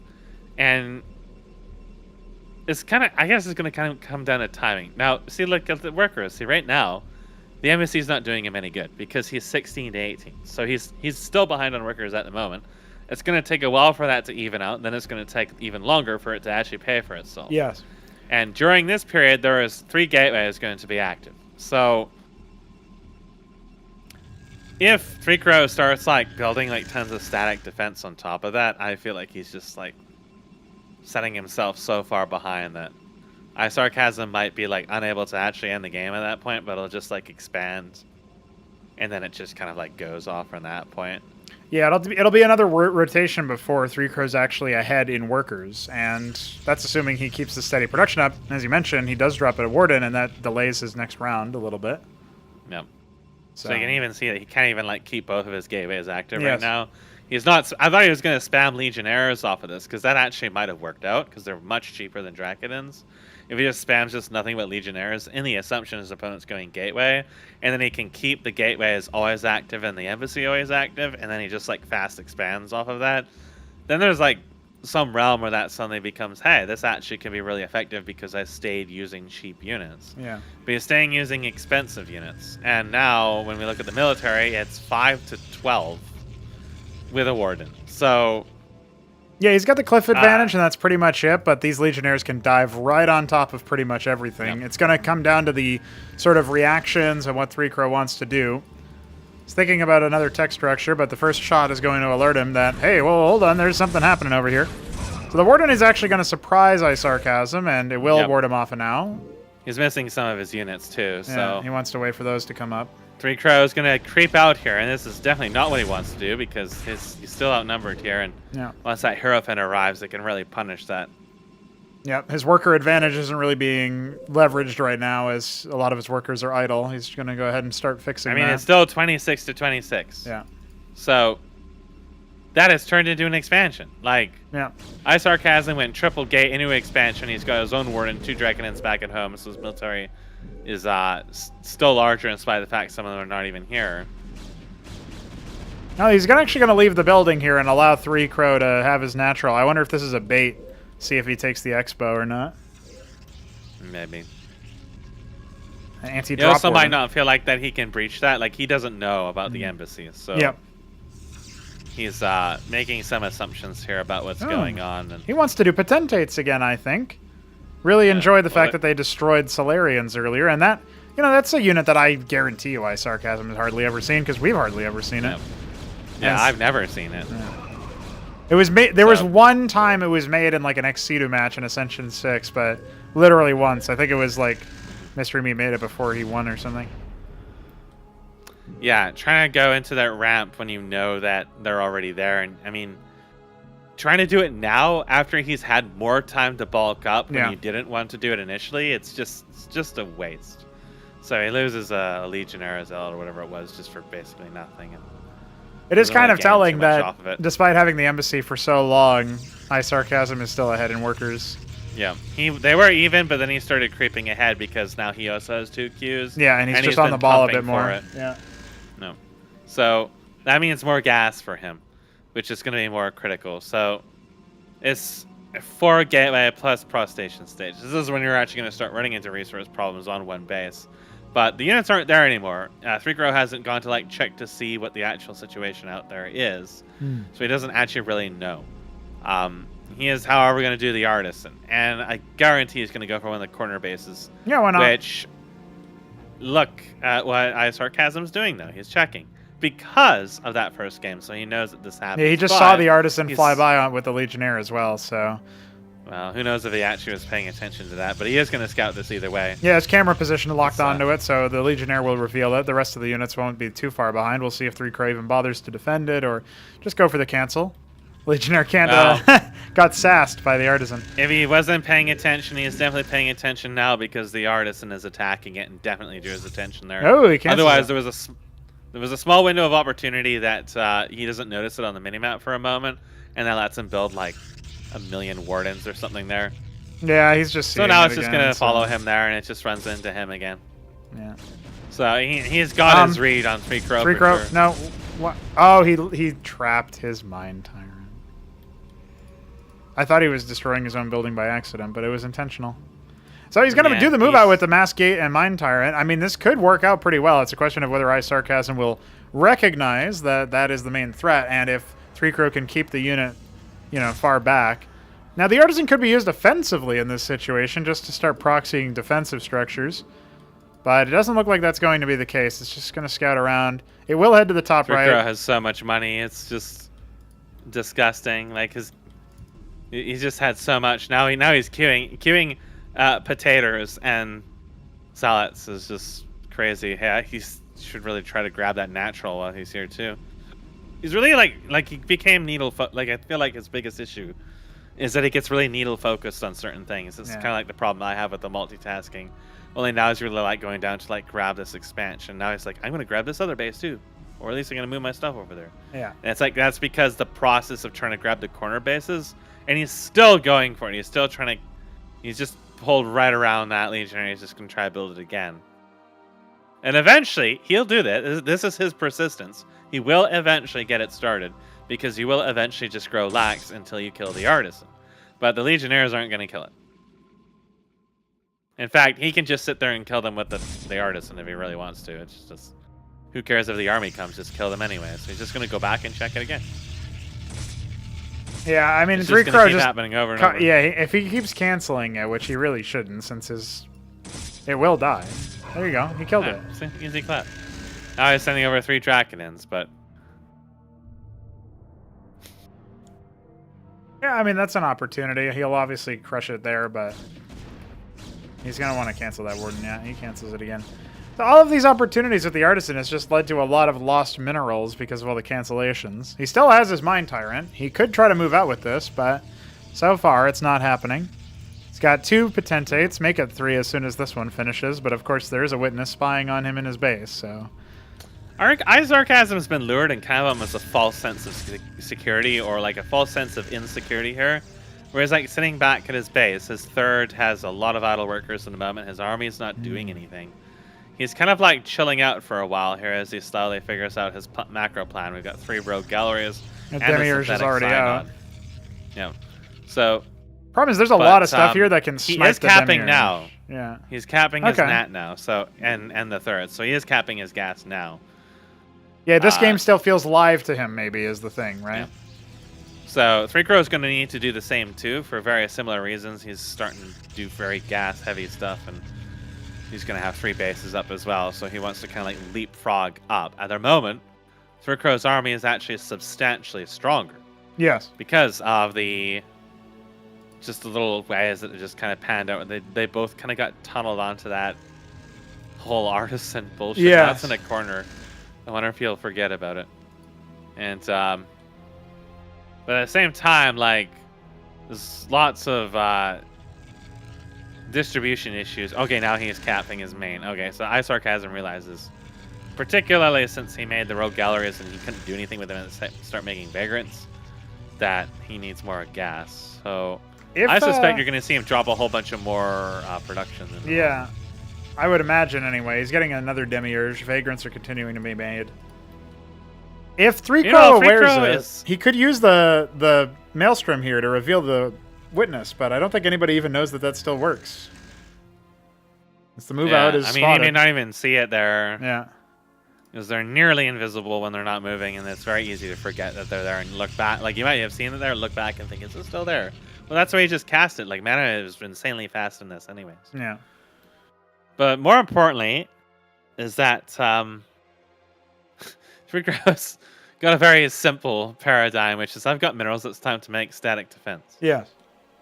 So even if he loses his army here, if only a pitter-pattering survives from iSarCasm, it's going to have a bit of problems. He is going to charge forward. However, the Potentate is on the front line, so it's going to be easy to focus down if that's exactly what he wants. Now, iSarCasm isn't doing that right now. We do have a Maelstrom Bolt going. No, it's actually a Mind Control onto the Vagrant, funnily enough.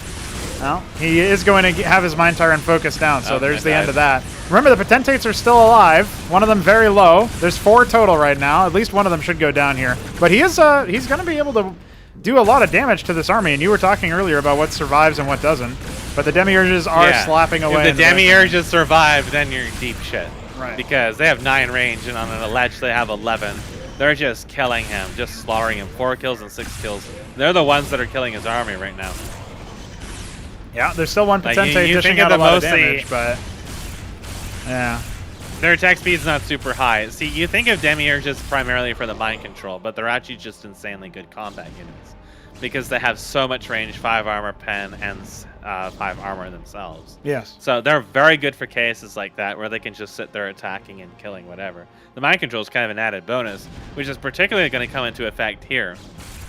More importantly, is they can outrange these defenses. Yep. Up, no, yep, up. Really, wait, yeah, there you go. No, okay, yep, there you go. No, okay, he wants to start mind controlling them, but Well, the problem is he has no power over here, so that's not going to be very useful. He's actually going to lose. and the that Potente is going to kill him anyway, Yeah. so that's really not a good trade. He's kind of floundering a little bit here. Yeah. As his resources continue to pile up. Well, he definitely feels like he has the advantage. He shuts down the third base just with those 3 Drakodons that he sent to go contest the top right, if you remember. So those ended up paying dividends out. We have a bunch of Zealots here, but all the production is idle right now. Making a Stargate is 3 Crow. Otherwise, just a So Strive. 3 Crow did not cap. So Yeah. suddenly, even though he lost that third and didn't really get too much out of He's it, only got 1 worker mining the gas in he's his got natural. 1,000, almost 1,000. He's going to Stargates now, but look at his gas. He can't keep anything going. Yeah. He's not even making Zealots or anything at the moment, so he's like completely lost steam. It's just a wall of static defense. And this is kind of Really familiar fast. for iSarCasm. I think he's going to be a little surprised about that. iSarCasm, now that he's capped his gas, has very, very good solid income. And that 4th base is also getting set up.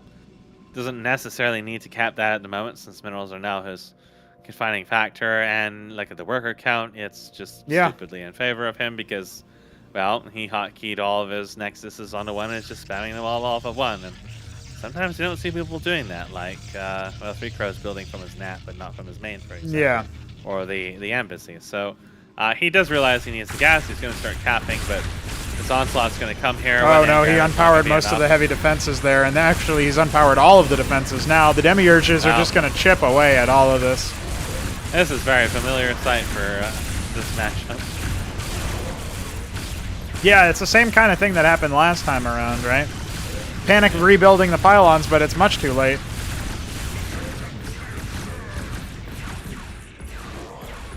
Yeah, I'm thinking at this Speed's point. in here, but man, their booties are fat. Oh yeah, Demiurges are enormous. Remember that ramp? Yeah. Oh, they're kind of getting stuck on That each was other. disgusting. Oh, you can take the Nexus at least. That's something that will survive long enough. That's another base he can have then. Yeah.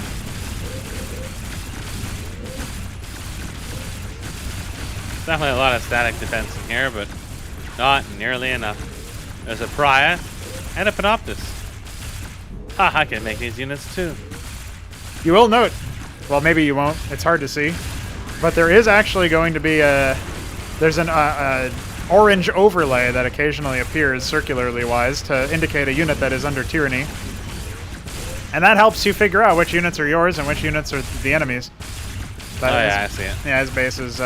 It's the same as that green overlay that the Terrans give to revive units. Yeah, it's a very like placeholder. Look at this artisan. He remembered it existed. Oh, never mind. I thought he was going to proxy over there and just stall it another minute. I think he would have, but he had no money. Yeah. That will be it. Probably drained GG. And iSarCasm exits undefeated. That will mean that if he has the time later on, we will get to see a little bit from him in the future. But hey, that means we're sending one of our lower competitors home in the form of either 3 Crow or the Beaver. We finally get their head-to-head matchup now, and it's somewhat indicative, or it's like the throwback group where one player was just so far ahead. Yeah. Yeah, his performance in that match was pretty convincing, but I think it was also like he realized he had a bead on precisely what 3 Crow was going to try to do. It was very telegraphed to him. So pursuing the artisan to prevent the secret base, and then just calmly going into Demiurges and then just forcing it down. It was helpful that there was only a few pylons he could just snipe and call it a day. And he just knew pretty much what to do at that point. Capped his gas, kept his money fairly low at that point, and took over the map because he was permitted to. And then that was kind of it. There was an opportunity for 3 Crow to take that fight, but I actually think that Maelstrom would have been better than... Yeah, I think so. The Maelstrom's low attack speed. It slows movement speed, but it also increases your attack speed because it ascends corpses. So it would have buffed his army in the middle of that fight, which is probably better, honestly, than slowing the Because the mind enemy. control did nothing for him. It took a Vagrant that was stunned because he was out of range. Yeah. So it wasn't very useful. And then it just died right after. Not to mention the Demiurges would have been the better mind control target anyways. Because they're what killed his army. They were the ones with all the kills and just left pretty much no damage on them. It'll be Victory Square, the map selected by the Beaver.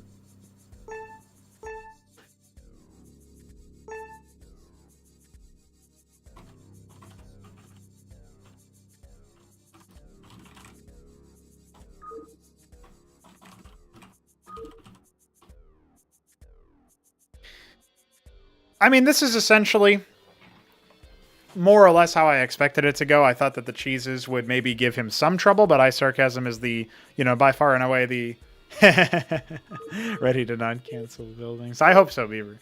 He's clearly the superior player, and yeah, the Beaver's canceled building is definitely going to be a stain on his record, but we'll see how he sort of shapes things up. The Beaver is the top right of Victory Square, and the 3-Crow is the bottom right. Terran versus Protoss. So, now that we finally pit these two people together, I hope that they just take the gloves off and resort to some of the most bizarre and unusual cheese seen in the tournaments thus far. That's what I'm hoping. But they may feel like they've been robbed of proper normal games by being absolutely annihilated by our sarcasm endlessly. So maybe they won't do that, at least until they start getting really tilted. Because in games like that, you might just feel like, oh, he was just so much better than me, it didn't really matter. Now it feels like, God, now I have a chance. But then something stupid will happen, and then that will really throw you a tilt thing, and that's when you start seeing the most bizarre of things. I would like to see what ends up happening there, right? Like, iSarCasm is the, by far and away the better player at this point, but now that he's out of the picture, like you're saying, these players should feel like they're more within each other's reach. I mean, 3-Crow himself said, yeah, I'm, sometimes I play against the Beaver and he takes games off of me, so he has to be on his guard. But the Beaver also said he hates Protoss. Nerf toss. Hashtag Nerf toss. Well, I feel like Beaver might just end up doing the same exact Fulcrum opening every game. Be damned if he cancels it or not. And if he cancels it again. Well, 3-Crow isn't going to scout. He's just going to absolutely murder that Mason. Utterly devastated. That man came to the wrong neighborhood. I also like how it's triple miners on gas right away. He's going to go for either charlatans or fucking potatoes again. Just mark my words.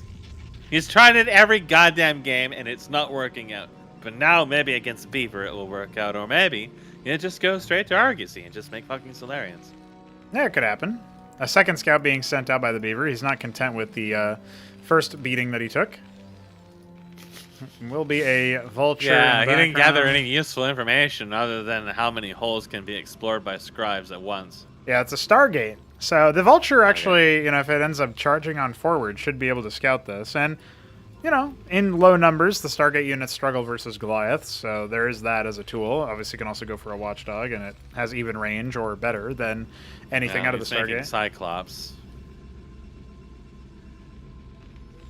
Yeah, keeping the vultures at home feels like a pretty big mistake for me. They are swift units. You can get a lot of value out of them.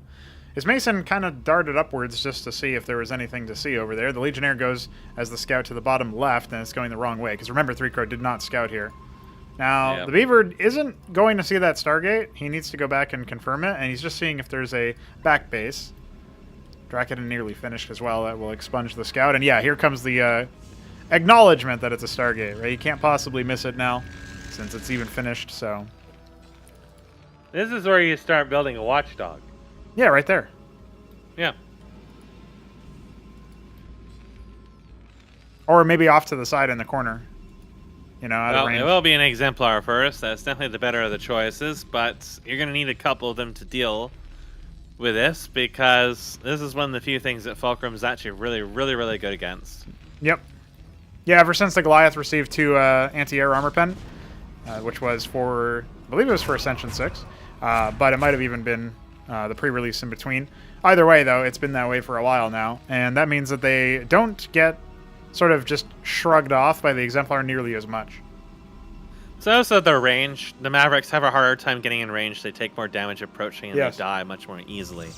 So once you get a certain number of Goliaths, they can just kind of kill the Exemplar, particularly when there isn't any real front line for the Exemplar to body block the Goliaths from getting into them. It's an embassy as a follow-up after all of that, which means that his next worker is going to be, or next air unit out of that Stargate is either going to have to be cheap or slowed down considerably. First Exemplar has departed, and obviously there's a second Goliath and many Watchdogs here. This is a very heavy response from the Beaver, maybe a little bit heavy-handed. He's getting a fourth as we speak, and 3Crow sizing up an expansion behind all of this. The Exemplar is moving over there. Hey, you know, if he takes a very, very long and unusual approach to the top, he will have completely unfettered access to all the workers there for the few moments he has to live before he's inevitably surrounded. Yeah, the problem is if he extends that far in, it's just as good as done. He might get one worker if he's lucky. Yeah. So Panoptus is the next one. It is en route very slowly. Oh, With the Exemplar being so slow and taking quite a few shots to kill workers, I always feel like just sending out the one on its lonesome is just a waste. It can be, absolutely. And as it crosses into this little sector here, yeah, right now it's visible to the Beaver. So he does know that it's there, and he is going to go ahead and respond with his workers. Looks like one or two will end up going down after all because of the lackadaisical response. There's a second one, and it's dead. And it did not pay for itself even remotely close. No. It's 300 minerals and 125 Vespene from memory. I somehow predicted that many minutes in advance that would happen, and it's precisely 150 Vespene, yeah. Yeah, so it's very, very expensive. Another Mason Scout is dispatched. This is the third one to see, and it may have noticed that the Scribe was there, but it will have crucially scouted that the Nexus was not started yet, despite 3Crow having 600 minerals. Second Stargate instead. 3 additional watchdogs placed to shore up that little hole in the hull that was there. Well, he can lift those and move them over to the natural, I guess, if that's what he wants to do. Really, at this point, I would be thinking about moving out if I'm in the Beaver's shoes. You just stepped on his Exemplar. That's an incredibly expensive structure and an incredibly expensive unit to make out of that structure, particularly so early into the game on one base, as you've confirmed. Yep. Well...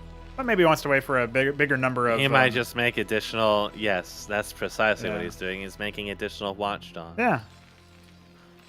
Well, that's one way to do it. I guess as a pointer, if Beaver ends up watching this, is you can put the watchdogs over this ledge here to the left of your fulcrum. You could just put 2 of them there, and that'll cover everything. The other ones can be distributed across the different bases instead of you having to spend so many minerals on it. I mean, think about it. He's made something like 9 watchdogs so far. That's 2 bases in a little bit. If there's a double Didact Exemplar drop, he needs to be prepared. That is true. He needs to have a watchdog to cover every square inch of his base, preferably multiple. I don't like this move from the Beaver, as he's just sort of lackadaisically walking in here, and his faster units are obviously going to be out of sync, but it's enough to just sort of make 3Crow fear the Chad energy. Here comes the closer. There's 3 Panoptuses. They can be focused down by the Goliaths, because there is a greater number of them, but one of them will finally fall, and it's actually going to be an even trade, and the Vultures are going to easily clean up the rest of the gateway units. We got 2 Auroras here and a very wounded Panoptus, as along with a full HP one. I like that the Goliath somehow attacked every single air unit at least once in that exchange. But this is looking like 3Crow's in a bit of trouble. Now again, this is where your static defense antics can actually work. But once again, 2 gates and a Warden are going to be powered by a single pylon, and the Nexus is as good as dead. But he's trying to make it work. Goliaths were not on a single move, so they will actually execute at least a couple of these units. The Auroras are Focus the Auroras. Let them do more damage to me. Yeah, that's a little awkward there. So it looks like the Nexus will live on about half HP. There weren't any military units trained in the meanwhile. 2 Goliaths are going to come out, a 3rd Fulcrum. Getting up in the worker count, we've got relatively even workers. Those 2 workers, plus the 3 scouts that were destroyed, meaning that 3Crow maintains a narrow advantage. But the economy is going to be better for the Beaver, as he does have an expansion actually up and running, unlike 3Crows, who is only now starting to yield some mineral returns. A 4th Watchdog at the natural to go with the 7 that are in the main.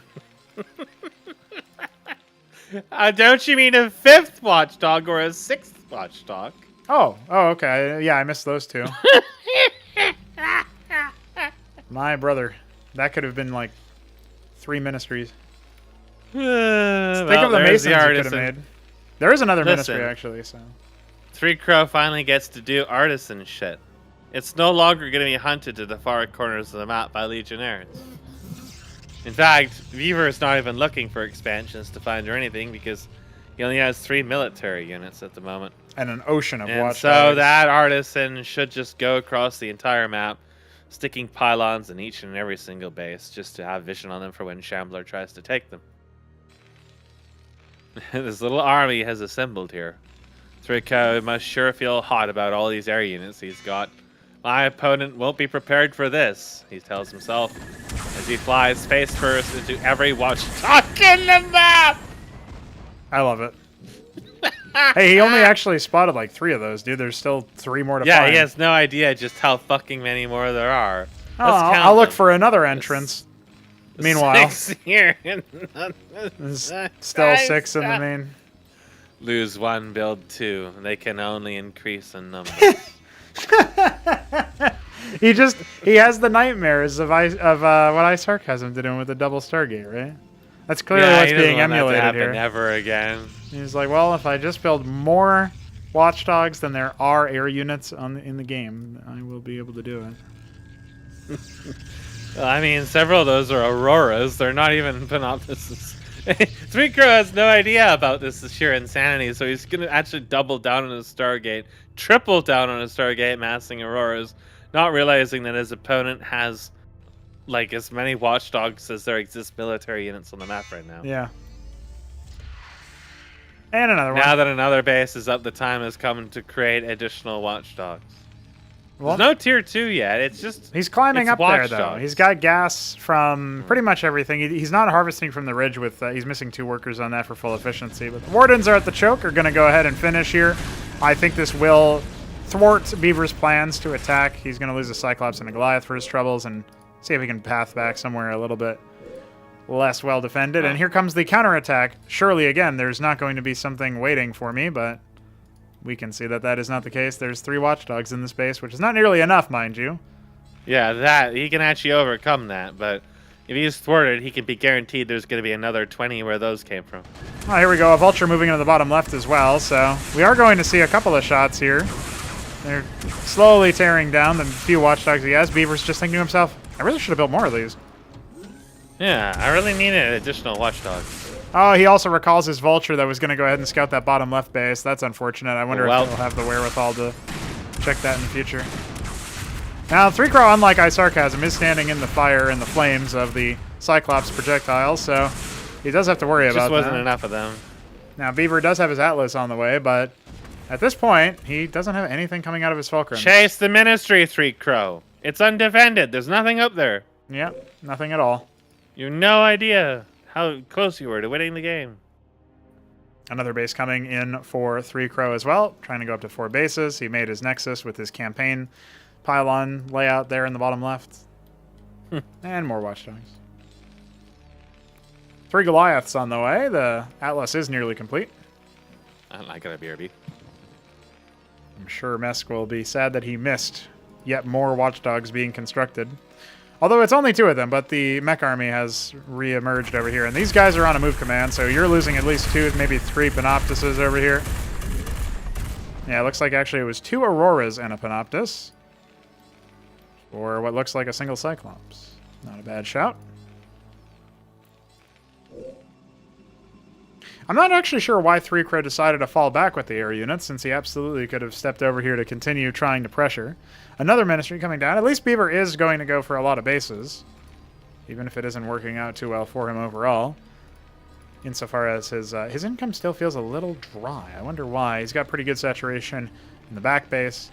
I guess some of his mineral fields in the main are soon to be depleted, and well, it's probably something to do with all the watchdogs that he made, that he doesn't have more to show for all of the how long some of his bases have been up. And Ancestral Archives is on the way. Tectons will be a great fit for the general artillery here, because you definitely are expecting some sort of sentinels or etc. But the Beaver does like to build a lot of sundogs. I have heard this tales of his starport workings before, and well, we can see that happening. He's going to have to move this one over here a little bit to the left if he wants to make that happen, though. It's otherwise a little bit too close. Relocating some of his watchdogs, building some more. Why not?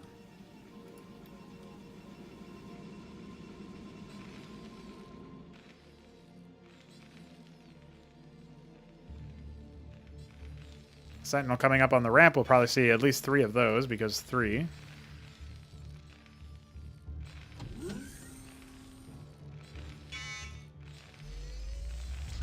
And there we go. Rotaries. Rotaries everywhere, as far as the eye can see. That's 3. It'll be 3 rounds of sundogs pop. He's insulated versus the aerophytes, and he can use the sundogs to pop things like the Obtecton, pylons, nexuses that are very low. Lots of good targets here for the Beaver. I actually do favor the Beaver the longer this game goes on, purely because he seems to be having better tempo at not just making the expansions, but paying attention to them. This base is very, very low on workers, for example. This one's looking well saturated, so 3Crow may be proving me a little bit wrong there, but just sort of historically, it feels like the Beaver will be able to get up to a higher worker count relatively soon. He's down by 10 right now, but he is going to have a 12 o'clock base over here, and this is a very gas-heavy base. Go ahead and give us a honk on the way down. We do have sundogs out, and the gas is going to be integral for those. He can even add like 2 or 3 more starports at this point and still have perfect throughput. But he wants to make sure he keeps room for Goliaths for the anti-air in case he needs to hold out or do some mad sort of base trade. He could also go for, honestly, I'm kind of surprised he hasn't dropped another Ministry and maybe gone for taking this base, starting to even get access to more Vespene. He's not queuing any of his sundogs, so he will need to re-up on that very soon. Yeah, sometimes it's nice to queue up another round a little bit before they finish, but in this case, he's pretty quick on the draw. Obtecton, Patriarch, now another Obtecton. A Cyclops guarding the 6 o'clock location. Artisan thinking about taking bottom left natural, but you can see here the macro slipping for 3Crow, idling workers and not building that many. So a bunch of watchdogs, of course, happening at 12 o'clock. Auroras and Panoptis are hanging out here, flying over towards what seems to be their path at 9. There's also Masons just moving everywhere, seeing if they can not just scout, but also maybe set up some bases. Because why not? Yeah, at the very least, you'll get to scout where the air units are. That's something that he'll be very happy about. Sees a large number of air units. It doesn't look like 3Crow clocked that at all. And so he's thinking, well, I could attack. I wouldn't necessarily recommend that in this situation. Yeah, he's thinking twice about it. He's going to go ahead and see if he can maybe just try to get more bases set up and defend his 12 o'clock position. He has an array of watchdogs over here, but I don't think it's going to be enough. Does manage to get a cancel on that, I do believe. Some watchdogs over here at 12, but the big muscle over here is the Goliaths, and they are on their way to zone this away, as well as the Cyclops to deal with all those overlapping units. He's going to get some worker kills in here. 3Crow will probably feel pretty good about that. But at this point, yeah, you're talking about so many watchdogs. This is still going to work out eventually. The problem is he's very far committed, and now here come the sundogs to pick off the Panoptises without really any issues. He's going to start to try to intercept them, and it's a dogfight. But look, the Cyclops are here. The Goliaths are here. It's an impressive amount of missiles and rockets, and it clearly favors the Terran. There's watchdogs as far as the eye can see. And after all of that, 3Crow, he manages to kill a number of the sundogs, but I don't think he did enough. Not for what was going on there. There's more sundogs on the way. I actually don't know if there's any sundogs left. Doesn't actually look like it, so he might have bought himself a little bit of time to adapt to that situation. He does have the one Patriarch, but he needs to start getting more of those for the splash, and is starting to add not just more Panoptises, but also a Monument of Sin. We don't see a single Crucible anywhere on the map right now.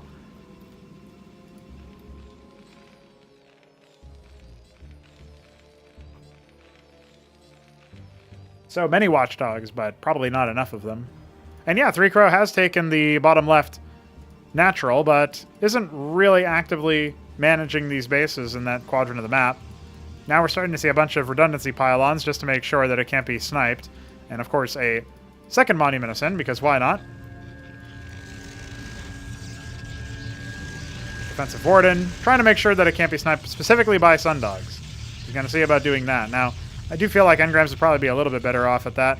There are going to be a pair of 3 Sundogs, just a trio. Just scouting, getting some good info. Yeah, this should be stopped, honestly, but he ends up clicking the Monument of Sin. He's like, alright, I know what's going on over here. So he is going to be able to clear out some of the initial units. Ends up dealing with a single Aurora, killing one of the Wardens, scouting out the back base there. And this is when you can start to think about the resource depletion kicking in, right? The main is going to be completely depleted as far as minerals go. If you can start knocking down these bottom left bases, you force your opponent into a very ugly contain. There's a lot of idle workers that just got test in, so that'll be a nice spike of minerals. And we are adding even more starports. We're going to have 4 Sundogs a pop, soon to be 8 Sundogs a pop. Well, 7, I guess, because... Oh, no, there's another one there. I thought I saw a 4 next to that number. So, yeah, we can absolutely see a large number of Sundogs here, and this is going to delay Tier 3. Goliath's now moving back over towards 3 o'clock. More and more Patriarchs, more and more splash damage. The Monument of Sins are done. There is a Crucible on the way. Monuments of Sin, one of them is done anyway, so we'll have to see what happens there.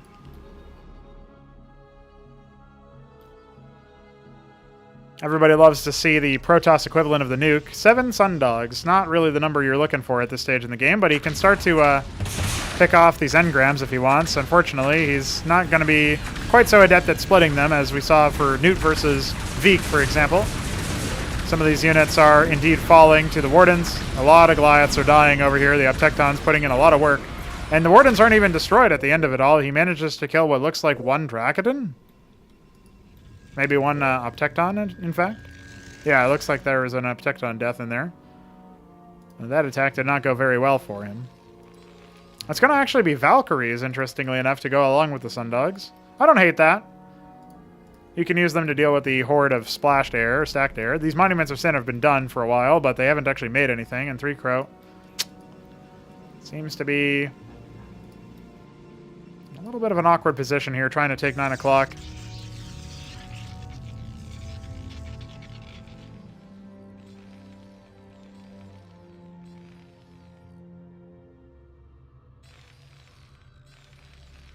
Some more Sundogs. I guess that's where the wounded Sundogs from that very initial scuffle went, off towards 12 o'clock. I'm sure eventually we will see the top left main and natural be taken by Beaver at some point. We're getting to that point of where it's a split map scenario. A lot of Goliaths over here. They can deal with some of these Watchdogs, so you absolutely do want to see these Panoptises step in and tank some of the damage, but Freaker's being a little bit timid about it. That's going to clean up a lot of the mech. Only a small handful of Dracodons remain, and of course the 1 Uptecton. We've got Valkyries to engage the air. We've got Sundogs to deal with things like the Uptectons and Patriarchs. Try to snipe down the priority targets. But we no longer have really hardly anything. I guess there's some Vultures out. Honestly, not a bad shout if you have a lot of minerals lying around. No Data Law on the way, nothing within sight, and 2 Star Sovereigns are nearing completion. It seems obvious that 3 Crow is looking to glass his opponent to smithereens. Has taken note of the veritable phalanx, wink, of static defense. Now, Sundogs are going to make themselves known over here. What's the reaction? He's going to be able to stop the Sundogs from flying into certain death.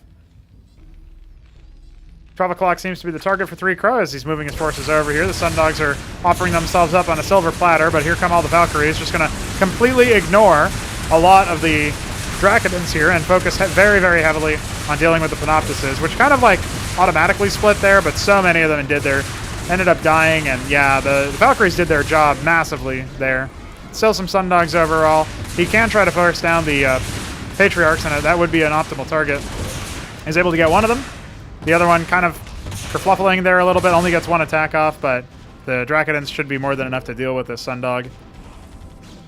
But don't worry, there's more over here, and it looks like he only now just realized, oh wait, I have more. So some workers die, some Watchdogs die. That's going to be the priority to replace, obviously.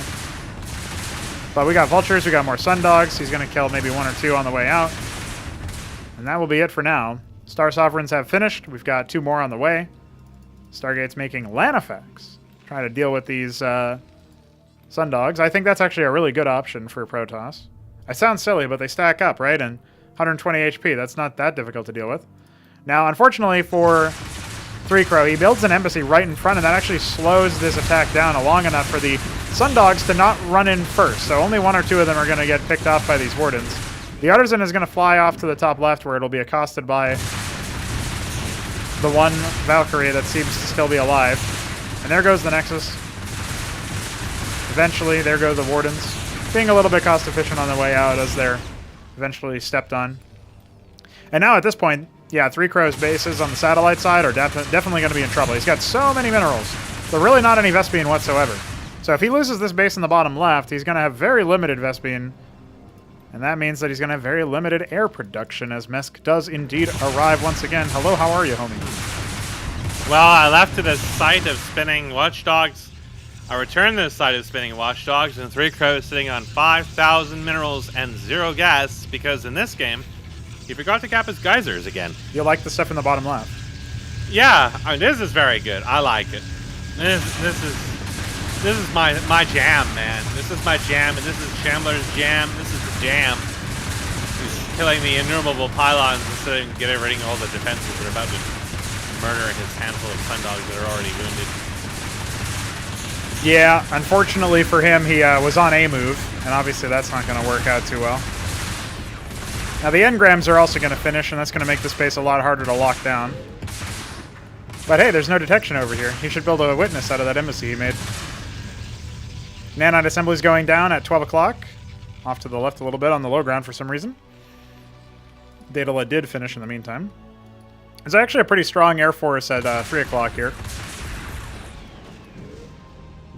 That's silly. Yeah, there's a lot of watchdogs.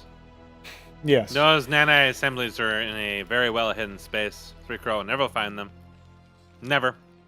As he slowly amasses what appears to be an armada of land effects. Yeah, the land effects will actually keep the Sundogs out of the Star Sovereign's hair. However, if there's enough Valkyries, they can deal pretty well with that. Oh, no.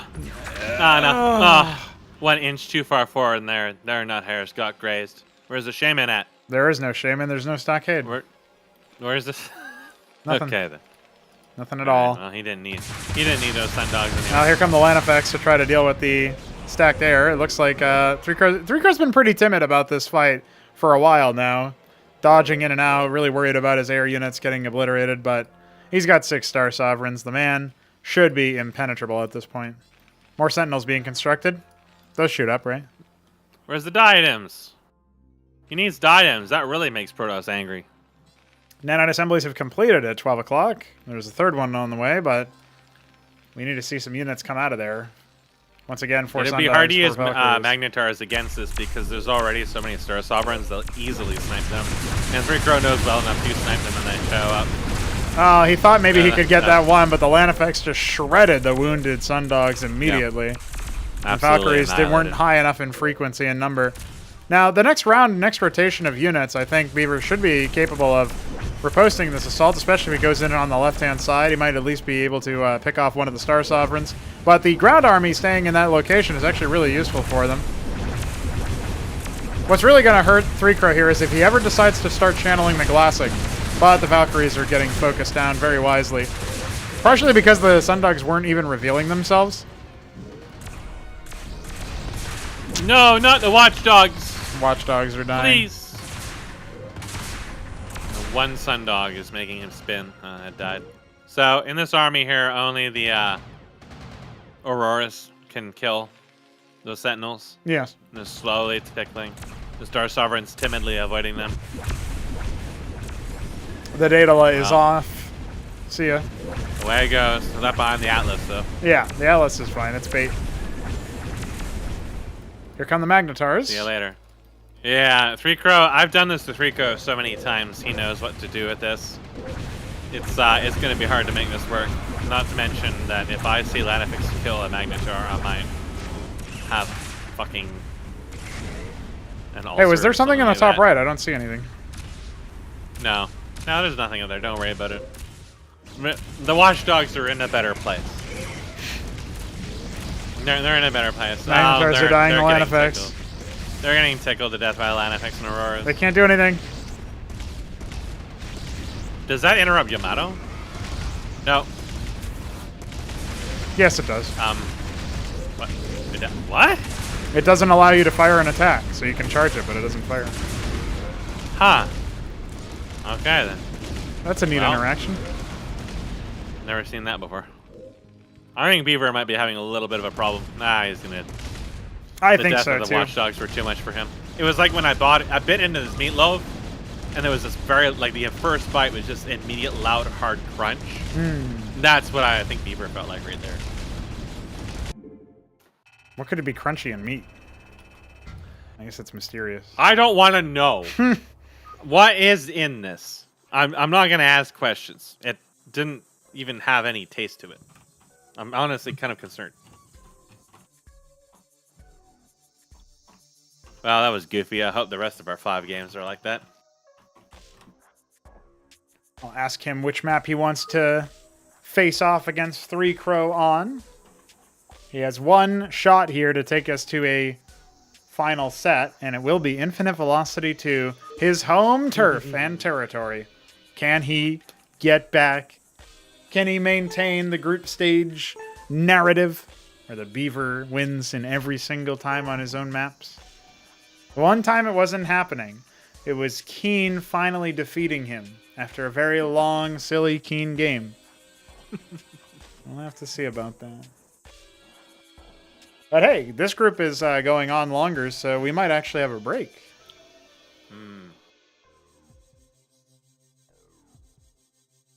I mean, if we play the next 2 games instead of this being the last, and they're both 30 minutes, then we won't have a break. But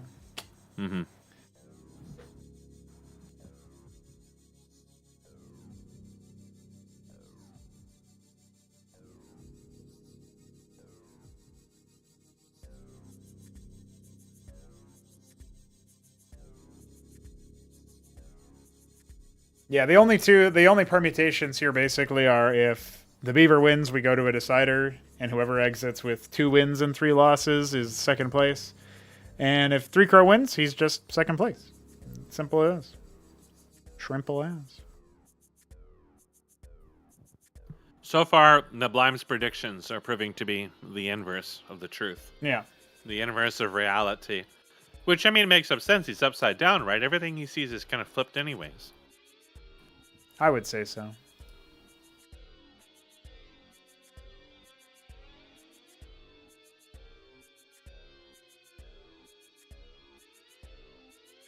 Why is it crunchy? What the hell? Meatloaf, more like crunched loaf. That's all I got. I'm getting concerned.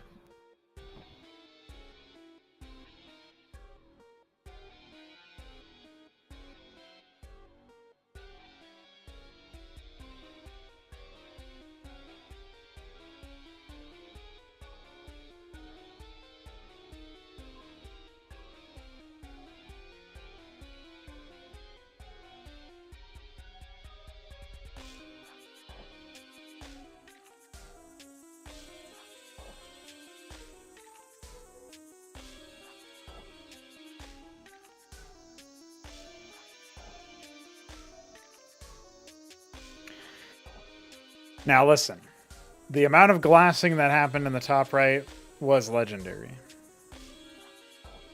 I can't wait to see what happens next.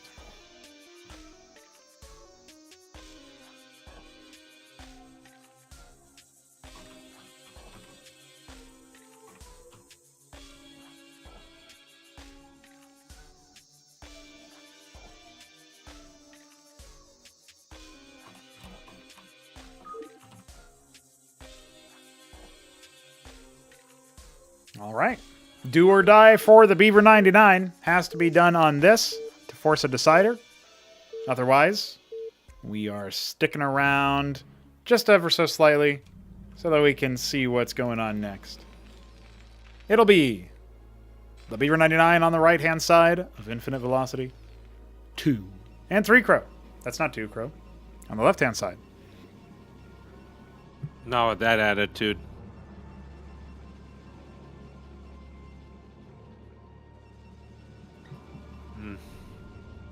Well, what do you think? Is it just going to be hard cheese? Or are we going to see a sub 3-minute game here as they both rush to the Nidus? Or I are they think gonna Beaver turtle will it rush out it. again? He did that. He did this last time he played on this map. Admittedly, it was against Keen, right? And then it didn't end up working out for him. So in the end, but I think well, he'll rush seen him it. building stockades. Yeah. But he's going gas again, so. Yeah, he you know, doesn't I want think to it's try just it. going to be the same old, right? I mean, it could also be like Starpad Rush, but I think you always go at least like a stockade first, since you'll have the minerals. Otherwise, you kind of async your economy a little bit. It will be a fulcrum on the low ground, interestingly enough. You know what I think he's going to do? I think he's going to float the fulcrum, land it, and then make a unit. And that will guarantee that it gets there before the Nidus gets destroyed. That could be it. That's the only reason I can really think of for why you'd put it so far forward and right there. Yeah, it is a specific place. It's going to get scouted, though. It will be, but I don't know if 3 Crow will have the wherewithal to think of it as that option. He might just think he's setting up for a wall. It is suspicious. It's very, very sussy. Extremely sussy. Well, nothing has been made just yet here. The gateway finishing up now, so 3 Crow will have an opportunity to tell us what his first unit is. Okay, it does get finished, and instead it's just going to be making a unit, so maybe that will be a little bit less suspicious, but, you know, it's done. We'll see what he ends up doing with that. The fact it's over there is what's sussy. Yeah. And it's very odd. I mean, he can send the first vulture through. I thought he'd cancel it, lift it, and then have the ultimate bait. Yeah. He's going to make a second vulture instead. I might consider killing the scribe or sending my first vulture across, seeing what kind of damage I can do. But the Draconin is already out, so there's not really that much going on. A Watchdog. The watchdogs are out early today. Yeah. Early bird gets the toddler. Is he just going to attack it? He's going to take a page out of Newt's book. I thought for sure he would just land it. Goofball. You can't do He's gonna this. land Where's it. the cheese? Now here's what I would do. I would build a scrapyard right there. And I would put matadors through that thing. Yeah, I was just thinking, can't you just run the matador through it and burn them down just like Ahmed? Wait, come on, Beaver. You're halfway there to the idea. Don't you want to What's the hit vulture stop? doing? Don't you want to Yep, stop it's that spinning. vulture? Don't you want to do it, Beaver? Spinning. It's spinning. Aww. The Cyclops has nowhere to go now. No, the Cyclops is trapped for the rest of its life. Yeah, its life is now probably it's just 1 basically minute. a more expensive watchdog. Yeah. Indeed, Heltrix, we have a production tab in the top right. Isn't that lovely? Shout out to Dark and Fantasies for that one. Welcome everybody else who's watching at home. We are playing what might be the final game of Group C, which means we have one more group ahead of us. He has to kill them just to free himself now. Yeah, I don't know about that idea, but he does do it. So, and one of the Cyclops decides he's gonna hang him back here and see what's up.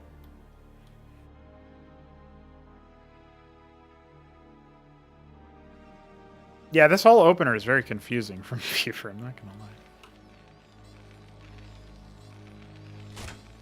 Ministry being started. Beaver has enough for another one if he wants. And the Stargate is out. So iSarCasm really setting some Hell, why trends. not? The double ministry opener. I love it. I appreciate it. I love it. And a double watchdog, too. And yeah, add some more watchdogs. I mean, he did go Stargate again. Yep. He's gonna feel vindicated. Nothing's come out of it yet, but you know, it's there, right? Yeah. Just go for the triple ministry open. 3. You will soon have enough money for yet another one. Think about it, Beaver. Think about it. You could be the man who sets the standard for the Neblime build now. It could be called the Beaver build instead of the Neblime build. That's how. Yeah, much it could every be. single one produces a Mason. Like, who doesn't want that? That was honestly one of the grossest meatloafs I've ever eaten in my entire life. It does sound like it wasn't very good. It was just, like half of it was like okay, but kind of tasteless, and the rest of it just had this colorless, extremely crunchy bits in it that I don't know what they were, but they were very large and not very pleasant. I wonder if there was supposed to be a topping. No, I think it was just whatever was in, like whatever random vegetables were in the fridge that had been in there for years that she just tossed into it. Oh, yeah, that makes That's my sense. guess. Well, the Panoptus is arriving, as is the Ministry in the top It's going to be right. greeted by thousands and thousands of watchdogs, and now Beaver's going to see that Panoptus and be like, fuck it, I'm making more. He's almost got an arrangement, like a campaign, around his first ministry. He's going to need to add a couple more to that second one. Yeah, that's right. I mean, it's one watchdog with the Masons to repair. It won't win this fight. Panoptus is going to have to be zoned away, taking a little bit of damage. Hey, look, another one. You want to fly into it? Oh, he sees the fulcrum. Hard at work. Men at work. If only you had a way to reveal those lobsters, at least you could get some satisfaction Look at out this of being queued up here. order. Dude, the ministry down here had a queued up order to move a certain direction and then start pivoting to the bottom right. And look, the Panoptus might... no, it's going to narrowly miss it. Oh my god. Dude, this is AD chess. Nobody knows. Oh, he's going to fly into it. Is he? He's flying. No, he's not. Oh yeah, he is. He's going to see it. Yeah, that's he is. sad. No, he isn't. He's not. Bitch. He's not taking... Yeah, he didn't pay attention. Rest in peace, bozo. You won't be missed. See ya, nerd. Bye. Wait, he did look, though. But you don't get vision of it. It's not like you got a fog of war spray for the units. No, stay fucking mad. gone, man. Literally just missed a chance to be a player. Okay, so... in the last game, 3 Crow attempted the almighty Soul Exemplar Rush. Yeah. It wasn't exactly as devastating as he needed it to be. Another watchdog. So he's not probably going to do the same thing. Yeah. And then eventually he just turtled up into Star Sovereigns and mass land effects and just kind of stepped on Beaver's balls. Atlas coming for Beaver. So in this game... he's got a little amount of units here. Mm-hmm. I might do something. I mean, there are 3 Panoptuses there, but for every Panoptus, there's going to be like 18 watchdogs by the time he gets over there. Yeah, funnily enough, they aren't was really bravely there. moving out. He might have been able to make something work with this, but then he decided, wait, I don't want to do that. No, he's adding more defenses. He's really not sure what to expect at this point. Maybe a drop, maybe mass wraith. Like what's going to happen? But I think the Beaver, with his pocket base in the bottom that 3 Crows scouted but didn't really scout because he didn't notice it, is probably going to go for just mass starports super fast, adding another ministry. No, you see, this is looking very similar to my build against Neblime. Another ministry. And what I did is I believe I gas capped right away. Hmm. So what it was is I realized I can't beat this guy. Right. I'm fucking bad at this game. But if he just sits back because I'm bad at this game and I held off his early push and he just decides to attack, what if I attack faster? What if he sits there making tier 2 production, but I'm making tier 3 production? But then the Seraphs came and they started like trying to irradiate my Maverick, and I spent like 30 minutes microing the Maverick around avoiding irradiate, so it kind of consumed some of my time and mental energy that's already very limited being Canadian and all. But I was building Iron Foundries by the time he actually showed up with Sundogs. Now, I did what Beaver did, and what all intelligent Terrans do, which is build like 30 fucking watchdogs, but they're actually not that good at killing Sundogs because Sundogs can attack them while they're stealthed. So I ended up losing basically everything. But I had a nanite assembly and everything being built by the time they came, so I just had tier 3 being built. And, you know, you could do that as Beaver in this case, because I don't think 3 Crows going to quite go for that. I mean, he doesn't have Sundogs. He has 6 Panoptuses. You've got a very interesting arrangement in your base. I like the double extra ministry, though. Yeah. I mean, this is what you do. Of When course. they sit back and just build nothing but cannons in their base and don't really take the map, is you just take the map. He's going to go... Yeah, he's even going to go for one of the island bases in 12 o'clock. So what if this Panoptus if he narrowly misses them again, He does. and it looks like Yeah. he's going to. He's good. He's in the clear. He's going to take this little corner here. Now, They don't have any idea. he's adding rotaries, so there's going to be downtime before this. He's going to have to pull the Goliaths and the Cyclops out of the one Fulcrum to help his base in the top right, because it's not having his gas. It's 6 Panoptuses, and they have bypassed the 3 Watchdogs over here, so the Masons will have to be pulled. Surely the the Masons will have to be pulled. The Masons will have to be pulled in short order. There we go. Yeah, the Masons were pulled. Welcome to hell, population. You and 18 got 'em. Watchdogs. Got him. He's going to spot this Sweet Ministry. 18. You know, if I'm 3-Crow, I'm thinking, dude, this guy doesn't even have his third base set up yet. And then meanwhile... And in reality, he's got, like, Ministries all over the place. Yeah. Little does 3-Crow realize he is a Ministry. That's right. He just hasn't realized it yet.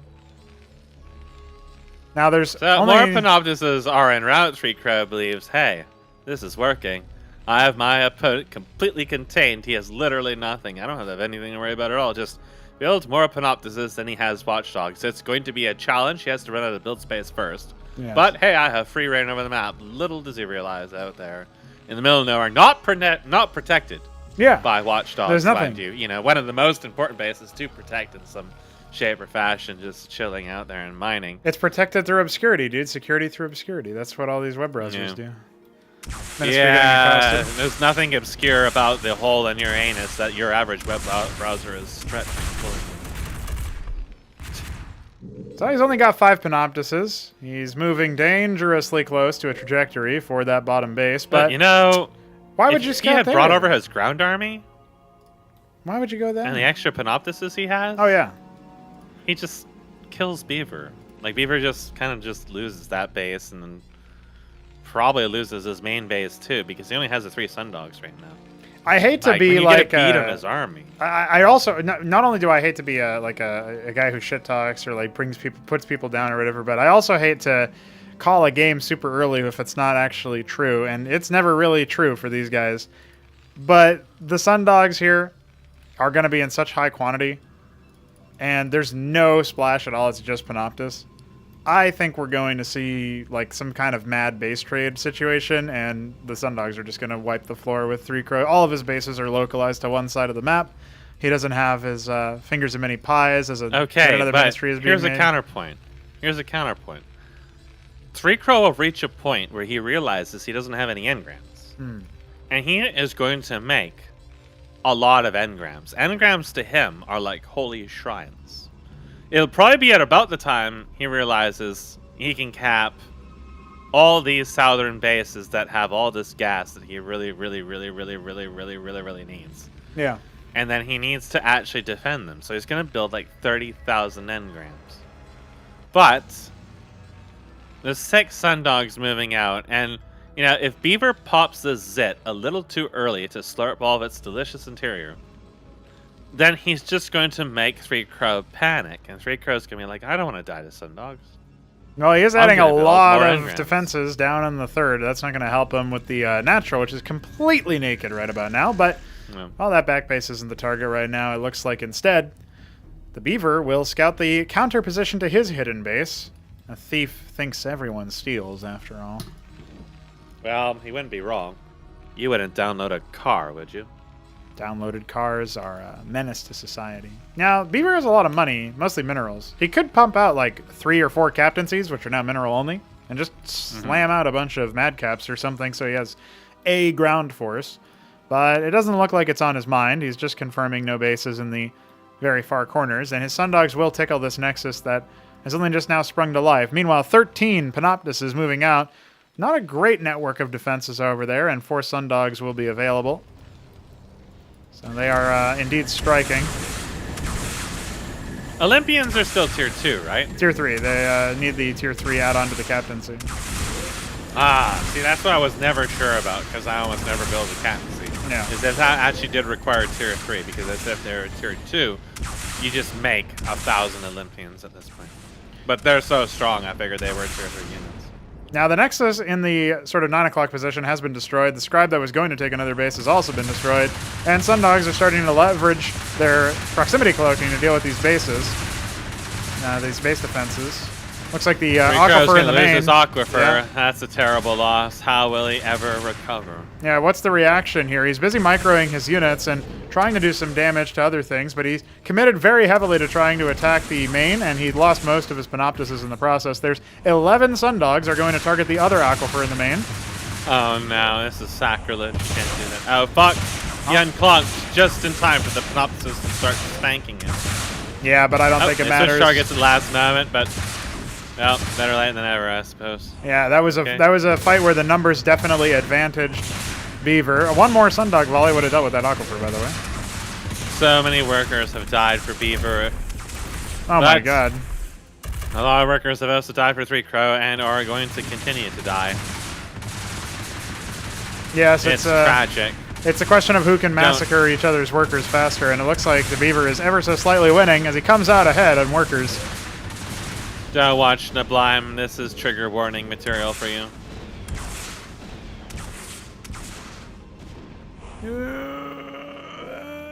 Reveal him! Lone Panoptis with 13 kills emerges from Beaver's side, and now telling tales of horrific massacres and genocide against the pigskins. Meanwhile, Beaver has acquired a unique skill very few high-level players are able to master, which is queuing. He's also acquired 3,000 minerals that he could be using right now. Yeah, they're both absolutely disgusting rich on minerals, and 3 Crow needs to recap those geysers and get them under control again. And, well, these Stargates were idle, so that's not too bad, is it? I can start flying away. He should maybe try to split his Sundogs so that they're not all focusing by the same target. Stand and fight if you don't want to run properly, I guess, but it didn't really go out too well. Well, it was not it was a smaller number of Sundogs, and there's so many. Yeah, you're right. There are a lot. Scribe is spinning. Which one? Where? He's in his base right below his embassy. There it is. He's entered the spin zone. The embassy's rally point is now a trap. Anything to emerge from that will never escape other than flying units. And they're just going to spin forever. It'll be like in that one game with Hupsaiya where you had 5 Legionnaires trapped, or your game where you had 3 of them. Eternally spinning forever. Well, he lost a Stargate, so he had to add another 2 of them. But the gas is a problem. He hasn't resaturated the one geyser or recapped it. So that's going to hurt. Yeah, gas is hurting for both of our players. It's clearly the limiting factor, but a Daedalus is on the way for the Beavers. So he had a lot, and he decided to spend it all in one lump sum. Well, may as well, as he repairs his battered worker lines. He never capped any gas himself, it looks like. Artisan will try to take 9 o'clock again. There's 1 gas cap there over there. Okay, he's got 1. Or I suppose the Captain Caesar en route. He heard you. Hmm. He stream sniped you from 10 minutes ago. It's like, holy shit, I can make that. Yeah, I've got a lot of minerals. As the scribe continues to spin. It's trying to summon the Star Sovereigns, but instead it summoned Sun Dogs. I mean, they both start with S. Yeah, easy mistake. The sun is a star. Now, you think 3 Crow would make some witnesses to stick on these defenses, and then maybe some engrams after all, just to have some preemptive shots to come out on the Sundogs so they would stop shooting him all the time. But no, he is not. Okay, well, he's managed to remain remain artisan undetected. the inmate had died to that. Oh, there it is. It's hidden behind his main mineral line. Ignoring the Wardens and just sniping the Nexus is not a half bad idea. He only loses a single Sundog for it. Well, I say that, but then the air fleet comes into avenge. He's going to lose everything. He Hey, tried don't to worry. split. He The saved one one. escapes. He saves 1. The many die for the 1. That's something I can get behind. Easy, dude. He's still got 8 more at home.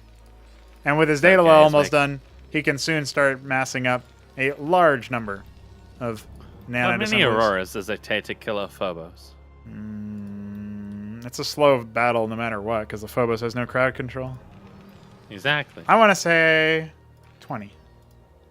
20? I hope we find out in this game. Dracodons are on the way. But Sundogs are also on the way. Yeah. Hey, they're both on attack mode. That's a rare scene. Oh, never mind. Oh, shit. Oh, God. Oh, God. Oh, gee.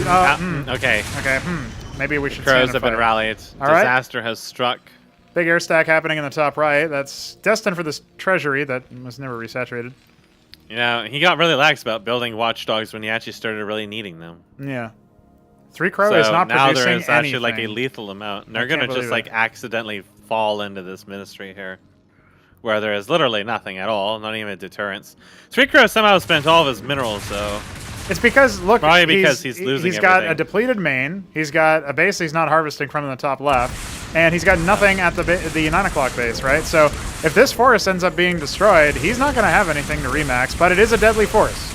13 Auroras, 14 no, the Panoptises. Daedalus. You must save the Daedala. Detonate your add-ons. Do something and save it. Madcaps are fending off all the Dracodons, and they can cycle back up here and start really doing a lot of damage. Remember, a lot of the damage that's happening to the air units is happening from the land effects. They can do nothing versus the Madcap force, but so far they're still caught up with all of these random ground units that have been piloting over. He's scared of the 4 Cyclops and the Goliath. They're too powerful. You can't, you don't, no, he's moving in. All right, the Cyclops do end up getting bopped. Somehow they were overcome. Save the Daedala. Save the Daedala. The Atlas is focused down. He doesn't want him to be able to build any additional starports. Looks like it's going to be enough to focus it down, but the Daedala does survive. Beaver. 5 more starports were started elsewhere. He can still make Valkyries and Sundogs if he really wants to. He's like flying around, and it's like a shark circling in the pond. There's nothing back over here besides a single Never Goliath. mind, he's ignoring it. Oh, the workers are fucked. Oh, no. It's okay. Beaver has so much money, he won't miss that base. He does have a lot of money. Crow has 88 workers, Yeah. and they're all in his main. Every last one except for just like a handful. That Ministry is going to get sniped. Where is the reaction? He's got so many units, but he's being overwhelmed by the moment. His 5 star powers. Look at the top. Look Now at at the assembly. top. He's got 1 million starports. His emergency backup is underway. That's right. He can still build add-ons really with should those. hide that Daedala. Like, that Daedala is his lifeline to this game at this point. He won't be able to replace it if he loses it. Out, the Madcaps are tickling. The problem is that 3 Crow spent so much of his attention on that, and he still didn't build the Nexus in the top left. No. Also, Sundog sniped the base on the other side. Another nanite assembly has been spotted. Valkyrie's desperately being trained out of these starports. But remember, a lot of production land is dying. A lot of these units are pretty wounded, and it takes a long time for nanite assemblies to die, even if they're incomplete. Madcaps are cycling over and getting caught on vultures, which are going to be very helpful for this.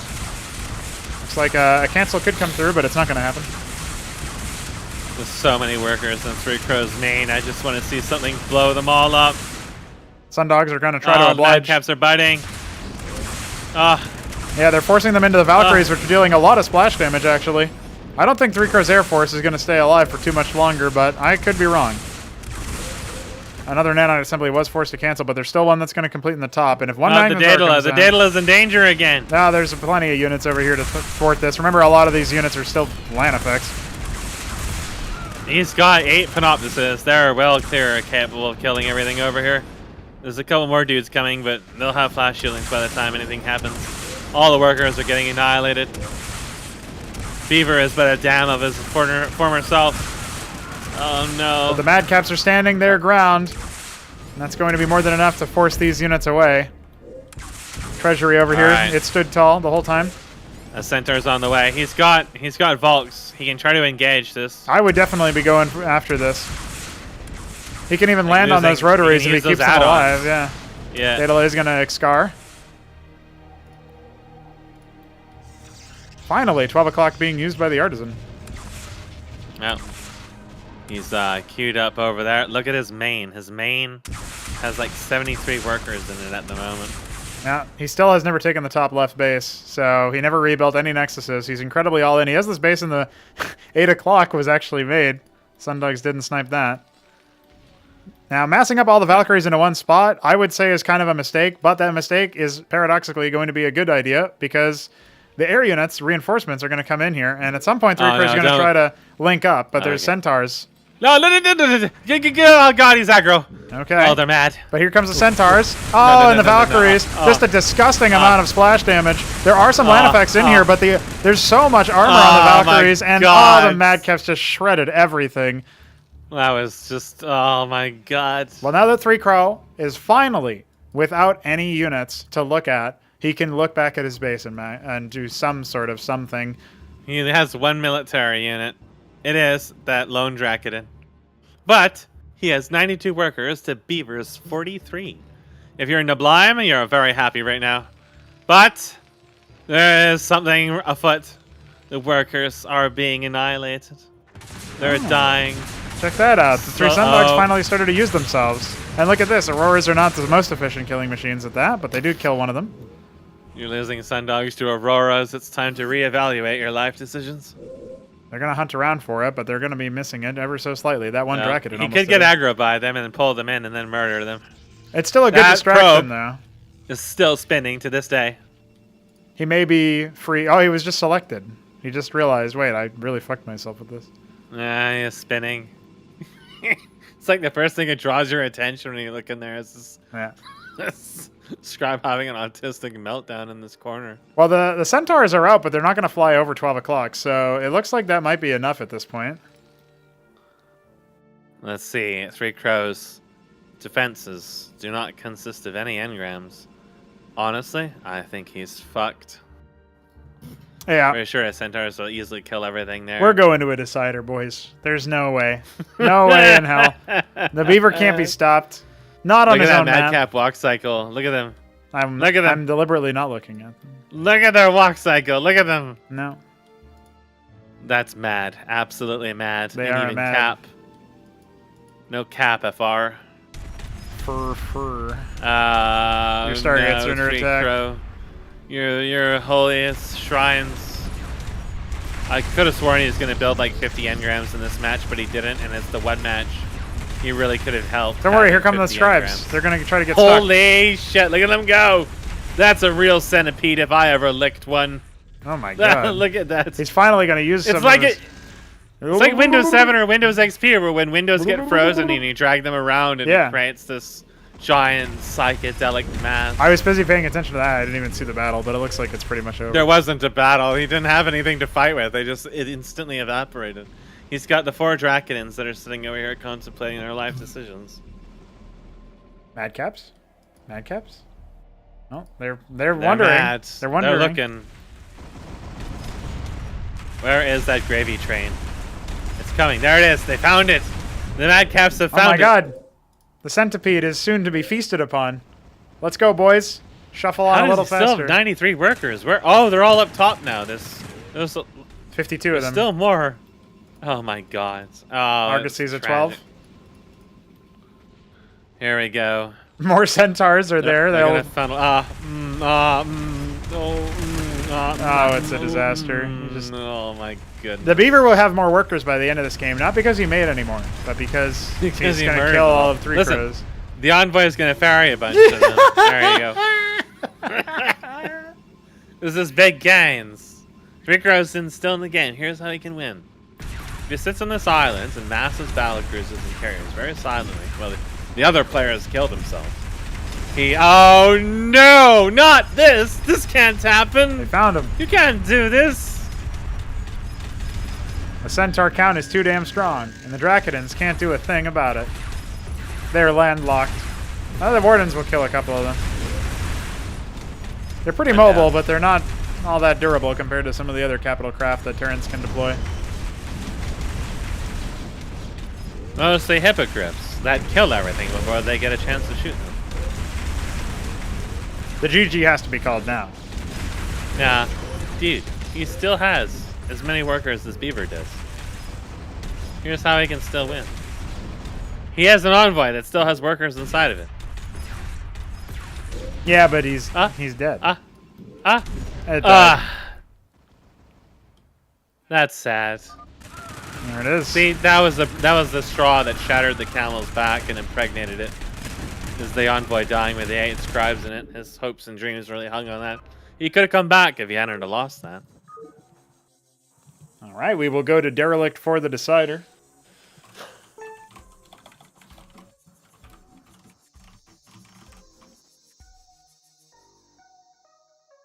Goodness gracious.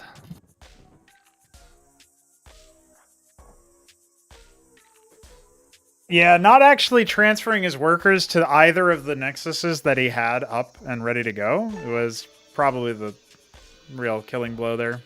But that's okay. How long could a game on Derelict really take? Don't say such words, you'll be horrified at the results.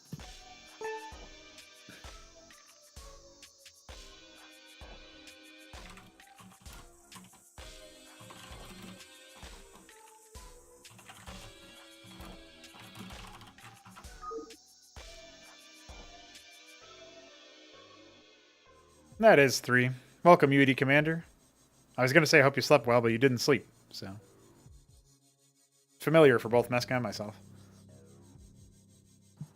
I might need to go to sleep after this. I think it's probably a good idea. Neblime is waiting in the wings to relieve you as a guest caster if that such a thing does occur. So, yeah, I'm starting to feel the frontal tension headache coming on. Well, we have the Beaver 99 in the bottom left and 3 Crow in the top right. That means your tension headache will soon be released. I mean, just think about it. Yes. The cheese Nothing is the horrible solution. could happen in this match. Yeah. If these players are going to play the most standard games that they can play up to this point, I'm not sure they're going to cheese on this match either. It's like some kind of unsung gentleman's agreement because of the tragedies that iSarCasm forced them. Yeah. I agree with the Shambler, though. If this game gets the most ridiculous, then, well, why not? There still hasn't really been anything that's one-up to this Btyb Scribe Paul. That seems to be the highlight so far. That was insanity. Well, 3 Crows banking a little bit of Espion here as he goes gate first with a Fulcrum opener from the Beaver, trying to reset after getting a successful dub on a, well, strange path to victory, but he takes it nonetheless. A little bit of a collision here between the workers. 3 Crows the first camera to respond. I always like to keep track of little things like that. Who's on the ball, who's paying attention. 3 Crow had a lot of mini-map awareness that could have saved him a lot of pain. That base that was taken in the bottom right-ish area on the low ground of Infinite Velocity 2 in that last game. Ooh, he blocks a Mason in. Well, you might as well use the Mason that's blocked to also attack the pylon. In fact, that's probably the only one I would attack the pylon with. There you go. Everybody else can just get back to work. It's kind of like having a second scout. You can think of it that way.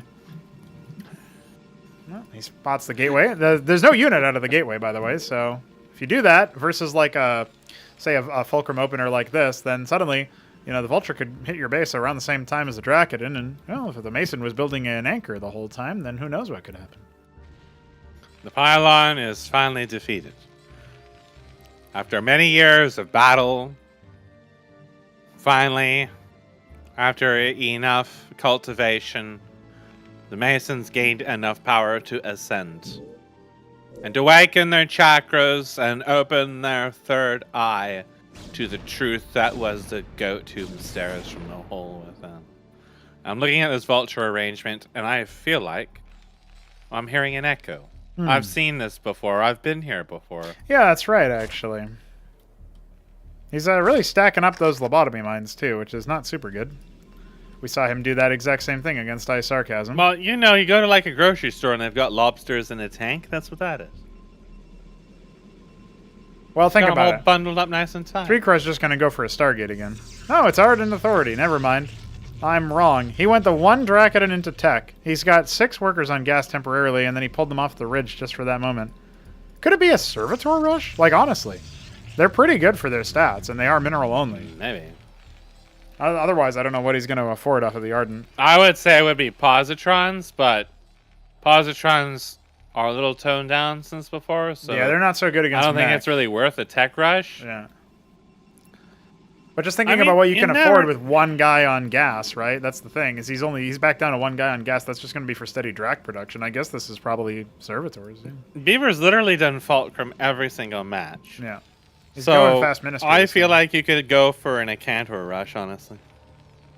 But that would require him not building any more of these Drakons to rush the embassy. Yeah, because you need the escort. So insanely risky when like some vultures could fly in. But Beaver's not particularly keen on the super early aggro at the moment. He's being kind of timid. So it could be a Servitors. There is one coming. So yeah, Scrapyard coming it's as something, well. Right? Yeah, the Servitor is actually pretty legit. I mean, it just ends up being able to deal a lot of damage. They used to be ridiculous. Yeah, I used to get 2 of them per requisition, and then we decided to make that a Zerg. They had insane armor penetration too, like just like 5 or something insane like that. Well, they have 3, so it's still a pretty good number. 3 now, so yeah, I guess that's about equivalent because of the numbers that got dropped. Yeah. Like realistically, the Ministry has 4, but like most other things have 3 or less. You know, think about the Goliath. I don't remember we even had 5 armor way back. Well, town centers did. Everything got knocked down. And the Diadem had like 8 or something. Some air units had like 9, like the Star Sovereign, I think. Maybe it was Yeah. 7, something like that. But servitors are pretty cost efficient. Like you used to be able to kill sentinels super easily with them, and I think you probably still could now since they are a little bit ranged, so they're not going to clump up super massively. But it's going to be a double servitor, triple Dracket, and move out with more units coming, with an architect actually being what he banked his gas for. It looks like as he's started to saturate that a little bit more. Anchor coming down on the low ground, units holding from the top. We did see a scrapyard, so a number of blackjacks have made it to the front lines, and the Ministry expand is here. Now, the first dragon is already taking a lot of HP damage, cut down to half HP. Beaver will pull back his 1-kill Mason. Must have executed a scribe at some point while we weren't looking. This is probably the pylon. Oh, yeah, that's right, actually. That's the chosen one right there. Yeah. The holy slayer of the pylon. After reaching the title of Wushu Master. Now he's got an anti-drop matrix coming in at home, as well as an embassy here. He's going to see if he can pressure the anchor a little bit, but all he's going to really succeed in doing is go take at some counters, damage. to be honest. The architect is already on the way, and you will notice that actually the architect is not. It's not going to seem as derpy as before. It's a little bit better at moving between small It's objects. substantially faster, I can tell. It's actually like it's about the same speed, but the main thing is that it doesn't have acceleration anymore. So. Oh yeah, it's not like decelerating every turn. I guess that's why. That's why it it's seems faster. effectively fast. It's the same thing as when you made the scribe. We made the scribes use iScript movement internally, so they move like Mavericks or whatever. That means that they don't turn at all, like the decelerate on the turns or whatever. There's a servitor guarding at 6 o'clock. Looking in case that there is a proxy stockade to himself. Yeah. Perhaps. Now here's the problem: you're dealing with an architect. That bad boy is just going to outrange all your shit. So now you're going to have to fall back. If you had more vultures, you could try diving it. If you had a star pad, you could try dropping on it. That's going to be an ant seal for now, and that's okay if you want to close the distance a little bit, but obviously this is still not looking too hot. This is the one time he decided to go for blackjacks, and they're actually like the least suited for dealing with this because it's going to shred their stats just trying to approach it. Well, the anchor only has can't 20 really all HP in here, so... Looks like actually 3-Crow leading with it is not a great move from him, and his first couple shots are going to go on the This is a little risky here. I think. Yeah. He's just going to... Okay, I thought he was going to drop in on there, but I guess not. Okay, no. Where are you going with that anchor there? Yeah, the blackjack anchor should definitely be moved in with this, otherwise he might be able to just... Well, it looks like with the closing distance, it's only going to be getting 1 shot off per hit. No, 1 more split, but it splits onto the Masons, which is, in this case, actually pretty helpful. He has a pretty good focus fire there. The ultimate battle, and he's fucking dead. Get him! Get him! It's over, Get him. boys. It's over! Get him! Yeah, fuck him up. All right, well, the Architect rush did not work out super well. 3-Crow... I don't know why he didn't just sat there just shooting him. He was in control. Both players... He didn't have to dive in at all. Both players have so much minerals. So many minerals. Oh my god, no. Please. I can't handle it. What? He's at 37. That's Diablo 3. And Diablo 4. Diablo 4 is also well known for error 37 because Blizzard has never released a game before and has no idea how server architecture works. He did repair that upper anchor somehow. Why did he dive into it with the architect though? Like, he just got really impatient. Yeah, I don't know what happened there. He thought that he saw some signal that he didn't... All he had to do was just keep pressuring, killing random shit that shows up. Yeah. Get in your second architect. The pressure ramps up. Just make sure he's not diving you, and then keep it secret, keep it safe. 10 workers ahead right now is the Beaver. Oh, it's 2 envoys. Yeah, the problem there is that this could be an Architect Doom drop or whatever, but if that's going to be the case, it is counterable. We don't see we see a second Ardent Authority, but no Cantor. Now starting it, he canceled the Servitor for that. So it will be in a Cantor drop, and that is going to be substantially more powerful, but the Wounded Antseal is going to scout this out a little bit ahead of time. Yeah. And the Neblime is en route. Another Ministry He's got his started. Kangaroo, but it's going to be a double Architect drop. It's not as effective because they don't have the splash damage, but in this particular case, there's not anything that can immediately respond. Remember, Beaver was on 1 Fulcrum this whole time. He's only now getting his second one online. He's going to need to pivot pretty much everything he has to deal with this, assuming it does come in anytime soon. The Antseal is going to get shot out of the sky, surprisingly.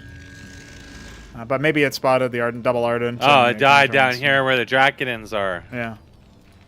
Finally, someone is able to punish it. All right, so paying attention to the drop this time around, the envoys will be zoned away a little bit, and There goes the next couple of salvos. Looks like it's going to be 4 Masons, 5 Masons killed so far. Anchors are going to go ahead and unload. There's a spinning blackjack. Oh, never mind. He figured it out. So it's going to be a number of blackjacks to try to close the distance, but it looks like that's all 3Crow really wants to get up to right now. He's not going to be able to. Blackjacks, if they could just only get close enough, could easily kill the envoys, but yeah, it's not going to happen. Instead, they escape, giggling to themselves in toastery voices. I feel like Beaver's probably thinking that went horribly. I lost so many workers, but he's still up workers. Because 3Crow doesn't macro most of the time. So, especially with this third ministry being done, he can plop that at 9 o'clock and be well on his merry way to maintaining his worker lead. Going for mantles, so we might see... Honestly, I don't know about Cataphracts versus Protoss anymore, but maybe Beaver hasn't really been paying too much attention to that. I would prefer, if you're going to go mantle, I'd prefer something like the Durandal, just to burn the armor and get on top of things. Oh, yeah. If he's already got Architects, you don't really want to go Cataphracts against that. Yeah. Because Architects will pretty much easily deal with it, even on release. We do have 3 envoys now. One of them does have an Acantor in them. There's another Architect on the way, and of course a 4th envoy. The Ministry is heading to 9 o'clock, so it will intercept this attack, or at least be aware of it on the minimap, but there's only the 1 Watchdog. Static defense not in a superb spot, and no air units means the Acantor is going to have pretty good mileage when trying to fend off whatever defenders might be over here. So it's all down to the... Oh, he's actually going to move the Ministry to the top left, which is kind of interesting, right? Because that should have clued him in, but Beaver didn't... He didn't move his camera over there at all, so I feel like... Oh, it's cat facts and routes. It's flowing right underneath the radar. Oh, right in the corner there where that Watchdog can't shoot them. The Cyclops are here, but as legendary as they are, I don't think they're going to be enough in this situation. And the worker fall is very late. Now, finally, 3Crow is ahead on workers. Took a while. Took a lot of effort. Anseal being focused down. down. Grand to tell you about. Down goes the Acantor. Yeah, could have lifted it. The Architects were busy dealing with the shot there, and away he goes. Kind of like gave him the Acantor as like consolidation. Yeah, consolation prize there. Double Architect still out of the Ardent Authority. Yeah, all he has to do at this stage is just make Architects and he just wins because Beaver has played himself. Yeah, the Cataphracts can't Even really if he gets Clerics at this point, they counter that too. Yeah. And the way that this would work is if the Canners get themselves, or the Architects get themselves killed in really stupid ways. Which is a lot harder to do now that their movement is a bit more consistent, right? So yeah, but it's more like if he has 4 envoys, if they just died for whatever reason, like I don't know, flying over a bunch of blackjacks that were forgotten about over here, that would hurt. Like I don't know, flying over a bunch of blackjacks that were forgotten. Oh no! Well, it was just one of the Architects. That was it. So this force will probably end up being cleaned up. There goes the Acantor. There goes the Architect. Rip. There's still a pretty good force over here, right? I mean, the Cataphracts are kind of idling around over here on a weird path as they try to navigate through the minerals. Oh, no, and the others. Nothing in these anchors. Painful. The Cyclops are trying their best to hold off the fort, but again, they're OP, but they're not that OP. Durandal making its presence known, tanking a couple of shots to the face. If it gets on top of those Architects, yeah, that's going to be real awkward for 3Crow, but there's more Architects coming, and they'll be able to put him down. The very bold Cyclops nearly kills yet another Draconin. Oh, that Anseal survived, and it's it. Needs to get a Cataphract in that anchor or something. Yeah, there's nothing in there at all. He's got one sitting right there on the left. He can just drop it in there. It's more range. It also keeps them alive. He's trying to. He wants to. Caught down before. So fat. The power of logic and facts weighs a man down. Here comes the worker pull. Try to block it for the Cataphract, but it's not going to be enough. A couple more shots are going to be more than enough to deal with that. And now it is just the Architects versus Masons. This is a fight that Architects lose, obviously. So. Oh, that Draconin lost. That's a scary sound to hear over and over again, honestly. Charge up. Especially when you're just looking at a line of Masons, your lifeblood oozing all over the ground. Hold on. So many spent interns. Architects are. Oh shit! It's the turnaround. It's the turnaround. Well, they're not really that durable. They're only a little bit more durable than a Draconin, so they do melt when you actually start hitting them. Yeah, but the problem right now that he's having that anchor. is that the Architect has 2 armor, and no longer does the Cataphract have any armor pen. Alright, now he's repairing it. Easy clap, brother.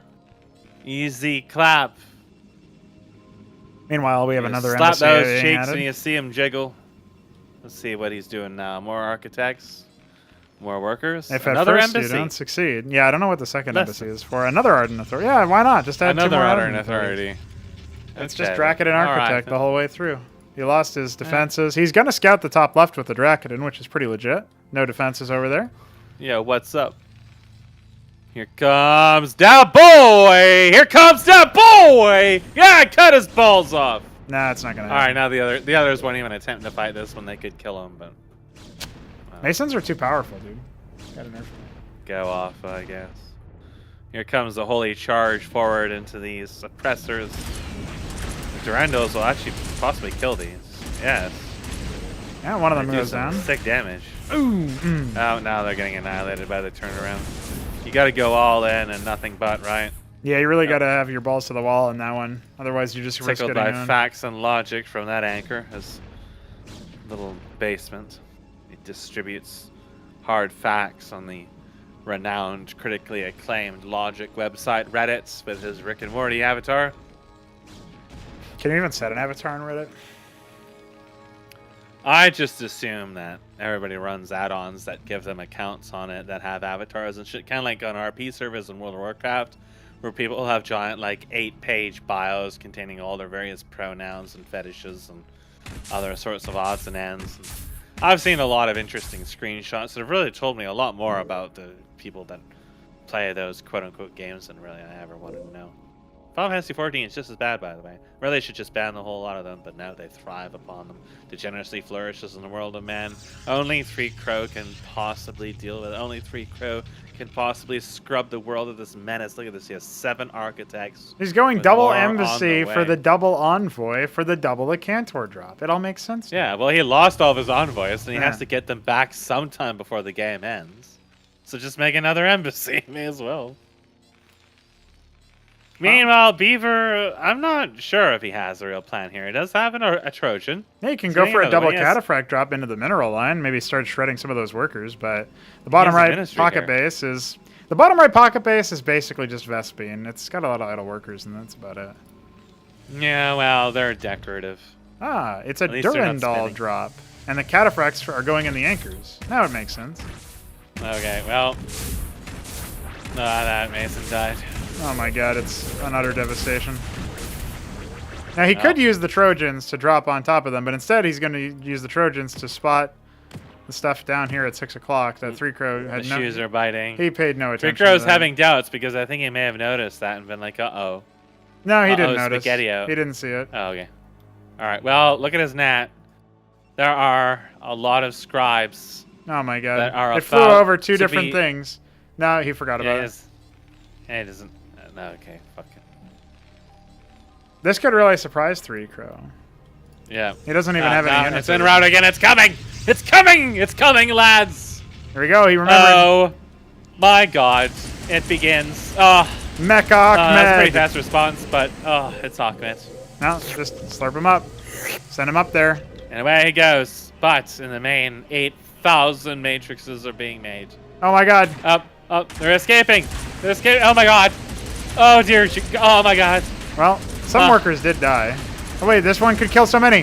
There's 55 workers on there. Mask, there's 55 workers. Oh my god. Oh my god. Oh, I died. okay. I thought we were about to witness an outer massacre because that was basically all the workers that he had. But my god, man, that was so close. Now, Yeah, some of them are very low. all right. Heart rate returning to normal here, but not for the Beaver, who is training 3 more Cataphracts. Witnesses have arrived to spot for the Architects as they besiege this place. Send it back from whence it came. There's so many cat facts, but there's so many architects. This is what happens when your cat starts swatting at the wasp hive. Yeah, the missile starts splitting. The Cataphracts are too powerful. I don't even think a single one died. Absolutely OP. Also, in the main. Yeah, it happens. Oof. Oof. Oof. Ugh. Yeah, and the natural. Yeah, just. Oh, you got They're one. Trying to kill that gas worker in the thing there, but it's not happening. He got the architect, but he will be eliminated after all. 3 Crow has just barely scraped by. Ugh. Well, that's consolidation. He's going to annihilate that gnat. Unfortunately, he didn't annihilate the 50 workers before the end. Dude, 55 workers. Oh my god, that would have been amazing. He just didn't see it. He was so close. Well, so close. You know what that means, boys? It means we just got to talk with them. They managed to drag it out so that after an hour, their best of 3 is finally over. My goodness. Hey, 3 Crow makes it into playoffs again. The Shambler was talking about coming back for the 8th tournament, but you need to be top 6 now for that, so it's not guaranteed. But 3 Crow making it out in 2nd place will be a nice accomplishment for him. He probably had the easiest group on paper, but iSarCasm really put him through the ringer. And the Beaver had some strategies, but really I think it was the execution. And you kind of have to dismiss what happened on Nitro Valley against iSarCasm, where he just cancels his fulcrum. That's just unfortunate for the guys. So we have to bid the Beaver adieu. It does end up going in iSarCasm's favor in 1st place. And that means we get to talk with our players for a moment if they are interested.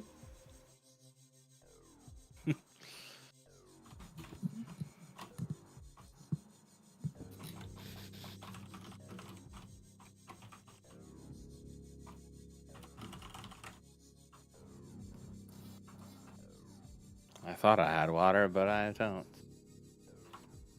What a shame.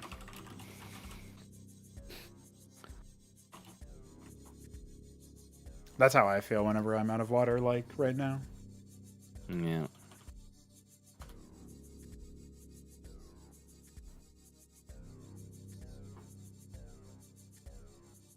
We'll go ahead and switch back to the group view in just a moment here.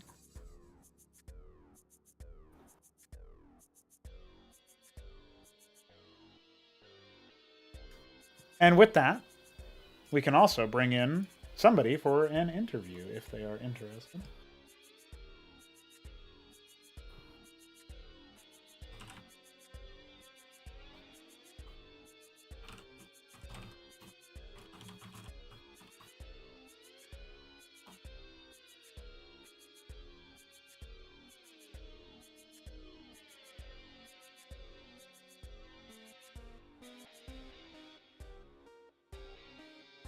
Three Crow, sir. You were the first that I saw join, so we'll bring you in here. You managed to make it to playoffs, and Neblime was proven wrong. How are you feeling about that? I am holding my coconut Mai Tai resting under the shade tree. There it is. As promised. There it is. Now, those games against the Beaver 99 were probably a bit closer than you would have liked. In fact, I don't even know if either of you noticed this, and I'll ask the Beaver about it as well. But when you pulled your workers away from the Durandals in that last game, 55 workers were harvesting from the ridge, and the Durandal was literally right next to them and could have killed them all.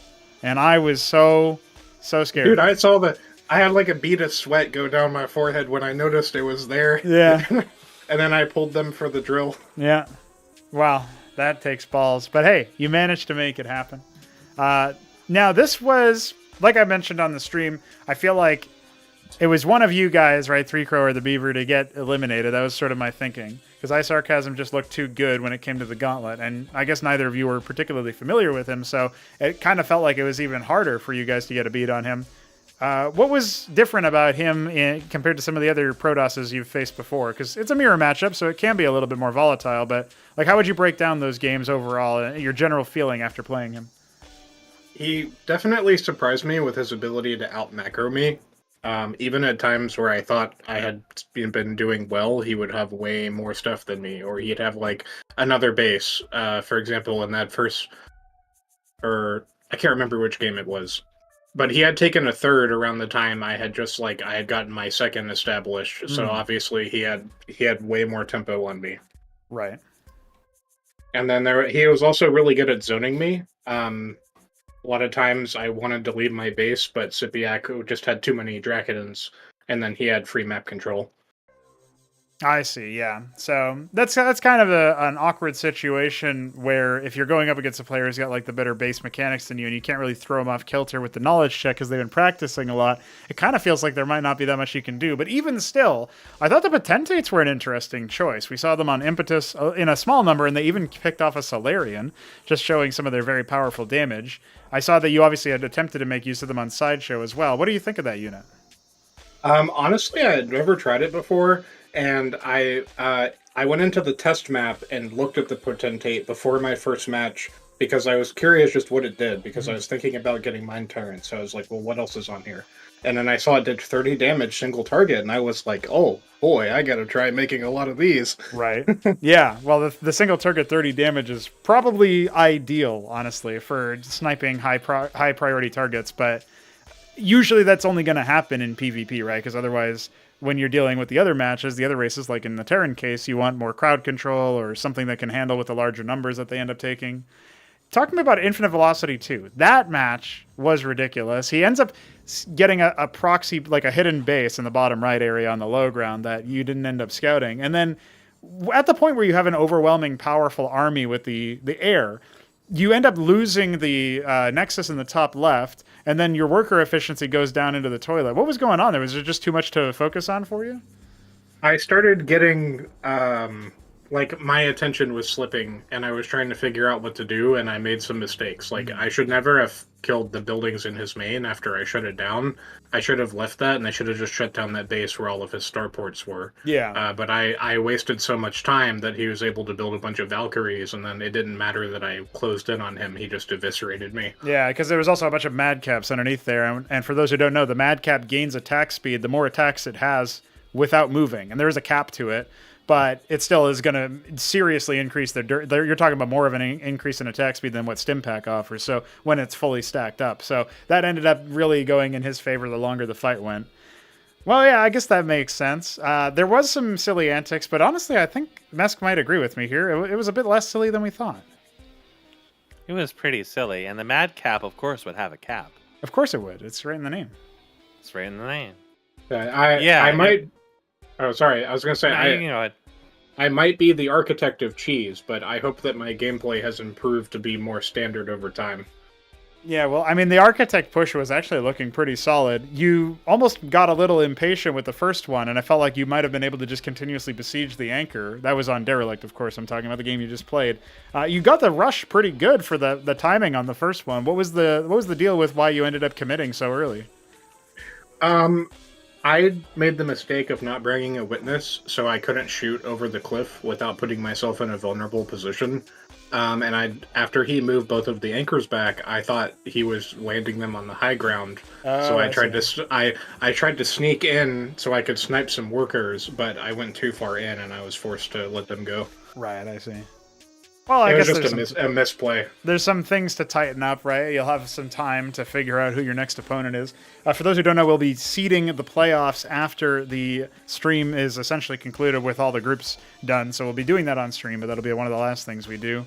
Neblime is also waiting in the wings because I think Mesk is probably at the edge of his rope as far as his awakeness is concerned. But I'll give you the last word here on this interview, Mesk. Do you have any questions for Three Crow? Any thoughts?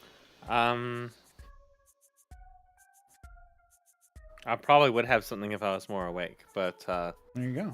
How did you feel about Watchdogs? Like, there was so many of them on Victory Square, just everywhere. That's right. Oh, I've come to expect it.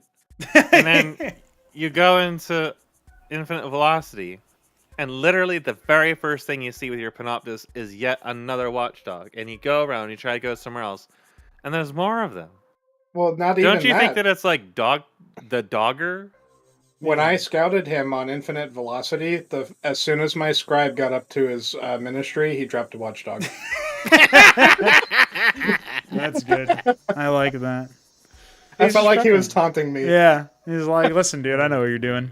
Yeah, I feel like the Stargate play is interesting. I don't know if that's just been something you've been doing independently, but when iSarCasm did the 2 Stargate play against Beaver that you were watching in that first game, is that just something that you think is now good or meta for Protoss to do? Or because it's interesting, I guess, like as a broader point, because obviously he plays mostly with SYPIAC and It Depends, right? That's the trio that they've got going, where It Depends invited them, and funnily enough, the other two end up making it to the tournament, but not him. He's missing out.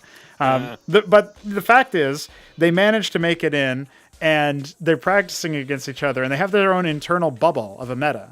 And then they come into the tournament, or they come into other games, and they compete with other people, and they're like, yeah, but what about all these ideas that we have? Like SYPIAC's idea that Protoss couldn't cheese. Btyb spanked that right out of him real quick. But even beyond that, it's like they have this idea that apparently you can go like two gateway into 2 Stargate as part of the opener off of 2 bases. And I mean, that's 3 2s, but beyond the 3, it still seems like it's a pretty legit build. That's kind of the benefit of having those people who just have their own ideas and they're completely detached from the rest of the meta. And then they come in and sprinkle that in. Did you take a signal from that opening match on Derelict, or was that just something that you independently decided you were going to go Stargate? So I was thinking about going Mass Panoptus before the tournament, like this bracket started. And when I saw him do it and it was kind of like working against Beaver, I was like, okay, that's like confirmation for me. I see. So it was kind of a signal. At the same time, I like to go air as Protoss because I've noticed that I'm not very good at microwing or keeping map control with my ground units. I'm trying to practice that, but it's more like it's compensating. And if you notice in my team fights, I tend to like sacrifice or posture my ground units so my air units can get the maximum hit. Yeah, that sounds about right. I mean, just thinking about it, it's like as long there's room for you to improve as like a general meta of like how to improve. You can improve in the long term, but if you're gearing up for a competition and you need to win right now, then you got to find a bandage if there's like a grievous error in your play or something, or even just like a significant one that you want to resolve. So it makes sense to try to do that as like a bandage for now, and then figure out okay, how do I do this so I don't have to make this compensation in the future? And I guess that makes a lot of sense. So, well, and that's like go ahead. It's like that Derelict match, which is why I used Stargate twice. I lost the second game that I did it, so I said, okay, let's try something new, and the Architects worked. Right, I see. Yeah, that makes a lot of sense. Getting the variety in. Well, we're about 10 minutes out from starting the final group, so I will take this opportunity to interview the Beaver and then close out Group C, but I appreciate you hanging out. I appreciate your participation in the tournament, and if you just win one playoff set, man, you're back on the next tournament, so that's your next goal to practice up for. Hey, I'm looking forward to it. Thank you again for having me, and let's hear from the Beaver. Let's hear from him. GG's. All right, Beaver Man, you're back into the hot seat talking about your play so far and how things went. Unfortunately, you are eliminated from the tournament in group stage, but you did manage to score a win, and it was on your own map. So can you tell me about that? That must feel good. I rigged it. Yeah, we were, we were speculating that when you put the Fulcrum there, right below the Nidus, you were going to lift it, land it, and then put a unit in there really fast before the Nidus could be destroyed. And instead, you destroyed it yourself. What was going on with that? Well, I had seen the play that SYPIAC had done with making a Fulcrum earlier in the tournament. It was Newt, yeah. But just building a Fulcrum there and then just destroying the Nidus, I was like, Stockade. But I was like, oh man, that's kind of a decent idea. So I decided, hey, I'll try that, but with Fulcrum since I'm versus Toss.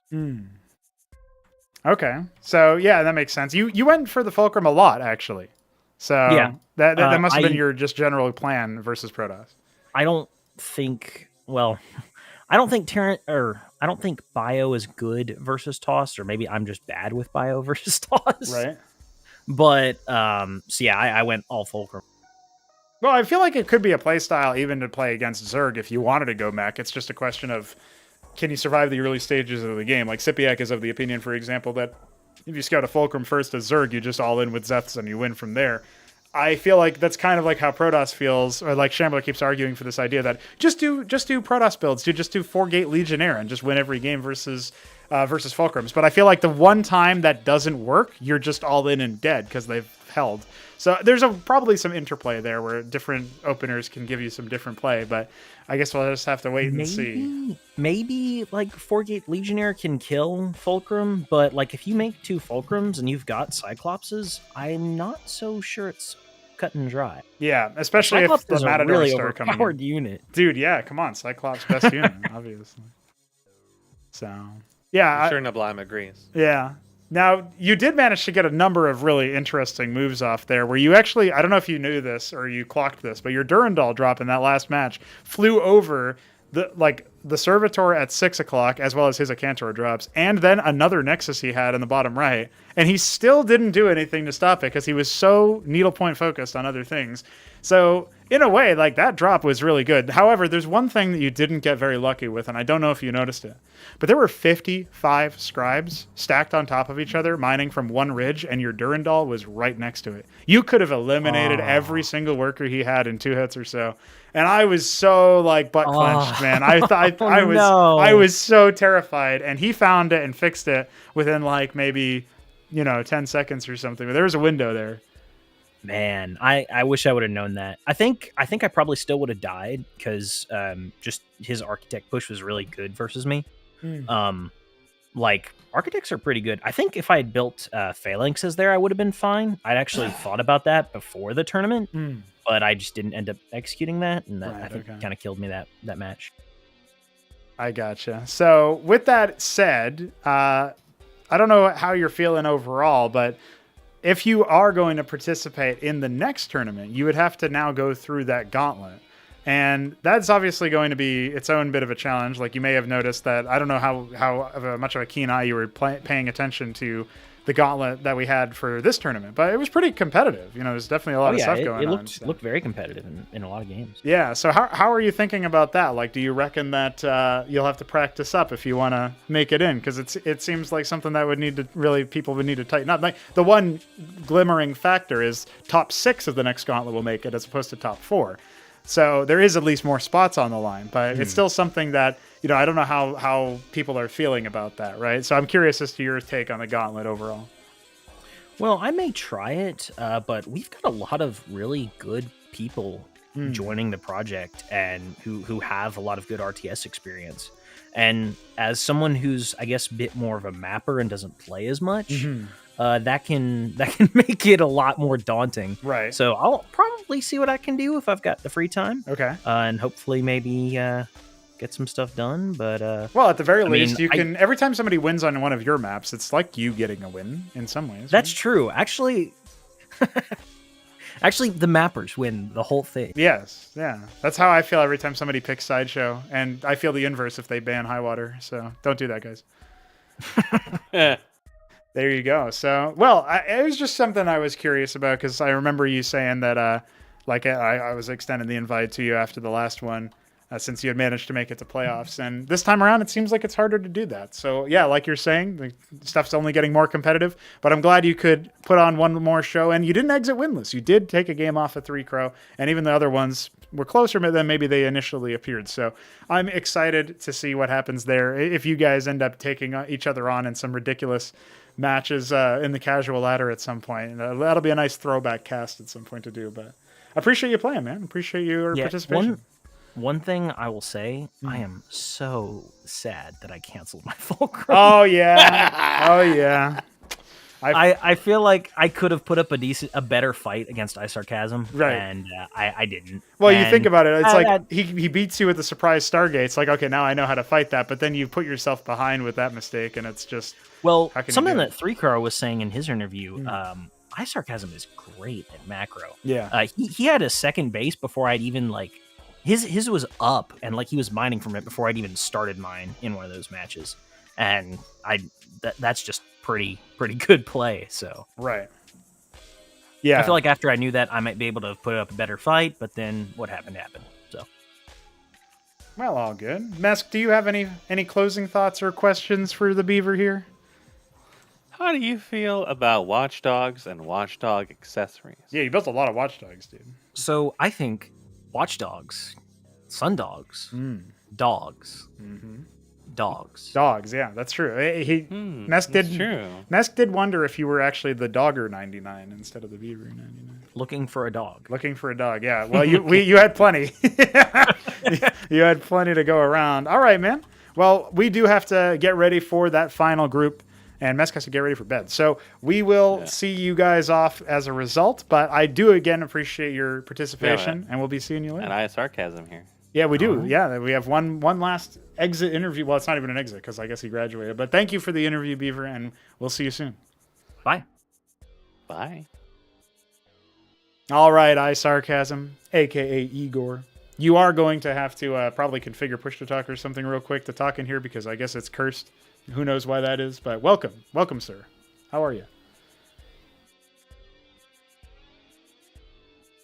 The strong, silent type. Oh. Hello? Hi. Hi. Oh, okay. I need push to talk. Yeah, it's a little scuffed. Don't worry, we'll fix it next time. So you managed to make it out in first place. Did you even break a sweat? I mean, I always get nervous before playing, so that's why I didn't have an interview. I just don't want to talk shit and then lose. Oh, I see. Well, this is probably a pretty safe group to do that in, but you know that's okay. Hedging your bets. What goes on with the mental game then? You say you're nervous, but is that like how were you feeling, for example, when you took on Hupsaiya in that qualification match? I feel like he left too early, and it definitely make it way easier for me. Like I feel like if he just kept staying in a game, he would have eventually like won. Like I don't have as much experience in playing long games, playing long sets and stuff like this. So he definitely made it very easy for me, like mentally wise. So that's why I was able to win. Okay, makes sense. Now, you did go for the double Stargate after the double gate. Is that something you've been practicing when you play against It Depends and SYPIAC, or was that something more spur of the moment? No, I mean, I only tried it against AI. Oh, okay. I don't play as often right now, unfortunately, but I don't know, I just had an idea. Like, I tried it way before, but it seems like very bad. Like, the Panoptos is super expensive. Yes. And the stats are not that good. He loses a fight against pretty much every unit. But when I looked into it a bit more, there is a good timing you can hit against Terran specifically when they don't have tier 2 yet, and you only need like 5 Panoptos to two-shot a Watchdog or a Goliath. So if you go in with 5 and start doing damage, and if you don't lose any and go up to 10, then it starts to be like extremely annoying to deal with. And because you keep an opponent occupied, you can just expand, add more tech and stuff like this. So far it worked. I also tried it against Shambler once. I don't know if it's like legit. So far, I feel like Ardent Authority is like the way to go, but yes. Maybe double Stargate is viable. I don't know yet. Okay. You have questions for iSarCasm before we go out of here, Mess? I was gonna say we did see actually quite a lot of early Stargate, like in earlier Ascensions, but it's usually like the fast early Panoptus right away, and then that would slowly build up. But I noticed that you had a very specific approach where you intentionally waited behind until you had about 6 of them, and then you trapped the probe for the magic box, and then that made it so much more effective. And also the way you controlled them was different. You didn't stay to fight any units; you just constantly avoided the army and just killed all the eco and anything else. Yeah, exactly. Like one Stargate is not as good because if you rush Stargate before expand, you will have 6 Panoptos at the same time if you went for expand and then did 2 Stargate. So there's no point in doing it.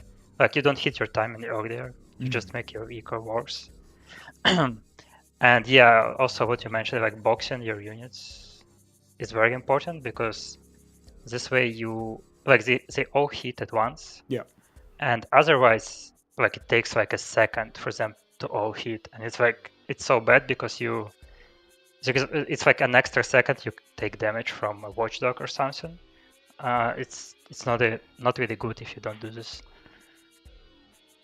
Okay. So yeah, it's not something we actually see very often. Yeah, that's sort of what I was talking about a bit earlier, iSarCasm, is that you practicing so much with SYPIAC, and it depends, and also offline, as you mentioned, it can kind of create like a bubble meta where, on the one hand, the fear there is that maybe there's like an obvious reason why some strategy isn't used, then you're not exposed to it because you haven't practiced it against real people, like the Stargate case, right?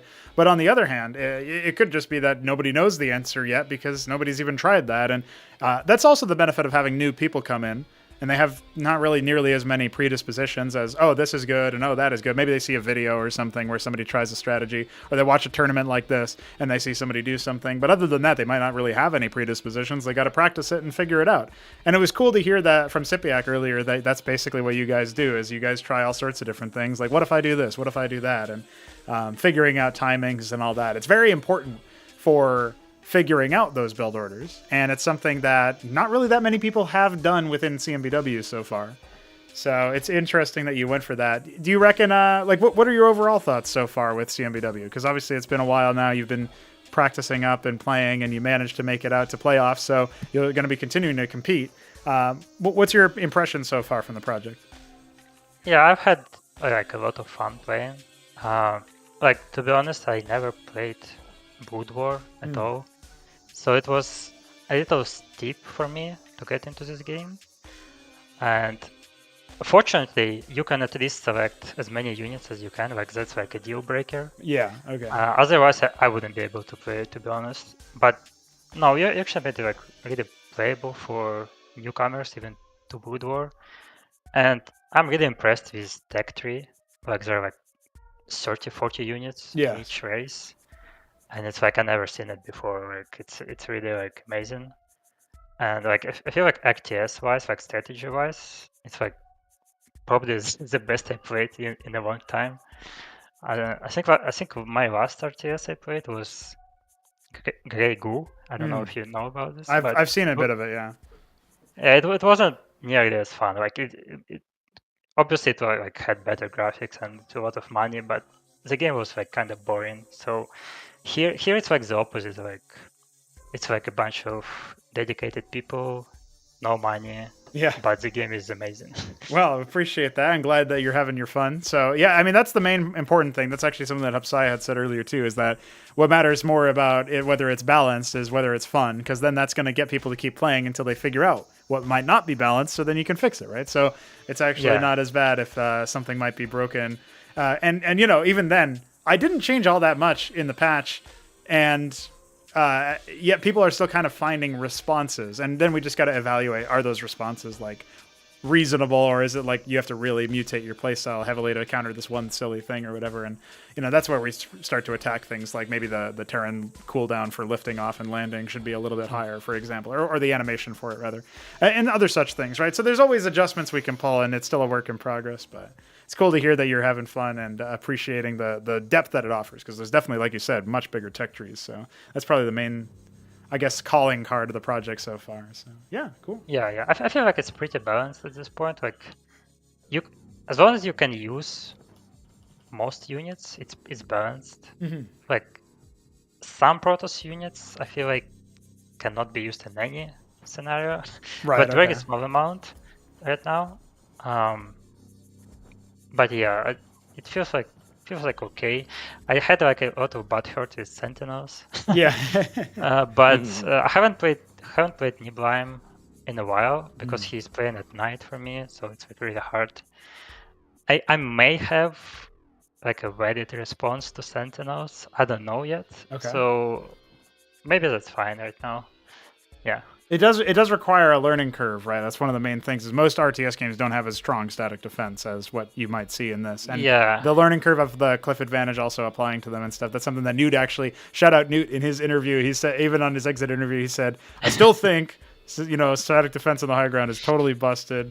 And, you know, maybe he might even be right, but like the question is, you know, what are the kinds of interactions that creates? And, you know, are people not able to close games fast enough because they're not taking advantage of what tools exist yet, because there's a lot of stuff that hasn't been mapped out. But for sure, there's things that we can watch for, and you know, at the very least, so far, obviously you're a bit newer to the project, but so far the people who've been sticking around it for long enough have seen it improve incrementally for long enough that they kind of have faith in the process, at least, that we'll, even if it's not perfect, we'll get it to a better spot over time, right? So that's the goal anyway. So happy to have you here, and glad that you found some success in this group, and looking forward to seeing you in probably more competitive series going forward once we hit playoffs.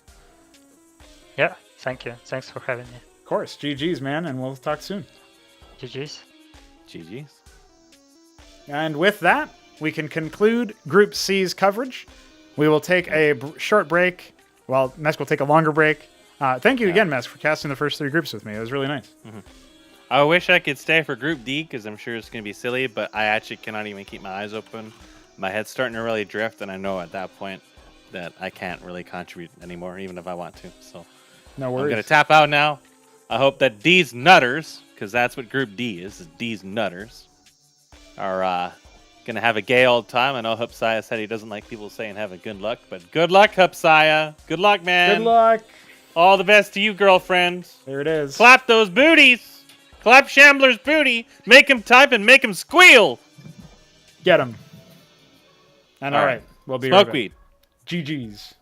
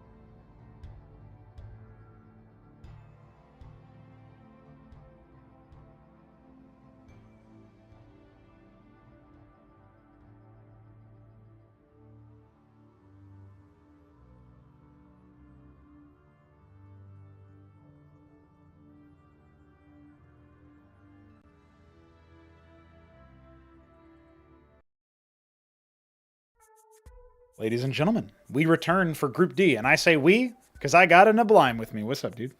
No, this is Mesk. Hello. Yes. I just had some vocal cord surgery so I could keep going for the umpteenth hour of casting. There it is. So Mesk, Escatu Blime. It's my new name. Escatu Mesk. I am delighted to have you here because, obviously, for one, it's nice to not be soloing for the last one, but also, I know that you've been paying a lot of attention to the project, and you bring with it your own analysis and understanding of not just the project itself in terms of the meta, but the players. And we have an interesting trio of players here. You've got personal experience going back into the Brood War days with Keen, obviously. You've played a lot of games against the Shambler, inside and outside tournaments, and most recently, you in your ridiculous 12-hour stint of practicing nothing but CMBW earlier, which got you into shape for the tournament, you could say. You also played against Hupsaiya a little bit, and there's even maybe I guess a clash of manner, a clash of what might be the general tenor of somebody as a personality. I guess a personality clash might be the best way to put it. I don't know if you want to elaborate on that or not, but that's what I've noticed, is that I think Hupsaiya was complaining about you saying GLHF or something like that, so that's funny.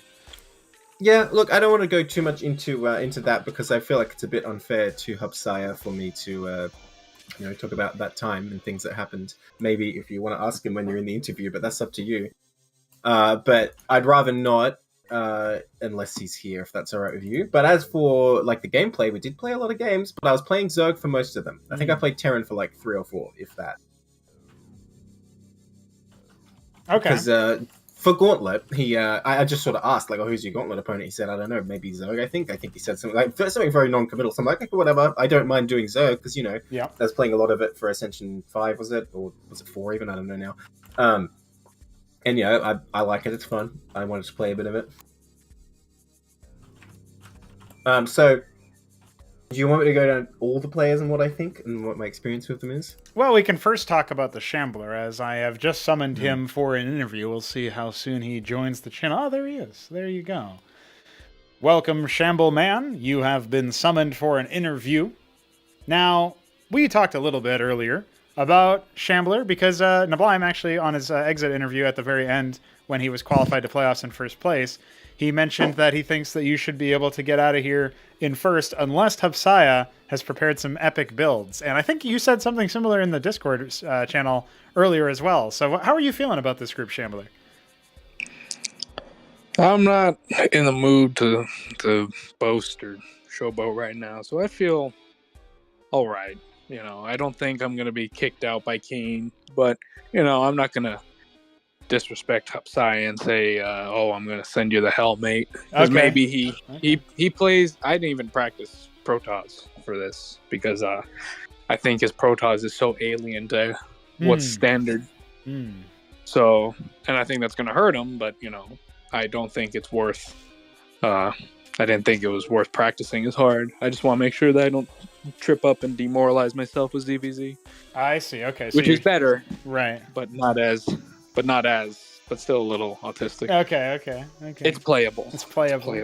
Yeah, you've been playing a lot earlier today. You did a bunch of ZVZs with Hamster. I don't know if you feel like talking too much about those, but I'm totally down to hear about that some other time if you want to save it for after the stream so you don't leak strats. It seems like, though, that with that practice, that's the opposite of what Keen does, right? So you should be good. Yeah, I think I have the meta down pat. It's all in my head. It's just I gotta chill out, gotta not make silly mistakes, but I can't get too chill either. Gotta get in the zone. So I expect to do well. Seems like it. Neblime, when we're talking about the Shambler Zerg, he's aggressive and he likes his tier 2 timing for the power spike, but we were talking about Keen earlier too, and you're thinking that you don't think he can hold not just against the Shambler, but also against Hupsaiya because of that practice? Is that the predominant thing? Well, the thing is, if you don't know the unit that's killing you, you can't really fight back. If you look back to my first CMBW appearance, which wasn't very impressive, of course, but if you remember, Shambler here flew one Lickizalisk in an Overlord over and landed it, and I didn't know what to do, so I just left because I didn't know you could stand on it. So I was like, oh. So, I mean, Keen's obviously not that inexperienced. He's definitely played a bit more than that. but that just goes to show game knowledge is really important, even if mechanics are, a factor. Yeah. And I feel like Keen really hasn't played how much he might need to. What do you think, Shambler? Unless Keen's been sharpening up, I think that practice with Hamster was real eye-opening. Okay.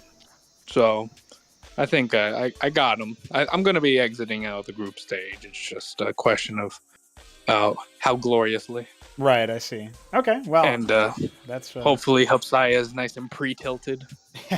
Well, he's playing StarCraft 2. How else can you? You can't do anything but get tilted in StarCraft 2. It's just what the hell. But I will say about the situation here, we got tantalizingly close the first group, and then even more close in the second group to having that fabled free-for-all decider. It's never happened before in Ascension history. Keen would probably need to really shock and surprise people to, score up 2 wins and everybody else also have 2 wins. But do you think it could happen, Shambler? Is that a possibility? Or are you just thinking, nah, no way, Keen's just going to get totally bossed? Either me or Hupsaiya leaves us 3-0. Okay, the first or 4-0, whatever. Right, yeah, 4-0 would be undefeated, right? So, okay, interesting. All right, well, that's a prediction and a half. We'll leave you to get ready and zoned in, as your first game will be against Hupsaiya, who has just joined the lobby as well, and we'll talk to Keen for a little bit. So thanks, Shambler, for the interview, and talk to you soon. See you soon. And here comes Keen. Welcome, Keen. I finally have you in a spot with Neblime. Can you believe it? How are you doing today? Honestly, pretty shitty. I'm sick. Oh, shit. Yeah. Two weekends in a row, actually. I'm pretty sure I caught COVID over Thanksgiving and recovered, and I woke up today sick yet again with a sore throat and just tired. Yeah, the fatigue setting in. Well, that probably... Yeah. I guess the silver lining could be that maybe you haven't played any StarCraft 1 unmodded, and that means maybe you can draw upon your experience without the muscle memory kicking in. What do you think? Well, I certainly haven't played any StarCraft 1, but I haven't played any CMBW either. There it is. So you're coming in here. You can still make mutalisks. That's what true. Could go wrong? That's true. Yeah, maybe. But yeah, I don't know anything about Hupsaiya, so... Well, you'll get to watch this first game, right? So that'll be some information. You get to check out the Twitch. Neblime's going to be casting it with me, so you get to maybe learn something from what he says as the commentary. Could be an option. Yes, tell me what to do. Yeah. There is a thing there. The whole cast was like, Keen should have done this. Yeah. Keen should have done that. Right. The whole time through. Yeah, sorry to hear you're under the weather, though. That's obviously never a good thing. And I imagine, do you think it's going to affect your ability to get in there mentally, or is it just purely like, I'm kind of on the slower side because of the fatigue? What's your read on that?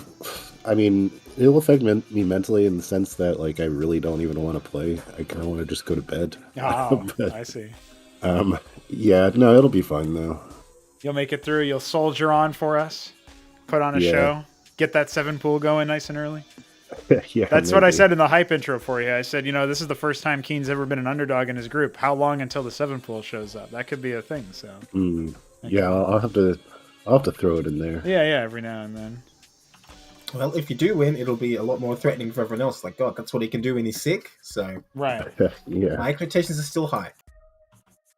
Alrighty. That's pretty much all I had to ask you then, and I appreciate you playing despite the circumstances. I wish you good luck in the games, and I am looking forward to what you pull out versus especially the Shambler. I hope you get him typing. Alrighty, I hope so too. All right. See you guys. GG, see you soon. And it looks like Hupsaiya will be doing an interview after all. He's going to take a moment to compose himself and maybe yell at his stream chat a little bit more. Something that... Well, you know what? After Shambler was kind of like, I don't know, I think I'll get out. Keen's like, I'm sick. Hupsaiya better come in here and be like, I'm going to 4-0 these fucking noobs. They got no chance. He better. That's all I can say. Absolutely. You got to throw the gusto around. I mean, Hupsaiya does seem like a trash-talking type of guy. And honestly... we need it. We need it. Yeah. I honestly, we like that for the spectacle. It might rub some people the wrong way from a personality level or whatever. But to me, I just think of it like, Well, imagine you can be the villain or the heel or whatever you want to call it. You can be the guy who talks a big game, and if you get upset, then it's all the juicier for everybody at home to be like, every tournament needs a villain. I agree. Yeah. And honestly, every game of StarCraft I watch, I'm always rooting for the underdog. Even if, they come in even, like 2 minutes into the game, so say we're talking about Brood War, a worker dies, I'm like, oh my god, he can't possibly win, and then I'm watching the quote-unquote comeback, that's always how I like to watch. Well, there you go. You get invested in, like, how sick would it be, though? Seriously. And I'm not talking about the way that Keen is sick. I'm talking about how amazing would it be if somebody, goes down super far and then makes a miraculous comeback somehow. And, it's actually legit. That feels like a pretty good thing. So, yeah. Well, honestly, if Hupsaiya does make it out, well, it wouldn't necessarily be an upset because, like we say, Keen hasn't played that much and isn't feeling well. But it will be impressive that he's come into his first Ascension, with limited practice, and it's kind of just powered through. Yeah, could be a real thing. Could be something to consider. And honestly, with Hupsaiya's Protoss being the way that it is, to me, it feels like he absolutely could threaten the Shambler. I know there's been a number of games where, when you consider the way the stake that is here with no mystery meat, now anybody could take this. Hupsaiya could walk in here with his first ever tournament and take the whole thing, depending on how he does, and then maybe just leave and never come back. Like, he could just be a ghost in the wind, the one that got away. You don't know what's going to happen. Well, we thought Hamster was going to take the last one, to be honest. He was that's good, right. But, that's didn't quite make it, but there's always a chance for the Royal Rotor, as they call it. That is exciting. Oh, is that the when they win the second one? No, Royal Road is when you win the tournament when you first enter. Oh, I see. Right, yeah. That's what I thought it was. It's too late for Hamster. Too late for Hamster. Then. All right, let's bring him in here. Mr. Hupsaiya. I think you'll have to switch over to push to talk in here. The classic, yeah. There it is. How are you, dude? How's it going? Don't worry. We'll fill it. No big problems. Hello? Hi. I had to figure out what my push to talk button is. All good. How you doing today, dude? Amazing and fantastic. There it is. All right. Yeah. Well, you are just about to face off against the Shambler for your very first group stage match. For the format, since you may not have caught all of the details, whoever gets to 4 wins first will be exiting in first place. And there is a chance that we do a ridiculous decider, but I don't think it'll happen here because Keen was feeling a little under the weather. I don't know if you caught his interview earlier, but he's not feeling too hot right now. No, so I haven't been watching. I walked away for a bit. I was a little tilted. Oh, okay. Gotcha.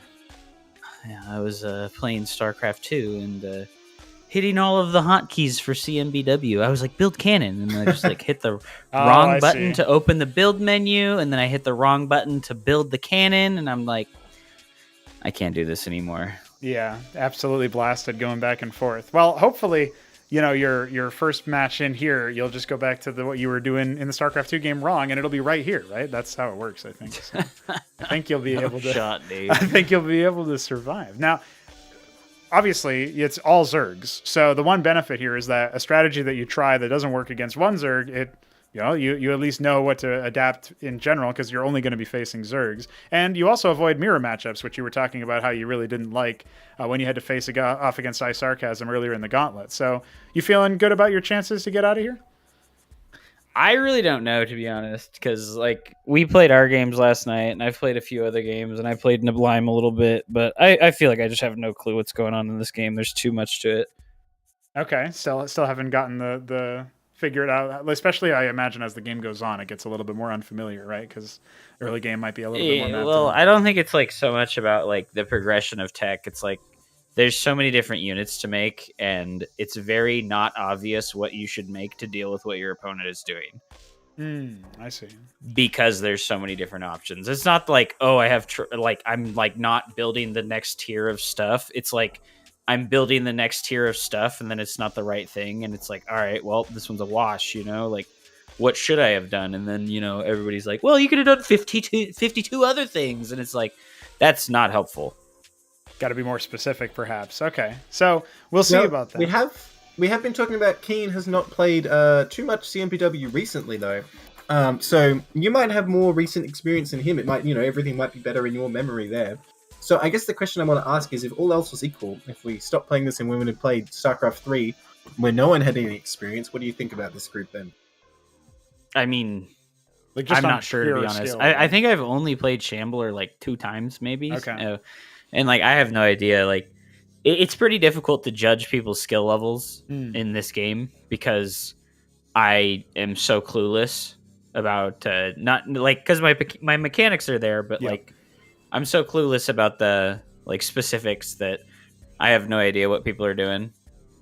Yeah, well, you saw when you were spectating some matches that were being streamed the other night, and Three Crow is like selecting individual structures, and you were getting little angry coach vibes there going on. You're like, no, dude, you gotta not do that. You gotta just select them all at once. Like, there are some people around there that do that, right? But over here, it looks like Shambler's a little bit more solid. And then, of course, Zerg is the... I mean, can we get a Hupsaiya Zerg wheelchair spam in the chat, please? That's... Some Hupsaiya Zergs in the chat. Yeah, no, I think that Zerg has a pretty easy time with the macro mechanic, with only having a single production structure. And then also, like, I don't know, you select 8 hatcheries, and then you select the larva, and then you click one time, and it builds as many units as you can of that unit. So it does simplify it quite a bit. Yeah, you can overspend a lot, but if you're, cautious about that in particular, it can be pretty powerful, obviously, compared to some of the other races and what they have to do. So, well, we're going to familiar territory. Derelict is the sort of handshake starter map. If we go to a tiebreaker, it'll be on this map too. It's like the most standard one, or at least the one that people have played on the most. So that at least should be a little bit familiar for you. And how are you thinking about this one match that you're about to play against the Shambler? You think you'll be able to take him? I think that versus Zerg, it's kind of rough because like I have no idea how to wall off. Right. Or how to like create choke points properly so that my units can get in and out. And I think that that's like incredibly important versus Zerg because the Zerg player is going to have more numerous amounts of units than me. So you need to funnel them into a choke point. And because I don't know how to create a choke point, I don't know what to do. Well, it's hard to give you advice verbally as opposed to being able to show you in the game, but I'll just say that a pylon underneath the gateway is usually pretty airtight.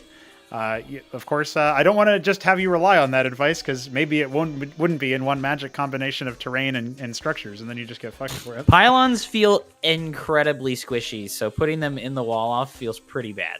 Yeah, that could also be a component. At the very least, with 2 gateways, you can kind of block with a Zealot or whatever in between, and then you just can't get your Drax out if that's the only thing, though. So there's definitely a balance to be had there as to what to do.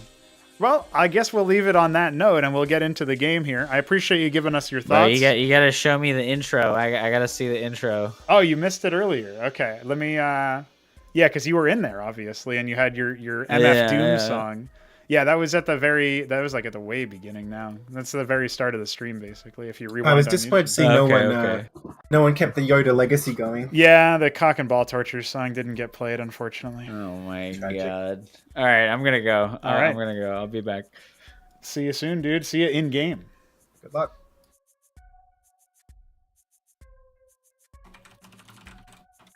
All right, Neblime, what do you think of all those interview answers we just had? Any interesting insights? No other than one Keen is getting confident. bombed? Yeah, no one's confident. coming in going, I'm going to smash him. No, it's going to be, I don't know. Everyone's going to be barely making it over the line at this rate. This is going to be a group where whoever wins might honestly be surprised by the sound what they're saying. Well, Shambler did say he's going to make it out. But yeah, I like to hear the confidence, so I'm kind of disappointed. I mean, I can't blame Keen, obviously. He's not feeling well. Yeah, that's unfortunate for him, and it sounds like he just wants to go to sleep, which, might happen if Shambler... Yeah, his opponents might put him to sleep. Yeah, that's right. They might choke him out. That's certainly what Shambler's thinking here and there.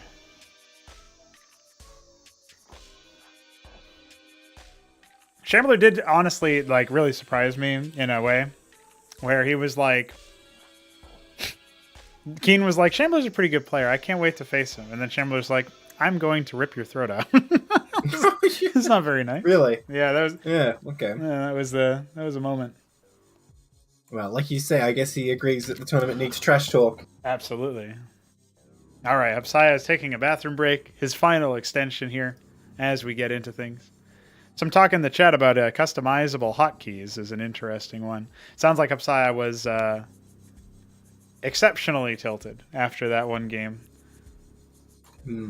Well, yeah, you could say on the one hand you get warmed up by playing beforehand, but yeah, you can get tilted. Look, when I would prepare really hard for a CPL match, the best advice is you generally don't play the day before your actual match if you're really prepared. Obviously, if you're not prepared, you get any games you can. Right. But obviously, I don't think Hupsaiya is taking that seriously. No. Obviously, he was just streaming StarCraft 2, and this is just a diversion for him. Yep. Yeah, he's kind of gone back and forth from what I saw about like just the general thoughts or health of his channel or whatever you want to call it, where he's like thinking to himself, well, I probably should diversify away from just StarCraft 2 because it's not going to carry interest forever, and there's not exactly a career in there for, even though he's a good player by all accounts when it comes to the rank system and stuff. He's able to place highly, he competes on multiple regions and stuff. It's not necessarily a guarantee that he's just going to be able to earn a living based off of that alone, right? And so, you know, branching out in other RTS games, I don't know that you're going to be able to earn a living playing CMBW on stream, but well, we can always stream, right? Yeah, maybe next year, you know, maybe by the next year. You'll never know. Yeah, just a few more months. Yeah. Just hang in there, guys. Hang in there. Well, if you are hanging in there, I appreciate it. It's been a long day of broadcasting, and again, thank you to Neblime for joining us on the cast.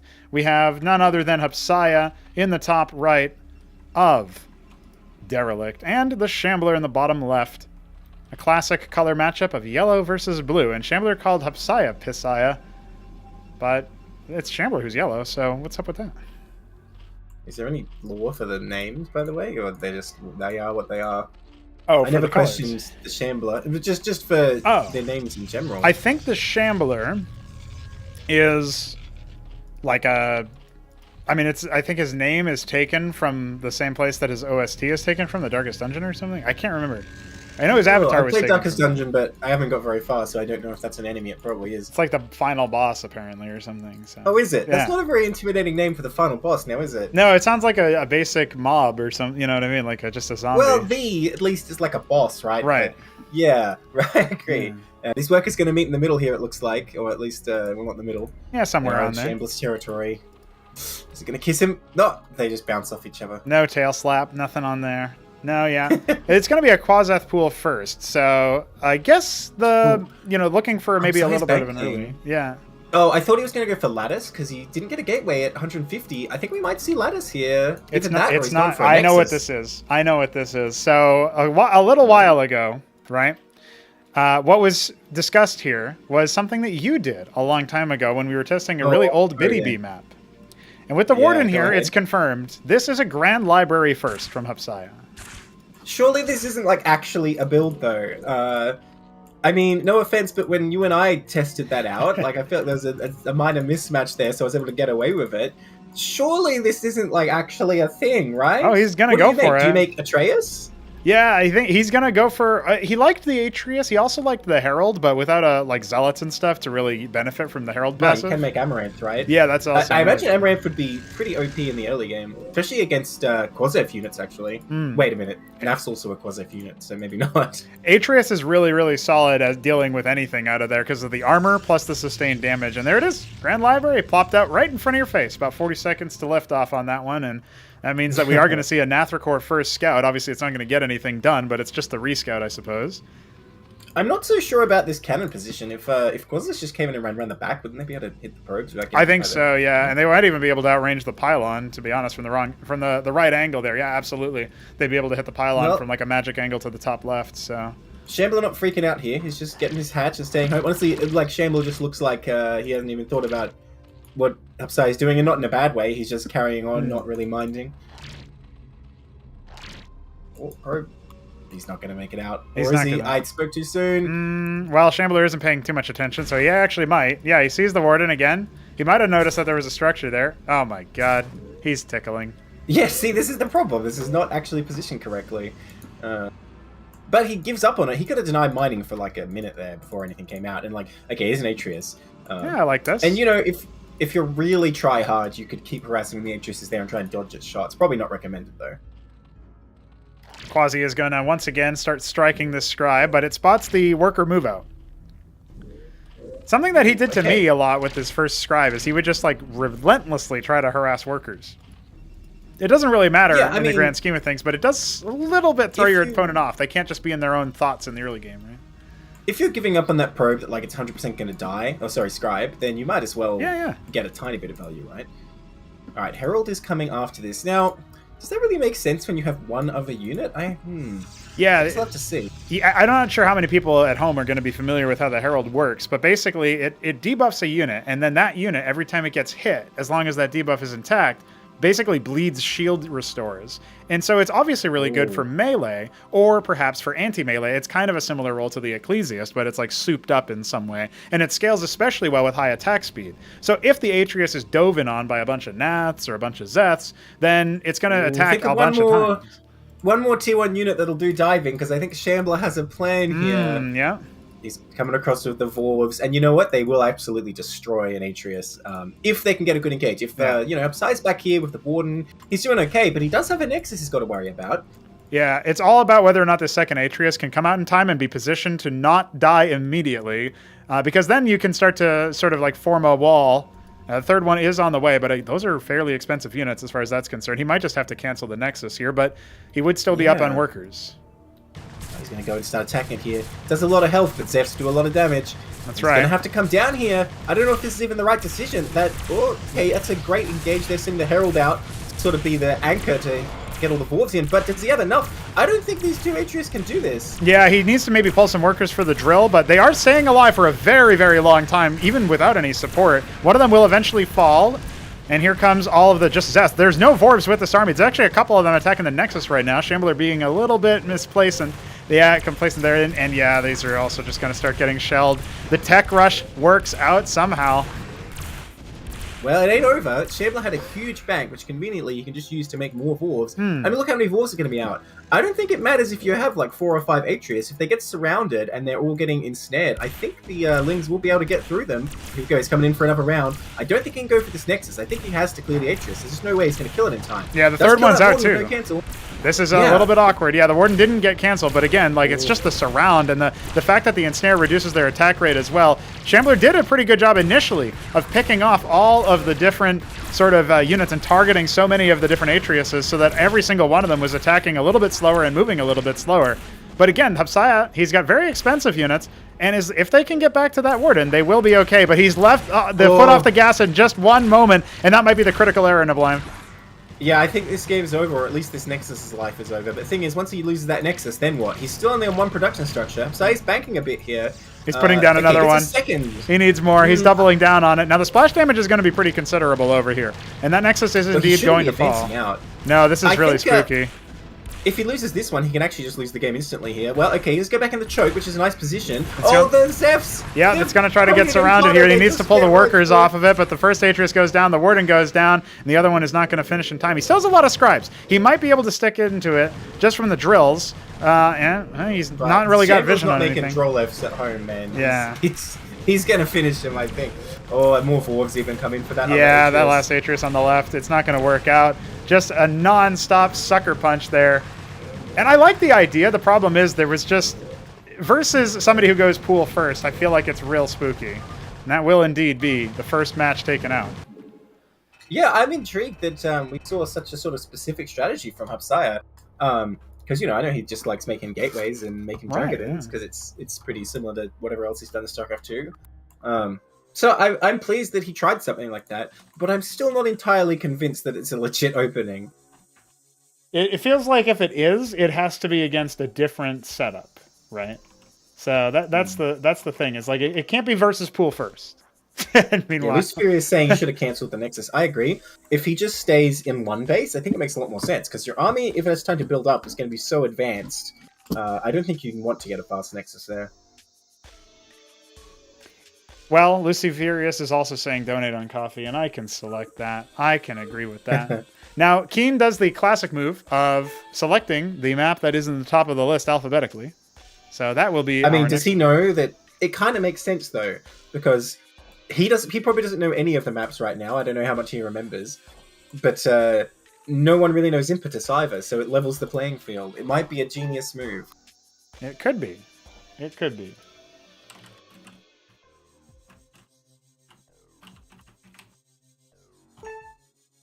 Well, Keen is here. I was just about to remind him to update, but apparently he doesn't need that reminder. He's good to go. He knows what he's doing. I'll let them know that we are just about to get up for this match. ZVZ. Shambler has to center himself and say, all right, Never mind. He's using the bathroom. Classic now.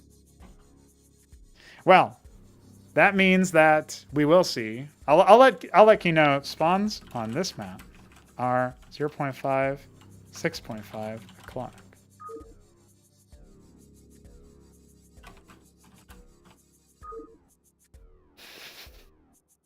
What if he's actually been practicing this map like for 20 games, unbeknownst to everyone?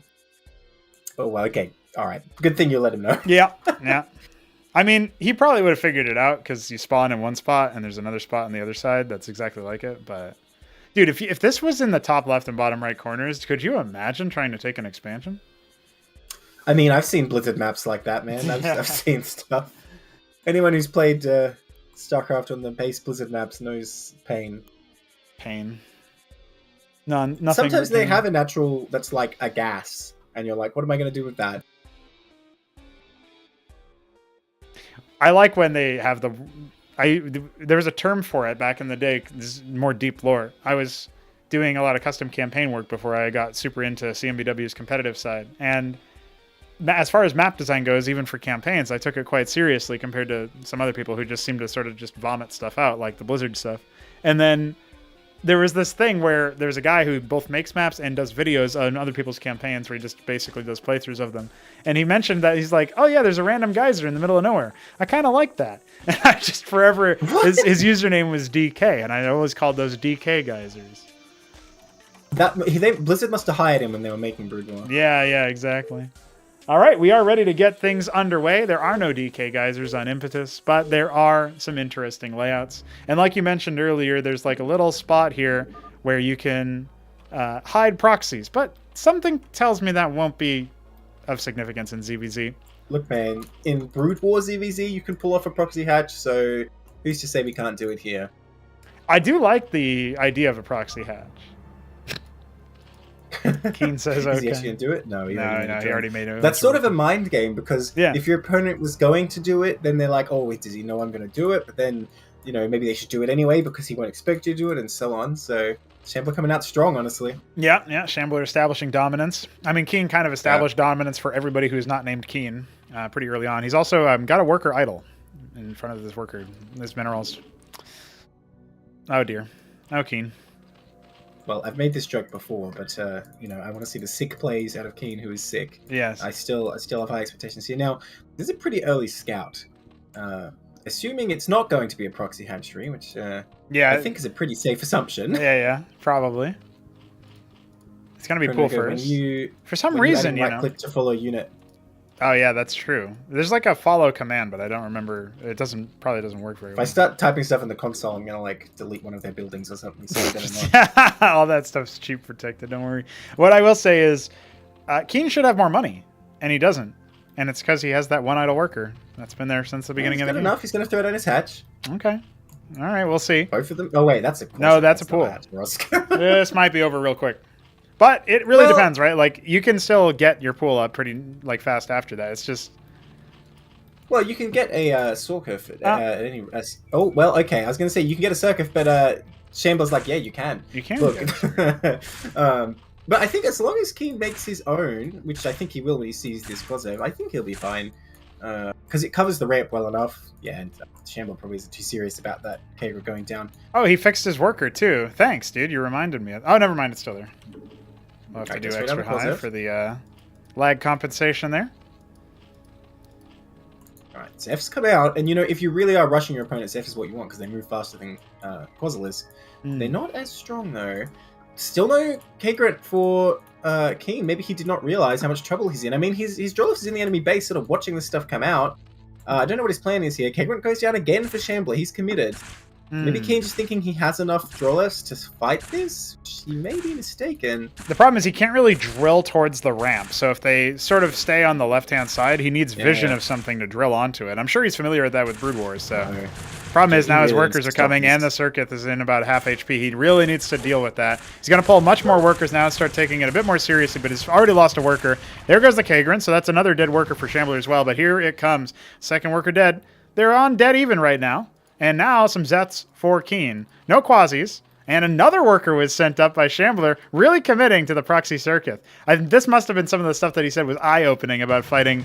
No, he's just stepped right into it. He's just stepped right into the drill.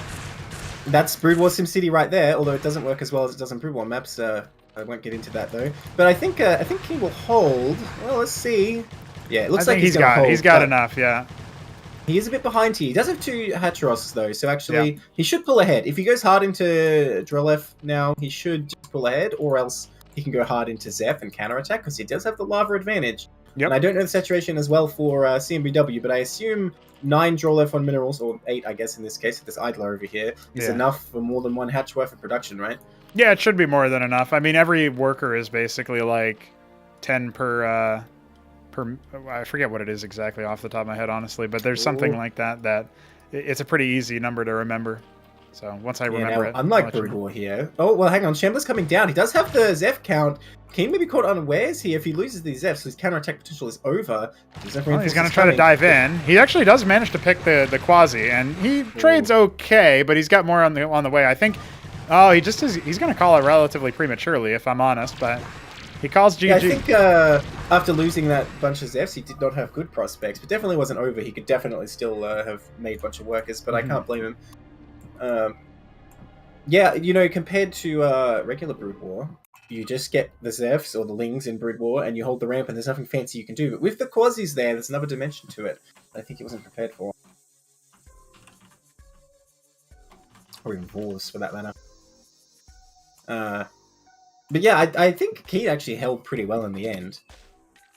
Having a second Hatcheros, he definitely had the potential to pull ahead again. That's right, yeah. I would just look at it from the perspective of, with the second hatch completed, I don't know if he got a confirmed scout inside the base, right? That's the problem, is if he didn't know that there was no second hatch coming, then he wouldn't know he was advantaged. He might assume his opponent already had 2 hatches, but Shambler was actually floating 500 minerals. So there was a period of time where Shambler could have very well have been behind. I think maybe if Keen pulls the trigger on that Zeth attack that was in the natural, a little bit later, like, continues to draw him out, and then his reinforcements just trickle into the main. At that point, that could have been a brutal counterattack. Yeah, for sure. And the whole time, it's like Shambler has to go full tilt making military units, or else he dies. Whereas maybe you can sneak in some draw lefts there. All right, well, we can rid our mind of ZVZ for now as Shambler goes up to a very early 2-0 lead. He said that somebody would be undefeated. It would be him, or it would be Shambler. Well, it's all over then, isn't it? Hupsaiya. Fate decided. Oh, there you go. He figured it out. He was taking a moment there. Hupsaiya, the top right, starting things off with a 1-second handicap as he didn't order his workers for a bit. And the Shambler in the bottom left. So cross spawns on Nitro Valley. I feel like this is a good recipe for just a straight up macro game between these two players. You know, I was playing Hamster yesterday, and we played cross spawns on Nitro, and then I hosted Derelict. I'm like, wait a minute, didn't we just play here? Because it looks almost the same. You know, you're kind of like, hang on a minute. Were you also playing Terran in that match? Yes, I was actually. Okay. Cool. Early drone scout again. Yeah, Shambler likes to find his opponent. He really wants to find his opponent early on, and I guess the same is true on 4-spawn maps. Ooh, he's mining gas, though. Not going for a Zorkis, I don't think. Is he just trying to get a bunch of Nafs here? Is he getting a Hydrith? my money is on Quazef and then Nafs. Let's put a second one on gas, though. Yeah, it's too early for it to be like the units out of the Quazeth, or you know, like it's going to take a while for that to finish, and he's going to have the 50 gas. You need 150 gas if you want to go 6 Nafs, and you know, Hupsaiya definitely not like well adapted to the air units that come flying at you, so it might catch him by surprise. That could be. And I think that's what I think Shambler's doing here. I think he's just saving up to get 6 Nafs right away. Fly on in, because I imagine if you get one gate and like a single Dracoden out, it's going to be pretty hard to actually survive there if you didn't scout it. But that said, he's got a warden. He's going for the same thing. Yep. Yeah, he's going for the Grand Library again. It looks like. Yeah, he wants to make this work. He was able to make it work against me, and I was also kind of memeing on him. So I don't know if it'll work against the Shambler, who seems to be playing a little bit more seriously. But finally, our players will have their scouts arrive, confirm the cross spawn. This is kind of the best option for a greedy build. And yeah, you were right, though. It is going to be 2 pairs of Nats immediately. And the gas will continue to be harvested. So this is going to be clocked by Hupsaiya.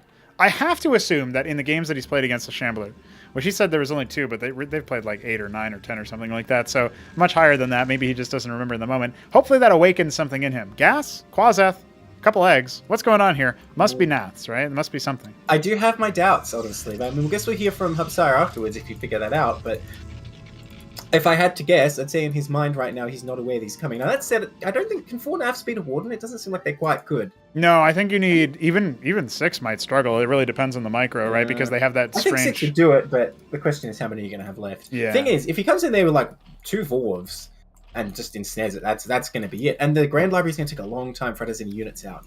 Yep, it's only halfway done, and even after that, a unit is maybe 30 seconds. So absolutely something to watch out for. Now, if he dives Scribes, is it worth it? Probably not. Oh, but wait. Oh, it's not in range. Yeah, he can tickle it, but it's not going to make too much of a difference. And now this warden going up here is just going to add to the security, right? Well, he's forced that out, which I think is huge. Well, he's going to get a single worker kill. There needs to be a little bit more micro from Hupsaiya here if he wants to keep the other ones alive, but he's okay so far, still maintaining that worker advantage that's customary to expect. By the way, the scouting scribe got picked off by those other Naths. I would like to see Shambler just go into Vorvs again, because I don't really see Hupsaiya being able to hold it here. Yeah. Well, you could sort of drill, but the problem is the cannons are both on either edge of the mineral line. I don't know if... oh, is that another... Okay, no, it's a pylon. I don't know if Hupsaiya is a bit shy about putting stuff in the middle of the mineral line, because, in Brood War, you kind of just like, alright, this is going to suck, but I'm going to do it. Whereas in StarCraft 2, you try to avoid that for the most part. He plays Protoss in StarCraft 2, right? Yes, he does. Yeah, you do have to put cannons sometimes, I guess. At any rate, from the beginning, if he had this cannon touching the top of the Nexus, I think it would have been much better. But he's got a very strong defensive setup here. There's no way Shambler's attacking this spot. No, not going to happen. The hitscan warden is a little bit too powerful, so he is going to be forced off as a result. This Atreus, though. Shambler could easily have like 2 Vorvs and 6 Zevs down here, and that Atreus might have died. So pretty dicey for Hupsaiya, but I guess this is part of the problem with this strat. If the only units you have are like really expensive ones you're not going to have many of, how do you scout here? Yeah, absolutely. A big question, right? You need to scale past this. And in that sense, okay, Crossbond's good for the general. He's trying to make the Atreus move. It's not cooperating. In general, right? You look at this and you say, okay, I've got my Atreuses. I've got my Tech Rush. But think about it. You got to go all the way across the map with these slow units against Zerg that can scout you at the air and set up anti-surface defenses. I really don't think he's going to be able to use this anytime soon. Right? He will get one of the Naths, and the Scribe is going to get sniped. Shambler now pulling ahead on workers. There needs to be something in addition to this, right? This needs to turn into some sort of, I'll hesitate to use the term death ball for obvious reasons, but it almost needs to turn into something that cannot be interfaced with directly by Shambler. Yeah, well, Shambler is playing this, I think, very smart, actually, where he get the threat of the Naths and, picking off that Scribe, but he's actually just pure droning at home. Up to 30 workers now, and, this Nexus is going to be so late. It is very hard for Hupsaiya to attack across. Like, the moment he's out on the map, if Shambler isn't caught droning too hard, he's just going to get surrounded and annihilated, even with these superior units. Yeah. They're just not going to function well in the open. Yeah, and honestly, Hupsaiya is thinking about it. Is this a bait, right? What else is out there? And this is the problem. He hasn't scouted, and he's having a melt. Yeah, there you go. Now you figured it out. Okay. Got him. Your units don't have that push priority stuff we were talking about not so long ago. Not in this. So you do need to move your units around a little bit differently. And that Warden is a bit far back here. It would have been great if he was out on the sort of overlook there. I mean, I guess it'll help hold the ramp, but again, he's in the same problem where he can't just hold the ramp. He has to worry about this Nexus. Yep. Now, thankfully, it's not really going to be able to sustain too much damage, but look at this. Nitro Valley. Map Shambler is criticized for being unholdable as far as the third goes. He's taken a third. I think this is the same thing as you making one Cyclops in that game. It's kind of like on Derelict, it's the same third, but it's open on the other side. So this is a lot more holdable than the other map. That said, I don't know about getting a bunch of Circuits against Grand Library, because it seems like if you just come in with a reasonable number of Amaranths, they're going to tank that, and the Interest and such will do enough damage. And here's the Heralds. Okay, Herald's fine, it's a good unit, but I would like to see something like Zealots or Amaranth backing it up, because I think on its own, or with Atreus in particular, not super great. I guess if Zevs are coming on the Atreus, it'd be okay. Yeah, I would like to see what Hupsaiya can do when this composition takes a little bit more flight. Once again, the Nats are claiming a victim. Shambler is in such a lead right now. Oh my god. He has just been making drones only. He's not made a single military unit in a very long time. Wow, he's really called Hupsaiya's bluff here, honestly. Ah, here comes the Kentavis, which makes sense because that was Hupsaiya's self-professed favorite unit. That's right. Yeah. Okay, and it looks like Shambler's even going to go for tier 2. And it makes sense, right? He's nearly got the Vespene for it. Yeah, he can go ahead and drop at any time, but he's currently microing his army. And by army, I mean the 3 Nats he's got, and some of them will indeed be popped. Yeah, the rest of them are going to get cleaned up here. So he gets the scouts off. That's about it. Dude, this Herald snuck out somehow. It's coming across the map. Yeah, it'll be very miffed to find not just the fortified base, but a second fortifying base in that 7 o'clock position. Dude, worst feeling when you find that third and you're like, oh. Yeah, I've got half of the workers of my opponent. Like, you never want to be in that type of situation. Not even half the workers of his opponent right now. Surely this is the trigger. Oh my god, can he just run by? Oh, that drone didn't even mean to block. Oh my god, he gets through. This is actually huge. He's going to do quite a bit of damage here, I think. He sees the Hydrith, but he's not going to scout tier 2 yet, right? And if he's even able to Dude, the Iris, then the Hydrith, I guess. Oh. Man, it's going to be hard to kill that just with draw left, I have to say. Oh, it's surrounded, though.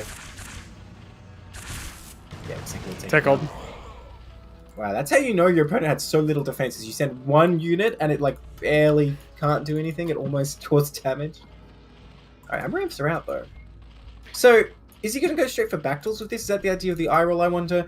I don't know if Bactals are really the perfect unit against Atreus. Not that they're bad. I think a lot of it is going to come down to the casting of the Cantavis and also where the fight is taken, right? Because the Amaranths will absolutely deal with the circuits, but it's just all Vorvs. Like, most of these Zets are being turned into Vorvs. Good move. 21. He'll shut down the Amaranths reasonably well as well. Well, he's saving his gas for something at tier 2, it looks like. Although, Iral Iris is finished. Don't see any tech structure yet. Yeah, back death coming. Okay, there we go. Well, you know, it is quite good if you get the Hydras out now, so because they can still help defend before you morph them. And he does have one at the third. Oh, okay, so he's getting the Scorchrifts. And also this fourth base, if it dies, I think Shambler's totally fine. It would be a good bait even. Because I think Hupsaiya needs to basically get in the natural main now. And who's to say he can't? I mean, a Storm that goes down well on the Vorvs could be huge. Hallucinate on the Scorchrifts, you never know. Yeah, he's going to spot that and not be happy about that whatsoever. His composition has taken a very long time to get up and running. He's also leading with the Atriuses, which is not solid. They are taking a lot of damage right now. Here come the Amaranths. Right in there, though. Yeah. Yeah, plays the Storm.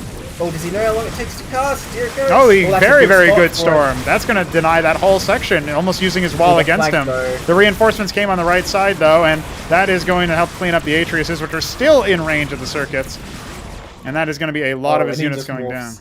We just morphs the Bactals. That's him saying, yep, I've held. I'm not worried anymore. He just hits the button. And honestly, he did. He crushed it. And now Hupsaiya's lost this ball of Atreus he's building up the entire time.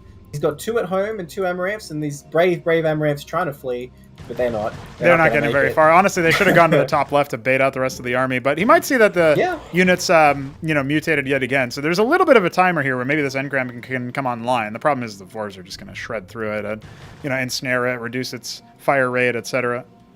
Well, a couple Atreus with Amaranth and Thrunk can probably hold off just these Vorvs and stuff. Question is Shambler going to come across with these Bactals or anything else, or is he just going to keep macroing up? He's tickling the 1 o'clock base, and it will be cancelled immediately, not even attempted to be saved, because he knows it might be a death trap there. And yeah, the Bactal march is happening. Workers moving up to 9 trying to fight that Vorv was sad. That was sad. Yeah, well, that's the downside of Bactalus, right? If you make him at your own base, it takes a long time to get to the enemy, but he's got all the time in the world here. Yeah. 100 drones, 100 draw less, rather. Dude, he's after your heart. My own heart. Yeah, exactly. I'm very pleased. But now what you got to do is take 2 more bases and go for tier 3 instead of actually killing him. When I first started playing and practicing a lot against Shambler, he'd always complain that I wouldn't kill him when he's just hiding on 2 bases. Yeah. He'd be like, why'd you wait until tier 3? Right. So let's see if he's absorbed that. Yeah, I mean, if this is the build that Hupsaiya is going to go for, and he said something to the effect of he thinks that, like, gateway units are not very good, which is counter to what he had told me a while ago, he's going to be in for a rude awakening if people just go for it, Is Hupsaiya the one saying the Dracodon's too strong because it does normal damage, or is that someone else? No, I don't think so, because he might not even be aware of that, like, the damage types, right? He's coming Oh, right, he doesn't play Brutus, so he doesn't know about that, Alright, well, I mean, Storms are pretty good here, actually, to hold. I'd love to see the Kentavis on the high ground, maybe. Just, not necessarily for range, just to keep it a little bit safer and easier to maneuver with the army in front. But this is a formidable defensive position. Yep. If this were pre-nerf Bactals, they'd probably be able to do it. With their range now, it does look pretty tough. Right. Oh, he does have a lot, though. He has a lot of them. Well, the biggest problem here is that now he's starting to get the Kaffir loss. So you can see that red overlay on some of the Bactylisks. That's a sure sign as any that they've been generated with. They will not regress, basically. He's also putting down forward hatches, and the Cantavis is going to go down without even really being able to cast anything. Get some pretty good hallucinations. That's actually going to be pretty hell for these versus these engrams, right? You got to worry about that. Yeah, for sure.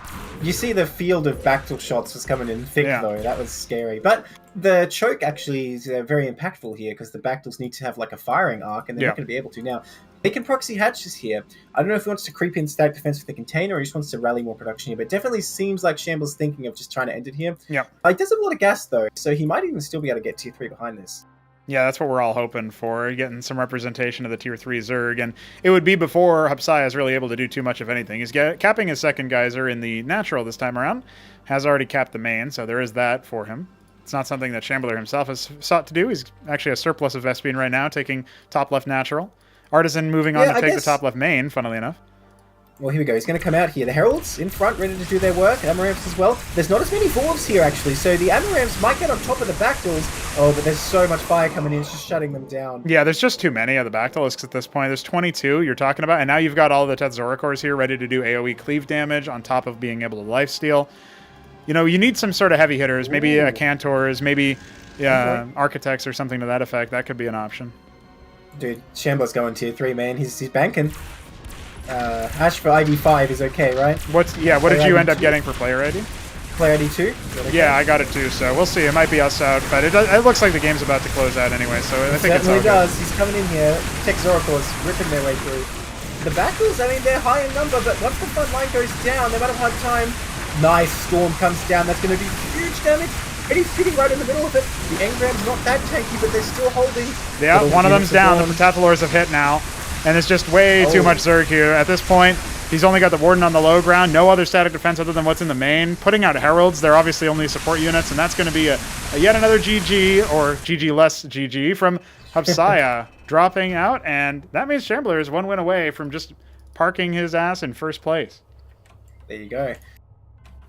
Yeah, so I think that hash did not have an impact in this case. All good. If anything, it actually helps us figure it out because that just means we got a log that we can use later, so that'll be useful. Perfect.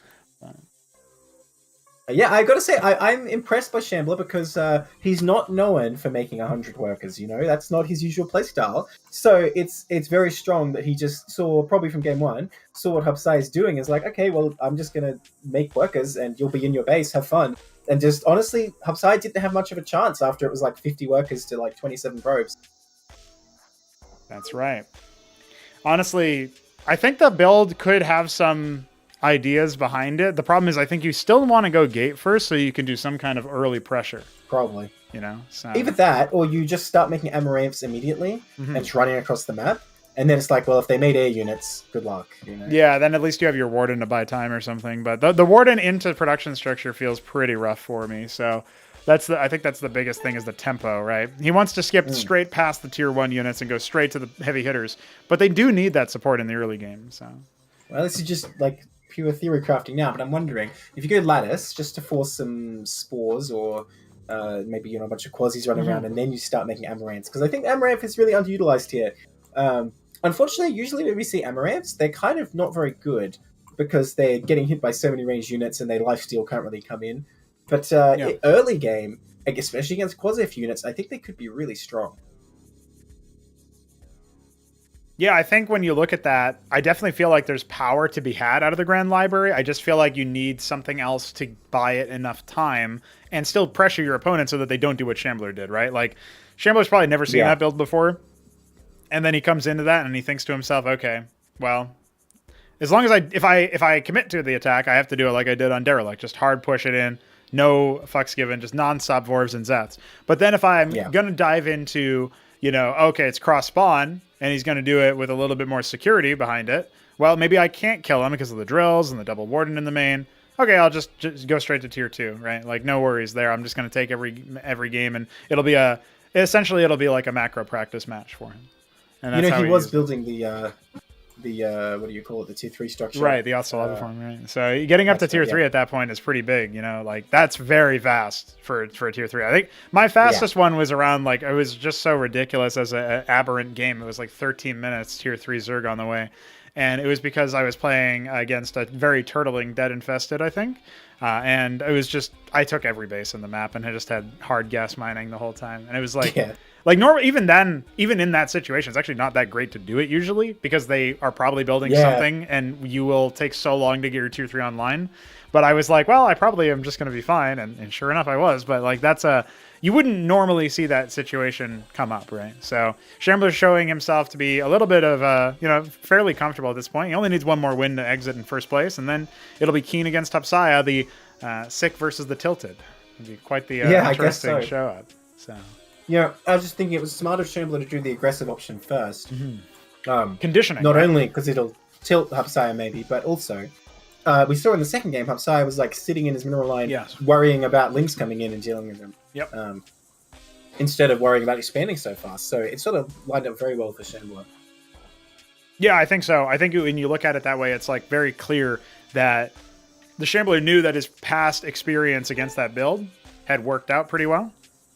And it was one of those things where he absolutely needed to think about it, and he needed to think, okay, I've already conditioned him to be very scared of the static defense stuff or the like the Zeth stuff. I have to build more Wardens if I'm in the Protoss's shoes. And the early Naths also were just like further conditioning for that. He got a little bit of value with them picking off the scribes, but I feel like really what it was just posturing. And the fact that he did that early aggro in the early game, that first match has just conditioned him in that way. And keeping an eye on everything as well. Yep, yeah, getting good info. All right, we move into Highwater. This is another 4-spawn map. You were talking a while ago about how it's a good map for dropping, as an example. Well, look at these spawns. Look how close they are by air. I like this. Yeah. No, this could be Nath Central, depending on who scouts who first. So the Shambler's in the top left, Keen in the bottom left, white versus purple. I'm expecting, I would say, a pretty different play out of Keen, but I say that, and he's not 7-pooling. So the only thing that he can really do different now is that's within the wheelhouse that I would presume is he might go pool first. Yeah, as opposed to hatch first. He's trying to preempt him again. Shambler is not going to allow it. I assume he's putting a frowny face because he already made draw lefts. Yeah, he's like, I forgot. I was too busy coughing. Honestly, I've done that in CPL games where I'm like, okay, I'm going to BBS this game, and I get in the game, I start building an SCV, I'm like, oh, oops. Yeah. Well, I mean, it's a good idea to do, honestly. It's the only problem is it's so ingrained in your head to build workers, Neblime. Exactly. Happens all the time. Look at this, the scouts going across simultaneously. Perfect mirror image. Pretty good timing on that too. They were mirroring each other. It will be a hatch first, so Keen not going to change up his play. Maybe just, if anything, like he said earlier, he might just want to go to bed. But assuming he's trying his hardest, he would be thinking to himself, okay, last game it didn't really work out. Well, what can I do this time differently? Let me think about putting down a little bit more on the side of like just unit control. Maybe it would come down to that as opposed to whether or not he can change up the build order part. He did hold okay the last time. I think so. He had the extra production, but he just didn't know that, right? Imagine you're playing Brood War, though, and you're in that kind of situation. You probably feel like, oh, I don't have enough drones to continue. Like, if I can't win with these lings, it's over. Yeah. I imagine. I mean, I don't know. Maybe I'm reading too much into it. Because like we talked about, he could have kept playing for sure there. But it was a big loss to lose those Zephs over there. Yeah. Who knows? Now, Shambler going straight to Quasis here. Interestingly, he manually rallied the Quasis back into his own base. Is he expecting Naths here, I wonder? Yeah, I think he might be worried about some kind of committal in that sense, and he needs to scout his opponent first. Keen will scout his opponent last, and Shambler actually did an end scout, so he's A-okay on that front. You know, I have to say, Shambler playing surprisingly conservatively, if you think about it. Yeah.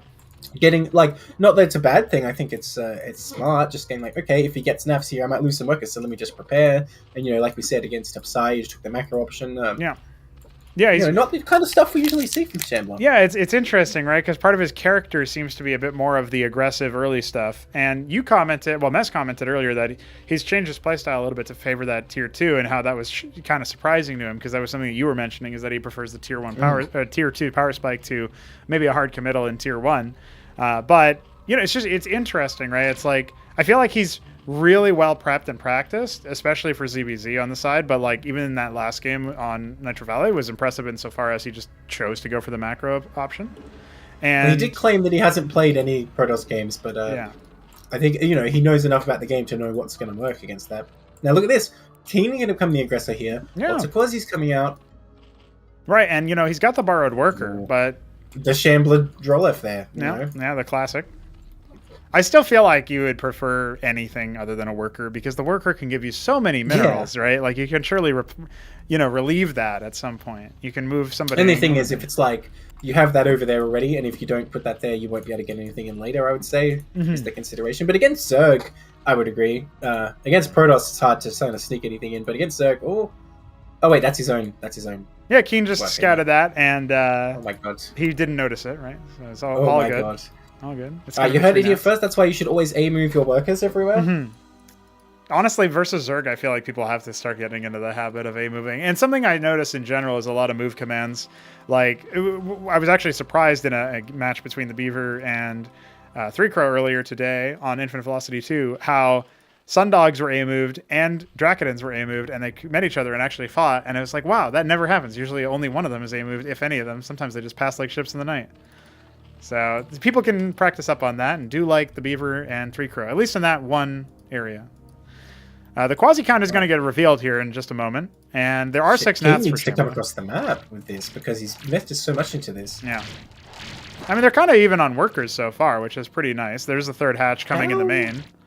How is Keen even on workers or ahead even? Yeah, with so many quasies. I think it's because of the gas, right? Like you harvest so much Vespene for the Nather cores, and then you can't really use them versus this many quasis, right? So now he's got to start thinking to himself, all right, well, I guess what we're going to see is, yeah, here you go. He was clearly anticipating something, right? Shambler has so many nats. They will get picked off. That's a huge right? scout. Yeah. Huge scout. Absolutely. If he didn't scout that, he might have moved out and honestly lost the game instantly, but now the ball's kind of in his court. He just sets up the defenses, keeps droning, because he knows Shambler has spent so much gas there. Yeah. Yeah, there's 12 of them here, but the quasis are waiting with bated breath. They pick off one immediately. The natural can be the target. I mean, they can tear through buildings eventually. So what's the reaction? I don't think Keen anticipated that move because all his quasis were still moving up there. Oh man, it goes down fast. Yep, already lost over 300 HP, but looks like that'll be enough for him to confirm that. Now, some quasis were left over at the ramp, and they are going to have to be microed backwards. The sprays have finished. Another Nather core does fall. Yeah, I think as soon as he gets a spray up, but the natural is looking pretty good here. Yeah, even went double, right? So yeah, still slightly ahead on Drolefs as well. Yeah, and with more on the way, right? So like Shambler is going to tie him up here after this next cycle, but I think the important part at this point is that the production advantage is clearly for Keen. He's got one extra hatch, and his base is upright.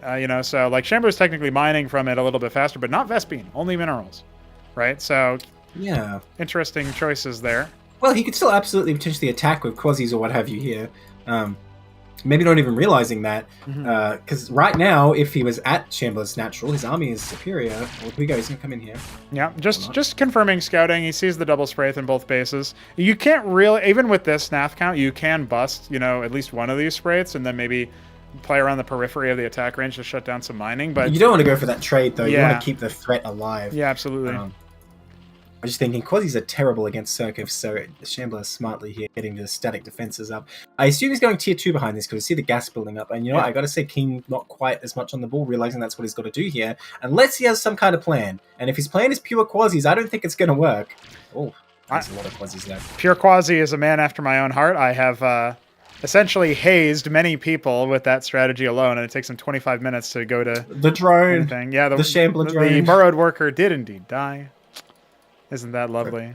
He's actually going to full wall with the circuit. I mean, it's not actually a Zeth type, but he's making sure that they have to really, really commit to it. It's going to be hard for the Quasies to get a good engage against that, or the Navs coming in here, but I think they need to conserve their strength. Oh my god, they're actually cut off from returning home due to the line of Quasies across the map. These Navs have to, like, hide. Yep. He's going to even see that there's the triple circuit and there's more coming, so does he try to bust this is the question. The one armor pen is going to be useful in some ways, but it's versus so many, right? So here goes the Nats hard committing. Down. Oh, that's a very heavy expenditure. Shambler's been able to go to tier 2 for quite a while now, and the longer he waits, the closer it will be for Keen to do the same thing. It looks like he's not going to try for the bust, which, yeah, I guess it wasn't really going to work, was it? But now what does he do? Go home and sort of look at what he's got. I guess he's almost at tier 2, like you say. And yeah, Shambler did this actually in the Hupsaiya game as well, where he wasn't really on the ball about getting that ASAP. So probably Keen can get whatever tier 2 he's going to get up to deal with whatever Shambler's going to make. And I assume Shambler's going to make Calculus here. That said, he did lose all the Navs, which if you think about it, if he kept those alive to turn to Calculus, it would have been a huge boon here. Absolutely. Both players adding a lot more hatches, Keen especially, with 3 more on the way. His tier 2 is obviously delayed. He's only put it down when Shambler's is already more than halfway done. So, going to be about 80 seconds before Keen has his finished. And that's about the time that you should expect tier 2 units to start morphing for Shambler. And that's a pretty key distinction there, where it's over a minute where I think Keen will be under strength relative, but it really depends on how fast it hits. And again, just like you were saying, if the Nats are gone, then you got to rebuild those for Calx. And if you're going to wait for the Mutath instead, then, well, that's also going to be a delay. So we'll see what Shambler decides to go for here. I'm sure he's not thinking of getting Lyralisks or whatever they're called. Yeah, so this must just be for mineral dump. Yeah. You know, this is why I really like getting the Hydra. Well, okay, he's going for a Quasef only. Yep, the Calculator upgrade. Okay. Yeah. Kaphilosks as well. Here. Capping a Geyser. Hydrith now coming for Keen. I'm intrigued with the Kaphilosks play because Shambler would always tell me, not that I would agree necessarily, that when you get too many Kaphilosks, you're delaying your tier 3 or whatever else, and just it's not necessarily good, but he seems to be a fan of them now. Yep, he's now going to bust his own wall here a little bit and get rid of the circuit. This is a nice demonstration, by the way. Footage. Yeah, it's okay. You can do this. Well, he could get an Overlord. It would have been all right, but yes. Yeah, this is a good demonstration of how bad Quasies are versus the circuit. You know what I mean? Like, he's taking so long for so many Quasies to kill one circuit. Oh my god, someone killed. Yeah. Well, the Gosvaleths are made. They are starting to add some Kagrins. Now, this is a play I've seen Hamster do. Hamster has gone for the advanced worker, make a lot of structures, and then be able to airlift them. But I don't actually see any Ovaleths on the way. It's going to be 4 Calculusks. Alkagiteth coming from Keen. There's still time. You can make the upgraded one, the Gosvaleth, straight from the Kaphilosks, right? Yeah. Oh, nice. Skips the... But yeah, I have seen Shambler go for these hidden bases like this before, and like he's going to do it. Well, the third base is already operational for Mr. Keen. Top right spot here for Shambler being taken, but it's going to be a while before that's up. Ooh, Alkagiteth. Now, are Kakrilists good against Calculisks? They have the even range, right? And then they have the superior single target fire. So I do think that, and they also are much better in terms of, I would say, like, general stability, right? So, is like... Gosvaleth graphic okay? What's going on with that? I think he probably started to build something and then got canceled, and so the shadow didn't reset. Oh, interesting. It's just going to get eviscerated, so... Yeah. Would have been interesting to see that running around. Yeah. Anyway, it's a hoverboard. A bunch of Quasies are going to die, one side or the other. I feel like this is like something poetic about the futility of conflicts. Yeah. Because, I mean... The only losers here are going to be Quasies. Keen's song is, "Why Can't We Be Friends?" Well, here come the Calculusks to indicate why. But they're overextending a little bit over here, and they don't regret. There you go. Yeah, there's over 100 Quasilusks here for Keen. He has made very many. 13 more on the way, and that's actually He's still double. Making more. Yep. Yeah. What did he even get the Alkagiteth for? Is his whole tier 2 is just a bait? Yeah, why not? He only needs 1 unit, he says. Well, there's six Calculusks still, and there's a couple more coming, so... Dude, Keen could go for tier 3 in like 1 minute. He might just do it. That'd be crazy. He's not... There's no tier 2 version of the Lyralisk, though. No, there isn't. Yeah, I don't know what he's going to do with all of these. I mean, he's made the structures, but he's not using them for anything. He's made some Zets. One piece of advice for Keen, if you love Quasies so much, make Larvosks a lot cheaper than Hatcherosks. Yep. You can just throw down 5 of those babies real quick. He's chosen his path. It will be 7 Almaxilisks Now, that is Okay. a bit more volatile. He's never going to, in a million years, break the Scorchrits. You need like 400 quasies for this. Oh, the calculus too. This is, Oh, I mean, is this gonna be isn't cost disaster. efficient, right? But he can still back up here and just start dealing a lot of damage. He's still got so many more, right? Like, there's so many more that he's going to send up there. And, like, They're yeah, just okay, still Shambler coming. might win this fight from a cost efficiency Sure. standpoint, but he's losing He calculus does not now. want to commit his calculus. No, yeah. he's already lost This would be two. a big loss if he loses those. Yeah. Dude, that third also, I don't think can be saved here. No, there's Except too many. with a lot of calculus. There's micro. just way too many. Yeah. Oh my god. And you know what? If the Calculusks all die, the Elmaxilisks have nothing to compete with. I mean, there's a lot of Sprites over there on the main, but you can still fly over and start shredding the Scorchrits with their armor pen. Really, yeah, it's down that's to what control. they're good at hitting structures. Yeah. And look at that. That third's going to go down. Little does he know there's more bases up in the top right, but not operational yet. Yeah, there's a Nidus Drone up, Cat is but that's about it. Drone Cat actually favoring Shambler slightly. Yeah, but effectively, it's much better for Keen. He's got 3 fully mining bases right now. Now, he did lose a large number of his quasis. And he's only got the 1 Elmaxilisk over here right now, so he's going to try to Large turn number the is an play. understatement. Yes. He's going to get that Hatteras though. 7 Calculusks and falling. Actually, it was 9. He's still losing a lot of them. The Elmaxilisk getting a lot of value here Yeah. because it's Oh my behind God. all of the quasis, so it's not even being focused down. And Shambler is actually losing this fight. Just a pure quasi and 1 Elmaxilisk, the hero unit of the bunch. Is he gonna win in the end?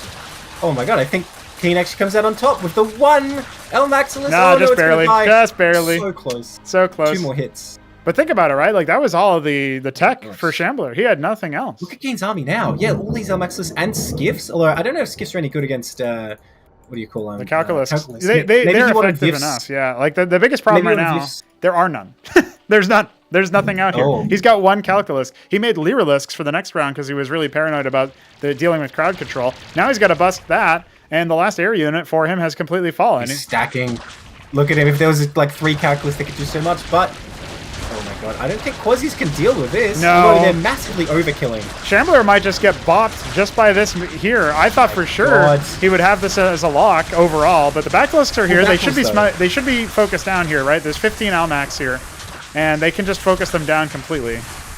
Oh, Keen a bit too scared of them, I think, after seeing what they can do. Backs up. He could have killed those 4. That said, he's doing good damage. The problem is Shambler's top right is going to pull further and further ahead. Yeah. Because no more and I don't additional know if bases have been Keen- made in the meanwhile, right? He's occasionally send Yeah. like units down to the bottom right and stuff, but there's like 2 quasis there blocking it, so I think he just Yeah. ends up losing it over and over again. And this is one thing on Highwater. It is quite hard to go from 3 bases to 4 because it's a long way away. Yeah, you pick the gas base or you pick something else, right? Like that's pretty much it. So it looks like he might be taking a gander at that. He's got 21 workers just sort of idling over Yeah. there in the middle. Well, honestly, I do this as well when I play Zerg. I'm like, well, the hatchery isn't done, but I've got enough minerals. I might as well just get it out of the way, Yeah.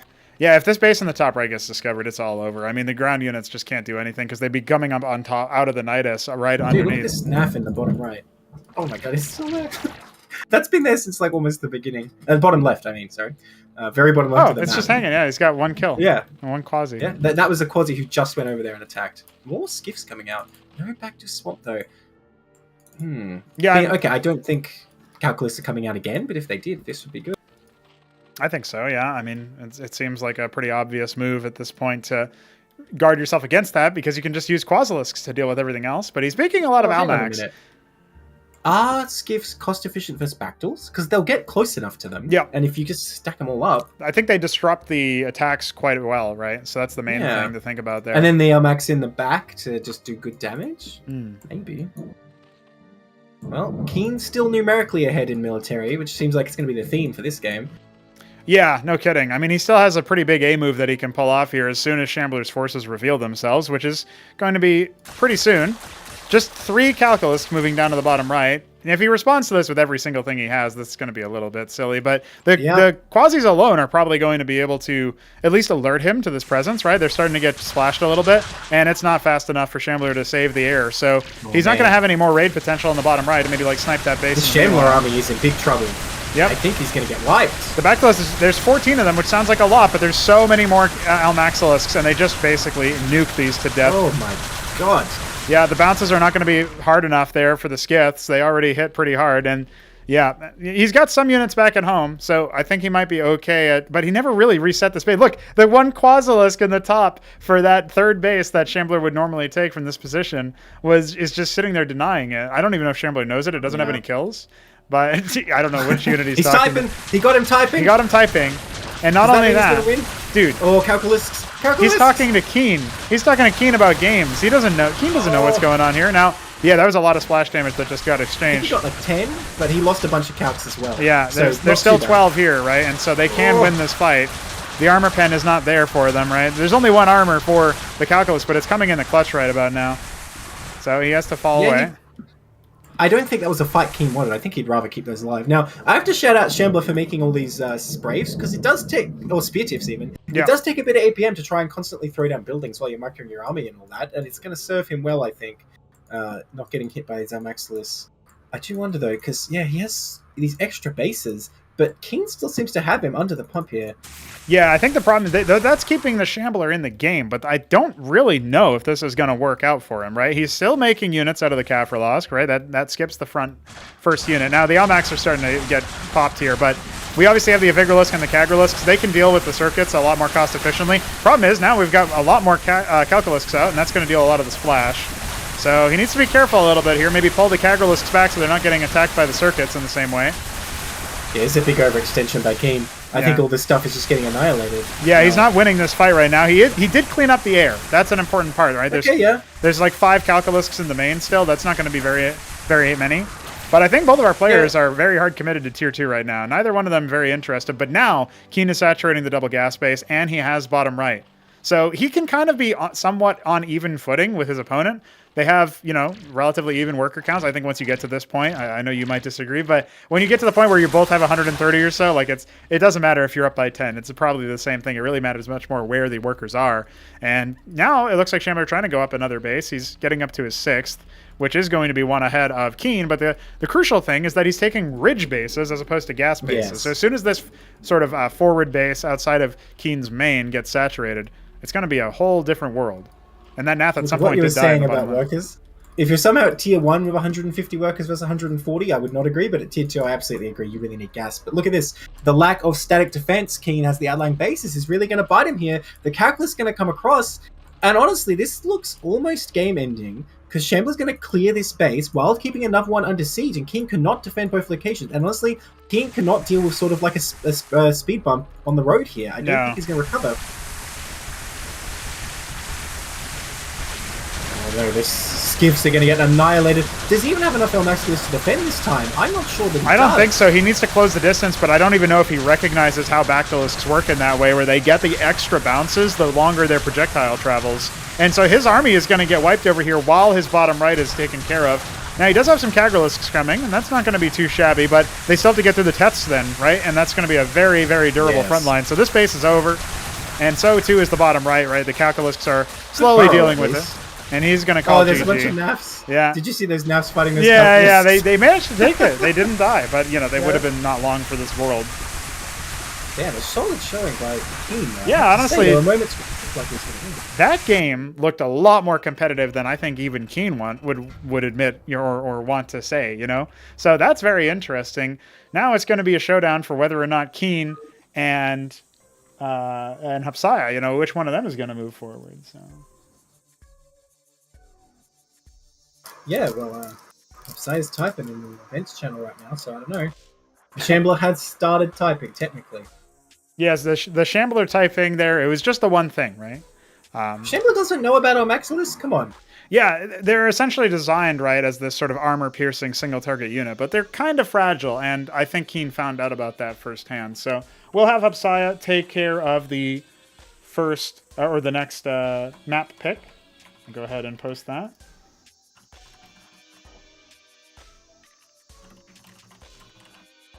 Let him know that he faces Keen now. But yeah, I guess he was a little confused about the initial ruling there. But it's actually neblime.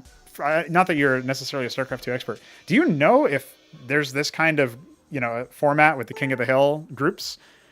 When I played StarCraft 2, I stopped before Legacy of the Void, where they added the auto-generated tournaments. But I did try and run some community stuff, and the things I did was a sort of all-kill format team battle. and Okay. I don't even remember the other one. I think it was just like a single elimination 1v1 bracket, if I recall. Okay. So, never did anything like this. I don't know how the automated tournaments work, if there's anything like this, but I suspect not. I think they're all single elimination too. I don't know. I think they might have been single elim or maybe at best double elim, and it was like best of 3 the whole way And through. the thing is, the way StarCraft 2 is built, you don't see these many community events like this.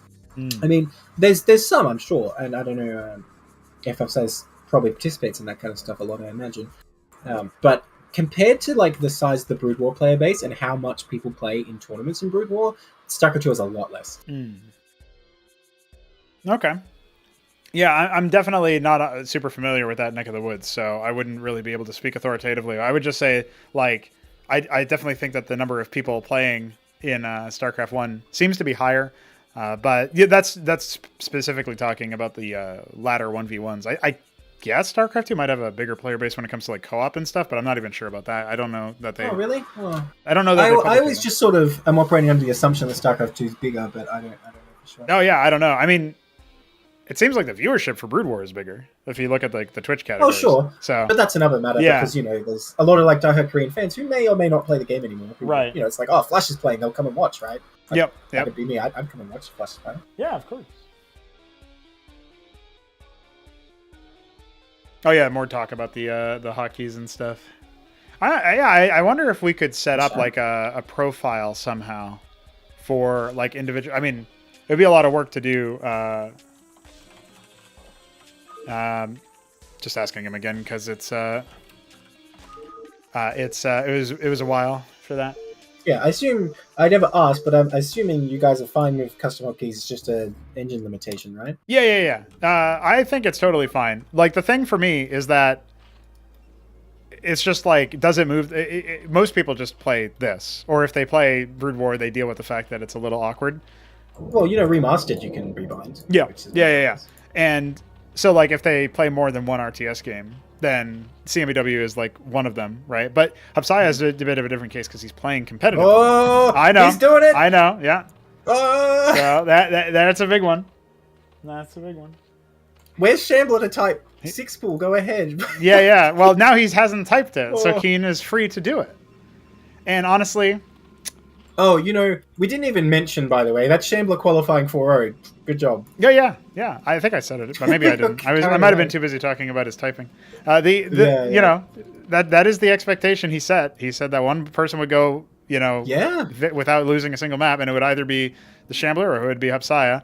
And but Keen, honestly, I think he impressed in that last game. And the other problem here is that it is a gateway. Okay, Hupsaiya is not going for the Grand Library first, because if he went Grand Library first against the 6 pool, man, the tilt would be out of this He'd have a Warden already done. Well, fair. So it might actually be good. Fair. Except if he keeps putting the Warden in a like awkward position where it's sort of out of range, maybe not so much. But hey, he sent the scout right away out to the gateway, and you know, maybe it's just me. APM is 1500 and rising. He has entered gamer mode, and he is sending his 6 sets across the map. I thought maybe they would go to the Atlas, but I saw the rally point.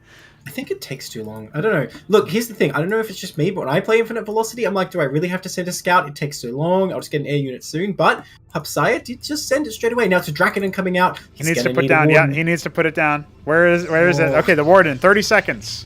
Remember, But that's this 30 pile in long gateway seconds. position is not ideal. It's sort of a bit too far away from the Nexus. Obviously, there's considerations you want it near the ramp. Yeah. But if he knew somehow it was 6 pool, the ideal thing would be like right next to the Nexus, so you got the SimCity. Second pylon going down, probably a good choice. Yeah, it blocks some of the surface area. It doesn't really block the surface area. If it was bottom to the right Hang on, there, it blocks that would the be probes, a thing. though. Yeah. Oh, very smart, though. He knew he was going to go for the pylon. Yeah, that's what I was thinking there. And I think that, unfortunately, it's not going to power the gateway, so he's still kind of in an awkward position. That's where if it was in the bottom right, he would have been in a better spot. But his workers aren't mining right now, so his Drakanon isn't going to be able to path through that. Now the Warden finishes, and I think it's held. King may get a second hatch here. I think he's actually doing okay. Oh, doesn't want to lose these. Yeah. As long as he just keeps up a little bit of pressure, keeps droning here, I think King's doing all right. Yeah, he's adapting to the fact that for one, you can build a cannon without a forge, and for another, what the hell, it shoots hit scan. I mean, not that it matters because you can't dodge it in Brood War anyway, right? But it's like it might be a little bit of a surprise. So, because it seems to hit fast enough in Brood War. But yeah, I don't think there's any more damage he can do. He doesn't want to lose these sefs. He needs to keep them, if nothing else, when Yeah. Or if Hupsaiya tries to come across the map, he wants to sort of kite and delay or whatever. Ugh. He almost I had don't that like scribe, this. 3 more hits, but yeah, that was a pretty big overcommittal. Even and- if he gets it though, Yeah. even if he gets it, I'm not a fan. You Yeah. got to keep in mind the lava mechanics here, where every Zeph that dies, if you need to defend something later, you got to remake that. Yep. So I'm not really a fan. And also the fact that Keen will be able to produce workers faster once he gets the second hatch up, so you don't necessarily need to just get like a single worker. Oh, but hang on, Hupsaiya's someone aware. forgot the back door. Hupsaiya's aware. Yep. He knows exactly what's up. I'm sure somebody's dealt with him on this map using the Nidus, so he will just be Yep. able to charge on in here. And remember, at 4 minutes, Oh, they no. detonate by themselves. If Keen's even aware of that, he might be expecting it to come 20 seconds Dude. later. This is just a rerun of the last group stage. Dracoden's just going to get in his base. Yeah. And what's he going to do? He's got no defenses over here and no units over here either. Hydra's then coming. He thinks he can Hydra bust, but there's 2 Dracodyns in his base. Hey, what's up, dude? You ever notice that Nidus in there? And he just calls King doesn't want to go through that again. He's too scarred. sick. He can't. I don't believe blame this. him. I don't blame him, man. It was probably over, but that's rough. Yeah. And maybe that's part of why 6-ball's not so good here. If you, It's a weird maybe map if to you- do it on for sure. Yeah, yeah. But maybe he was thinking Nexus first, or maybe even Grand Library, like you said. Or maybe he was just not thinking. That's a possibility. Yeah, He's yeah, he's everything's definitely. I think not to shade on him, right? But just saying, like it's something where he's just like, I was supposed to 6-pool. I should do that. And Well, yeah. you To know. be fair, when you see someone 6-pooling, you probably shouldn't think, well, the deep strategy. It's probably not.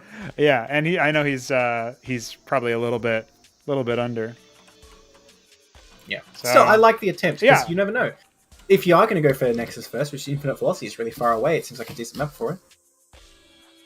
Yeah. You know, the game where I anchor rushed Mystery Meat, I was hoping for Nexus first, and when I saw he got on Otherworld, I just thought, because it's Otherworld now. And when I saw the gateway, I thought it was all over. I expected to just kill me. So sometimes you're just kind of hoping for greed, you know?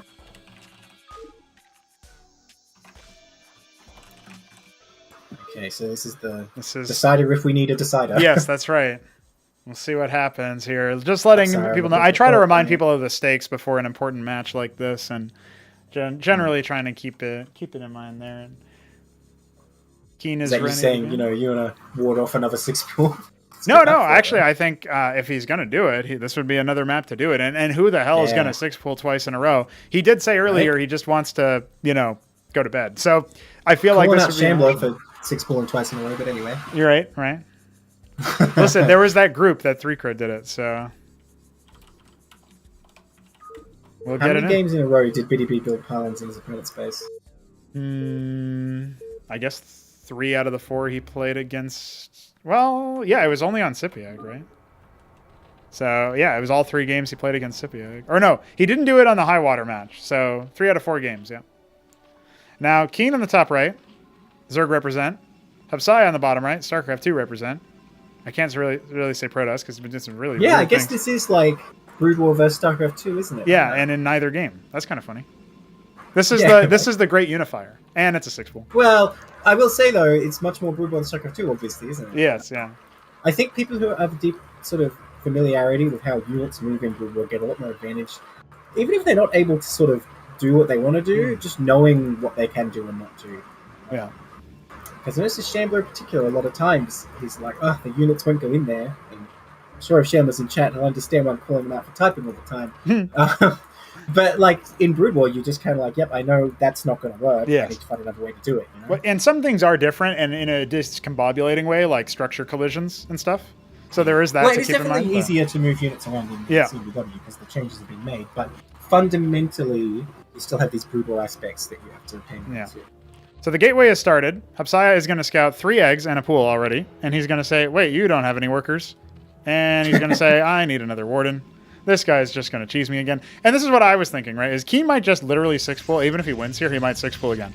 Because this is the way to put your opponent on tilt mode, on danger mode, elevate their blood pressure, and also to go to bed early if you end up, regardless of really what happens, right? So Yeah, that's probably the plan, right? He's making follow-up Zephs. Now, if he is not quasi just as trying to well. get out of the game as quickly as possible, I'd rather the 6 Zephs than Troll Fs, because he's being scouted, so he's got to assume his opponent's going to be prepared. But you can still get good mileage just by threatening and like continuing to drain up while they're running out the thing. And here it comes. Gateway's Water's finished. gonna be No done in units time. can be made just yet. It could be a Zealot here, but he's gonna wait for the Dracodon, and there it is. He is not going to kill that gateway. No, the Warden finishes, and I wonder he might just decide to pull it right here and now. But he has a pair of Quasis coming.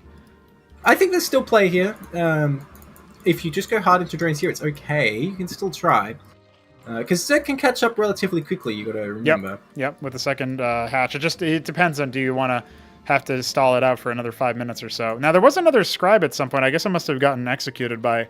Yeah, I see the rubble behind the mineral line for Keen, so his Quasis hunted it. I was wondering about that. I wonder, he was really worried about the pull for the workers, so he did not, wisely I might add, go for the Warden, but I wonder if he could have gone for the pylon before the Warden finished, because there's an area up there above the geyser there, right? Or to the left of the geyser.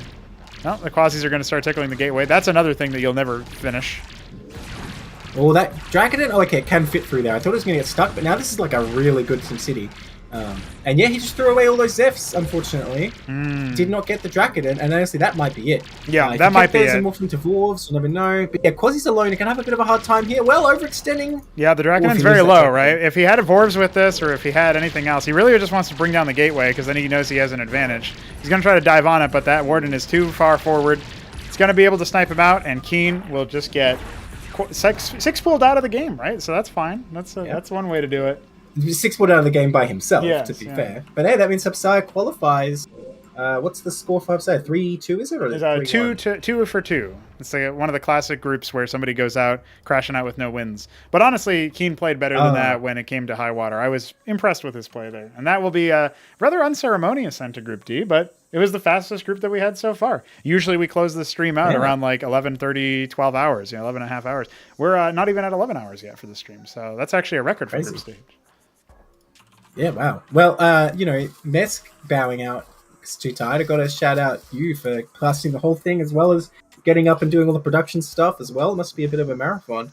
It was, yeah. I only got maybe 5 hours of sleep going into it, so I'll definitely sleep nice tonight. But the main thing was that I had to make sure that hype video got made. I think it's an important part. Course. And unfortunately, there were also some things that I would have liked to improve about it. Like, especially the intro is very boilerplate. Like, I just need something. I got to render this. Because it finished like 10 minutes before we went live, so the render, that is.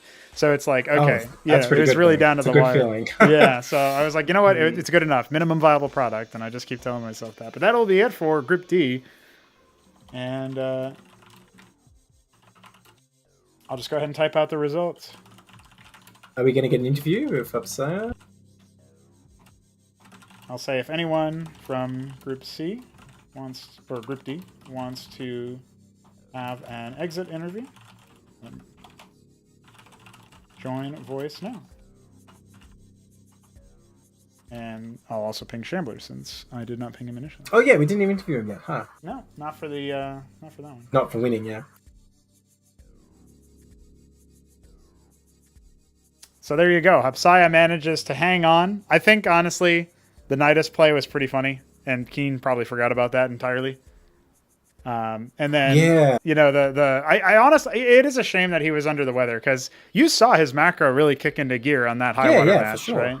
And honestly, that game, he didn't really lose because he wasn't familiar with the units, right? But last time, there was things he wasn't prepared for. That game, it went back and forth, and I think our max lists were a fine composition. You know, he was doing okay, just couldn't pull it out in the end. So yeah, I would have loved to see Keen in qualify, but I can't have everything I want, I guess.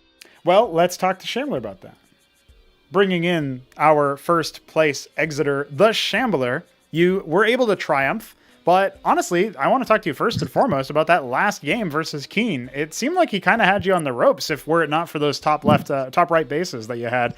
Talk to me about that game. How did you feel about it? Oh, that's just Highwater being Highwater. You think so? You think it was map specific? Yeah, it's entirely the map, because it forces a hard commitment to air early. As you saw with Kane, it's so easy, especially in ZVZ, because ZVZ is defined by the quasi, to just block off that natural, and he could send 130 quasis to their death all he wants. He actually had that many. He had over 130. Yeah. Well, here's I was watching. Oh, cool. Well, here's the thing, Shambler, right? Like, he could have also just contained you and then attacked with another 130 quasis, because he made a lot. And that would have been, he would have taken care of your satellite bases, and then I think you would have really been in deep doo-doo. Then I kill all his workers while he's away. Well, maybe. So had you sort of planned out that you were going to wall off? Had you done that in the game before? Yeah, I just knew that. Okay, I'm Fair gonna enough. have to try and I ZVZ Sotismic. I'm gonna have to try and just end this quickly. Okay, I can't end it quickly. Fuck. Okay, we'll beat him in the tech race. I can see he's not really ahead of me. He's had to sacrifice a lot for that big fat quasi army. Mhm. Let's just get the tech out. I do like that the calcs suffer. I was surprised that the calc, because I didn't actually notice in my Hamster games just how much the calc suffered versus quasis. Yeah. Yeah, there's a lot I'm more happy play now. that You have to be case, a bit more actually. target selection, right? Like, you got to pick the right one so you're getting as maximum damage as possible. It also opened my eyes for a couple of the games with Hamster because there's some games with Hamster that I didn't make the connection that that's actually why I won. Oh, right. And it's like, oh wait, that's okay. So I'm glad that's the case, and yeah, that match is it's just Highwater being Highwater. If he picked any other map, that would not have been as competitive. So, because I would have been able to go a more straightforward build order like I always do. Right. So I noticed, well, you said you didn't play any PvZ, but you seem to sort of already know what to do with this weird Grand Library first opener from Hupsaiya. Had you seen that before, or you just sort of like looked at it and thought, okay, this is what I'm going to do? Because you had like two different strats, which both of them totally shut it down. I watched his stream. I watched him. Oh, you watched him do it against me. Interesting. Because I was like, yeah, I was doing a little bit of memery, and I was like, oh, he's actually doing Grand Library first. That's interesting, and maybe it's a legit thing. I did tell him, like, yeah, Neblime did this once, and it does shut down early Zerg, and so I guess he thought that, like, the problem is that was like 3 months ago when that happened, so maybe a bit of false info. 30 patches ago as well. Yeah, it was a long time ago when the Atreus was like, the Atreus still shot slowly. You know what I mean? Well, this is before Quasi's got buffed and before Nerf's got side graded and all that stuff. You know? As soon as I heard you say that this shuts down early Zerg, I just knew that I had to prove that wrong because that's bullshit. And I'm sorry that Hupsaiya fell for that. It was sabotage, clearly. Yeah, rigging the game and favor the old veterans, biased old pro. Well, we got to make sure that we got to have some representation from the old school finals now that Mystery Meat's gone. And Shambler, we never even really talked about that, but the last tournament you had fate work against you at the last second. You couldn't attend the last couple matches, and so you had to bow out. And we accelerated the bracket so that basically what was supposed to be the penultimate lower bracket game became the final one, and then we just went into the grand final after. This time around, Mystery Meat, your famed nemesis, the one you put into the ground in a 5-game set with, that was obviously in the upper bracket of the last tournament. He's not even here. So is the way just totally wide open? I mean, bearing in mind you're in a call with a fellow competitor who also exited in their first seed. Hey, But you don't give me any credit for doing the reverse sweep with Mystery Meat, but anyway. hey, that's true. Not only that, but I'm just asking from Shambler's perspective. He's always said, "Oh, Neblime's no big deal. It's Mystery Meat who I need to figure out how to fix." So even if that's true, or whether that's true or not, that's just been his perspective, right? So it's kind of funny. Anyway, My opinion Go ahead. remains unchanged, and it's unfortunate that Mystery Meat couldn't partake because I was actually looking forward to facing him. I felt like I finally reached the point where I could shove him into the ground. Okay. And I finally figured out the code to get in his head and snap him down last tournament into the lower bracket. Unfortunately, hotel conditions saw me knocked down by Hamster. Right. I don't think that's going to happen again. Okay. After all your hopefully- ZVZs, right? You've had plenty of practice at that one matchup if that ends up happening. Oh, yeah. Now, thanks for Hamster helping me learn the meta. We basically play the same now. Because that's funny. We're just talking, and it's like, oh, this we just agree so much that it's like, oh, yeah, this is just the way things are, and we sort of just immediately see the same, sort of outcomes in those games. Not that we don't experiment, he had some interesting things with the Matrolith, not Matrolith, the building. Oh, the Matraval Nest. Yeah. Matraval Nest, yes. Okay. He had some interesting experiments with that. I'm not sold on it.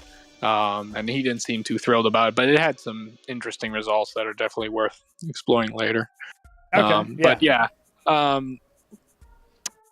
yeah, I think it's gonna be me and Hamster. Is Hamster in the tournament? Yeah. He exited Group A first place, so you won't see him in the quarterfinals as he's the first seed. Yeah, I think it's gonna be me and Hamster in the grand finals. Sorry, Neblime. We'll see.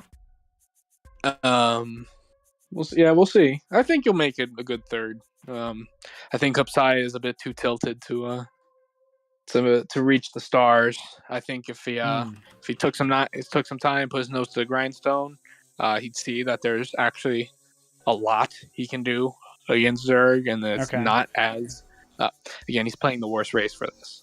Yeah, he was talking a while ago. Knowledge race. Yeah, he was talking with his intro interview, right? The first interview. He's waiting in the wings as well to do an exit, and he was saying that it's not like he's not scaling up the tech tree. It's that he picks one thing because the Protoss don't really have the same level of way of scaling up the tech tree. And then he's like, oh, that didn't work.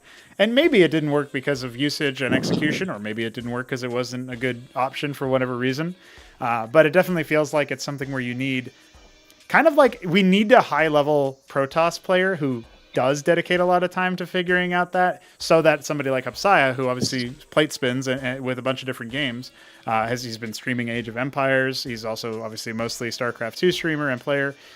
So him coming in here, he doesn't really have the time to do what you're talking about, right? And put his nose to the grindstone. And as a result, I think unless he has somebody who can copy the playbook of, maybe that could be iSarCasm or Veek later on as this tournament progresses, that might be something to think about. And maybe he might even get more value out of seeing matchups played with those players piloting Protoss and looking at those replays and taking a look at what they're doing. That might be something that would benefit from him, but that would benefit him more than actually trying to practice it himself just for the initial thing. And then he gets the theory down and starts to try it out himself and see what he can do. Maybe that could be something to think about. But for now, it seems like it might be a little bit low sample size, right? Well, I'd just say he should just watch the Mystery Meat Protoss tournament games. I think if he just spent, I know he doesn't have a lot of time, but if he just carved out 2 hours, and just sped through those games and really dissected what's going on, at those higher level matches, with Protoss that Mystery Meat's done, I think he'd see a lot of the merit, learn. I know, Grandmaster, he wants to figure things out. Right. That said something on a stream about, I don't want to subscribe to all the ideas of the people who've been in here and have all these biases or whatever. I don't. It's something along those lines. Okay, I wasn't there for that one, but yeah. Okay.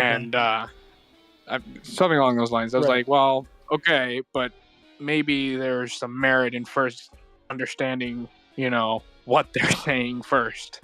You don't have to buy it. You don't have to believe it. You don't even have to try it. Just being aware of what the current zeitgeist is, right, surrounding the project. Yeah, understanding it. Yeah, it could be the case.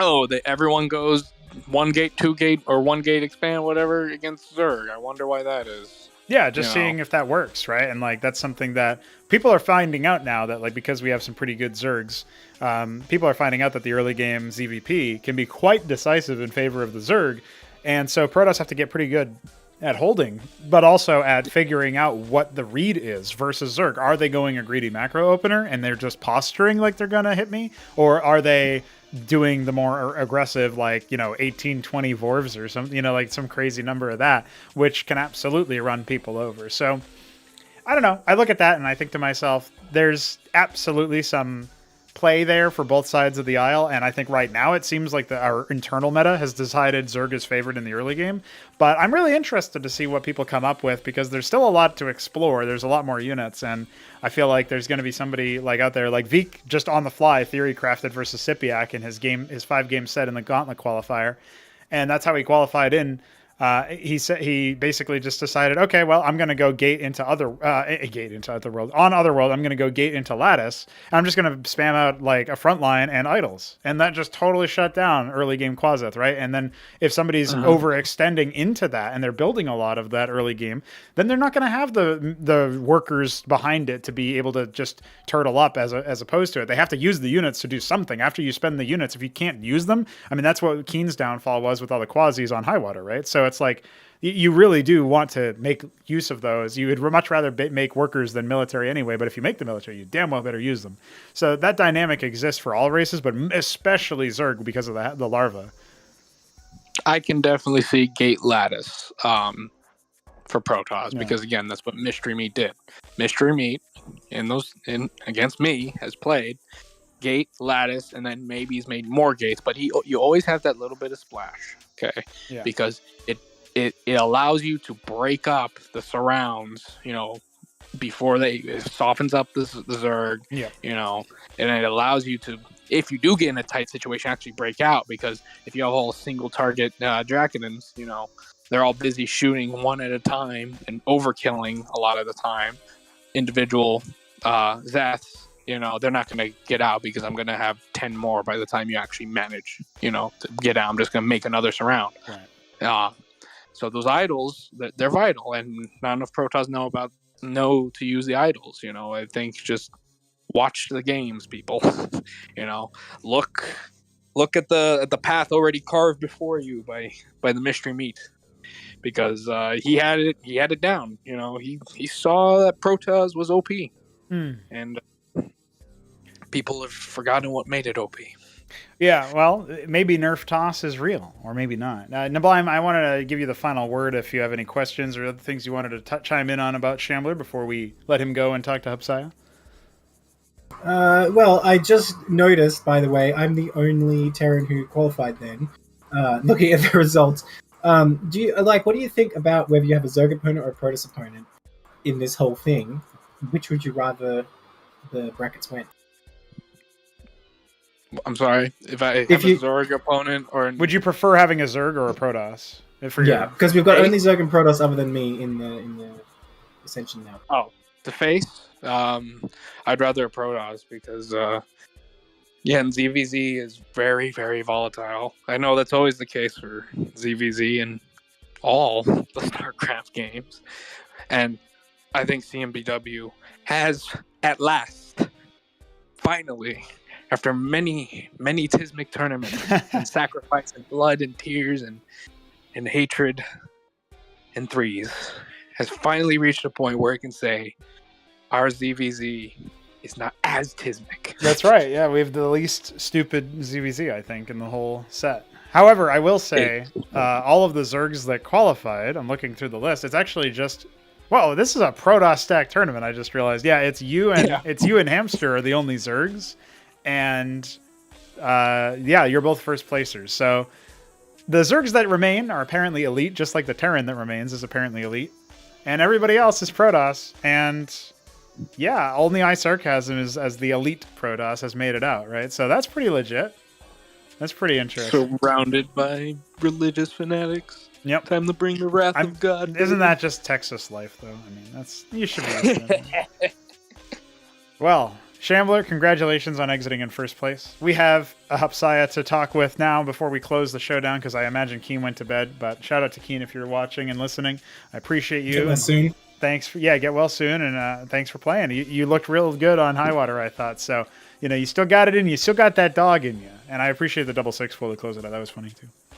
And GG's. GG. Sir Hupsaiya, sir, reporting for duty. You have qualified. You have made it out. Oh, you did it. You survived the 6 pools. Yeah, no, Neblime did that to me a few times. So. Oh, you had some practice. How did it go? I don't remember. Oh no, I was doing 8 pool. I don't do 6 pool.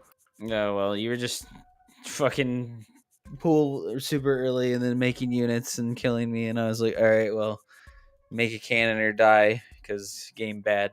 There it is. Well, you did manage to make it out despite that, and I did appreciate the Nidus maneuver afterwards. It seemed like he totally forgot about that. He was making some units, but just... Well, no, he wasn't making units. That was the problem. He had everything on your side. So you managed to do it. You managed to do it. Do you know when the playoffs will be? We are going to schedule them. I know who your first round opponent is. I can reveal it to you now. It will be Hamster, the Zerg player from Group A. Okay, so cool. Just more Zerg for you to deal with, basically. Sick. And he is Moscow time, but he stays up pretty late, I think. So that's the same as actually European time right now. So he's plus 9 hours on you. But I will ping everybody involved, and he'll probably wake up tomorrow to schedule. He might be able to play as soon as tomorrow if you are. So, okay. Basically, the way that those go, the quarterfinals, is everybody just plays as soon as they can, and then we cast them all from replays. And then we try to do the second round of playoffs because it's double elimination. So even if you lose this set against Hamster, you're guaranteed at least one more set in the lower bracket. And that one is always played the next Saturday a week from now, if that works for you timing-wise. Yeah, it sounds fine to me. Okay. Appreciate you making the time to work it out. I know you obviously have we were just talking about that with Shambler, actually, how you have obviously you're streaming all the time and you mostly spend your time on other games. So it was really cool to have you, make it to this tournament through the gauntlet and then obviously make time to make it into groups. So I do appreciate that. It's fun having somebody who has good baseline skills and knowledge about how to play an RTS in general, discover some things for the first time. And we were actually discussing a little bit about how, since you have so many other obligations, it's not like you can really go in and theory craft a lot per se. So, anyway, it was cool to see that you tried the Grand Library strats, for example. Unfortunately, Shambler seems to have sniped your practice because he was watching in your that streams. first game. I could have won so easily. Like, he was just fucking all-inning, and I just didn't control the units very well. That would have been like an easy win if I hadn't just been a spoon. Well, the Atriuses are really good versus the Zats and Vorvs. It's just that they can get surrounded so easy. And then when the Vorvs hit, man, that ensnare, the green overlay, that is a sign that they're moving and attacking slower. Like when I first moved down the ramp, what's the zealot type unit that comes out with Amaranth. the aura? No, the other one. The Herald, probably? The Herald, Yeah. yeah. I had a Herald, and I just moved all the units down the ramp, and it's like, I should have just left the Herald up on the top of the ramp. Yeah, and help peel and then stuff. just fired down with the fucking Atriuses until he came up the ramp, and then it's like, what's he gonna do, right? Like, he's gonna fight me on the ramp, not get us around, and then the buff from the Herald is gonna keep my units alive. Absolutely. I just didn't understand what I was doing yet. And then in the second game when we played it, it's like, I can't believe how hard he I guess I should have just not done that because it was a 4-player map and the distance between us is so large. So I was building the units, and I was like, wait a minute, the distance between us is so large that how are we gonna get your army on my way across the map? He's gonna be able to build such a large amount of units that I won't even be able to do anything. Yeah, I was wondering. And then also, about that. I really feel like Psystorm is absolutely dog shit. Well, it's more. I think the one storm you threw down did a lot of work. Yeah. That said, though, from the way you're talking, are you saying you're still keen on trying this Grand Library? You haven't given up? I mean, I'll try it on the smaller maps, but definitely not the bigger. No, did you not see when he was moving into my natural and I landed that storm and it's it killed nothing? Well, the one that I saw, that was on the. You mean just as the game ended? Yeah, just as the game. Yeah, well, I just feel like the slowness of the damage is painful. It just does that not storm did do enormous damage. Just so you know, yeah, it's just I know, that he had a billion units. I know. I bet that storm was well worth the cost. I went back and looked. At fucking 7 minutes into the game, he had 70 workers. Yeah, he just turbo macro, dude. It's ridiculous. I don't know what you're supposed to do. I have no fucking concept of what you're supposed to do. I know you were talking about just play fucking Vassal plus Idol and then fucking kill them at 5 minutes into the game. And I'm all right, it can't be that simple. If people are just dying to that, they're being fucking stupid. Yeah, the problem is, so we had very competitive Group A to start things off, and Group B was kind of similar in that way, but a little bit more top heavy as it developed. But in Group A, it really could have gone either way. It was the first time ever that we actually thought we would have a 3-way tie. And by the way, if you like tournament formats of Hupsaiya, did you know that if we have a 3-way tie after 6 games, so everybody's 2 for 2? I was watching the first group. Yeah, so you heard me say you decided with a free for all. I think that's based, honestly. I think more people should do that. But I want to see it someday. Yeah, it's just nobody has ever done it, so it's just this legendary mythical thing, and we'll have to wait for a few months for the tournament break to end so that we can see that again. Maybe we'll have another chance. But yeah, no, I think the that first group there. We saw some pretty good work from Veek against Hamster a few times. He went basically gate into Stargate very fast, and he went for the Gladius, right? So that can work because it's as long as the unit stays alive, it's got good sustain. But yeah, he kind of echoed exactly what I thought, which was that the Zerg player can open pool and then make the macro hatch or make an expansion, and they can threaten you with like attacking you, but also just macro at the same time. Like it seems like a not great situation for Protoss in the early game because of that. And I guess like, yeah, you can make the idols and use them as splash damage, but also like they cost 75 gas. And if the Zerg player isn't mining gas at all, he can just make static defense structures, and then your idols are like really terrible. So I feel like the lack of ability to like create funnels with wall offs is like something that's very difficult to like understand, like because I think in every RTS game I've ever played, like building placement to create funnels and choke points is incredibly powerful and super important, and it just seems to be entirely absent here. Well, it was much worse a few tournaments ago when early air was much more fast, so you would see that close distances a lot faster. Oh yeah, the Gorgor cores, of course, the hug monsters. Honestly, Skiffs used to be my go-to unit versus Protoss when I was playing Zerg. Oh yeah, that's they used right. to really dominate gateway units. Yeah, now it's a very different story. They're more about like localized splash and harassment and stuff. But no, I think now that they were seeing a more resurgence of like heavy ground armies, like absolutely people are going to have to try to figure out some sort of walling setup versus Zerg especially, right? Versus Terran, it might not really help you that much because a lot of their units have equivalent or maybe slightly less range in the early game than what your units have, so it's not really going to help you that much. But I think versus Zerg, definitely something to figure out. I posted a couple of walls when we were talking about that on just through text on Discord a couple days ago now. Hupsaiya, I was looking at like different walls that it might be possible to make, but I think it would be nice if there was some way to make it a bit more standardized. Like I agree with the idea that, well, okay, I don't even know if you voiced this idea, but I have this idea in my head that it's kind of dumb that you can build a gateway and a pylon in such a configuration where it's north and like the gateway is above the pylon, and then if you put the pylon above the gateway, it's like doesn't work at all as a wall anymore. It's like completely different because they're at different sizes, right? Like the basically the issue there is that if you make the structures exactly the same size dimensions on all sides for their collision, then suddenly you might trap your units more often. So it's a bit of a trade-off. So yeah, I'm not 100%. I mean, I guess technically that exists in StarCraft too, but people just adapt to it. So maybe it would just be like an adaptation period. Isn't it always, if buildings are touching in StarCraft 2, isn't it always tied? Yeah. So. Yeah. Is that even true for Zerg? I actually forgot about that. Yeah, it's true for Zerg as well. You can't like slip through the cracks of buildings. Even spines, StarCraft 2 don't have, units. Buildings don't have different sizes. That's not a thing. Yeah. There's no differences for the collision, like the on left or right. Yeah, I mean, in that first game versus the Shambler, I noticed that when I got the fucking Atreus in between the Grand Library and the cannon, and then the Zerglings were just like running past on the left side, on like past the Grand Library because. Oh yeah, is, I don't know if you heard very my cast. Clearly not as big as it looks.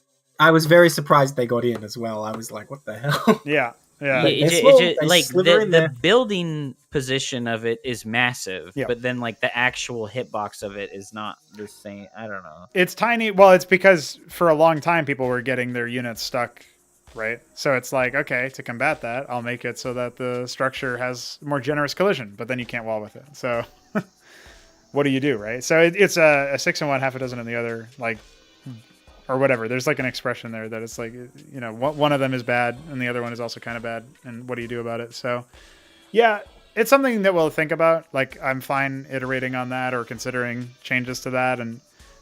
But I also wonder if my idea is like, how do you deal with not having the wall off?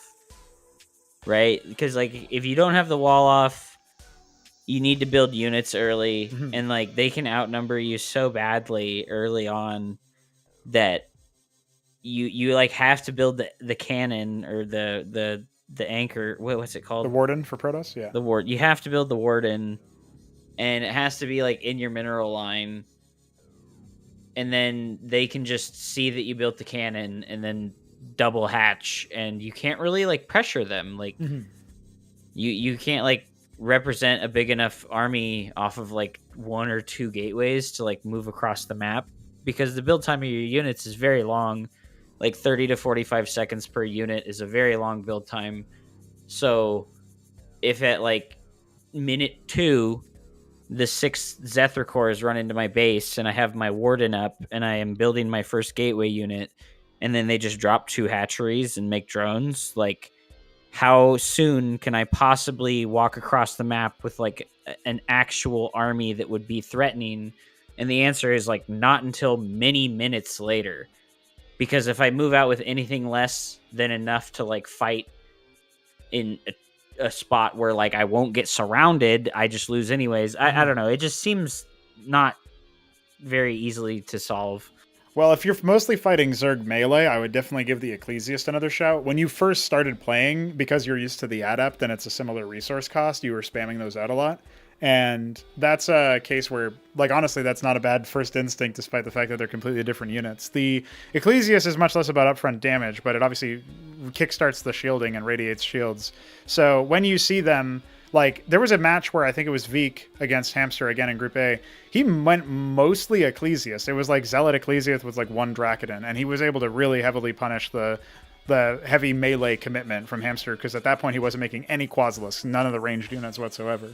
So he really had to like think twice about that situation. And, you know, Hamster ends up winning that match again, but it wasn't because of the early damage. He didn't do hardly any early damage on that match. So that's one of the examples of like, I think there could be some combination of units that were made. Like the Ecclesiast, for people who don't know, is made out of the Gateway. So it's the same thing that you can do with, like, you can do Zealot Ecclesiast, you can do like maybe 1 or 2 Drakodins.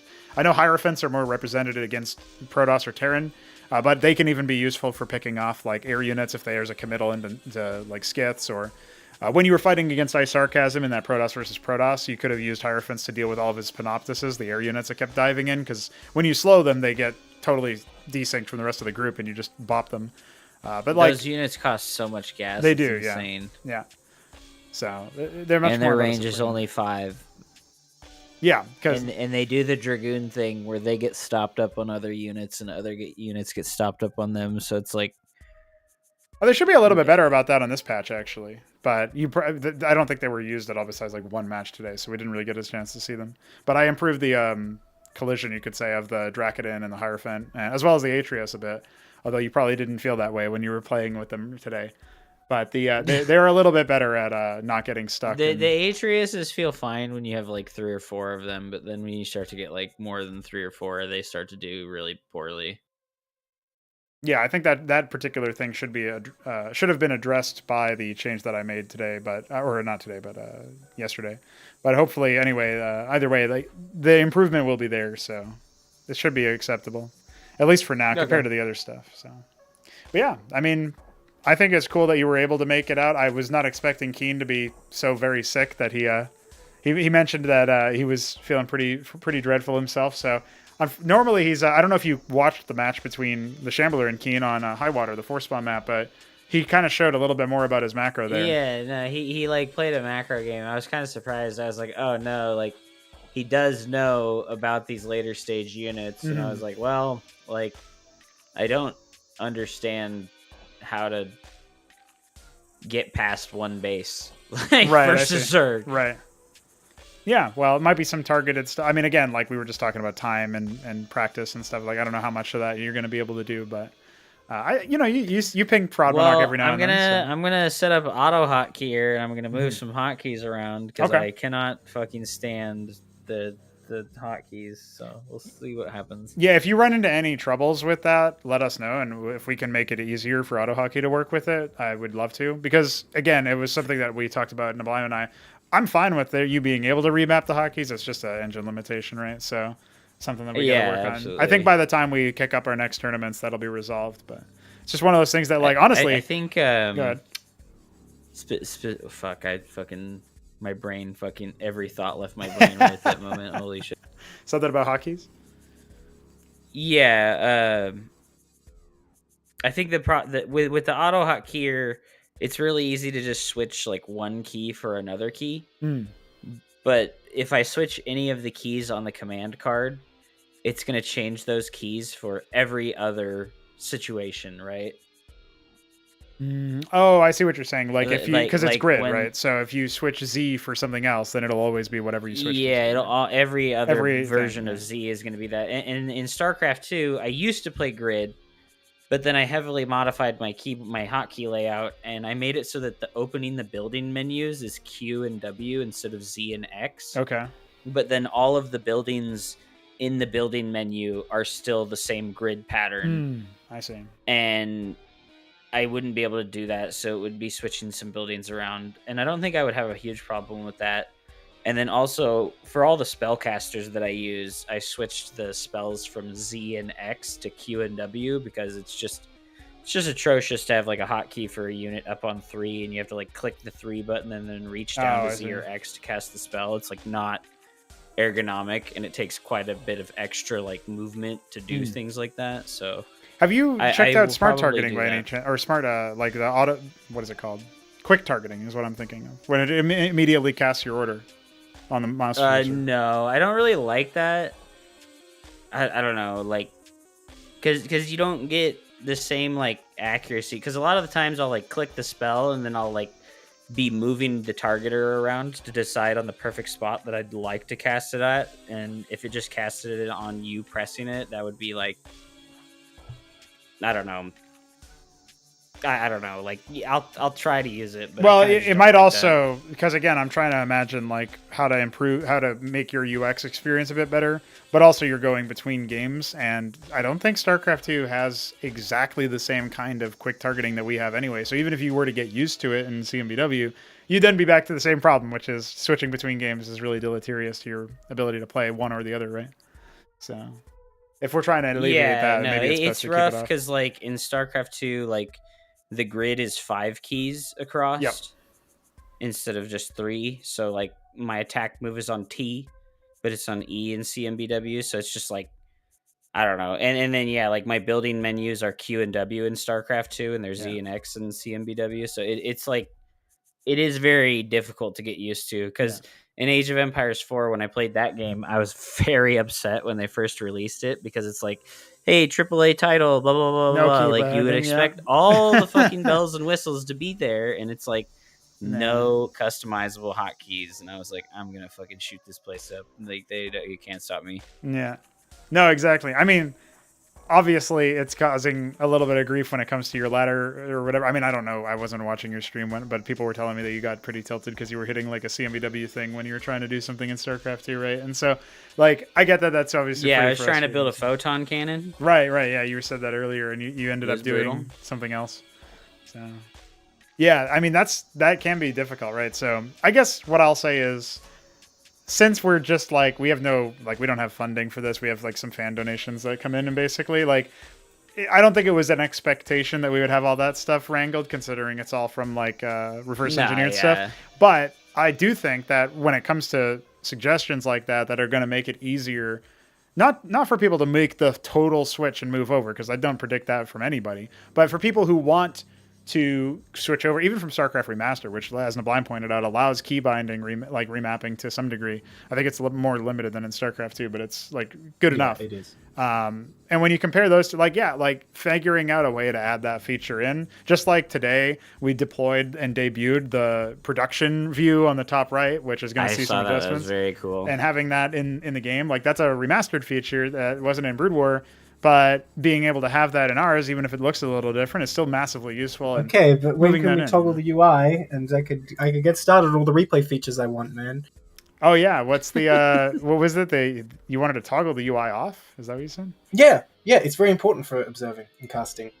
Also, fast forward, obviously. Nah, you don't need that. Don't just tell me plus. you have fast forward just because that's not doing it. You can just open the console and type GSW and then put like a number in, and then it moves faster or slower. It's great. No, that's not doing it for me, man. That's not what we want.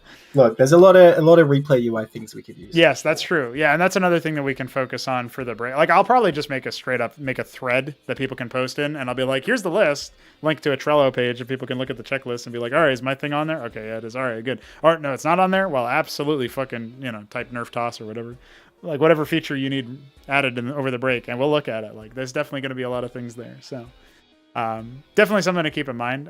But again, without like, I never thought that a StarCraft 2 Grandmaster will pop in here and be like, dude, this is the shit. I'm going to try this. And then like the fact that we get that level of granular feedback on things like UX and systems when most people are either used to stuff being jank from Brood War or just have no opinion of it and just like, whatever, I'll adapt because I don't play other RTS games. It's very helpful for the project's health overall and the progression of it. And I think yeah, and I know you want to go make another game eventually, so I think that the UI experience for RTS games is like the most important first impression. Yeah. Like if things don't immediately make sense, like within minutes of trying to play the game, like you're gonna lose people real quick. Absolutely, yeah. So, I mean, I've got a lot of stuff and ideas about that in general, but I would say that my ideal RTS game UI would look nothing like what we have right now in CMBW. And I just like, I don't want to give any kind of like feedback on the unit balances or like the racial balance, because like clearly I've got no fucking clue like about the interactions of the units and stuff like that, but I definitely have a lot of like ideas and inputs for like how to make the game more comfortable to play, and I think that's always way more important than anything else. Yeah, well, just the nuts and bolts system stuff is like a lot of that is just stuff we've already gotten used to, right? So having somebody come in who, instead of just being like, oh, that's weird, I'll get used to it, is like, dude, this could be better by XYZ reason, or, you know, at least like they have some counter opinions about it. That's always going to be helpful, right? So the balance thing, I just sort of let it wash over me, because there's going to be loads of people who say like, oh, this unit is clearly busted or whatever. And I don't even think that's a bad thing that they say that. Like, totally, dude. Like, maybe it is. I don't know. Honestly, I was surprised that you, what's the Terran unit that shoots at everything? Cataphract or the Madrigal? I'm surprised. Yeah, well, the Madrigal too, but I mean the Cataphract. I'm surprised you nerfed the Cataphract. Like, I don't think you did that because of my feedback. I think like a lot of people from what I saw were like, this unit's dumb. Yeah, I decided to push it in a direction I thought would be more interesting and more skill expressive, as opposed to like people were just saying, oh, change stats at it, but that kind of doesn't get at the problem for me. The problem was that it was just a boring unit. So like it's boring to use, super and boring one-dimensional, and it was really, really strong at what it was doing. So it's like now I made it a little bit more, not quite specialized, but it doesn't overlap as much with other roles, and you know, it's like kind of an everyman unit where it's like it's gonna do all right, but you need more specialization if you want to deal with a specific task. So anyway, we didn't really get to see anybody really use them today, but maybe now that Neblime, he's actually the only Terran left in the whole tournament, if you can believe that.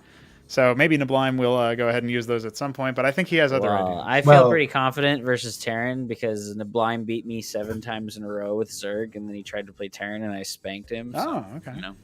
Well, if you guys end up facing off, that'll be an exciting little thing to replay for sure. Well, I believe it's a Cataphract quote, right? One's enough. No, that's a Cyclops, but yeah. Oh, no, the Cyclops. Oh, no, it's all over. It's haunting you. It's all over. I mean, he's got one eye. That's why he says one's enough, dude. Oh, okay, yeah. No, and Blime was famous for saying that Cyclops were garbage, and then he actually tried to use them to defeat Mystery Me, and he got pretty close, but it wasn't enough. So. That was not a close game. Dude, that was not a close game. We only casted it from Mystery Meat's POV, which was fueled by random weeb music that was playing in the background, and so I don't really know what you were doing in the same time, but it was a pretty fun game. Well, I'll just give you very quickly on that game. At the end, where I'm attacking with the Wyverns, it was because I was like, oh my god, I'm so behind. The only chance is I suddenly show up with 20 Wyverns is not ready and I win. That's the kind of game. Oh, I see. Well, yeah, it almost worked. So. No, it didn't. Stop saying that. Cyclops are pretty good. So, yeah, no, I think this will probably do it for us. I mean, again, I appreciate the feedback and the talking and like, as much as obviously, like, some people getting tilted or raging or angry, and I'm not talking about you, Hupsaiya. There's, like, a lot of people who, when they were first fighting certain things in the project, they just, like... I remember when Scholar came in, and Scholar unfortunately didn't make it to the tournament. He didn't make it through the gauntlet. He's a funny guy. He doesn't speak very good English. And Shambler was playing against him, and Shambler's obviously, like, one of the top dogs. He's won a tournament before. He's played pretty highly. So it's not a matchup you would expect to give to a new guy. And the new guy was doing all right. He was playing pretty well. And Scholar is extremely adaptable. I'll say that. He doesn't really flinch at anything. Yeah, now. But like at first, you know, Shambler attacked him with Bactylisks, and it was like they had 1 extra range on that patch too, so they're really, really powerful. And he just types, nah, and leaves the game. And that's the kind of thing, like, you know, you need that every now and then. So, like, you need the people who just come in and they're just like, holy shit, what's I will say, it's kind of tough. Like, how many people do you think, like, are actively playing right now? I would say there's probably like 7 or 8 players that are like actively playing. No, I think we had what? Well, what do you mean by active? That's the question. Yeah, right? like they would play like every day. Oh well, not even that many then. Yeah, no, there's not. It's like I don't know. It's rough because I think Neblime, you're the only person that I've played more than like 3 matches with. Dang. Yeah, like no, I haven't. And I gotten certainly any- don't play every day. I mean, I would like to, but just there aren't people on at the right time every day. Well, yeah, you're in it seems Australia, like the dude. time zone spread is like pretty rough. Yeah. Well, that's getting a lot better now. I mean, we have daily games. It's just they're not always the same people playing every day, right? Yeah, that's true. So that's the main thing. Is like at some point we got to a point where we were cracking like double-digit daily games every single day between players, and it's like, yeah, if that just keeps growing, then eventually we're going to get to triple-digit games between players, and it's going to be way more. It just keeps going, man. I got a buddy to download the game. He's a StarCraft 2 player. Okay. But we were having the same problems with the game where it's like his mouse wouldn't lock to the screen. Oh, did he? He didn't. got him- I'm guessing he didn't try CNC draw yet, or what? No. I got him to download CNC Draw, and we used the Veek settings from the paste bin, and then it was still doing it where like when he would press hotkeys, it would like alt tab the game. I don't know. Like I'll get him in here. Okay. At some point, so that we Yeah. can try and like look at it. That's another limiting factor, though, right? Is like, oh, people try the project, something doesn't work. He was watching the Mesk do the cast of me and Mystery Meat, probably. Mystery Meat, and he was like, "This guy's fucking stupid. Like, he has no idea how to observe. Like, he has no idea how to fucking cast. What is this fucking guy doing? Like, he's talking all this shit about RTS games. He's a fucking idiot." And I was just like, Got good. him. Got him. See, there's some he's- catharsis there. No, I mean, Mesk has been around yeah. for a long time with RTS, but I would just say that like most of the time, most of the things that he knows about, is knowledgeable about when it comes to CMBW, is definitely just the player base and their tendencies. So like, I know you were talking about a bit about him, about queuing with him, and something that he was talking about is like, yeah, I think he just equated it to Warpgate like almost immediately, but I don't know. Like to me, it seems like a little bit of an orthogonal thing. You were talking about how it gives you more space to control what you're doing and like plan your next move, a Yeah. little bit of buffer, right? It's a bit of a different reason for it. So APM as a resource is the way you got to look at it. right. So yeah, well, But so are minerals, so you got to have a balance. that's right, and that's why Blind builds 300 Masons a game. Exactly. It quarantined the minerals well spent. CMBW launcher again. I made the fucking classic. Wait, oh, this is from like days ago. What the hell? Oh, there you go. Well, I think that'll probably close All out right. our stream. We are about to. Have a we're, good day. We're I'll nearly talk at to you 12 guys hours. later. See you later. Yeah. Good So luck. GG's and GG's. thanks for playing, dude. Successful stream. GG's. Well, Neblime, thank you again for dedicating your time. I do appreciate it. And Nice. I honestly, I really appreciate it. You obviously refed that Moonhunter Hupsaiya game. I was really surprised to see that Moonhunter took a map. Honestly, that was really shocking. Well, I watched the first one. I'm like, damn, Moonhunter's strong. He's got this. But then he just did the same thing over and over. So yeah, you that know. was his one strat. So Yeah. yeah. So honestly, the fact that he took a map at all is really surprising to me. So that was really cool. Given but, how the rest of the series went, yeah. yeah, and also If how you only they. watched that one game, you know, you'd think Moonhunter's doing all right. But you watch the whole series, you're like, ugh. Well, you know, the other thing too is that, like, I mean, this is getting into the weeds because we're talking about gauntlet, lower bracket, which is like not even related to the group stage. But the fact that he upset Benza was really already kind of surprising to me. Yeah, Like- it's crazy that Benza didn't qualify, to be honest. Yeah. At least to the group stage, I mean. Or even you get to the qualification round. Like he didn't get to a point where he could do a best of I five. still haven't watched all the gauntlet. I know the results, but I haven't watched the Right, whole yeah. thing. No, because Moonhunter beat him in a best of 3, because that was the last elimination match that had to be played before the do or die match of the qualifier. It's like either you qualify when winning this best of 5 or you lose. I think maybe in a best of 5 Benza would have beaten Moonhunter, but he needed to get there, right? And it's like, you know, that's a bit of an awkward one. I was really not expecting it, but you know, Benza did close out. He finished his series, and then before I knew anything, because nobody had sent me the replays yet, Benza just types "gay Terran cheese," and I thought, oh shit, Moonhunter got him.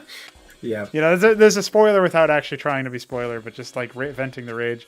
It's like when Mist joined the voice chat after playing his series with Shambler. It's the only time Shambler's ever defeated him in a series. Well, no, that's not true because he won a tournament against him. But the second time he defeated him in a playoff series, and I was like, "Oh, what's up, Mist? How you doing?" He's like, "Terran sucks." I was like, "Okay, you lost this one, buddy. I already know that." Like that's a spoiler. So there's some people who do that, right? They hit it. So.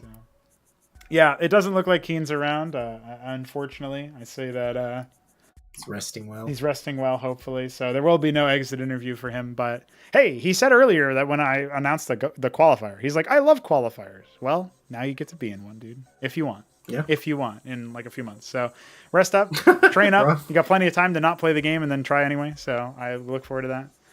And yeah, I guess any thoughts about the tournament so far, Neblime? Any closing words you want to give us? I mean, it's a pretty good lineup. I have to say, I already mentioned it when you were interviewing me for my actual games, but I think it's night and day, this Ascension versus the last Ascension. There are really only like 3 or 4 contenders, but this time a lot of people are really scary. Like, and I don't know if this is like praise or throwing shade, but the fact Btyb's in there is just like blowing my mind. I know. I thought for sure it would be SYPIAC, and I kind of feel like again, I said it as much in the exit interview, right? It was like I feel like SYPIAC would have been straightforwardly more ahead in a macro game, and it's a little sad, right? What Btyb was doing was absolutely did not make sense. Should not win. On paper, it was not good, but SYPIAC was like drawn into the nonsense world, and he did not know how to navigate it. Well, it's like you get swept up by a wave, and Btb's just like floating with it, whereas SYPIAC's trying to resist. Oh, the brackets. No! Yep. What are you doing to me? Why did you make me do this? Well, I originally had Btyb above 3Crow in the seeding, but the problem is, dude, I don't think that's true. I think 3Crow would beat him in a This is just emotionally devastating. This is emotionally devastating. Yes, the bracket is taking shape, and after all of what you just said, I mean, you did drop a match to him, so... Yeah, I guess he could win. I should have learned from the last group stage, and I guess this one, anything can happen, but... It's a lose-lose, because I don't want to eliminate him, and I also don't want to be eliminated. Well, it's okay. It's not elimination. It's double elim. So he's got another tournament. Even so. Well, I feel worse for 3Crow a little bit, because the last time they met, it was just bullying. And well, actually, that's not entirely true. 3Crow did take a really funny game in a PvP that at some point Mesk will cast. But Shambler's playing Zerg, so I don't think that's going to happen. I am inclined to agree that Shambler is going to shamble all over him there. Yeah. Hupsaiya vs Hamster right away off the bat, though. I mean, you got to give it to Hamster again, I think. Yep. Because he's looked so strong last Ascension as well. But I think that'd definitely be a more even match than 3Crow and Shambler. And I'll see Vic versus iSarCasm. Who knows what could happen? Not that Vic's looking bad, but iSarCasm is looking a lot stronger than I expected. So I've got to give that to him there.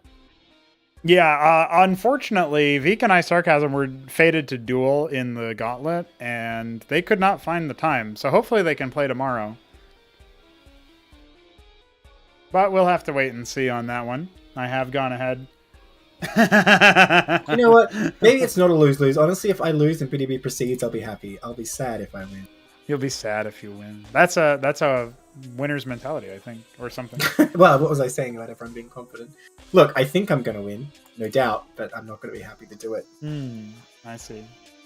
Yeah, that's probably pretty true. I mean, I guess the main thing I would say is I look at this bracket and I think really is there like the 2 legacy players, the ones that I would expect to get eliminated first would be 3Crow and Btyb, right? I don't think that they'll be able to win a set because if you look at it, right, the loser, say it's Hupsaiya who loses against Hamster, and then 3Crow loses against Shambler. That would be how we would rank that fight.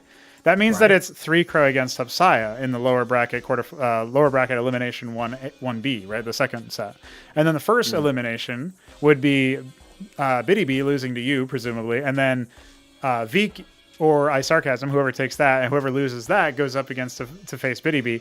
I don't think that Btyb will be able to beat either of those 2 players, right? So don't tell me the truth, all right? I don't want to hear it. I'm just saying. I don't want to know. I'm just saying what Btb's ultimate fate. But like I said, anything can happen. We should have learned. We should stop talking like this after Btyb qualifies again after he 4-0'd last time. Yeah, after 4-0 last time was phenomenal. I couldn't believe it. It was just mythic. Like. I completely agree. He's not going to be favored in any of these things, but does that even matter?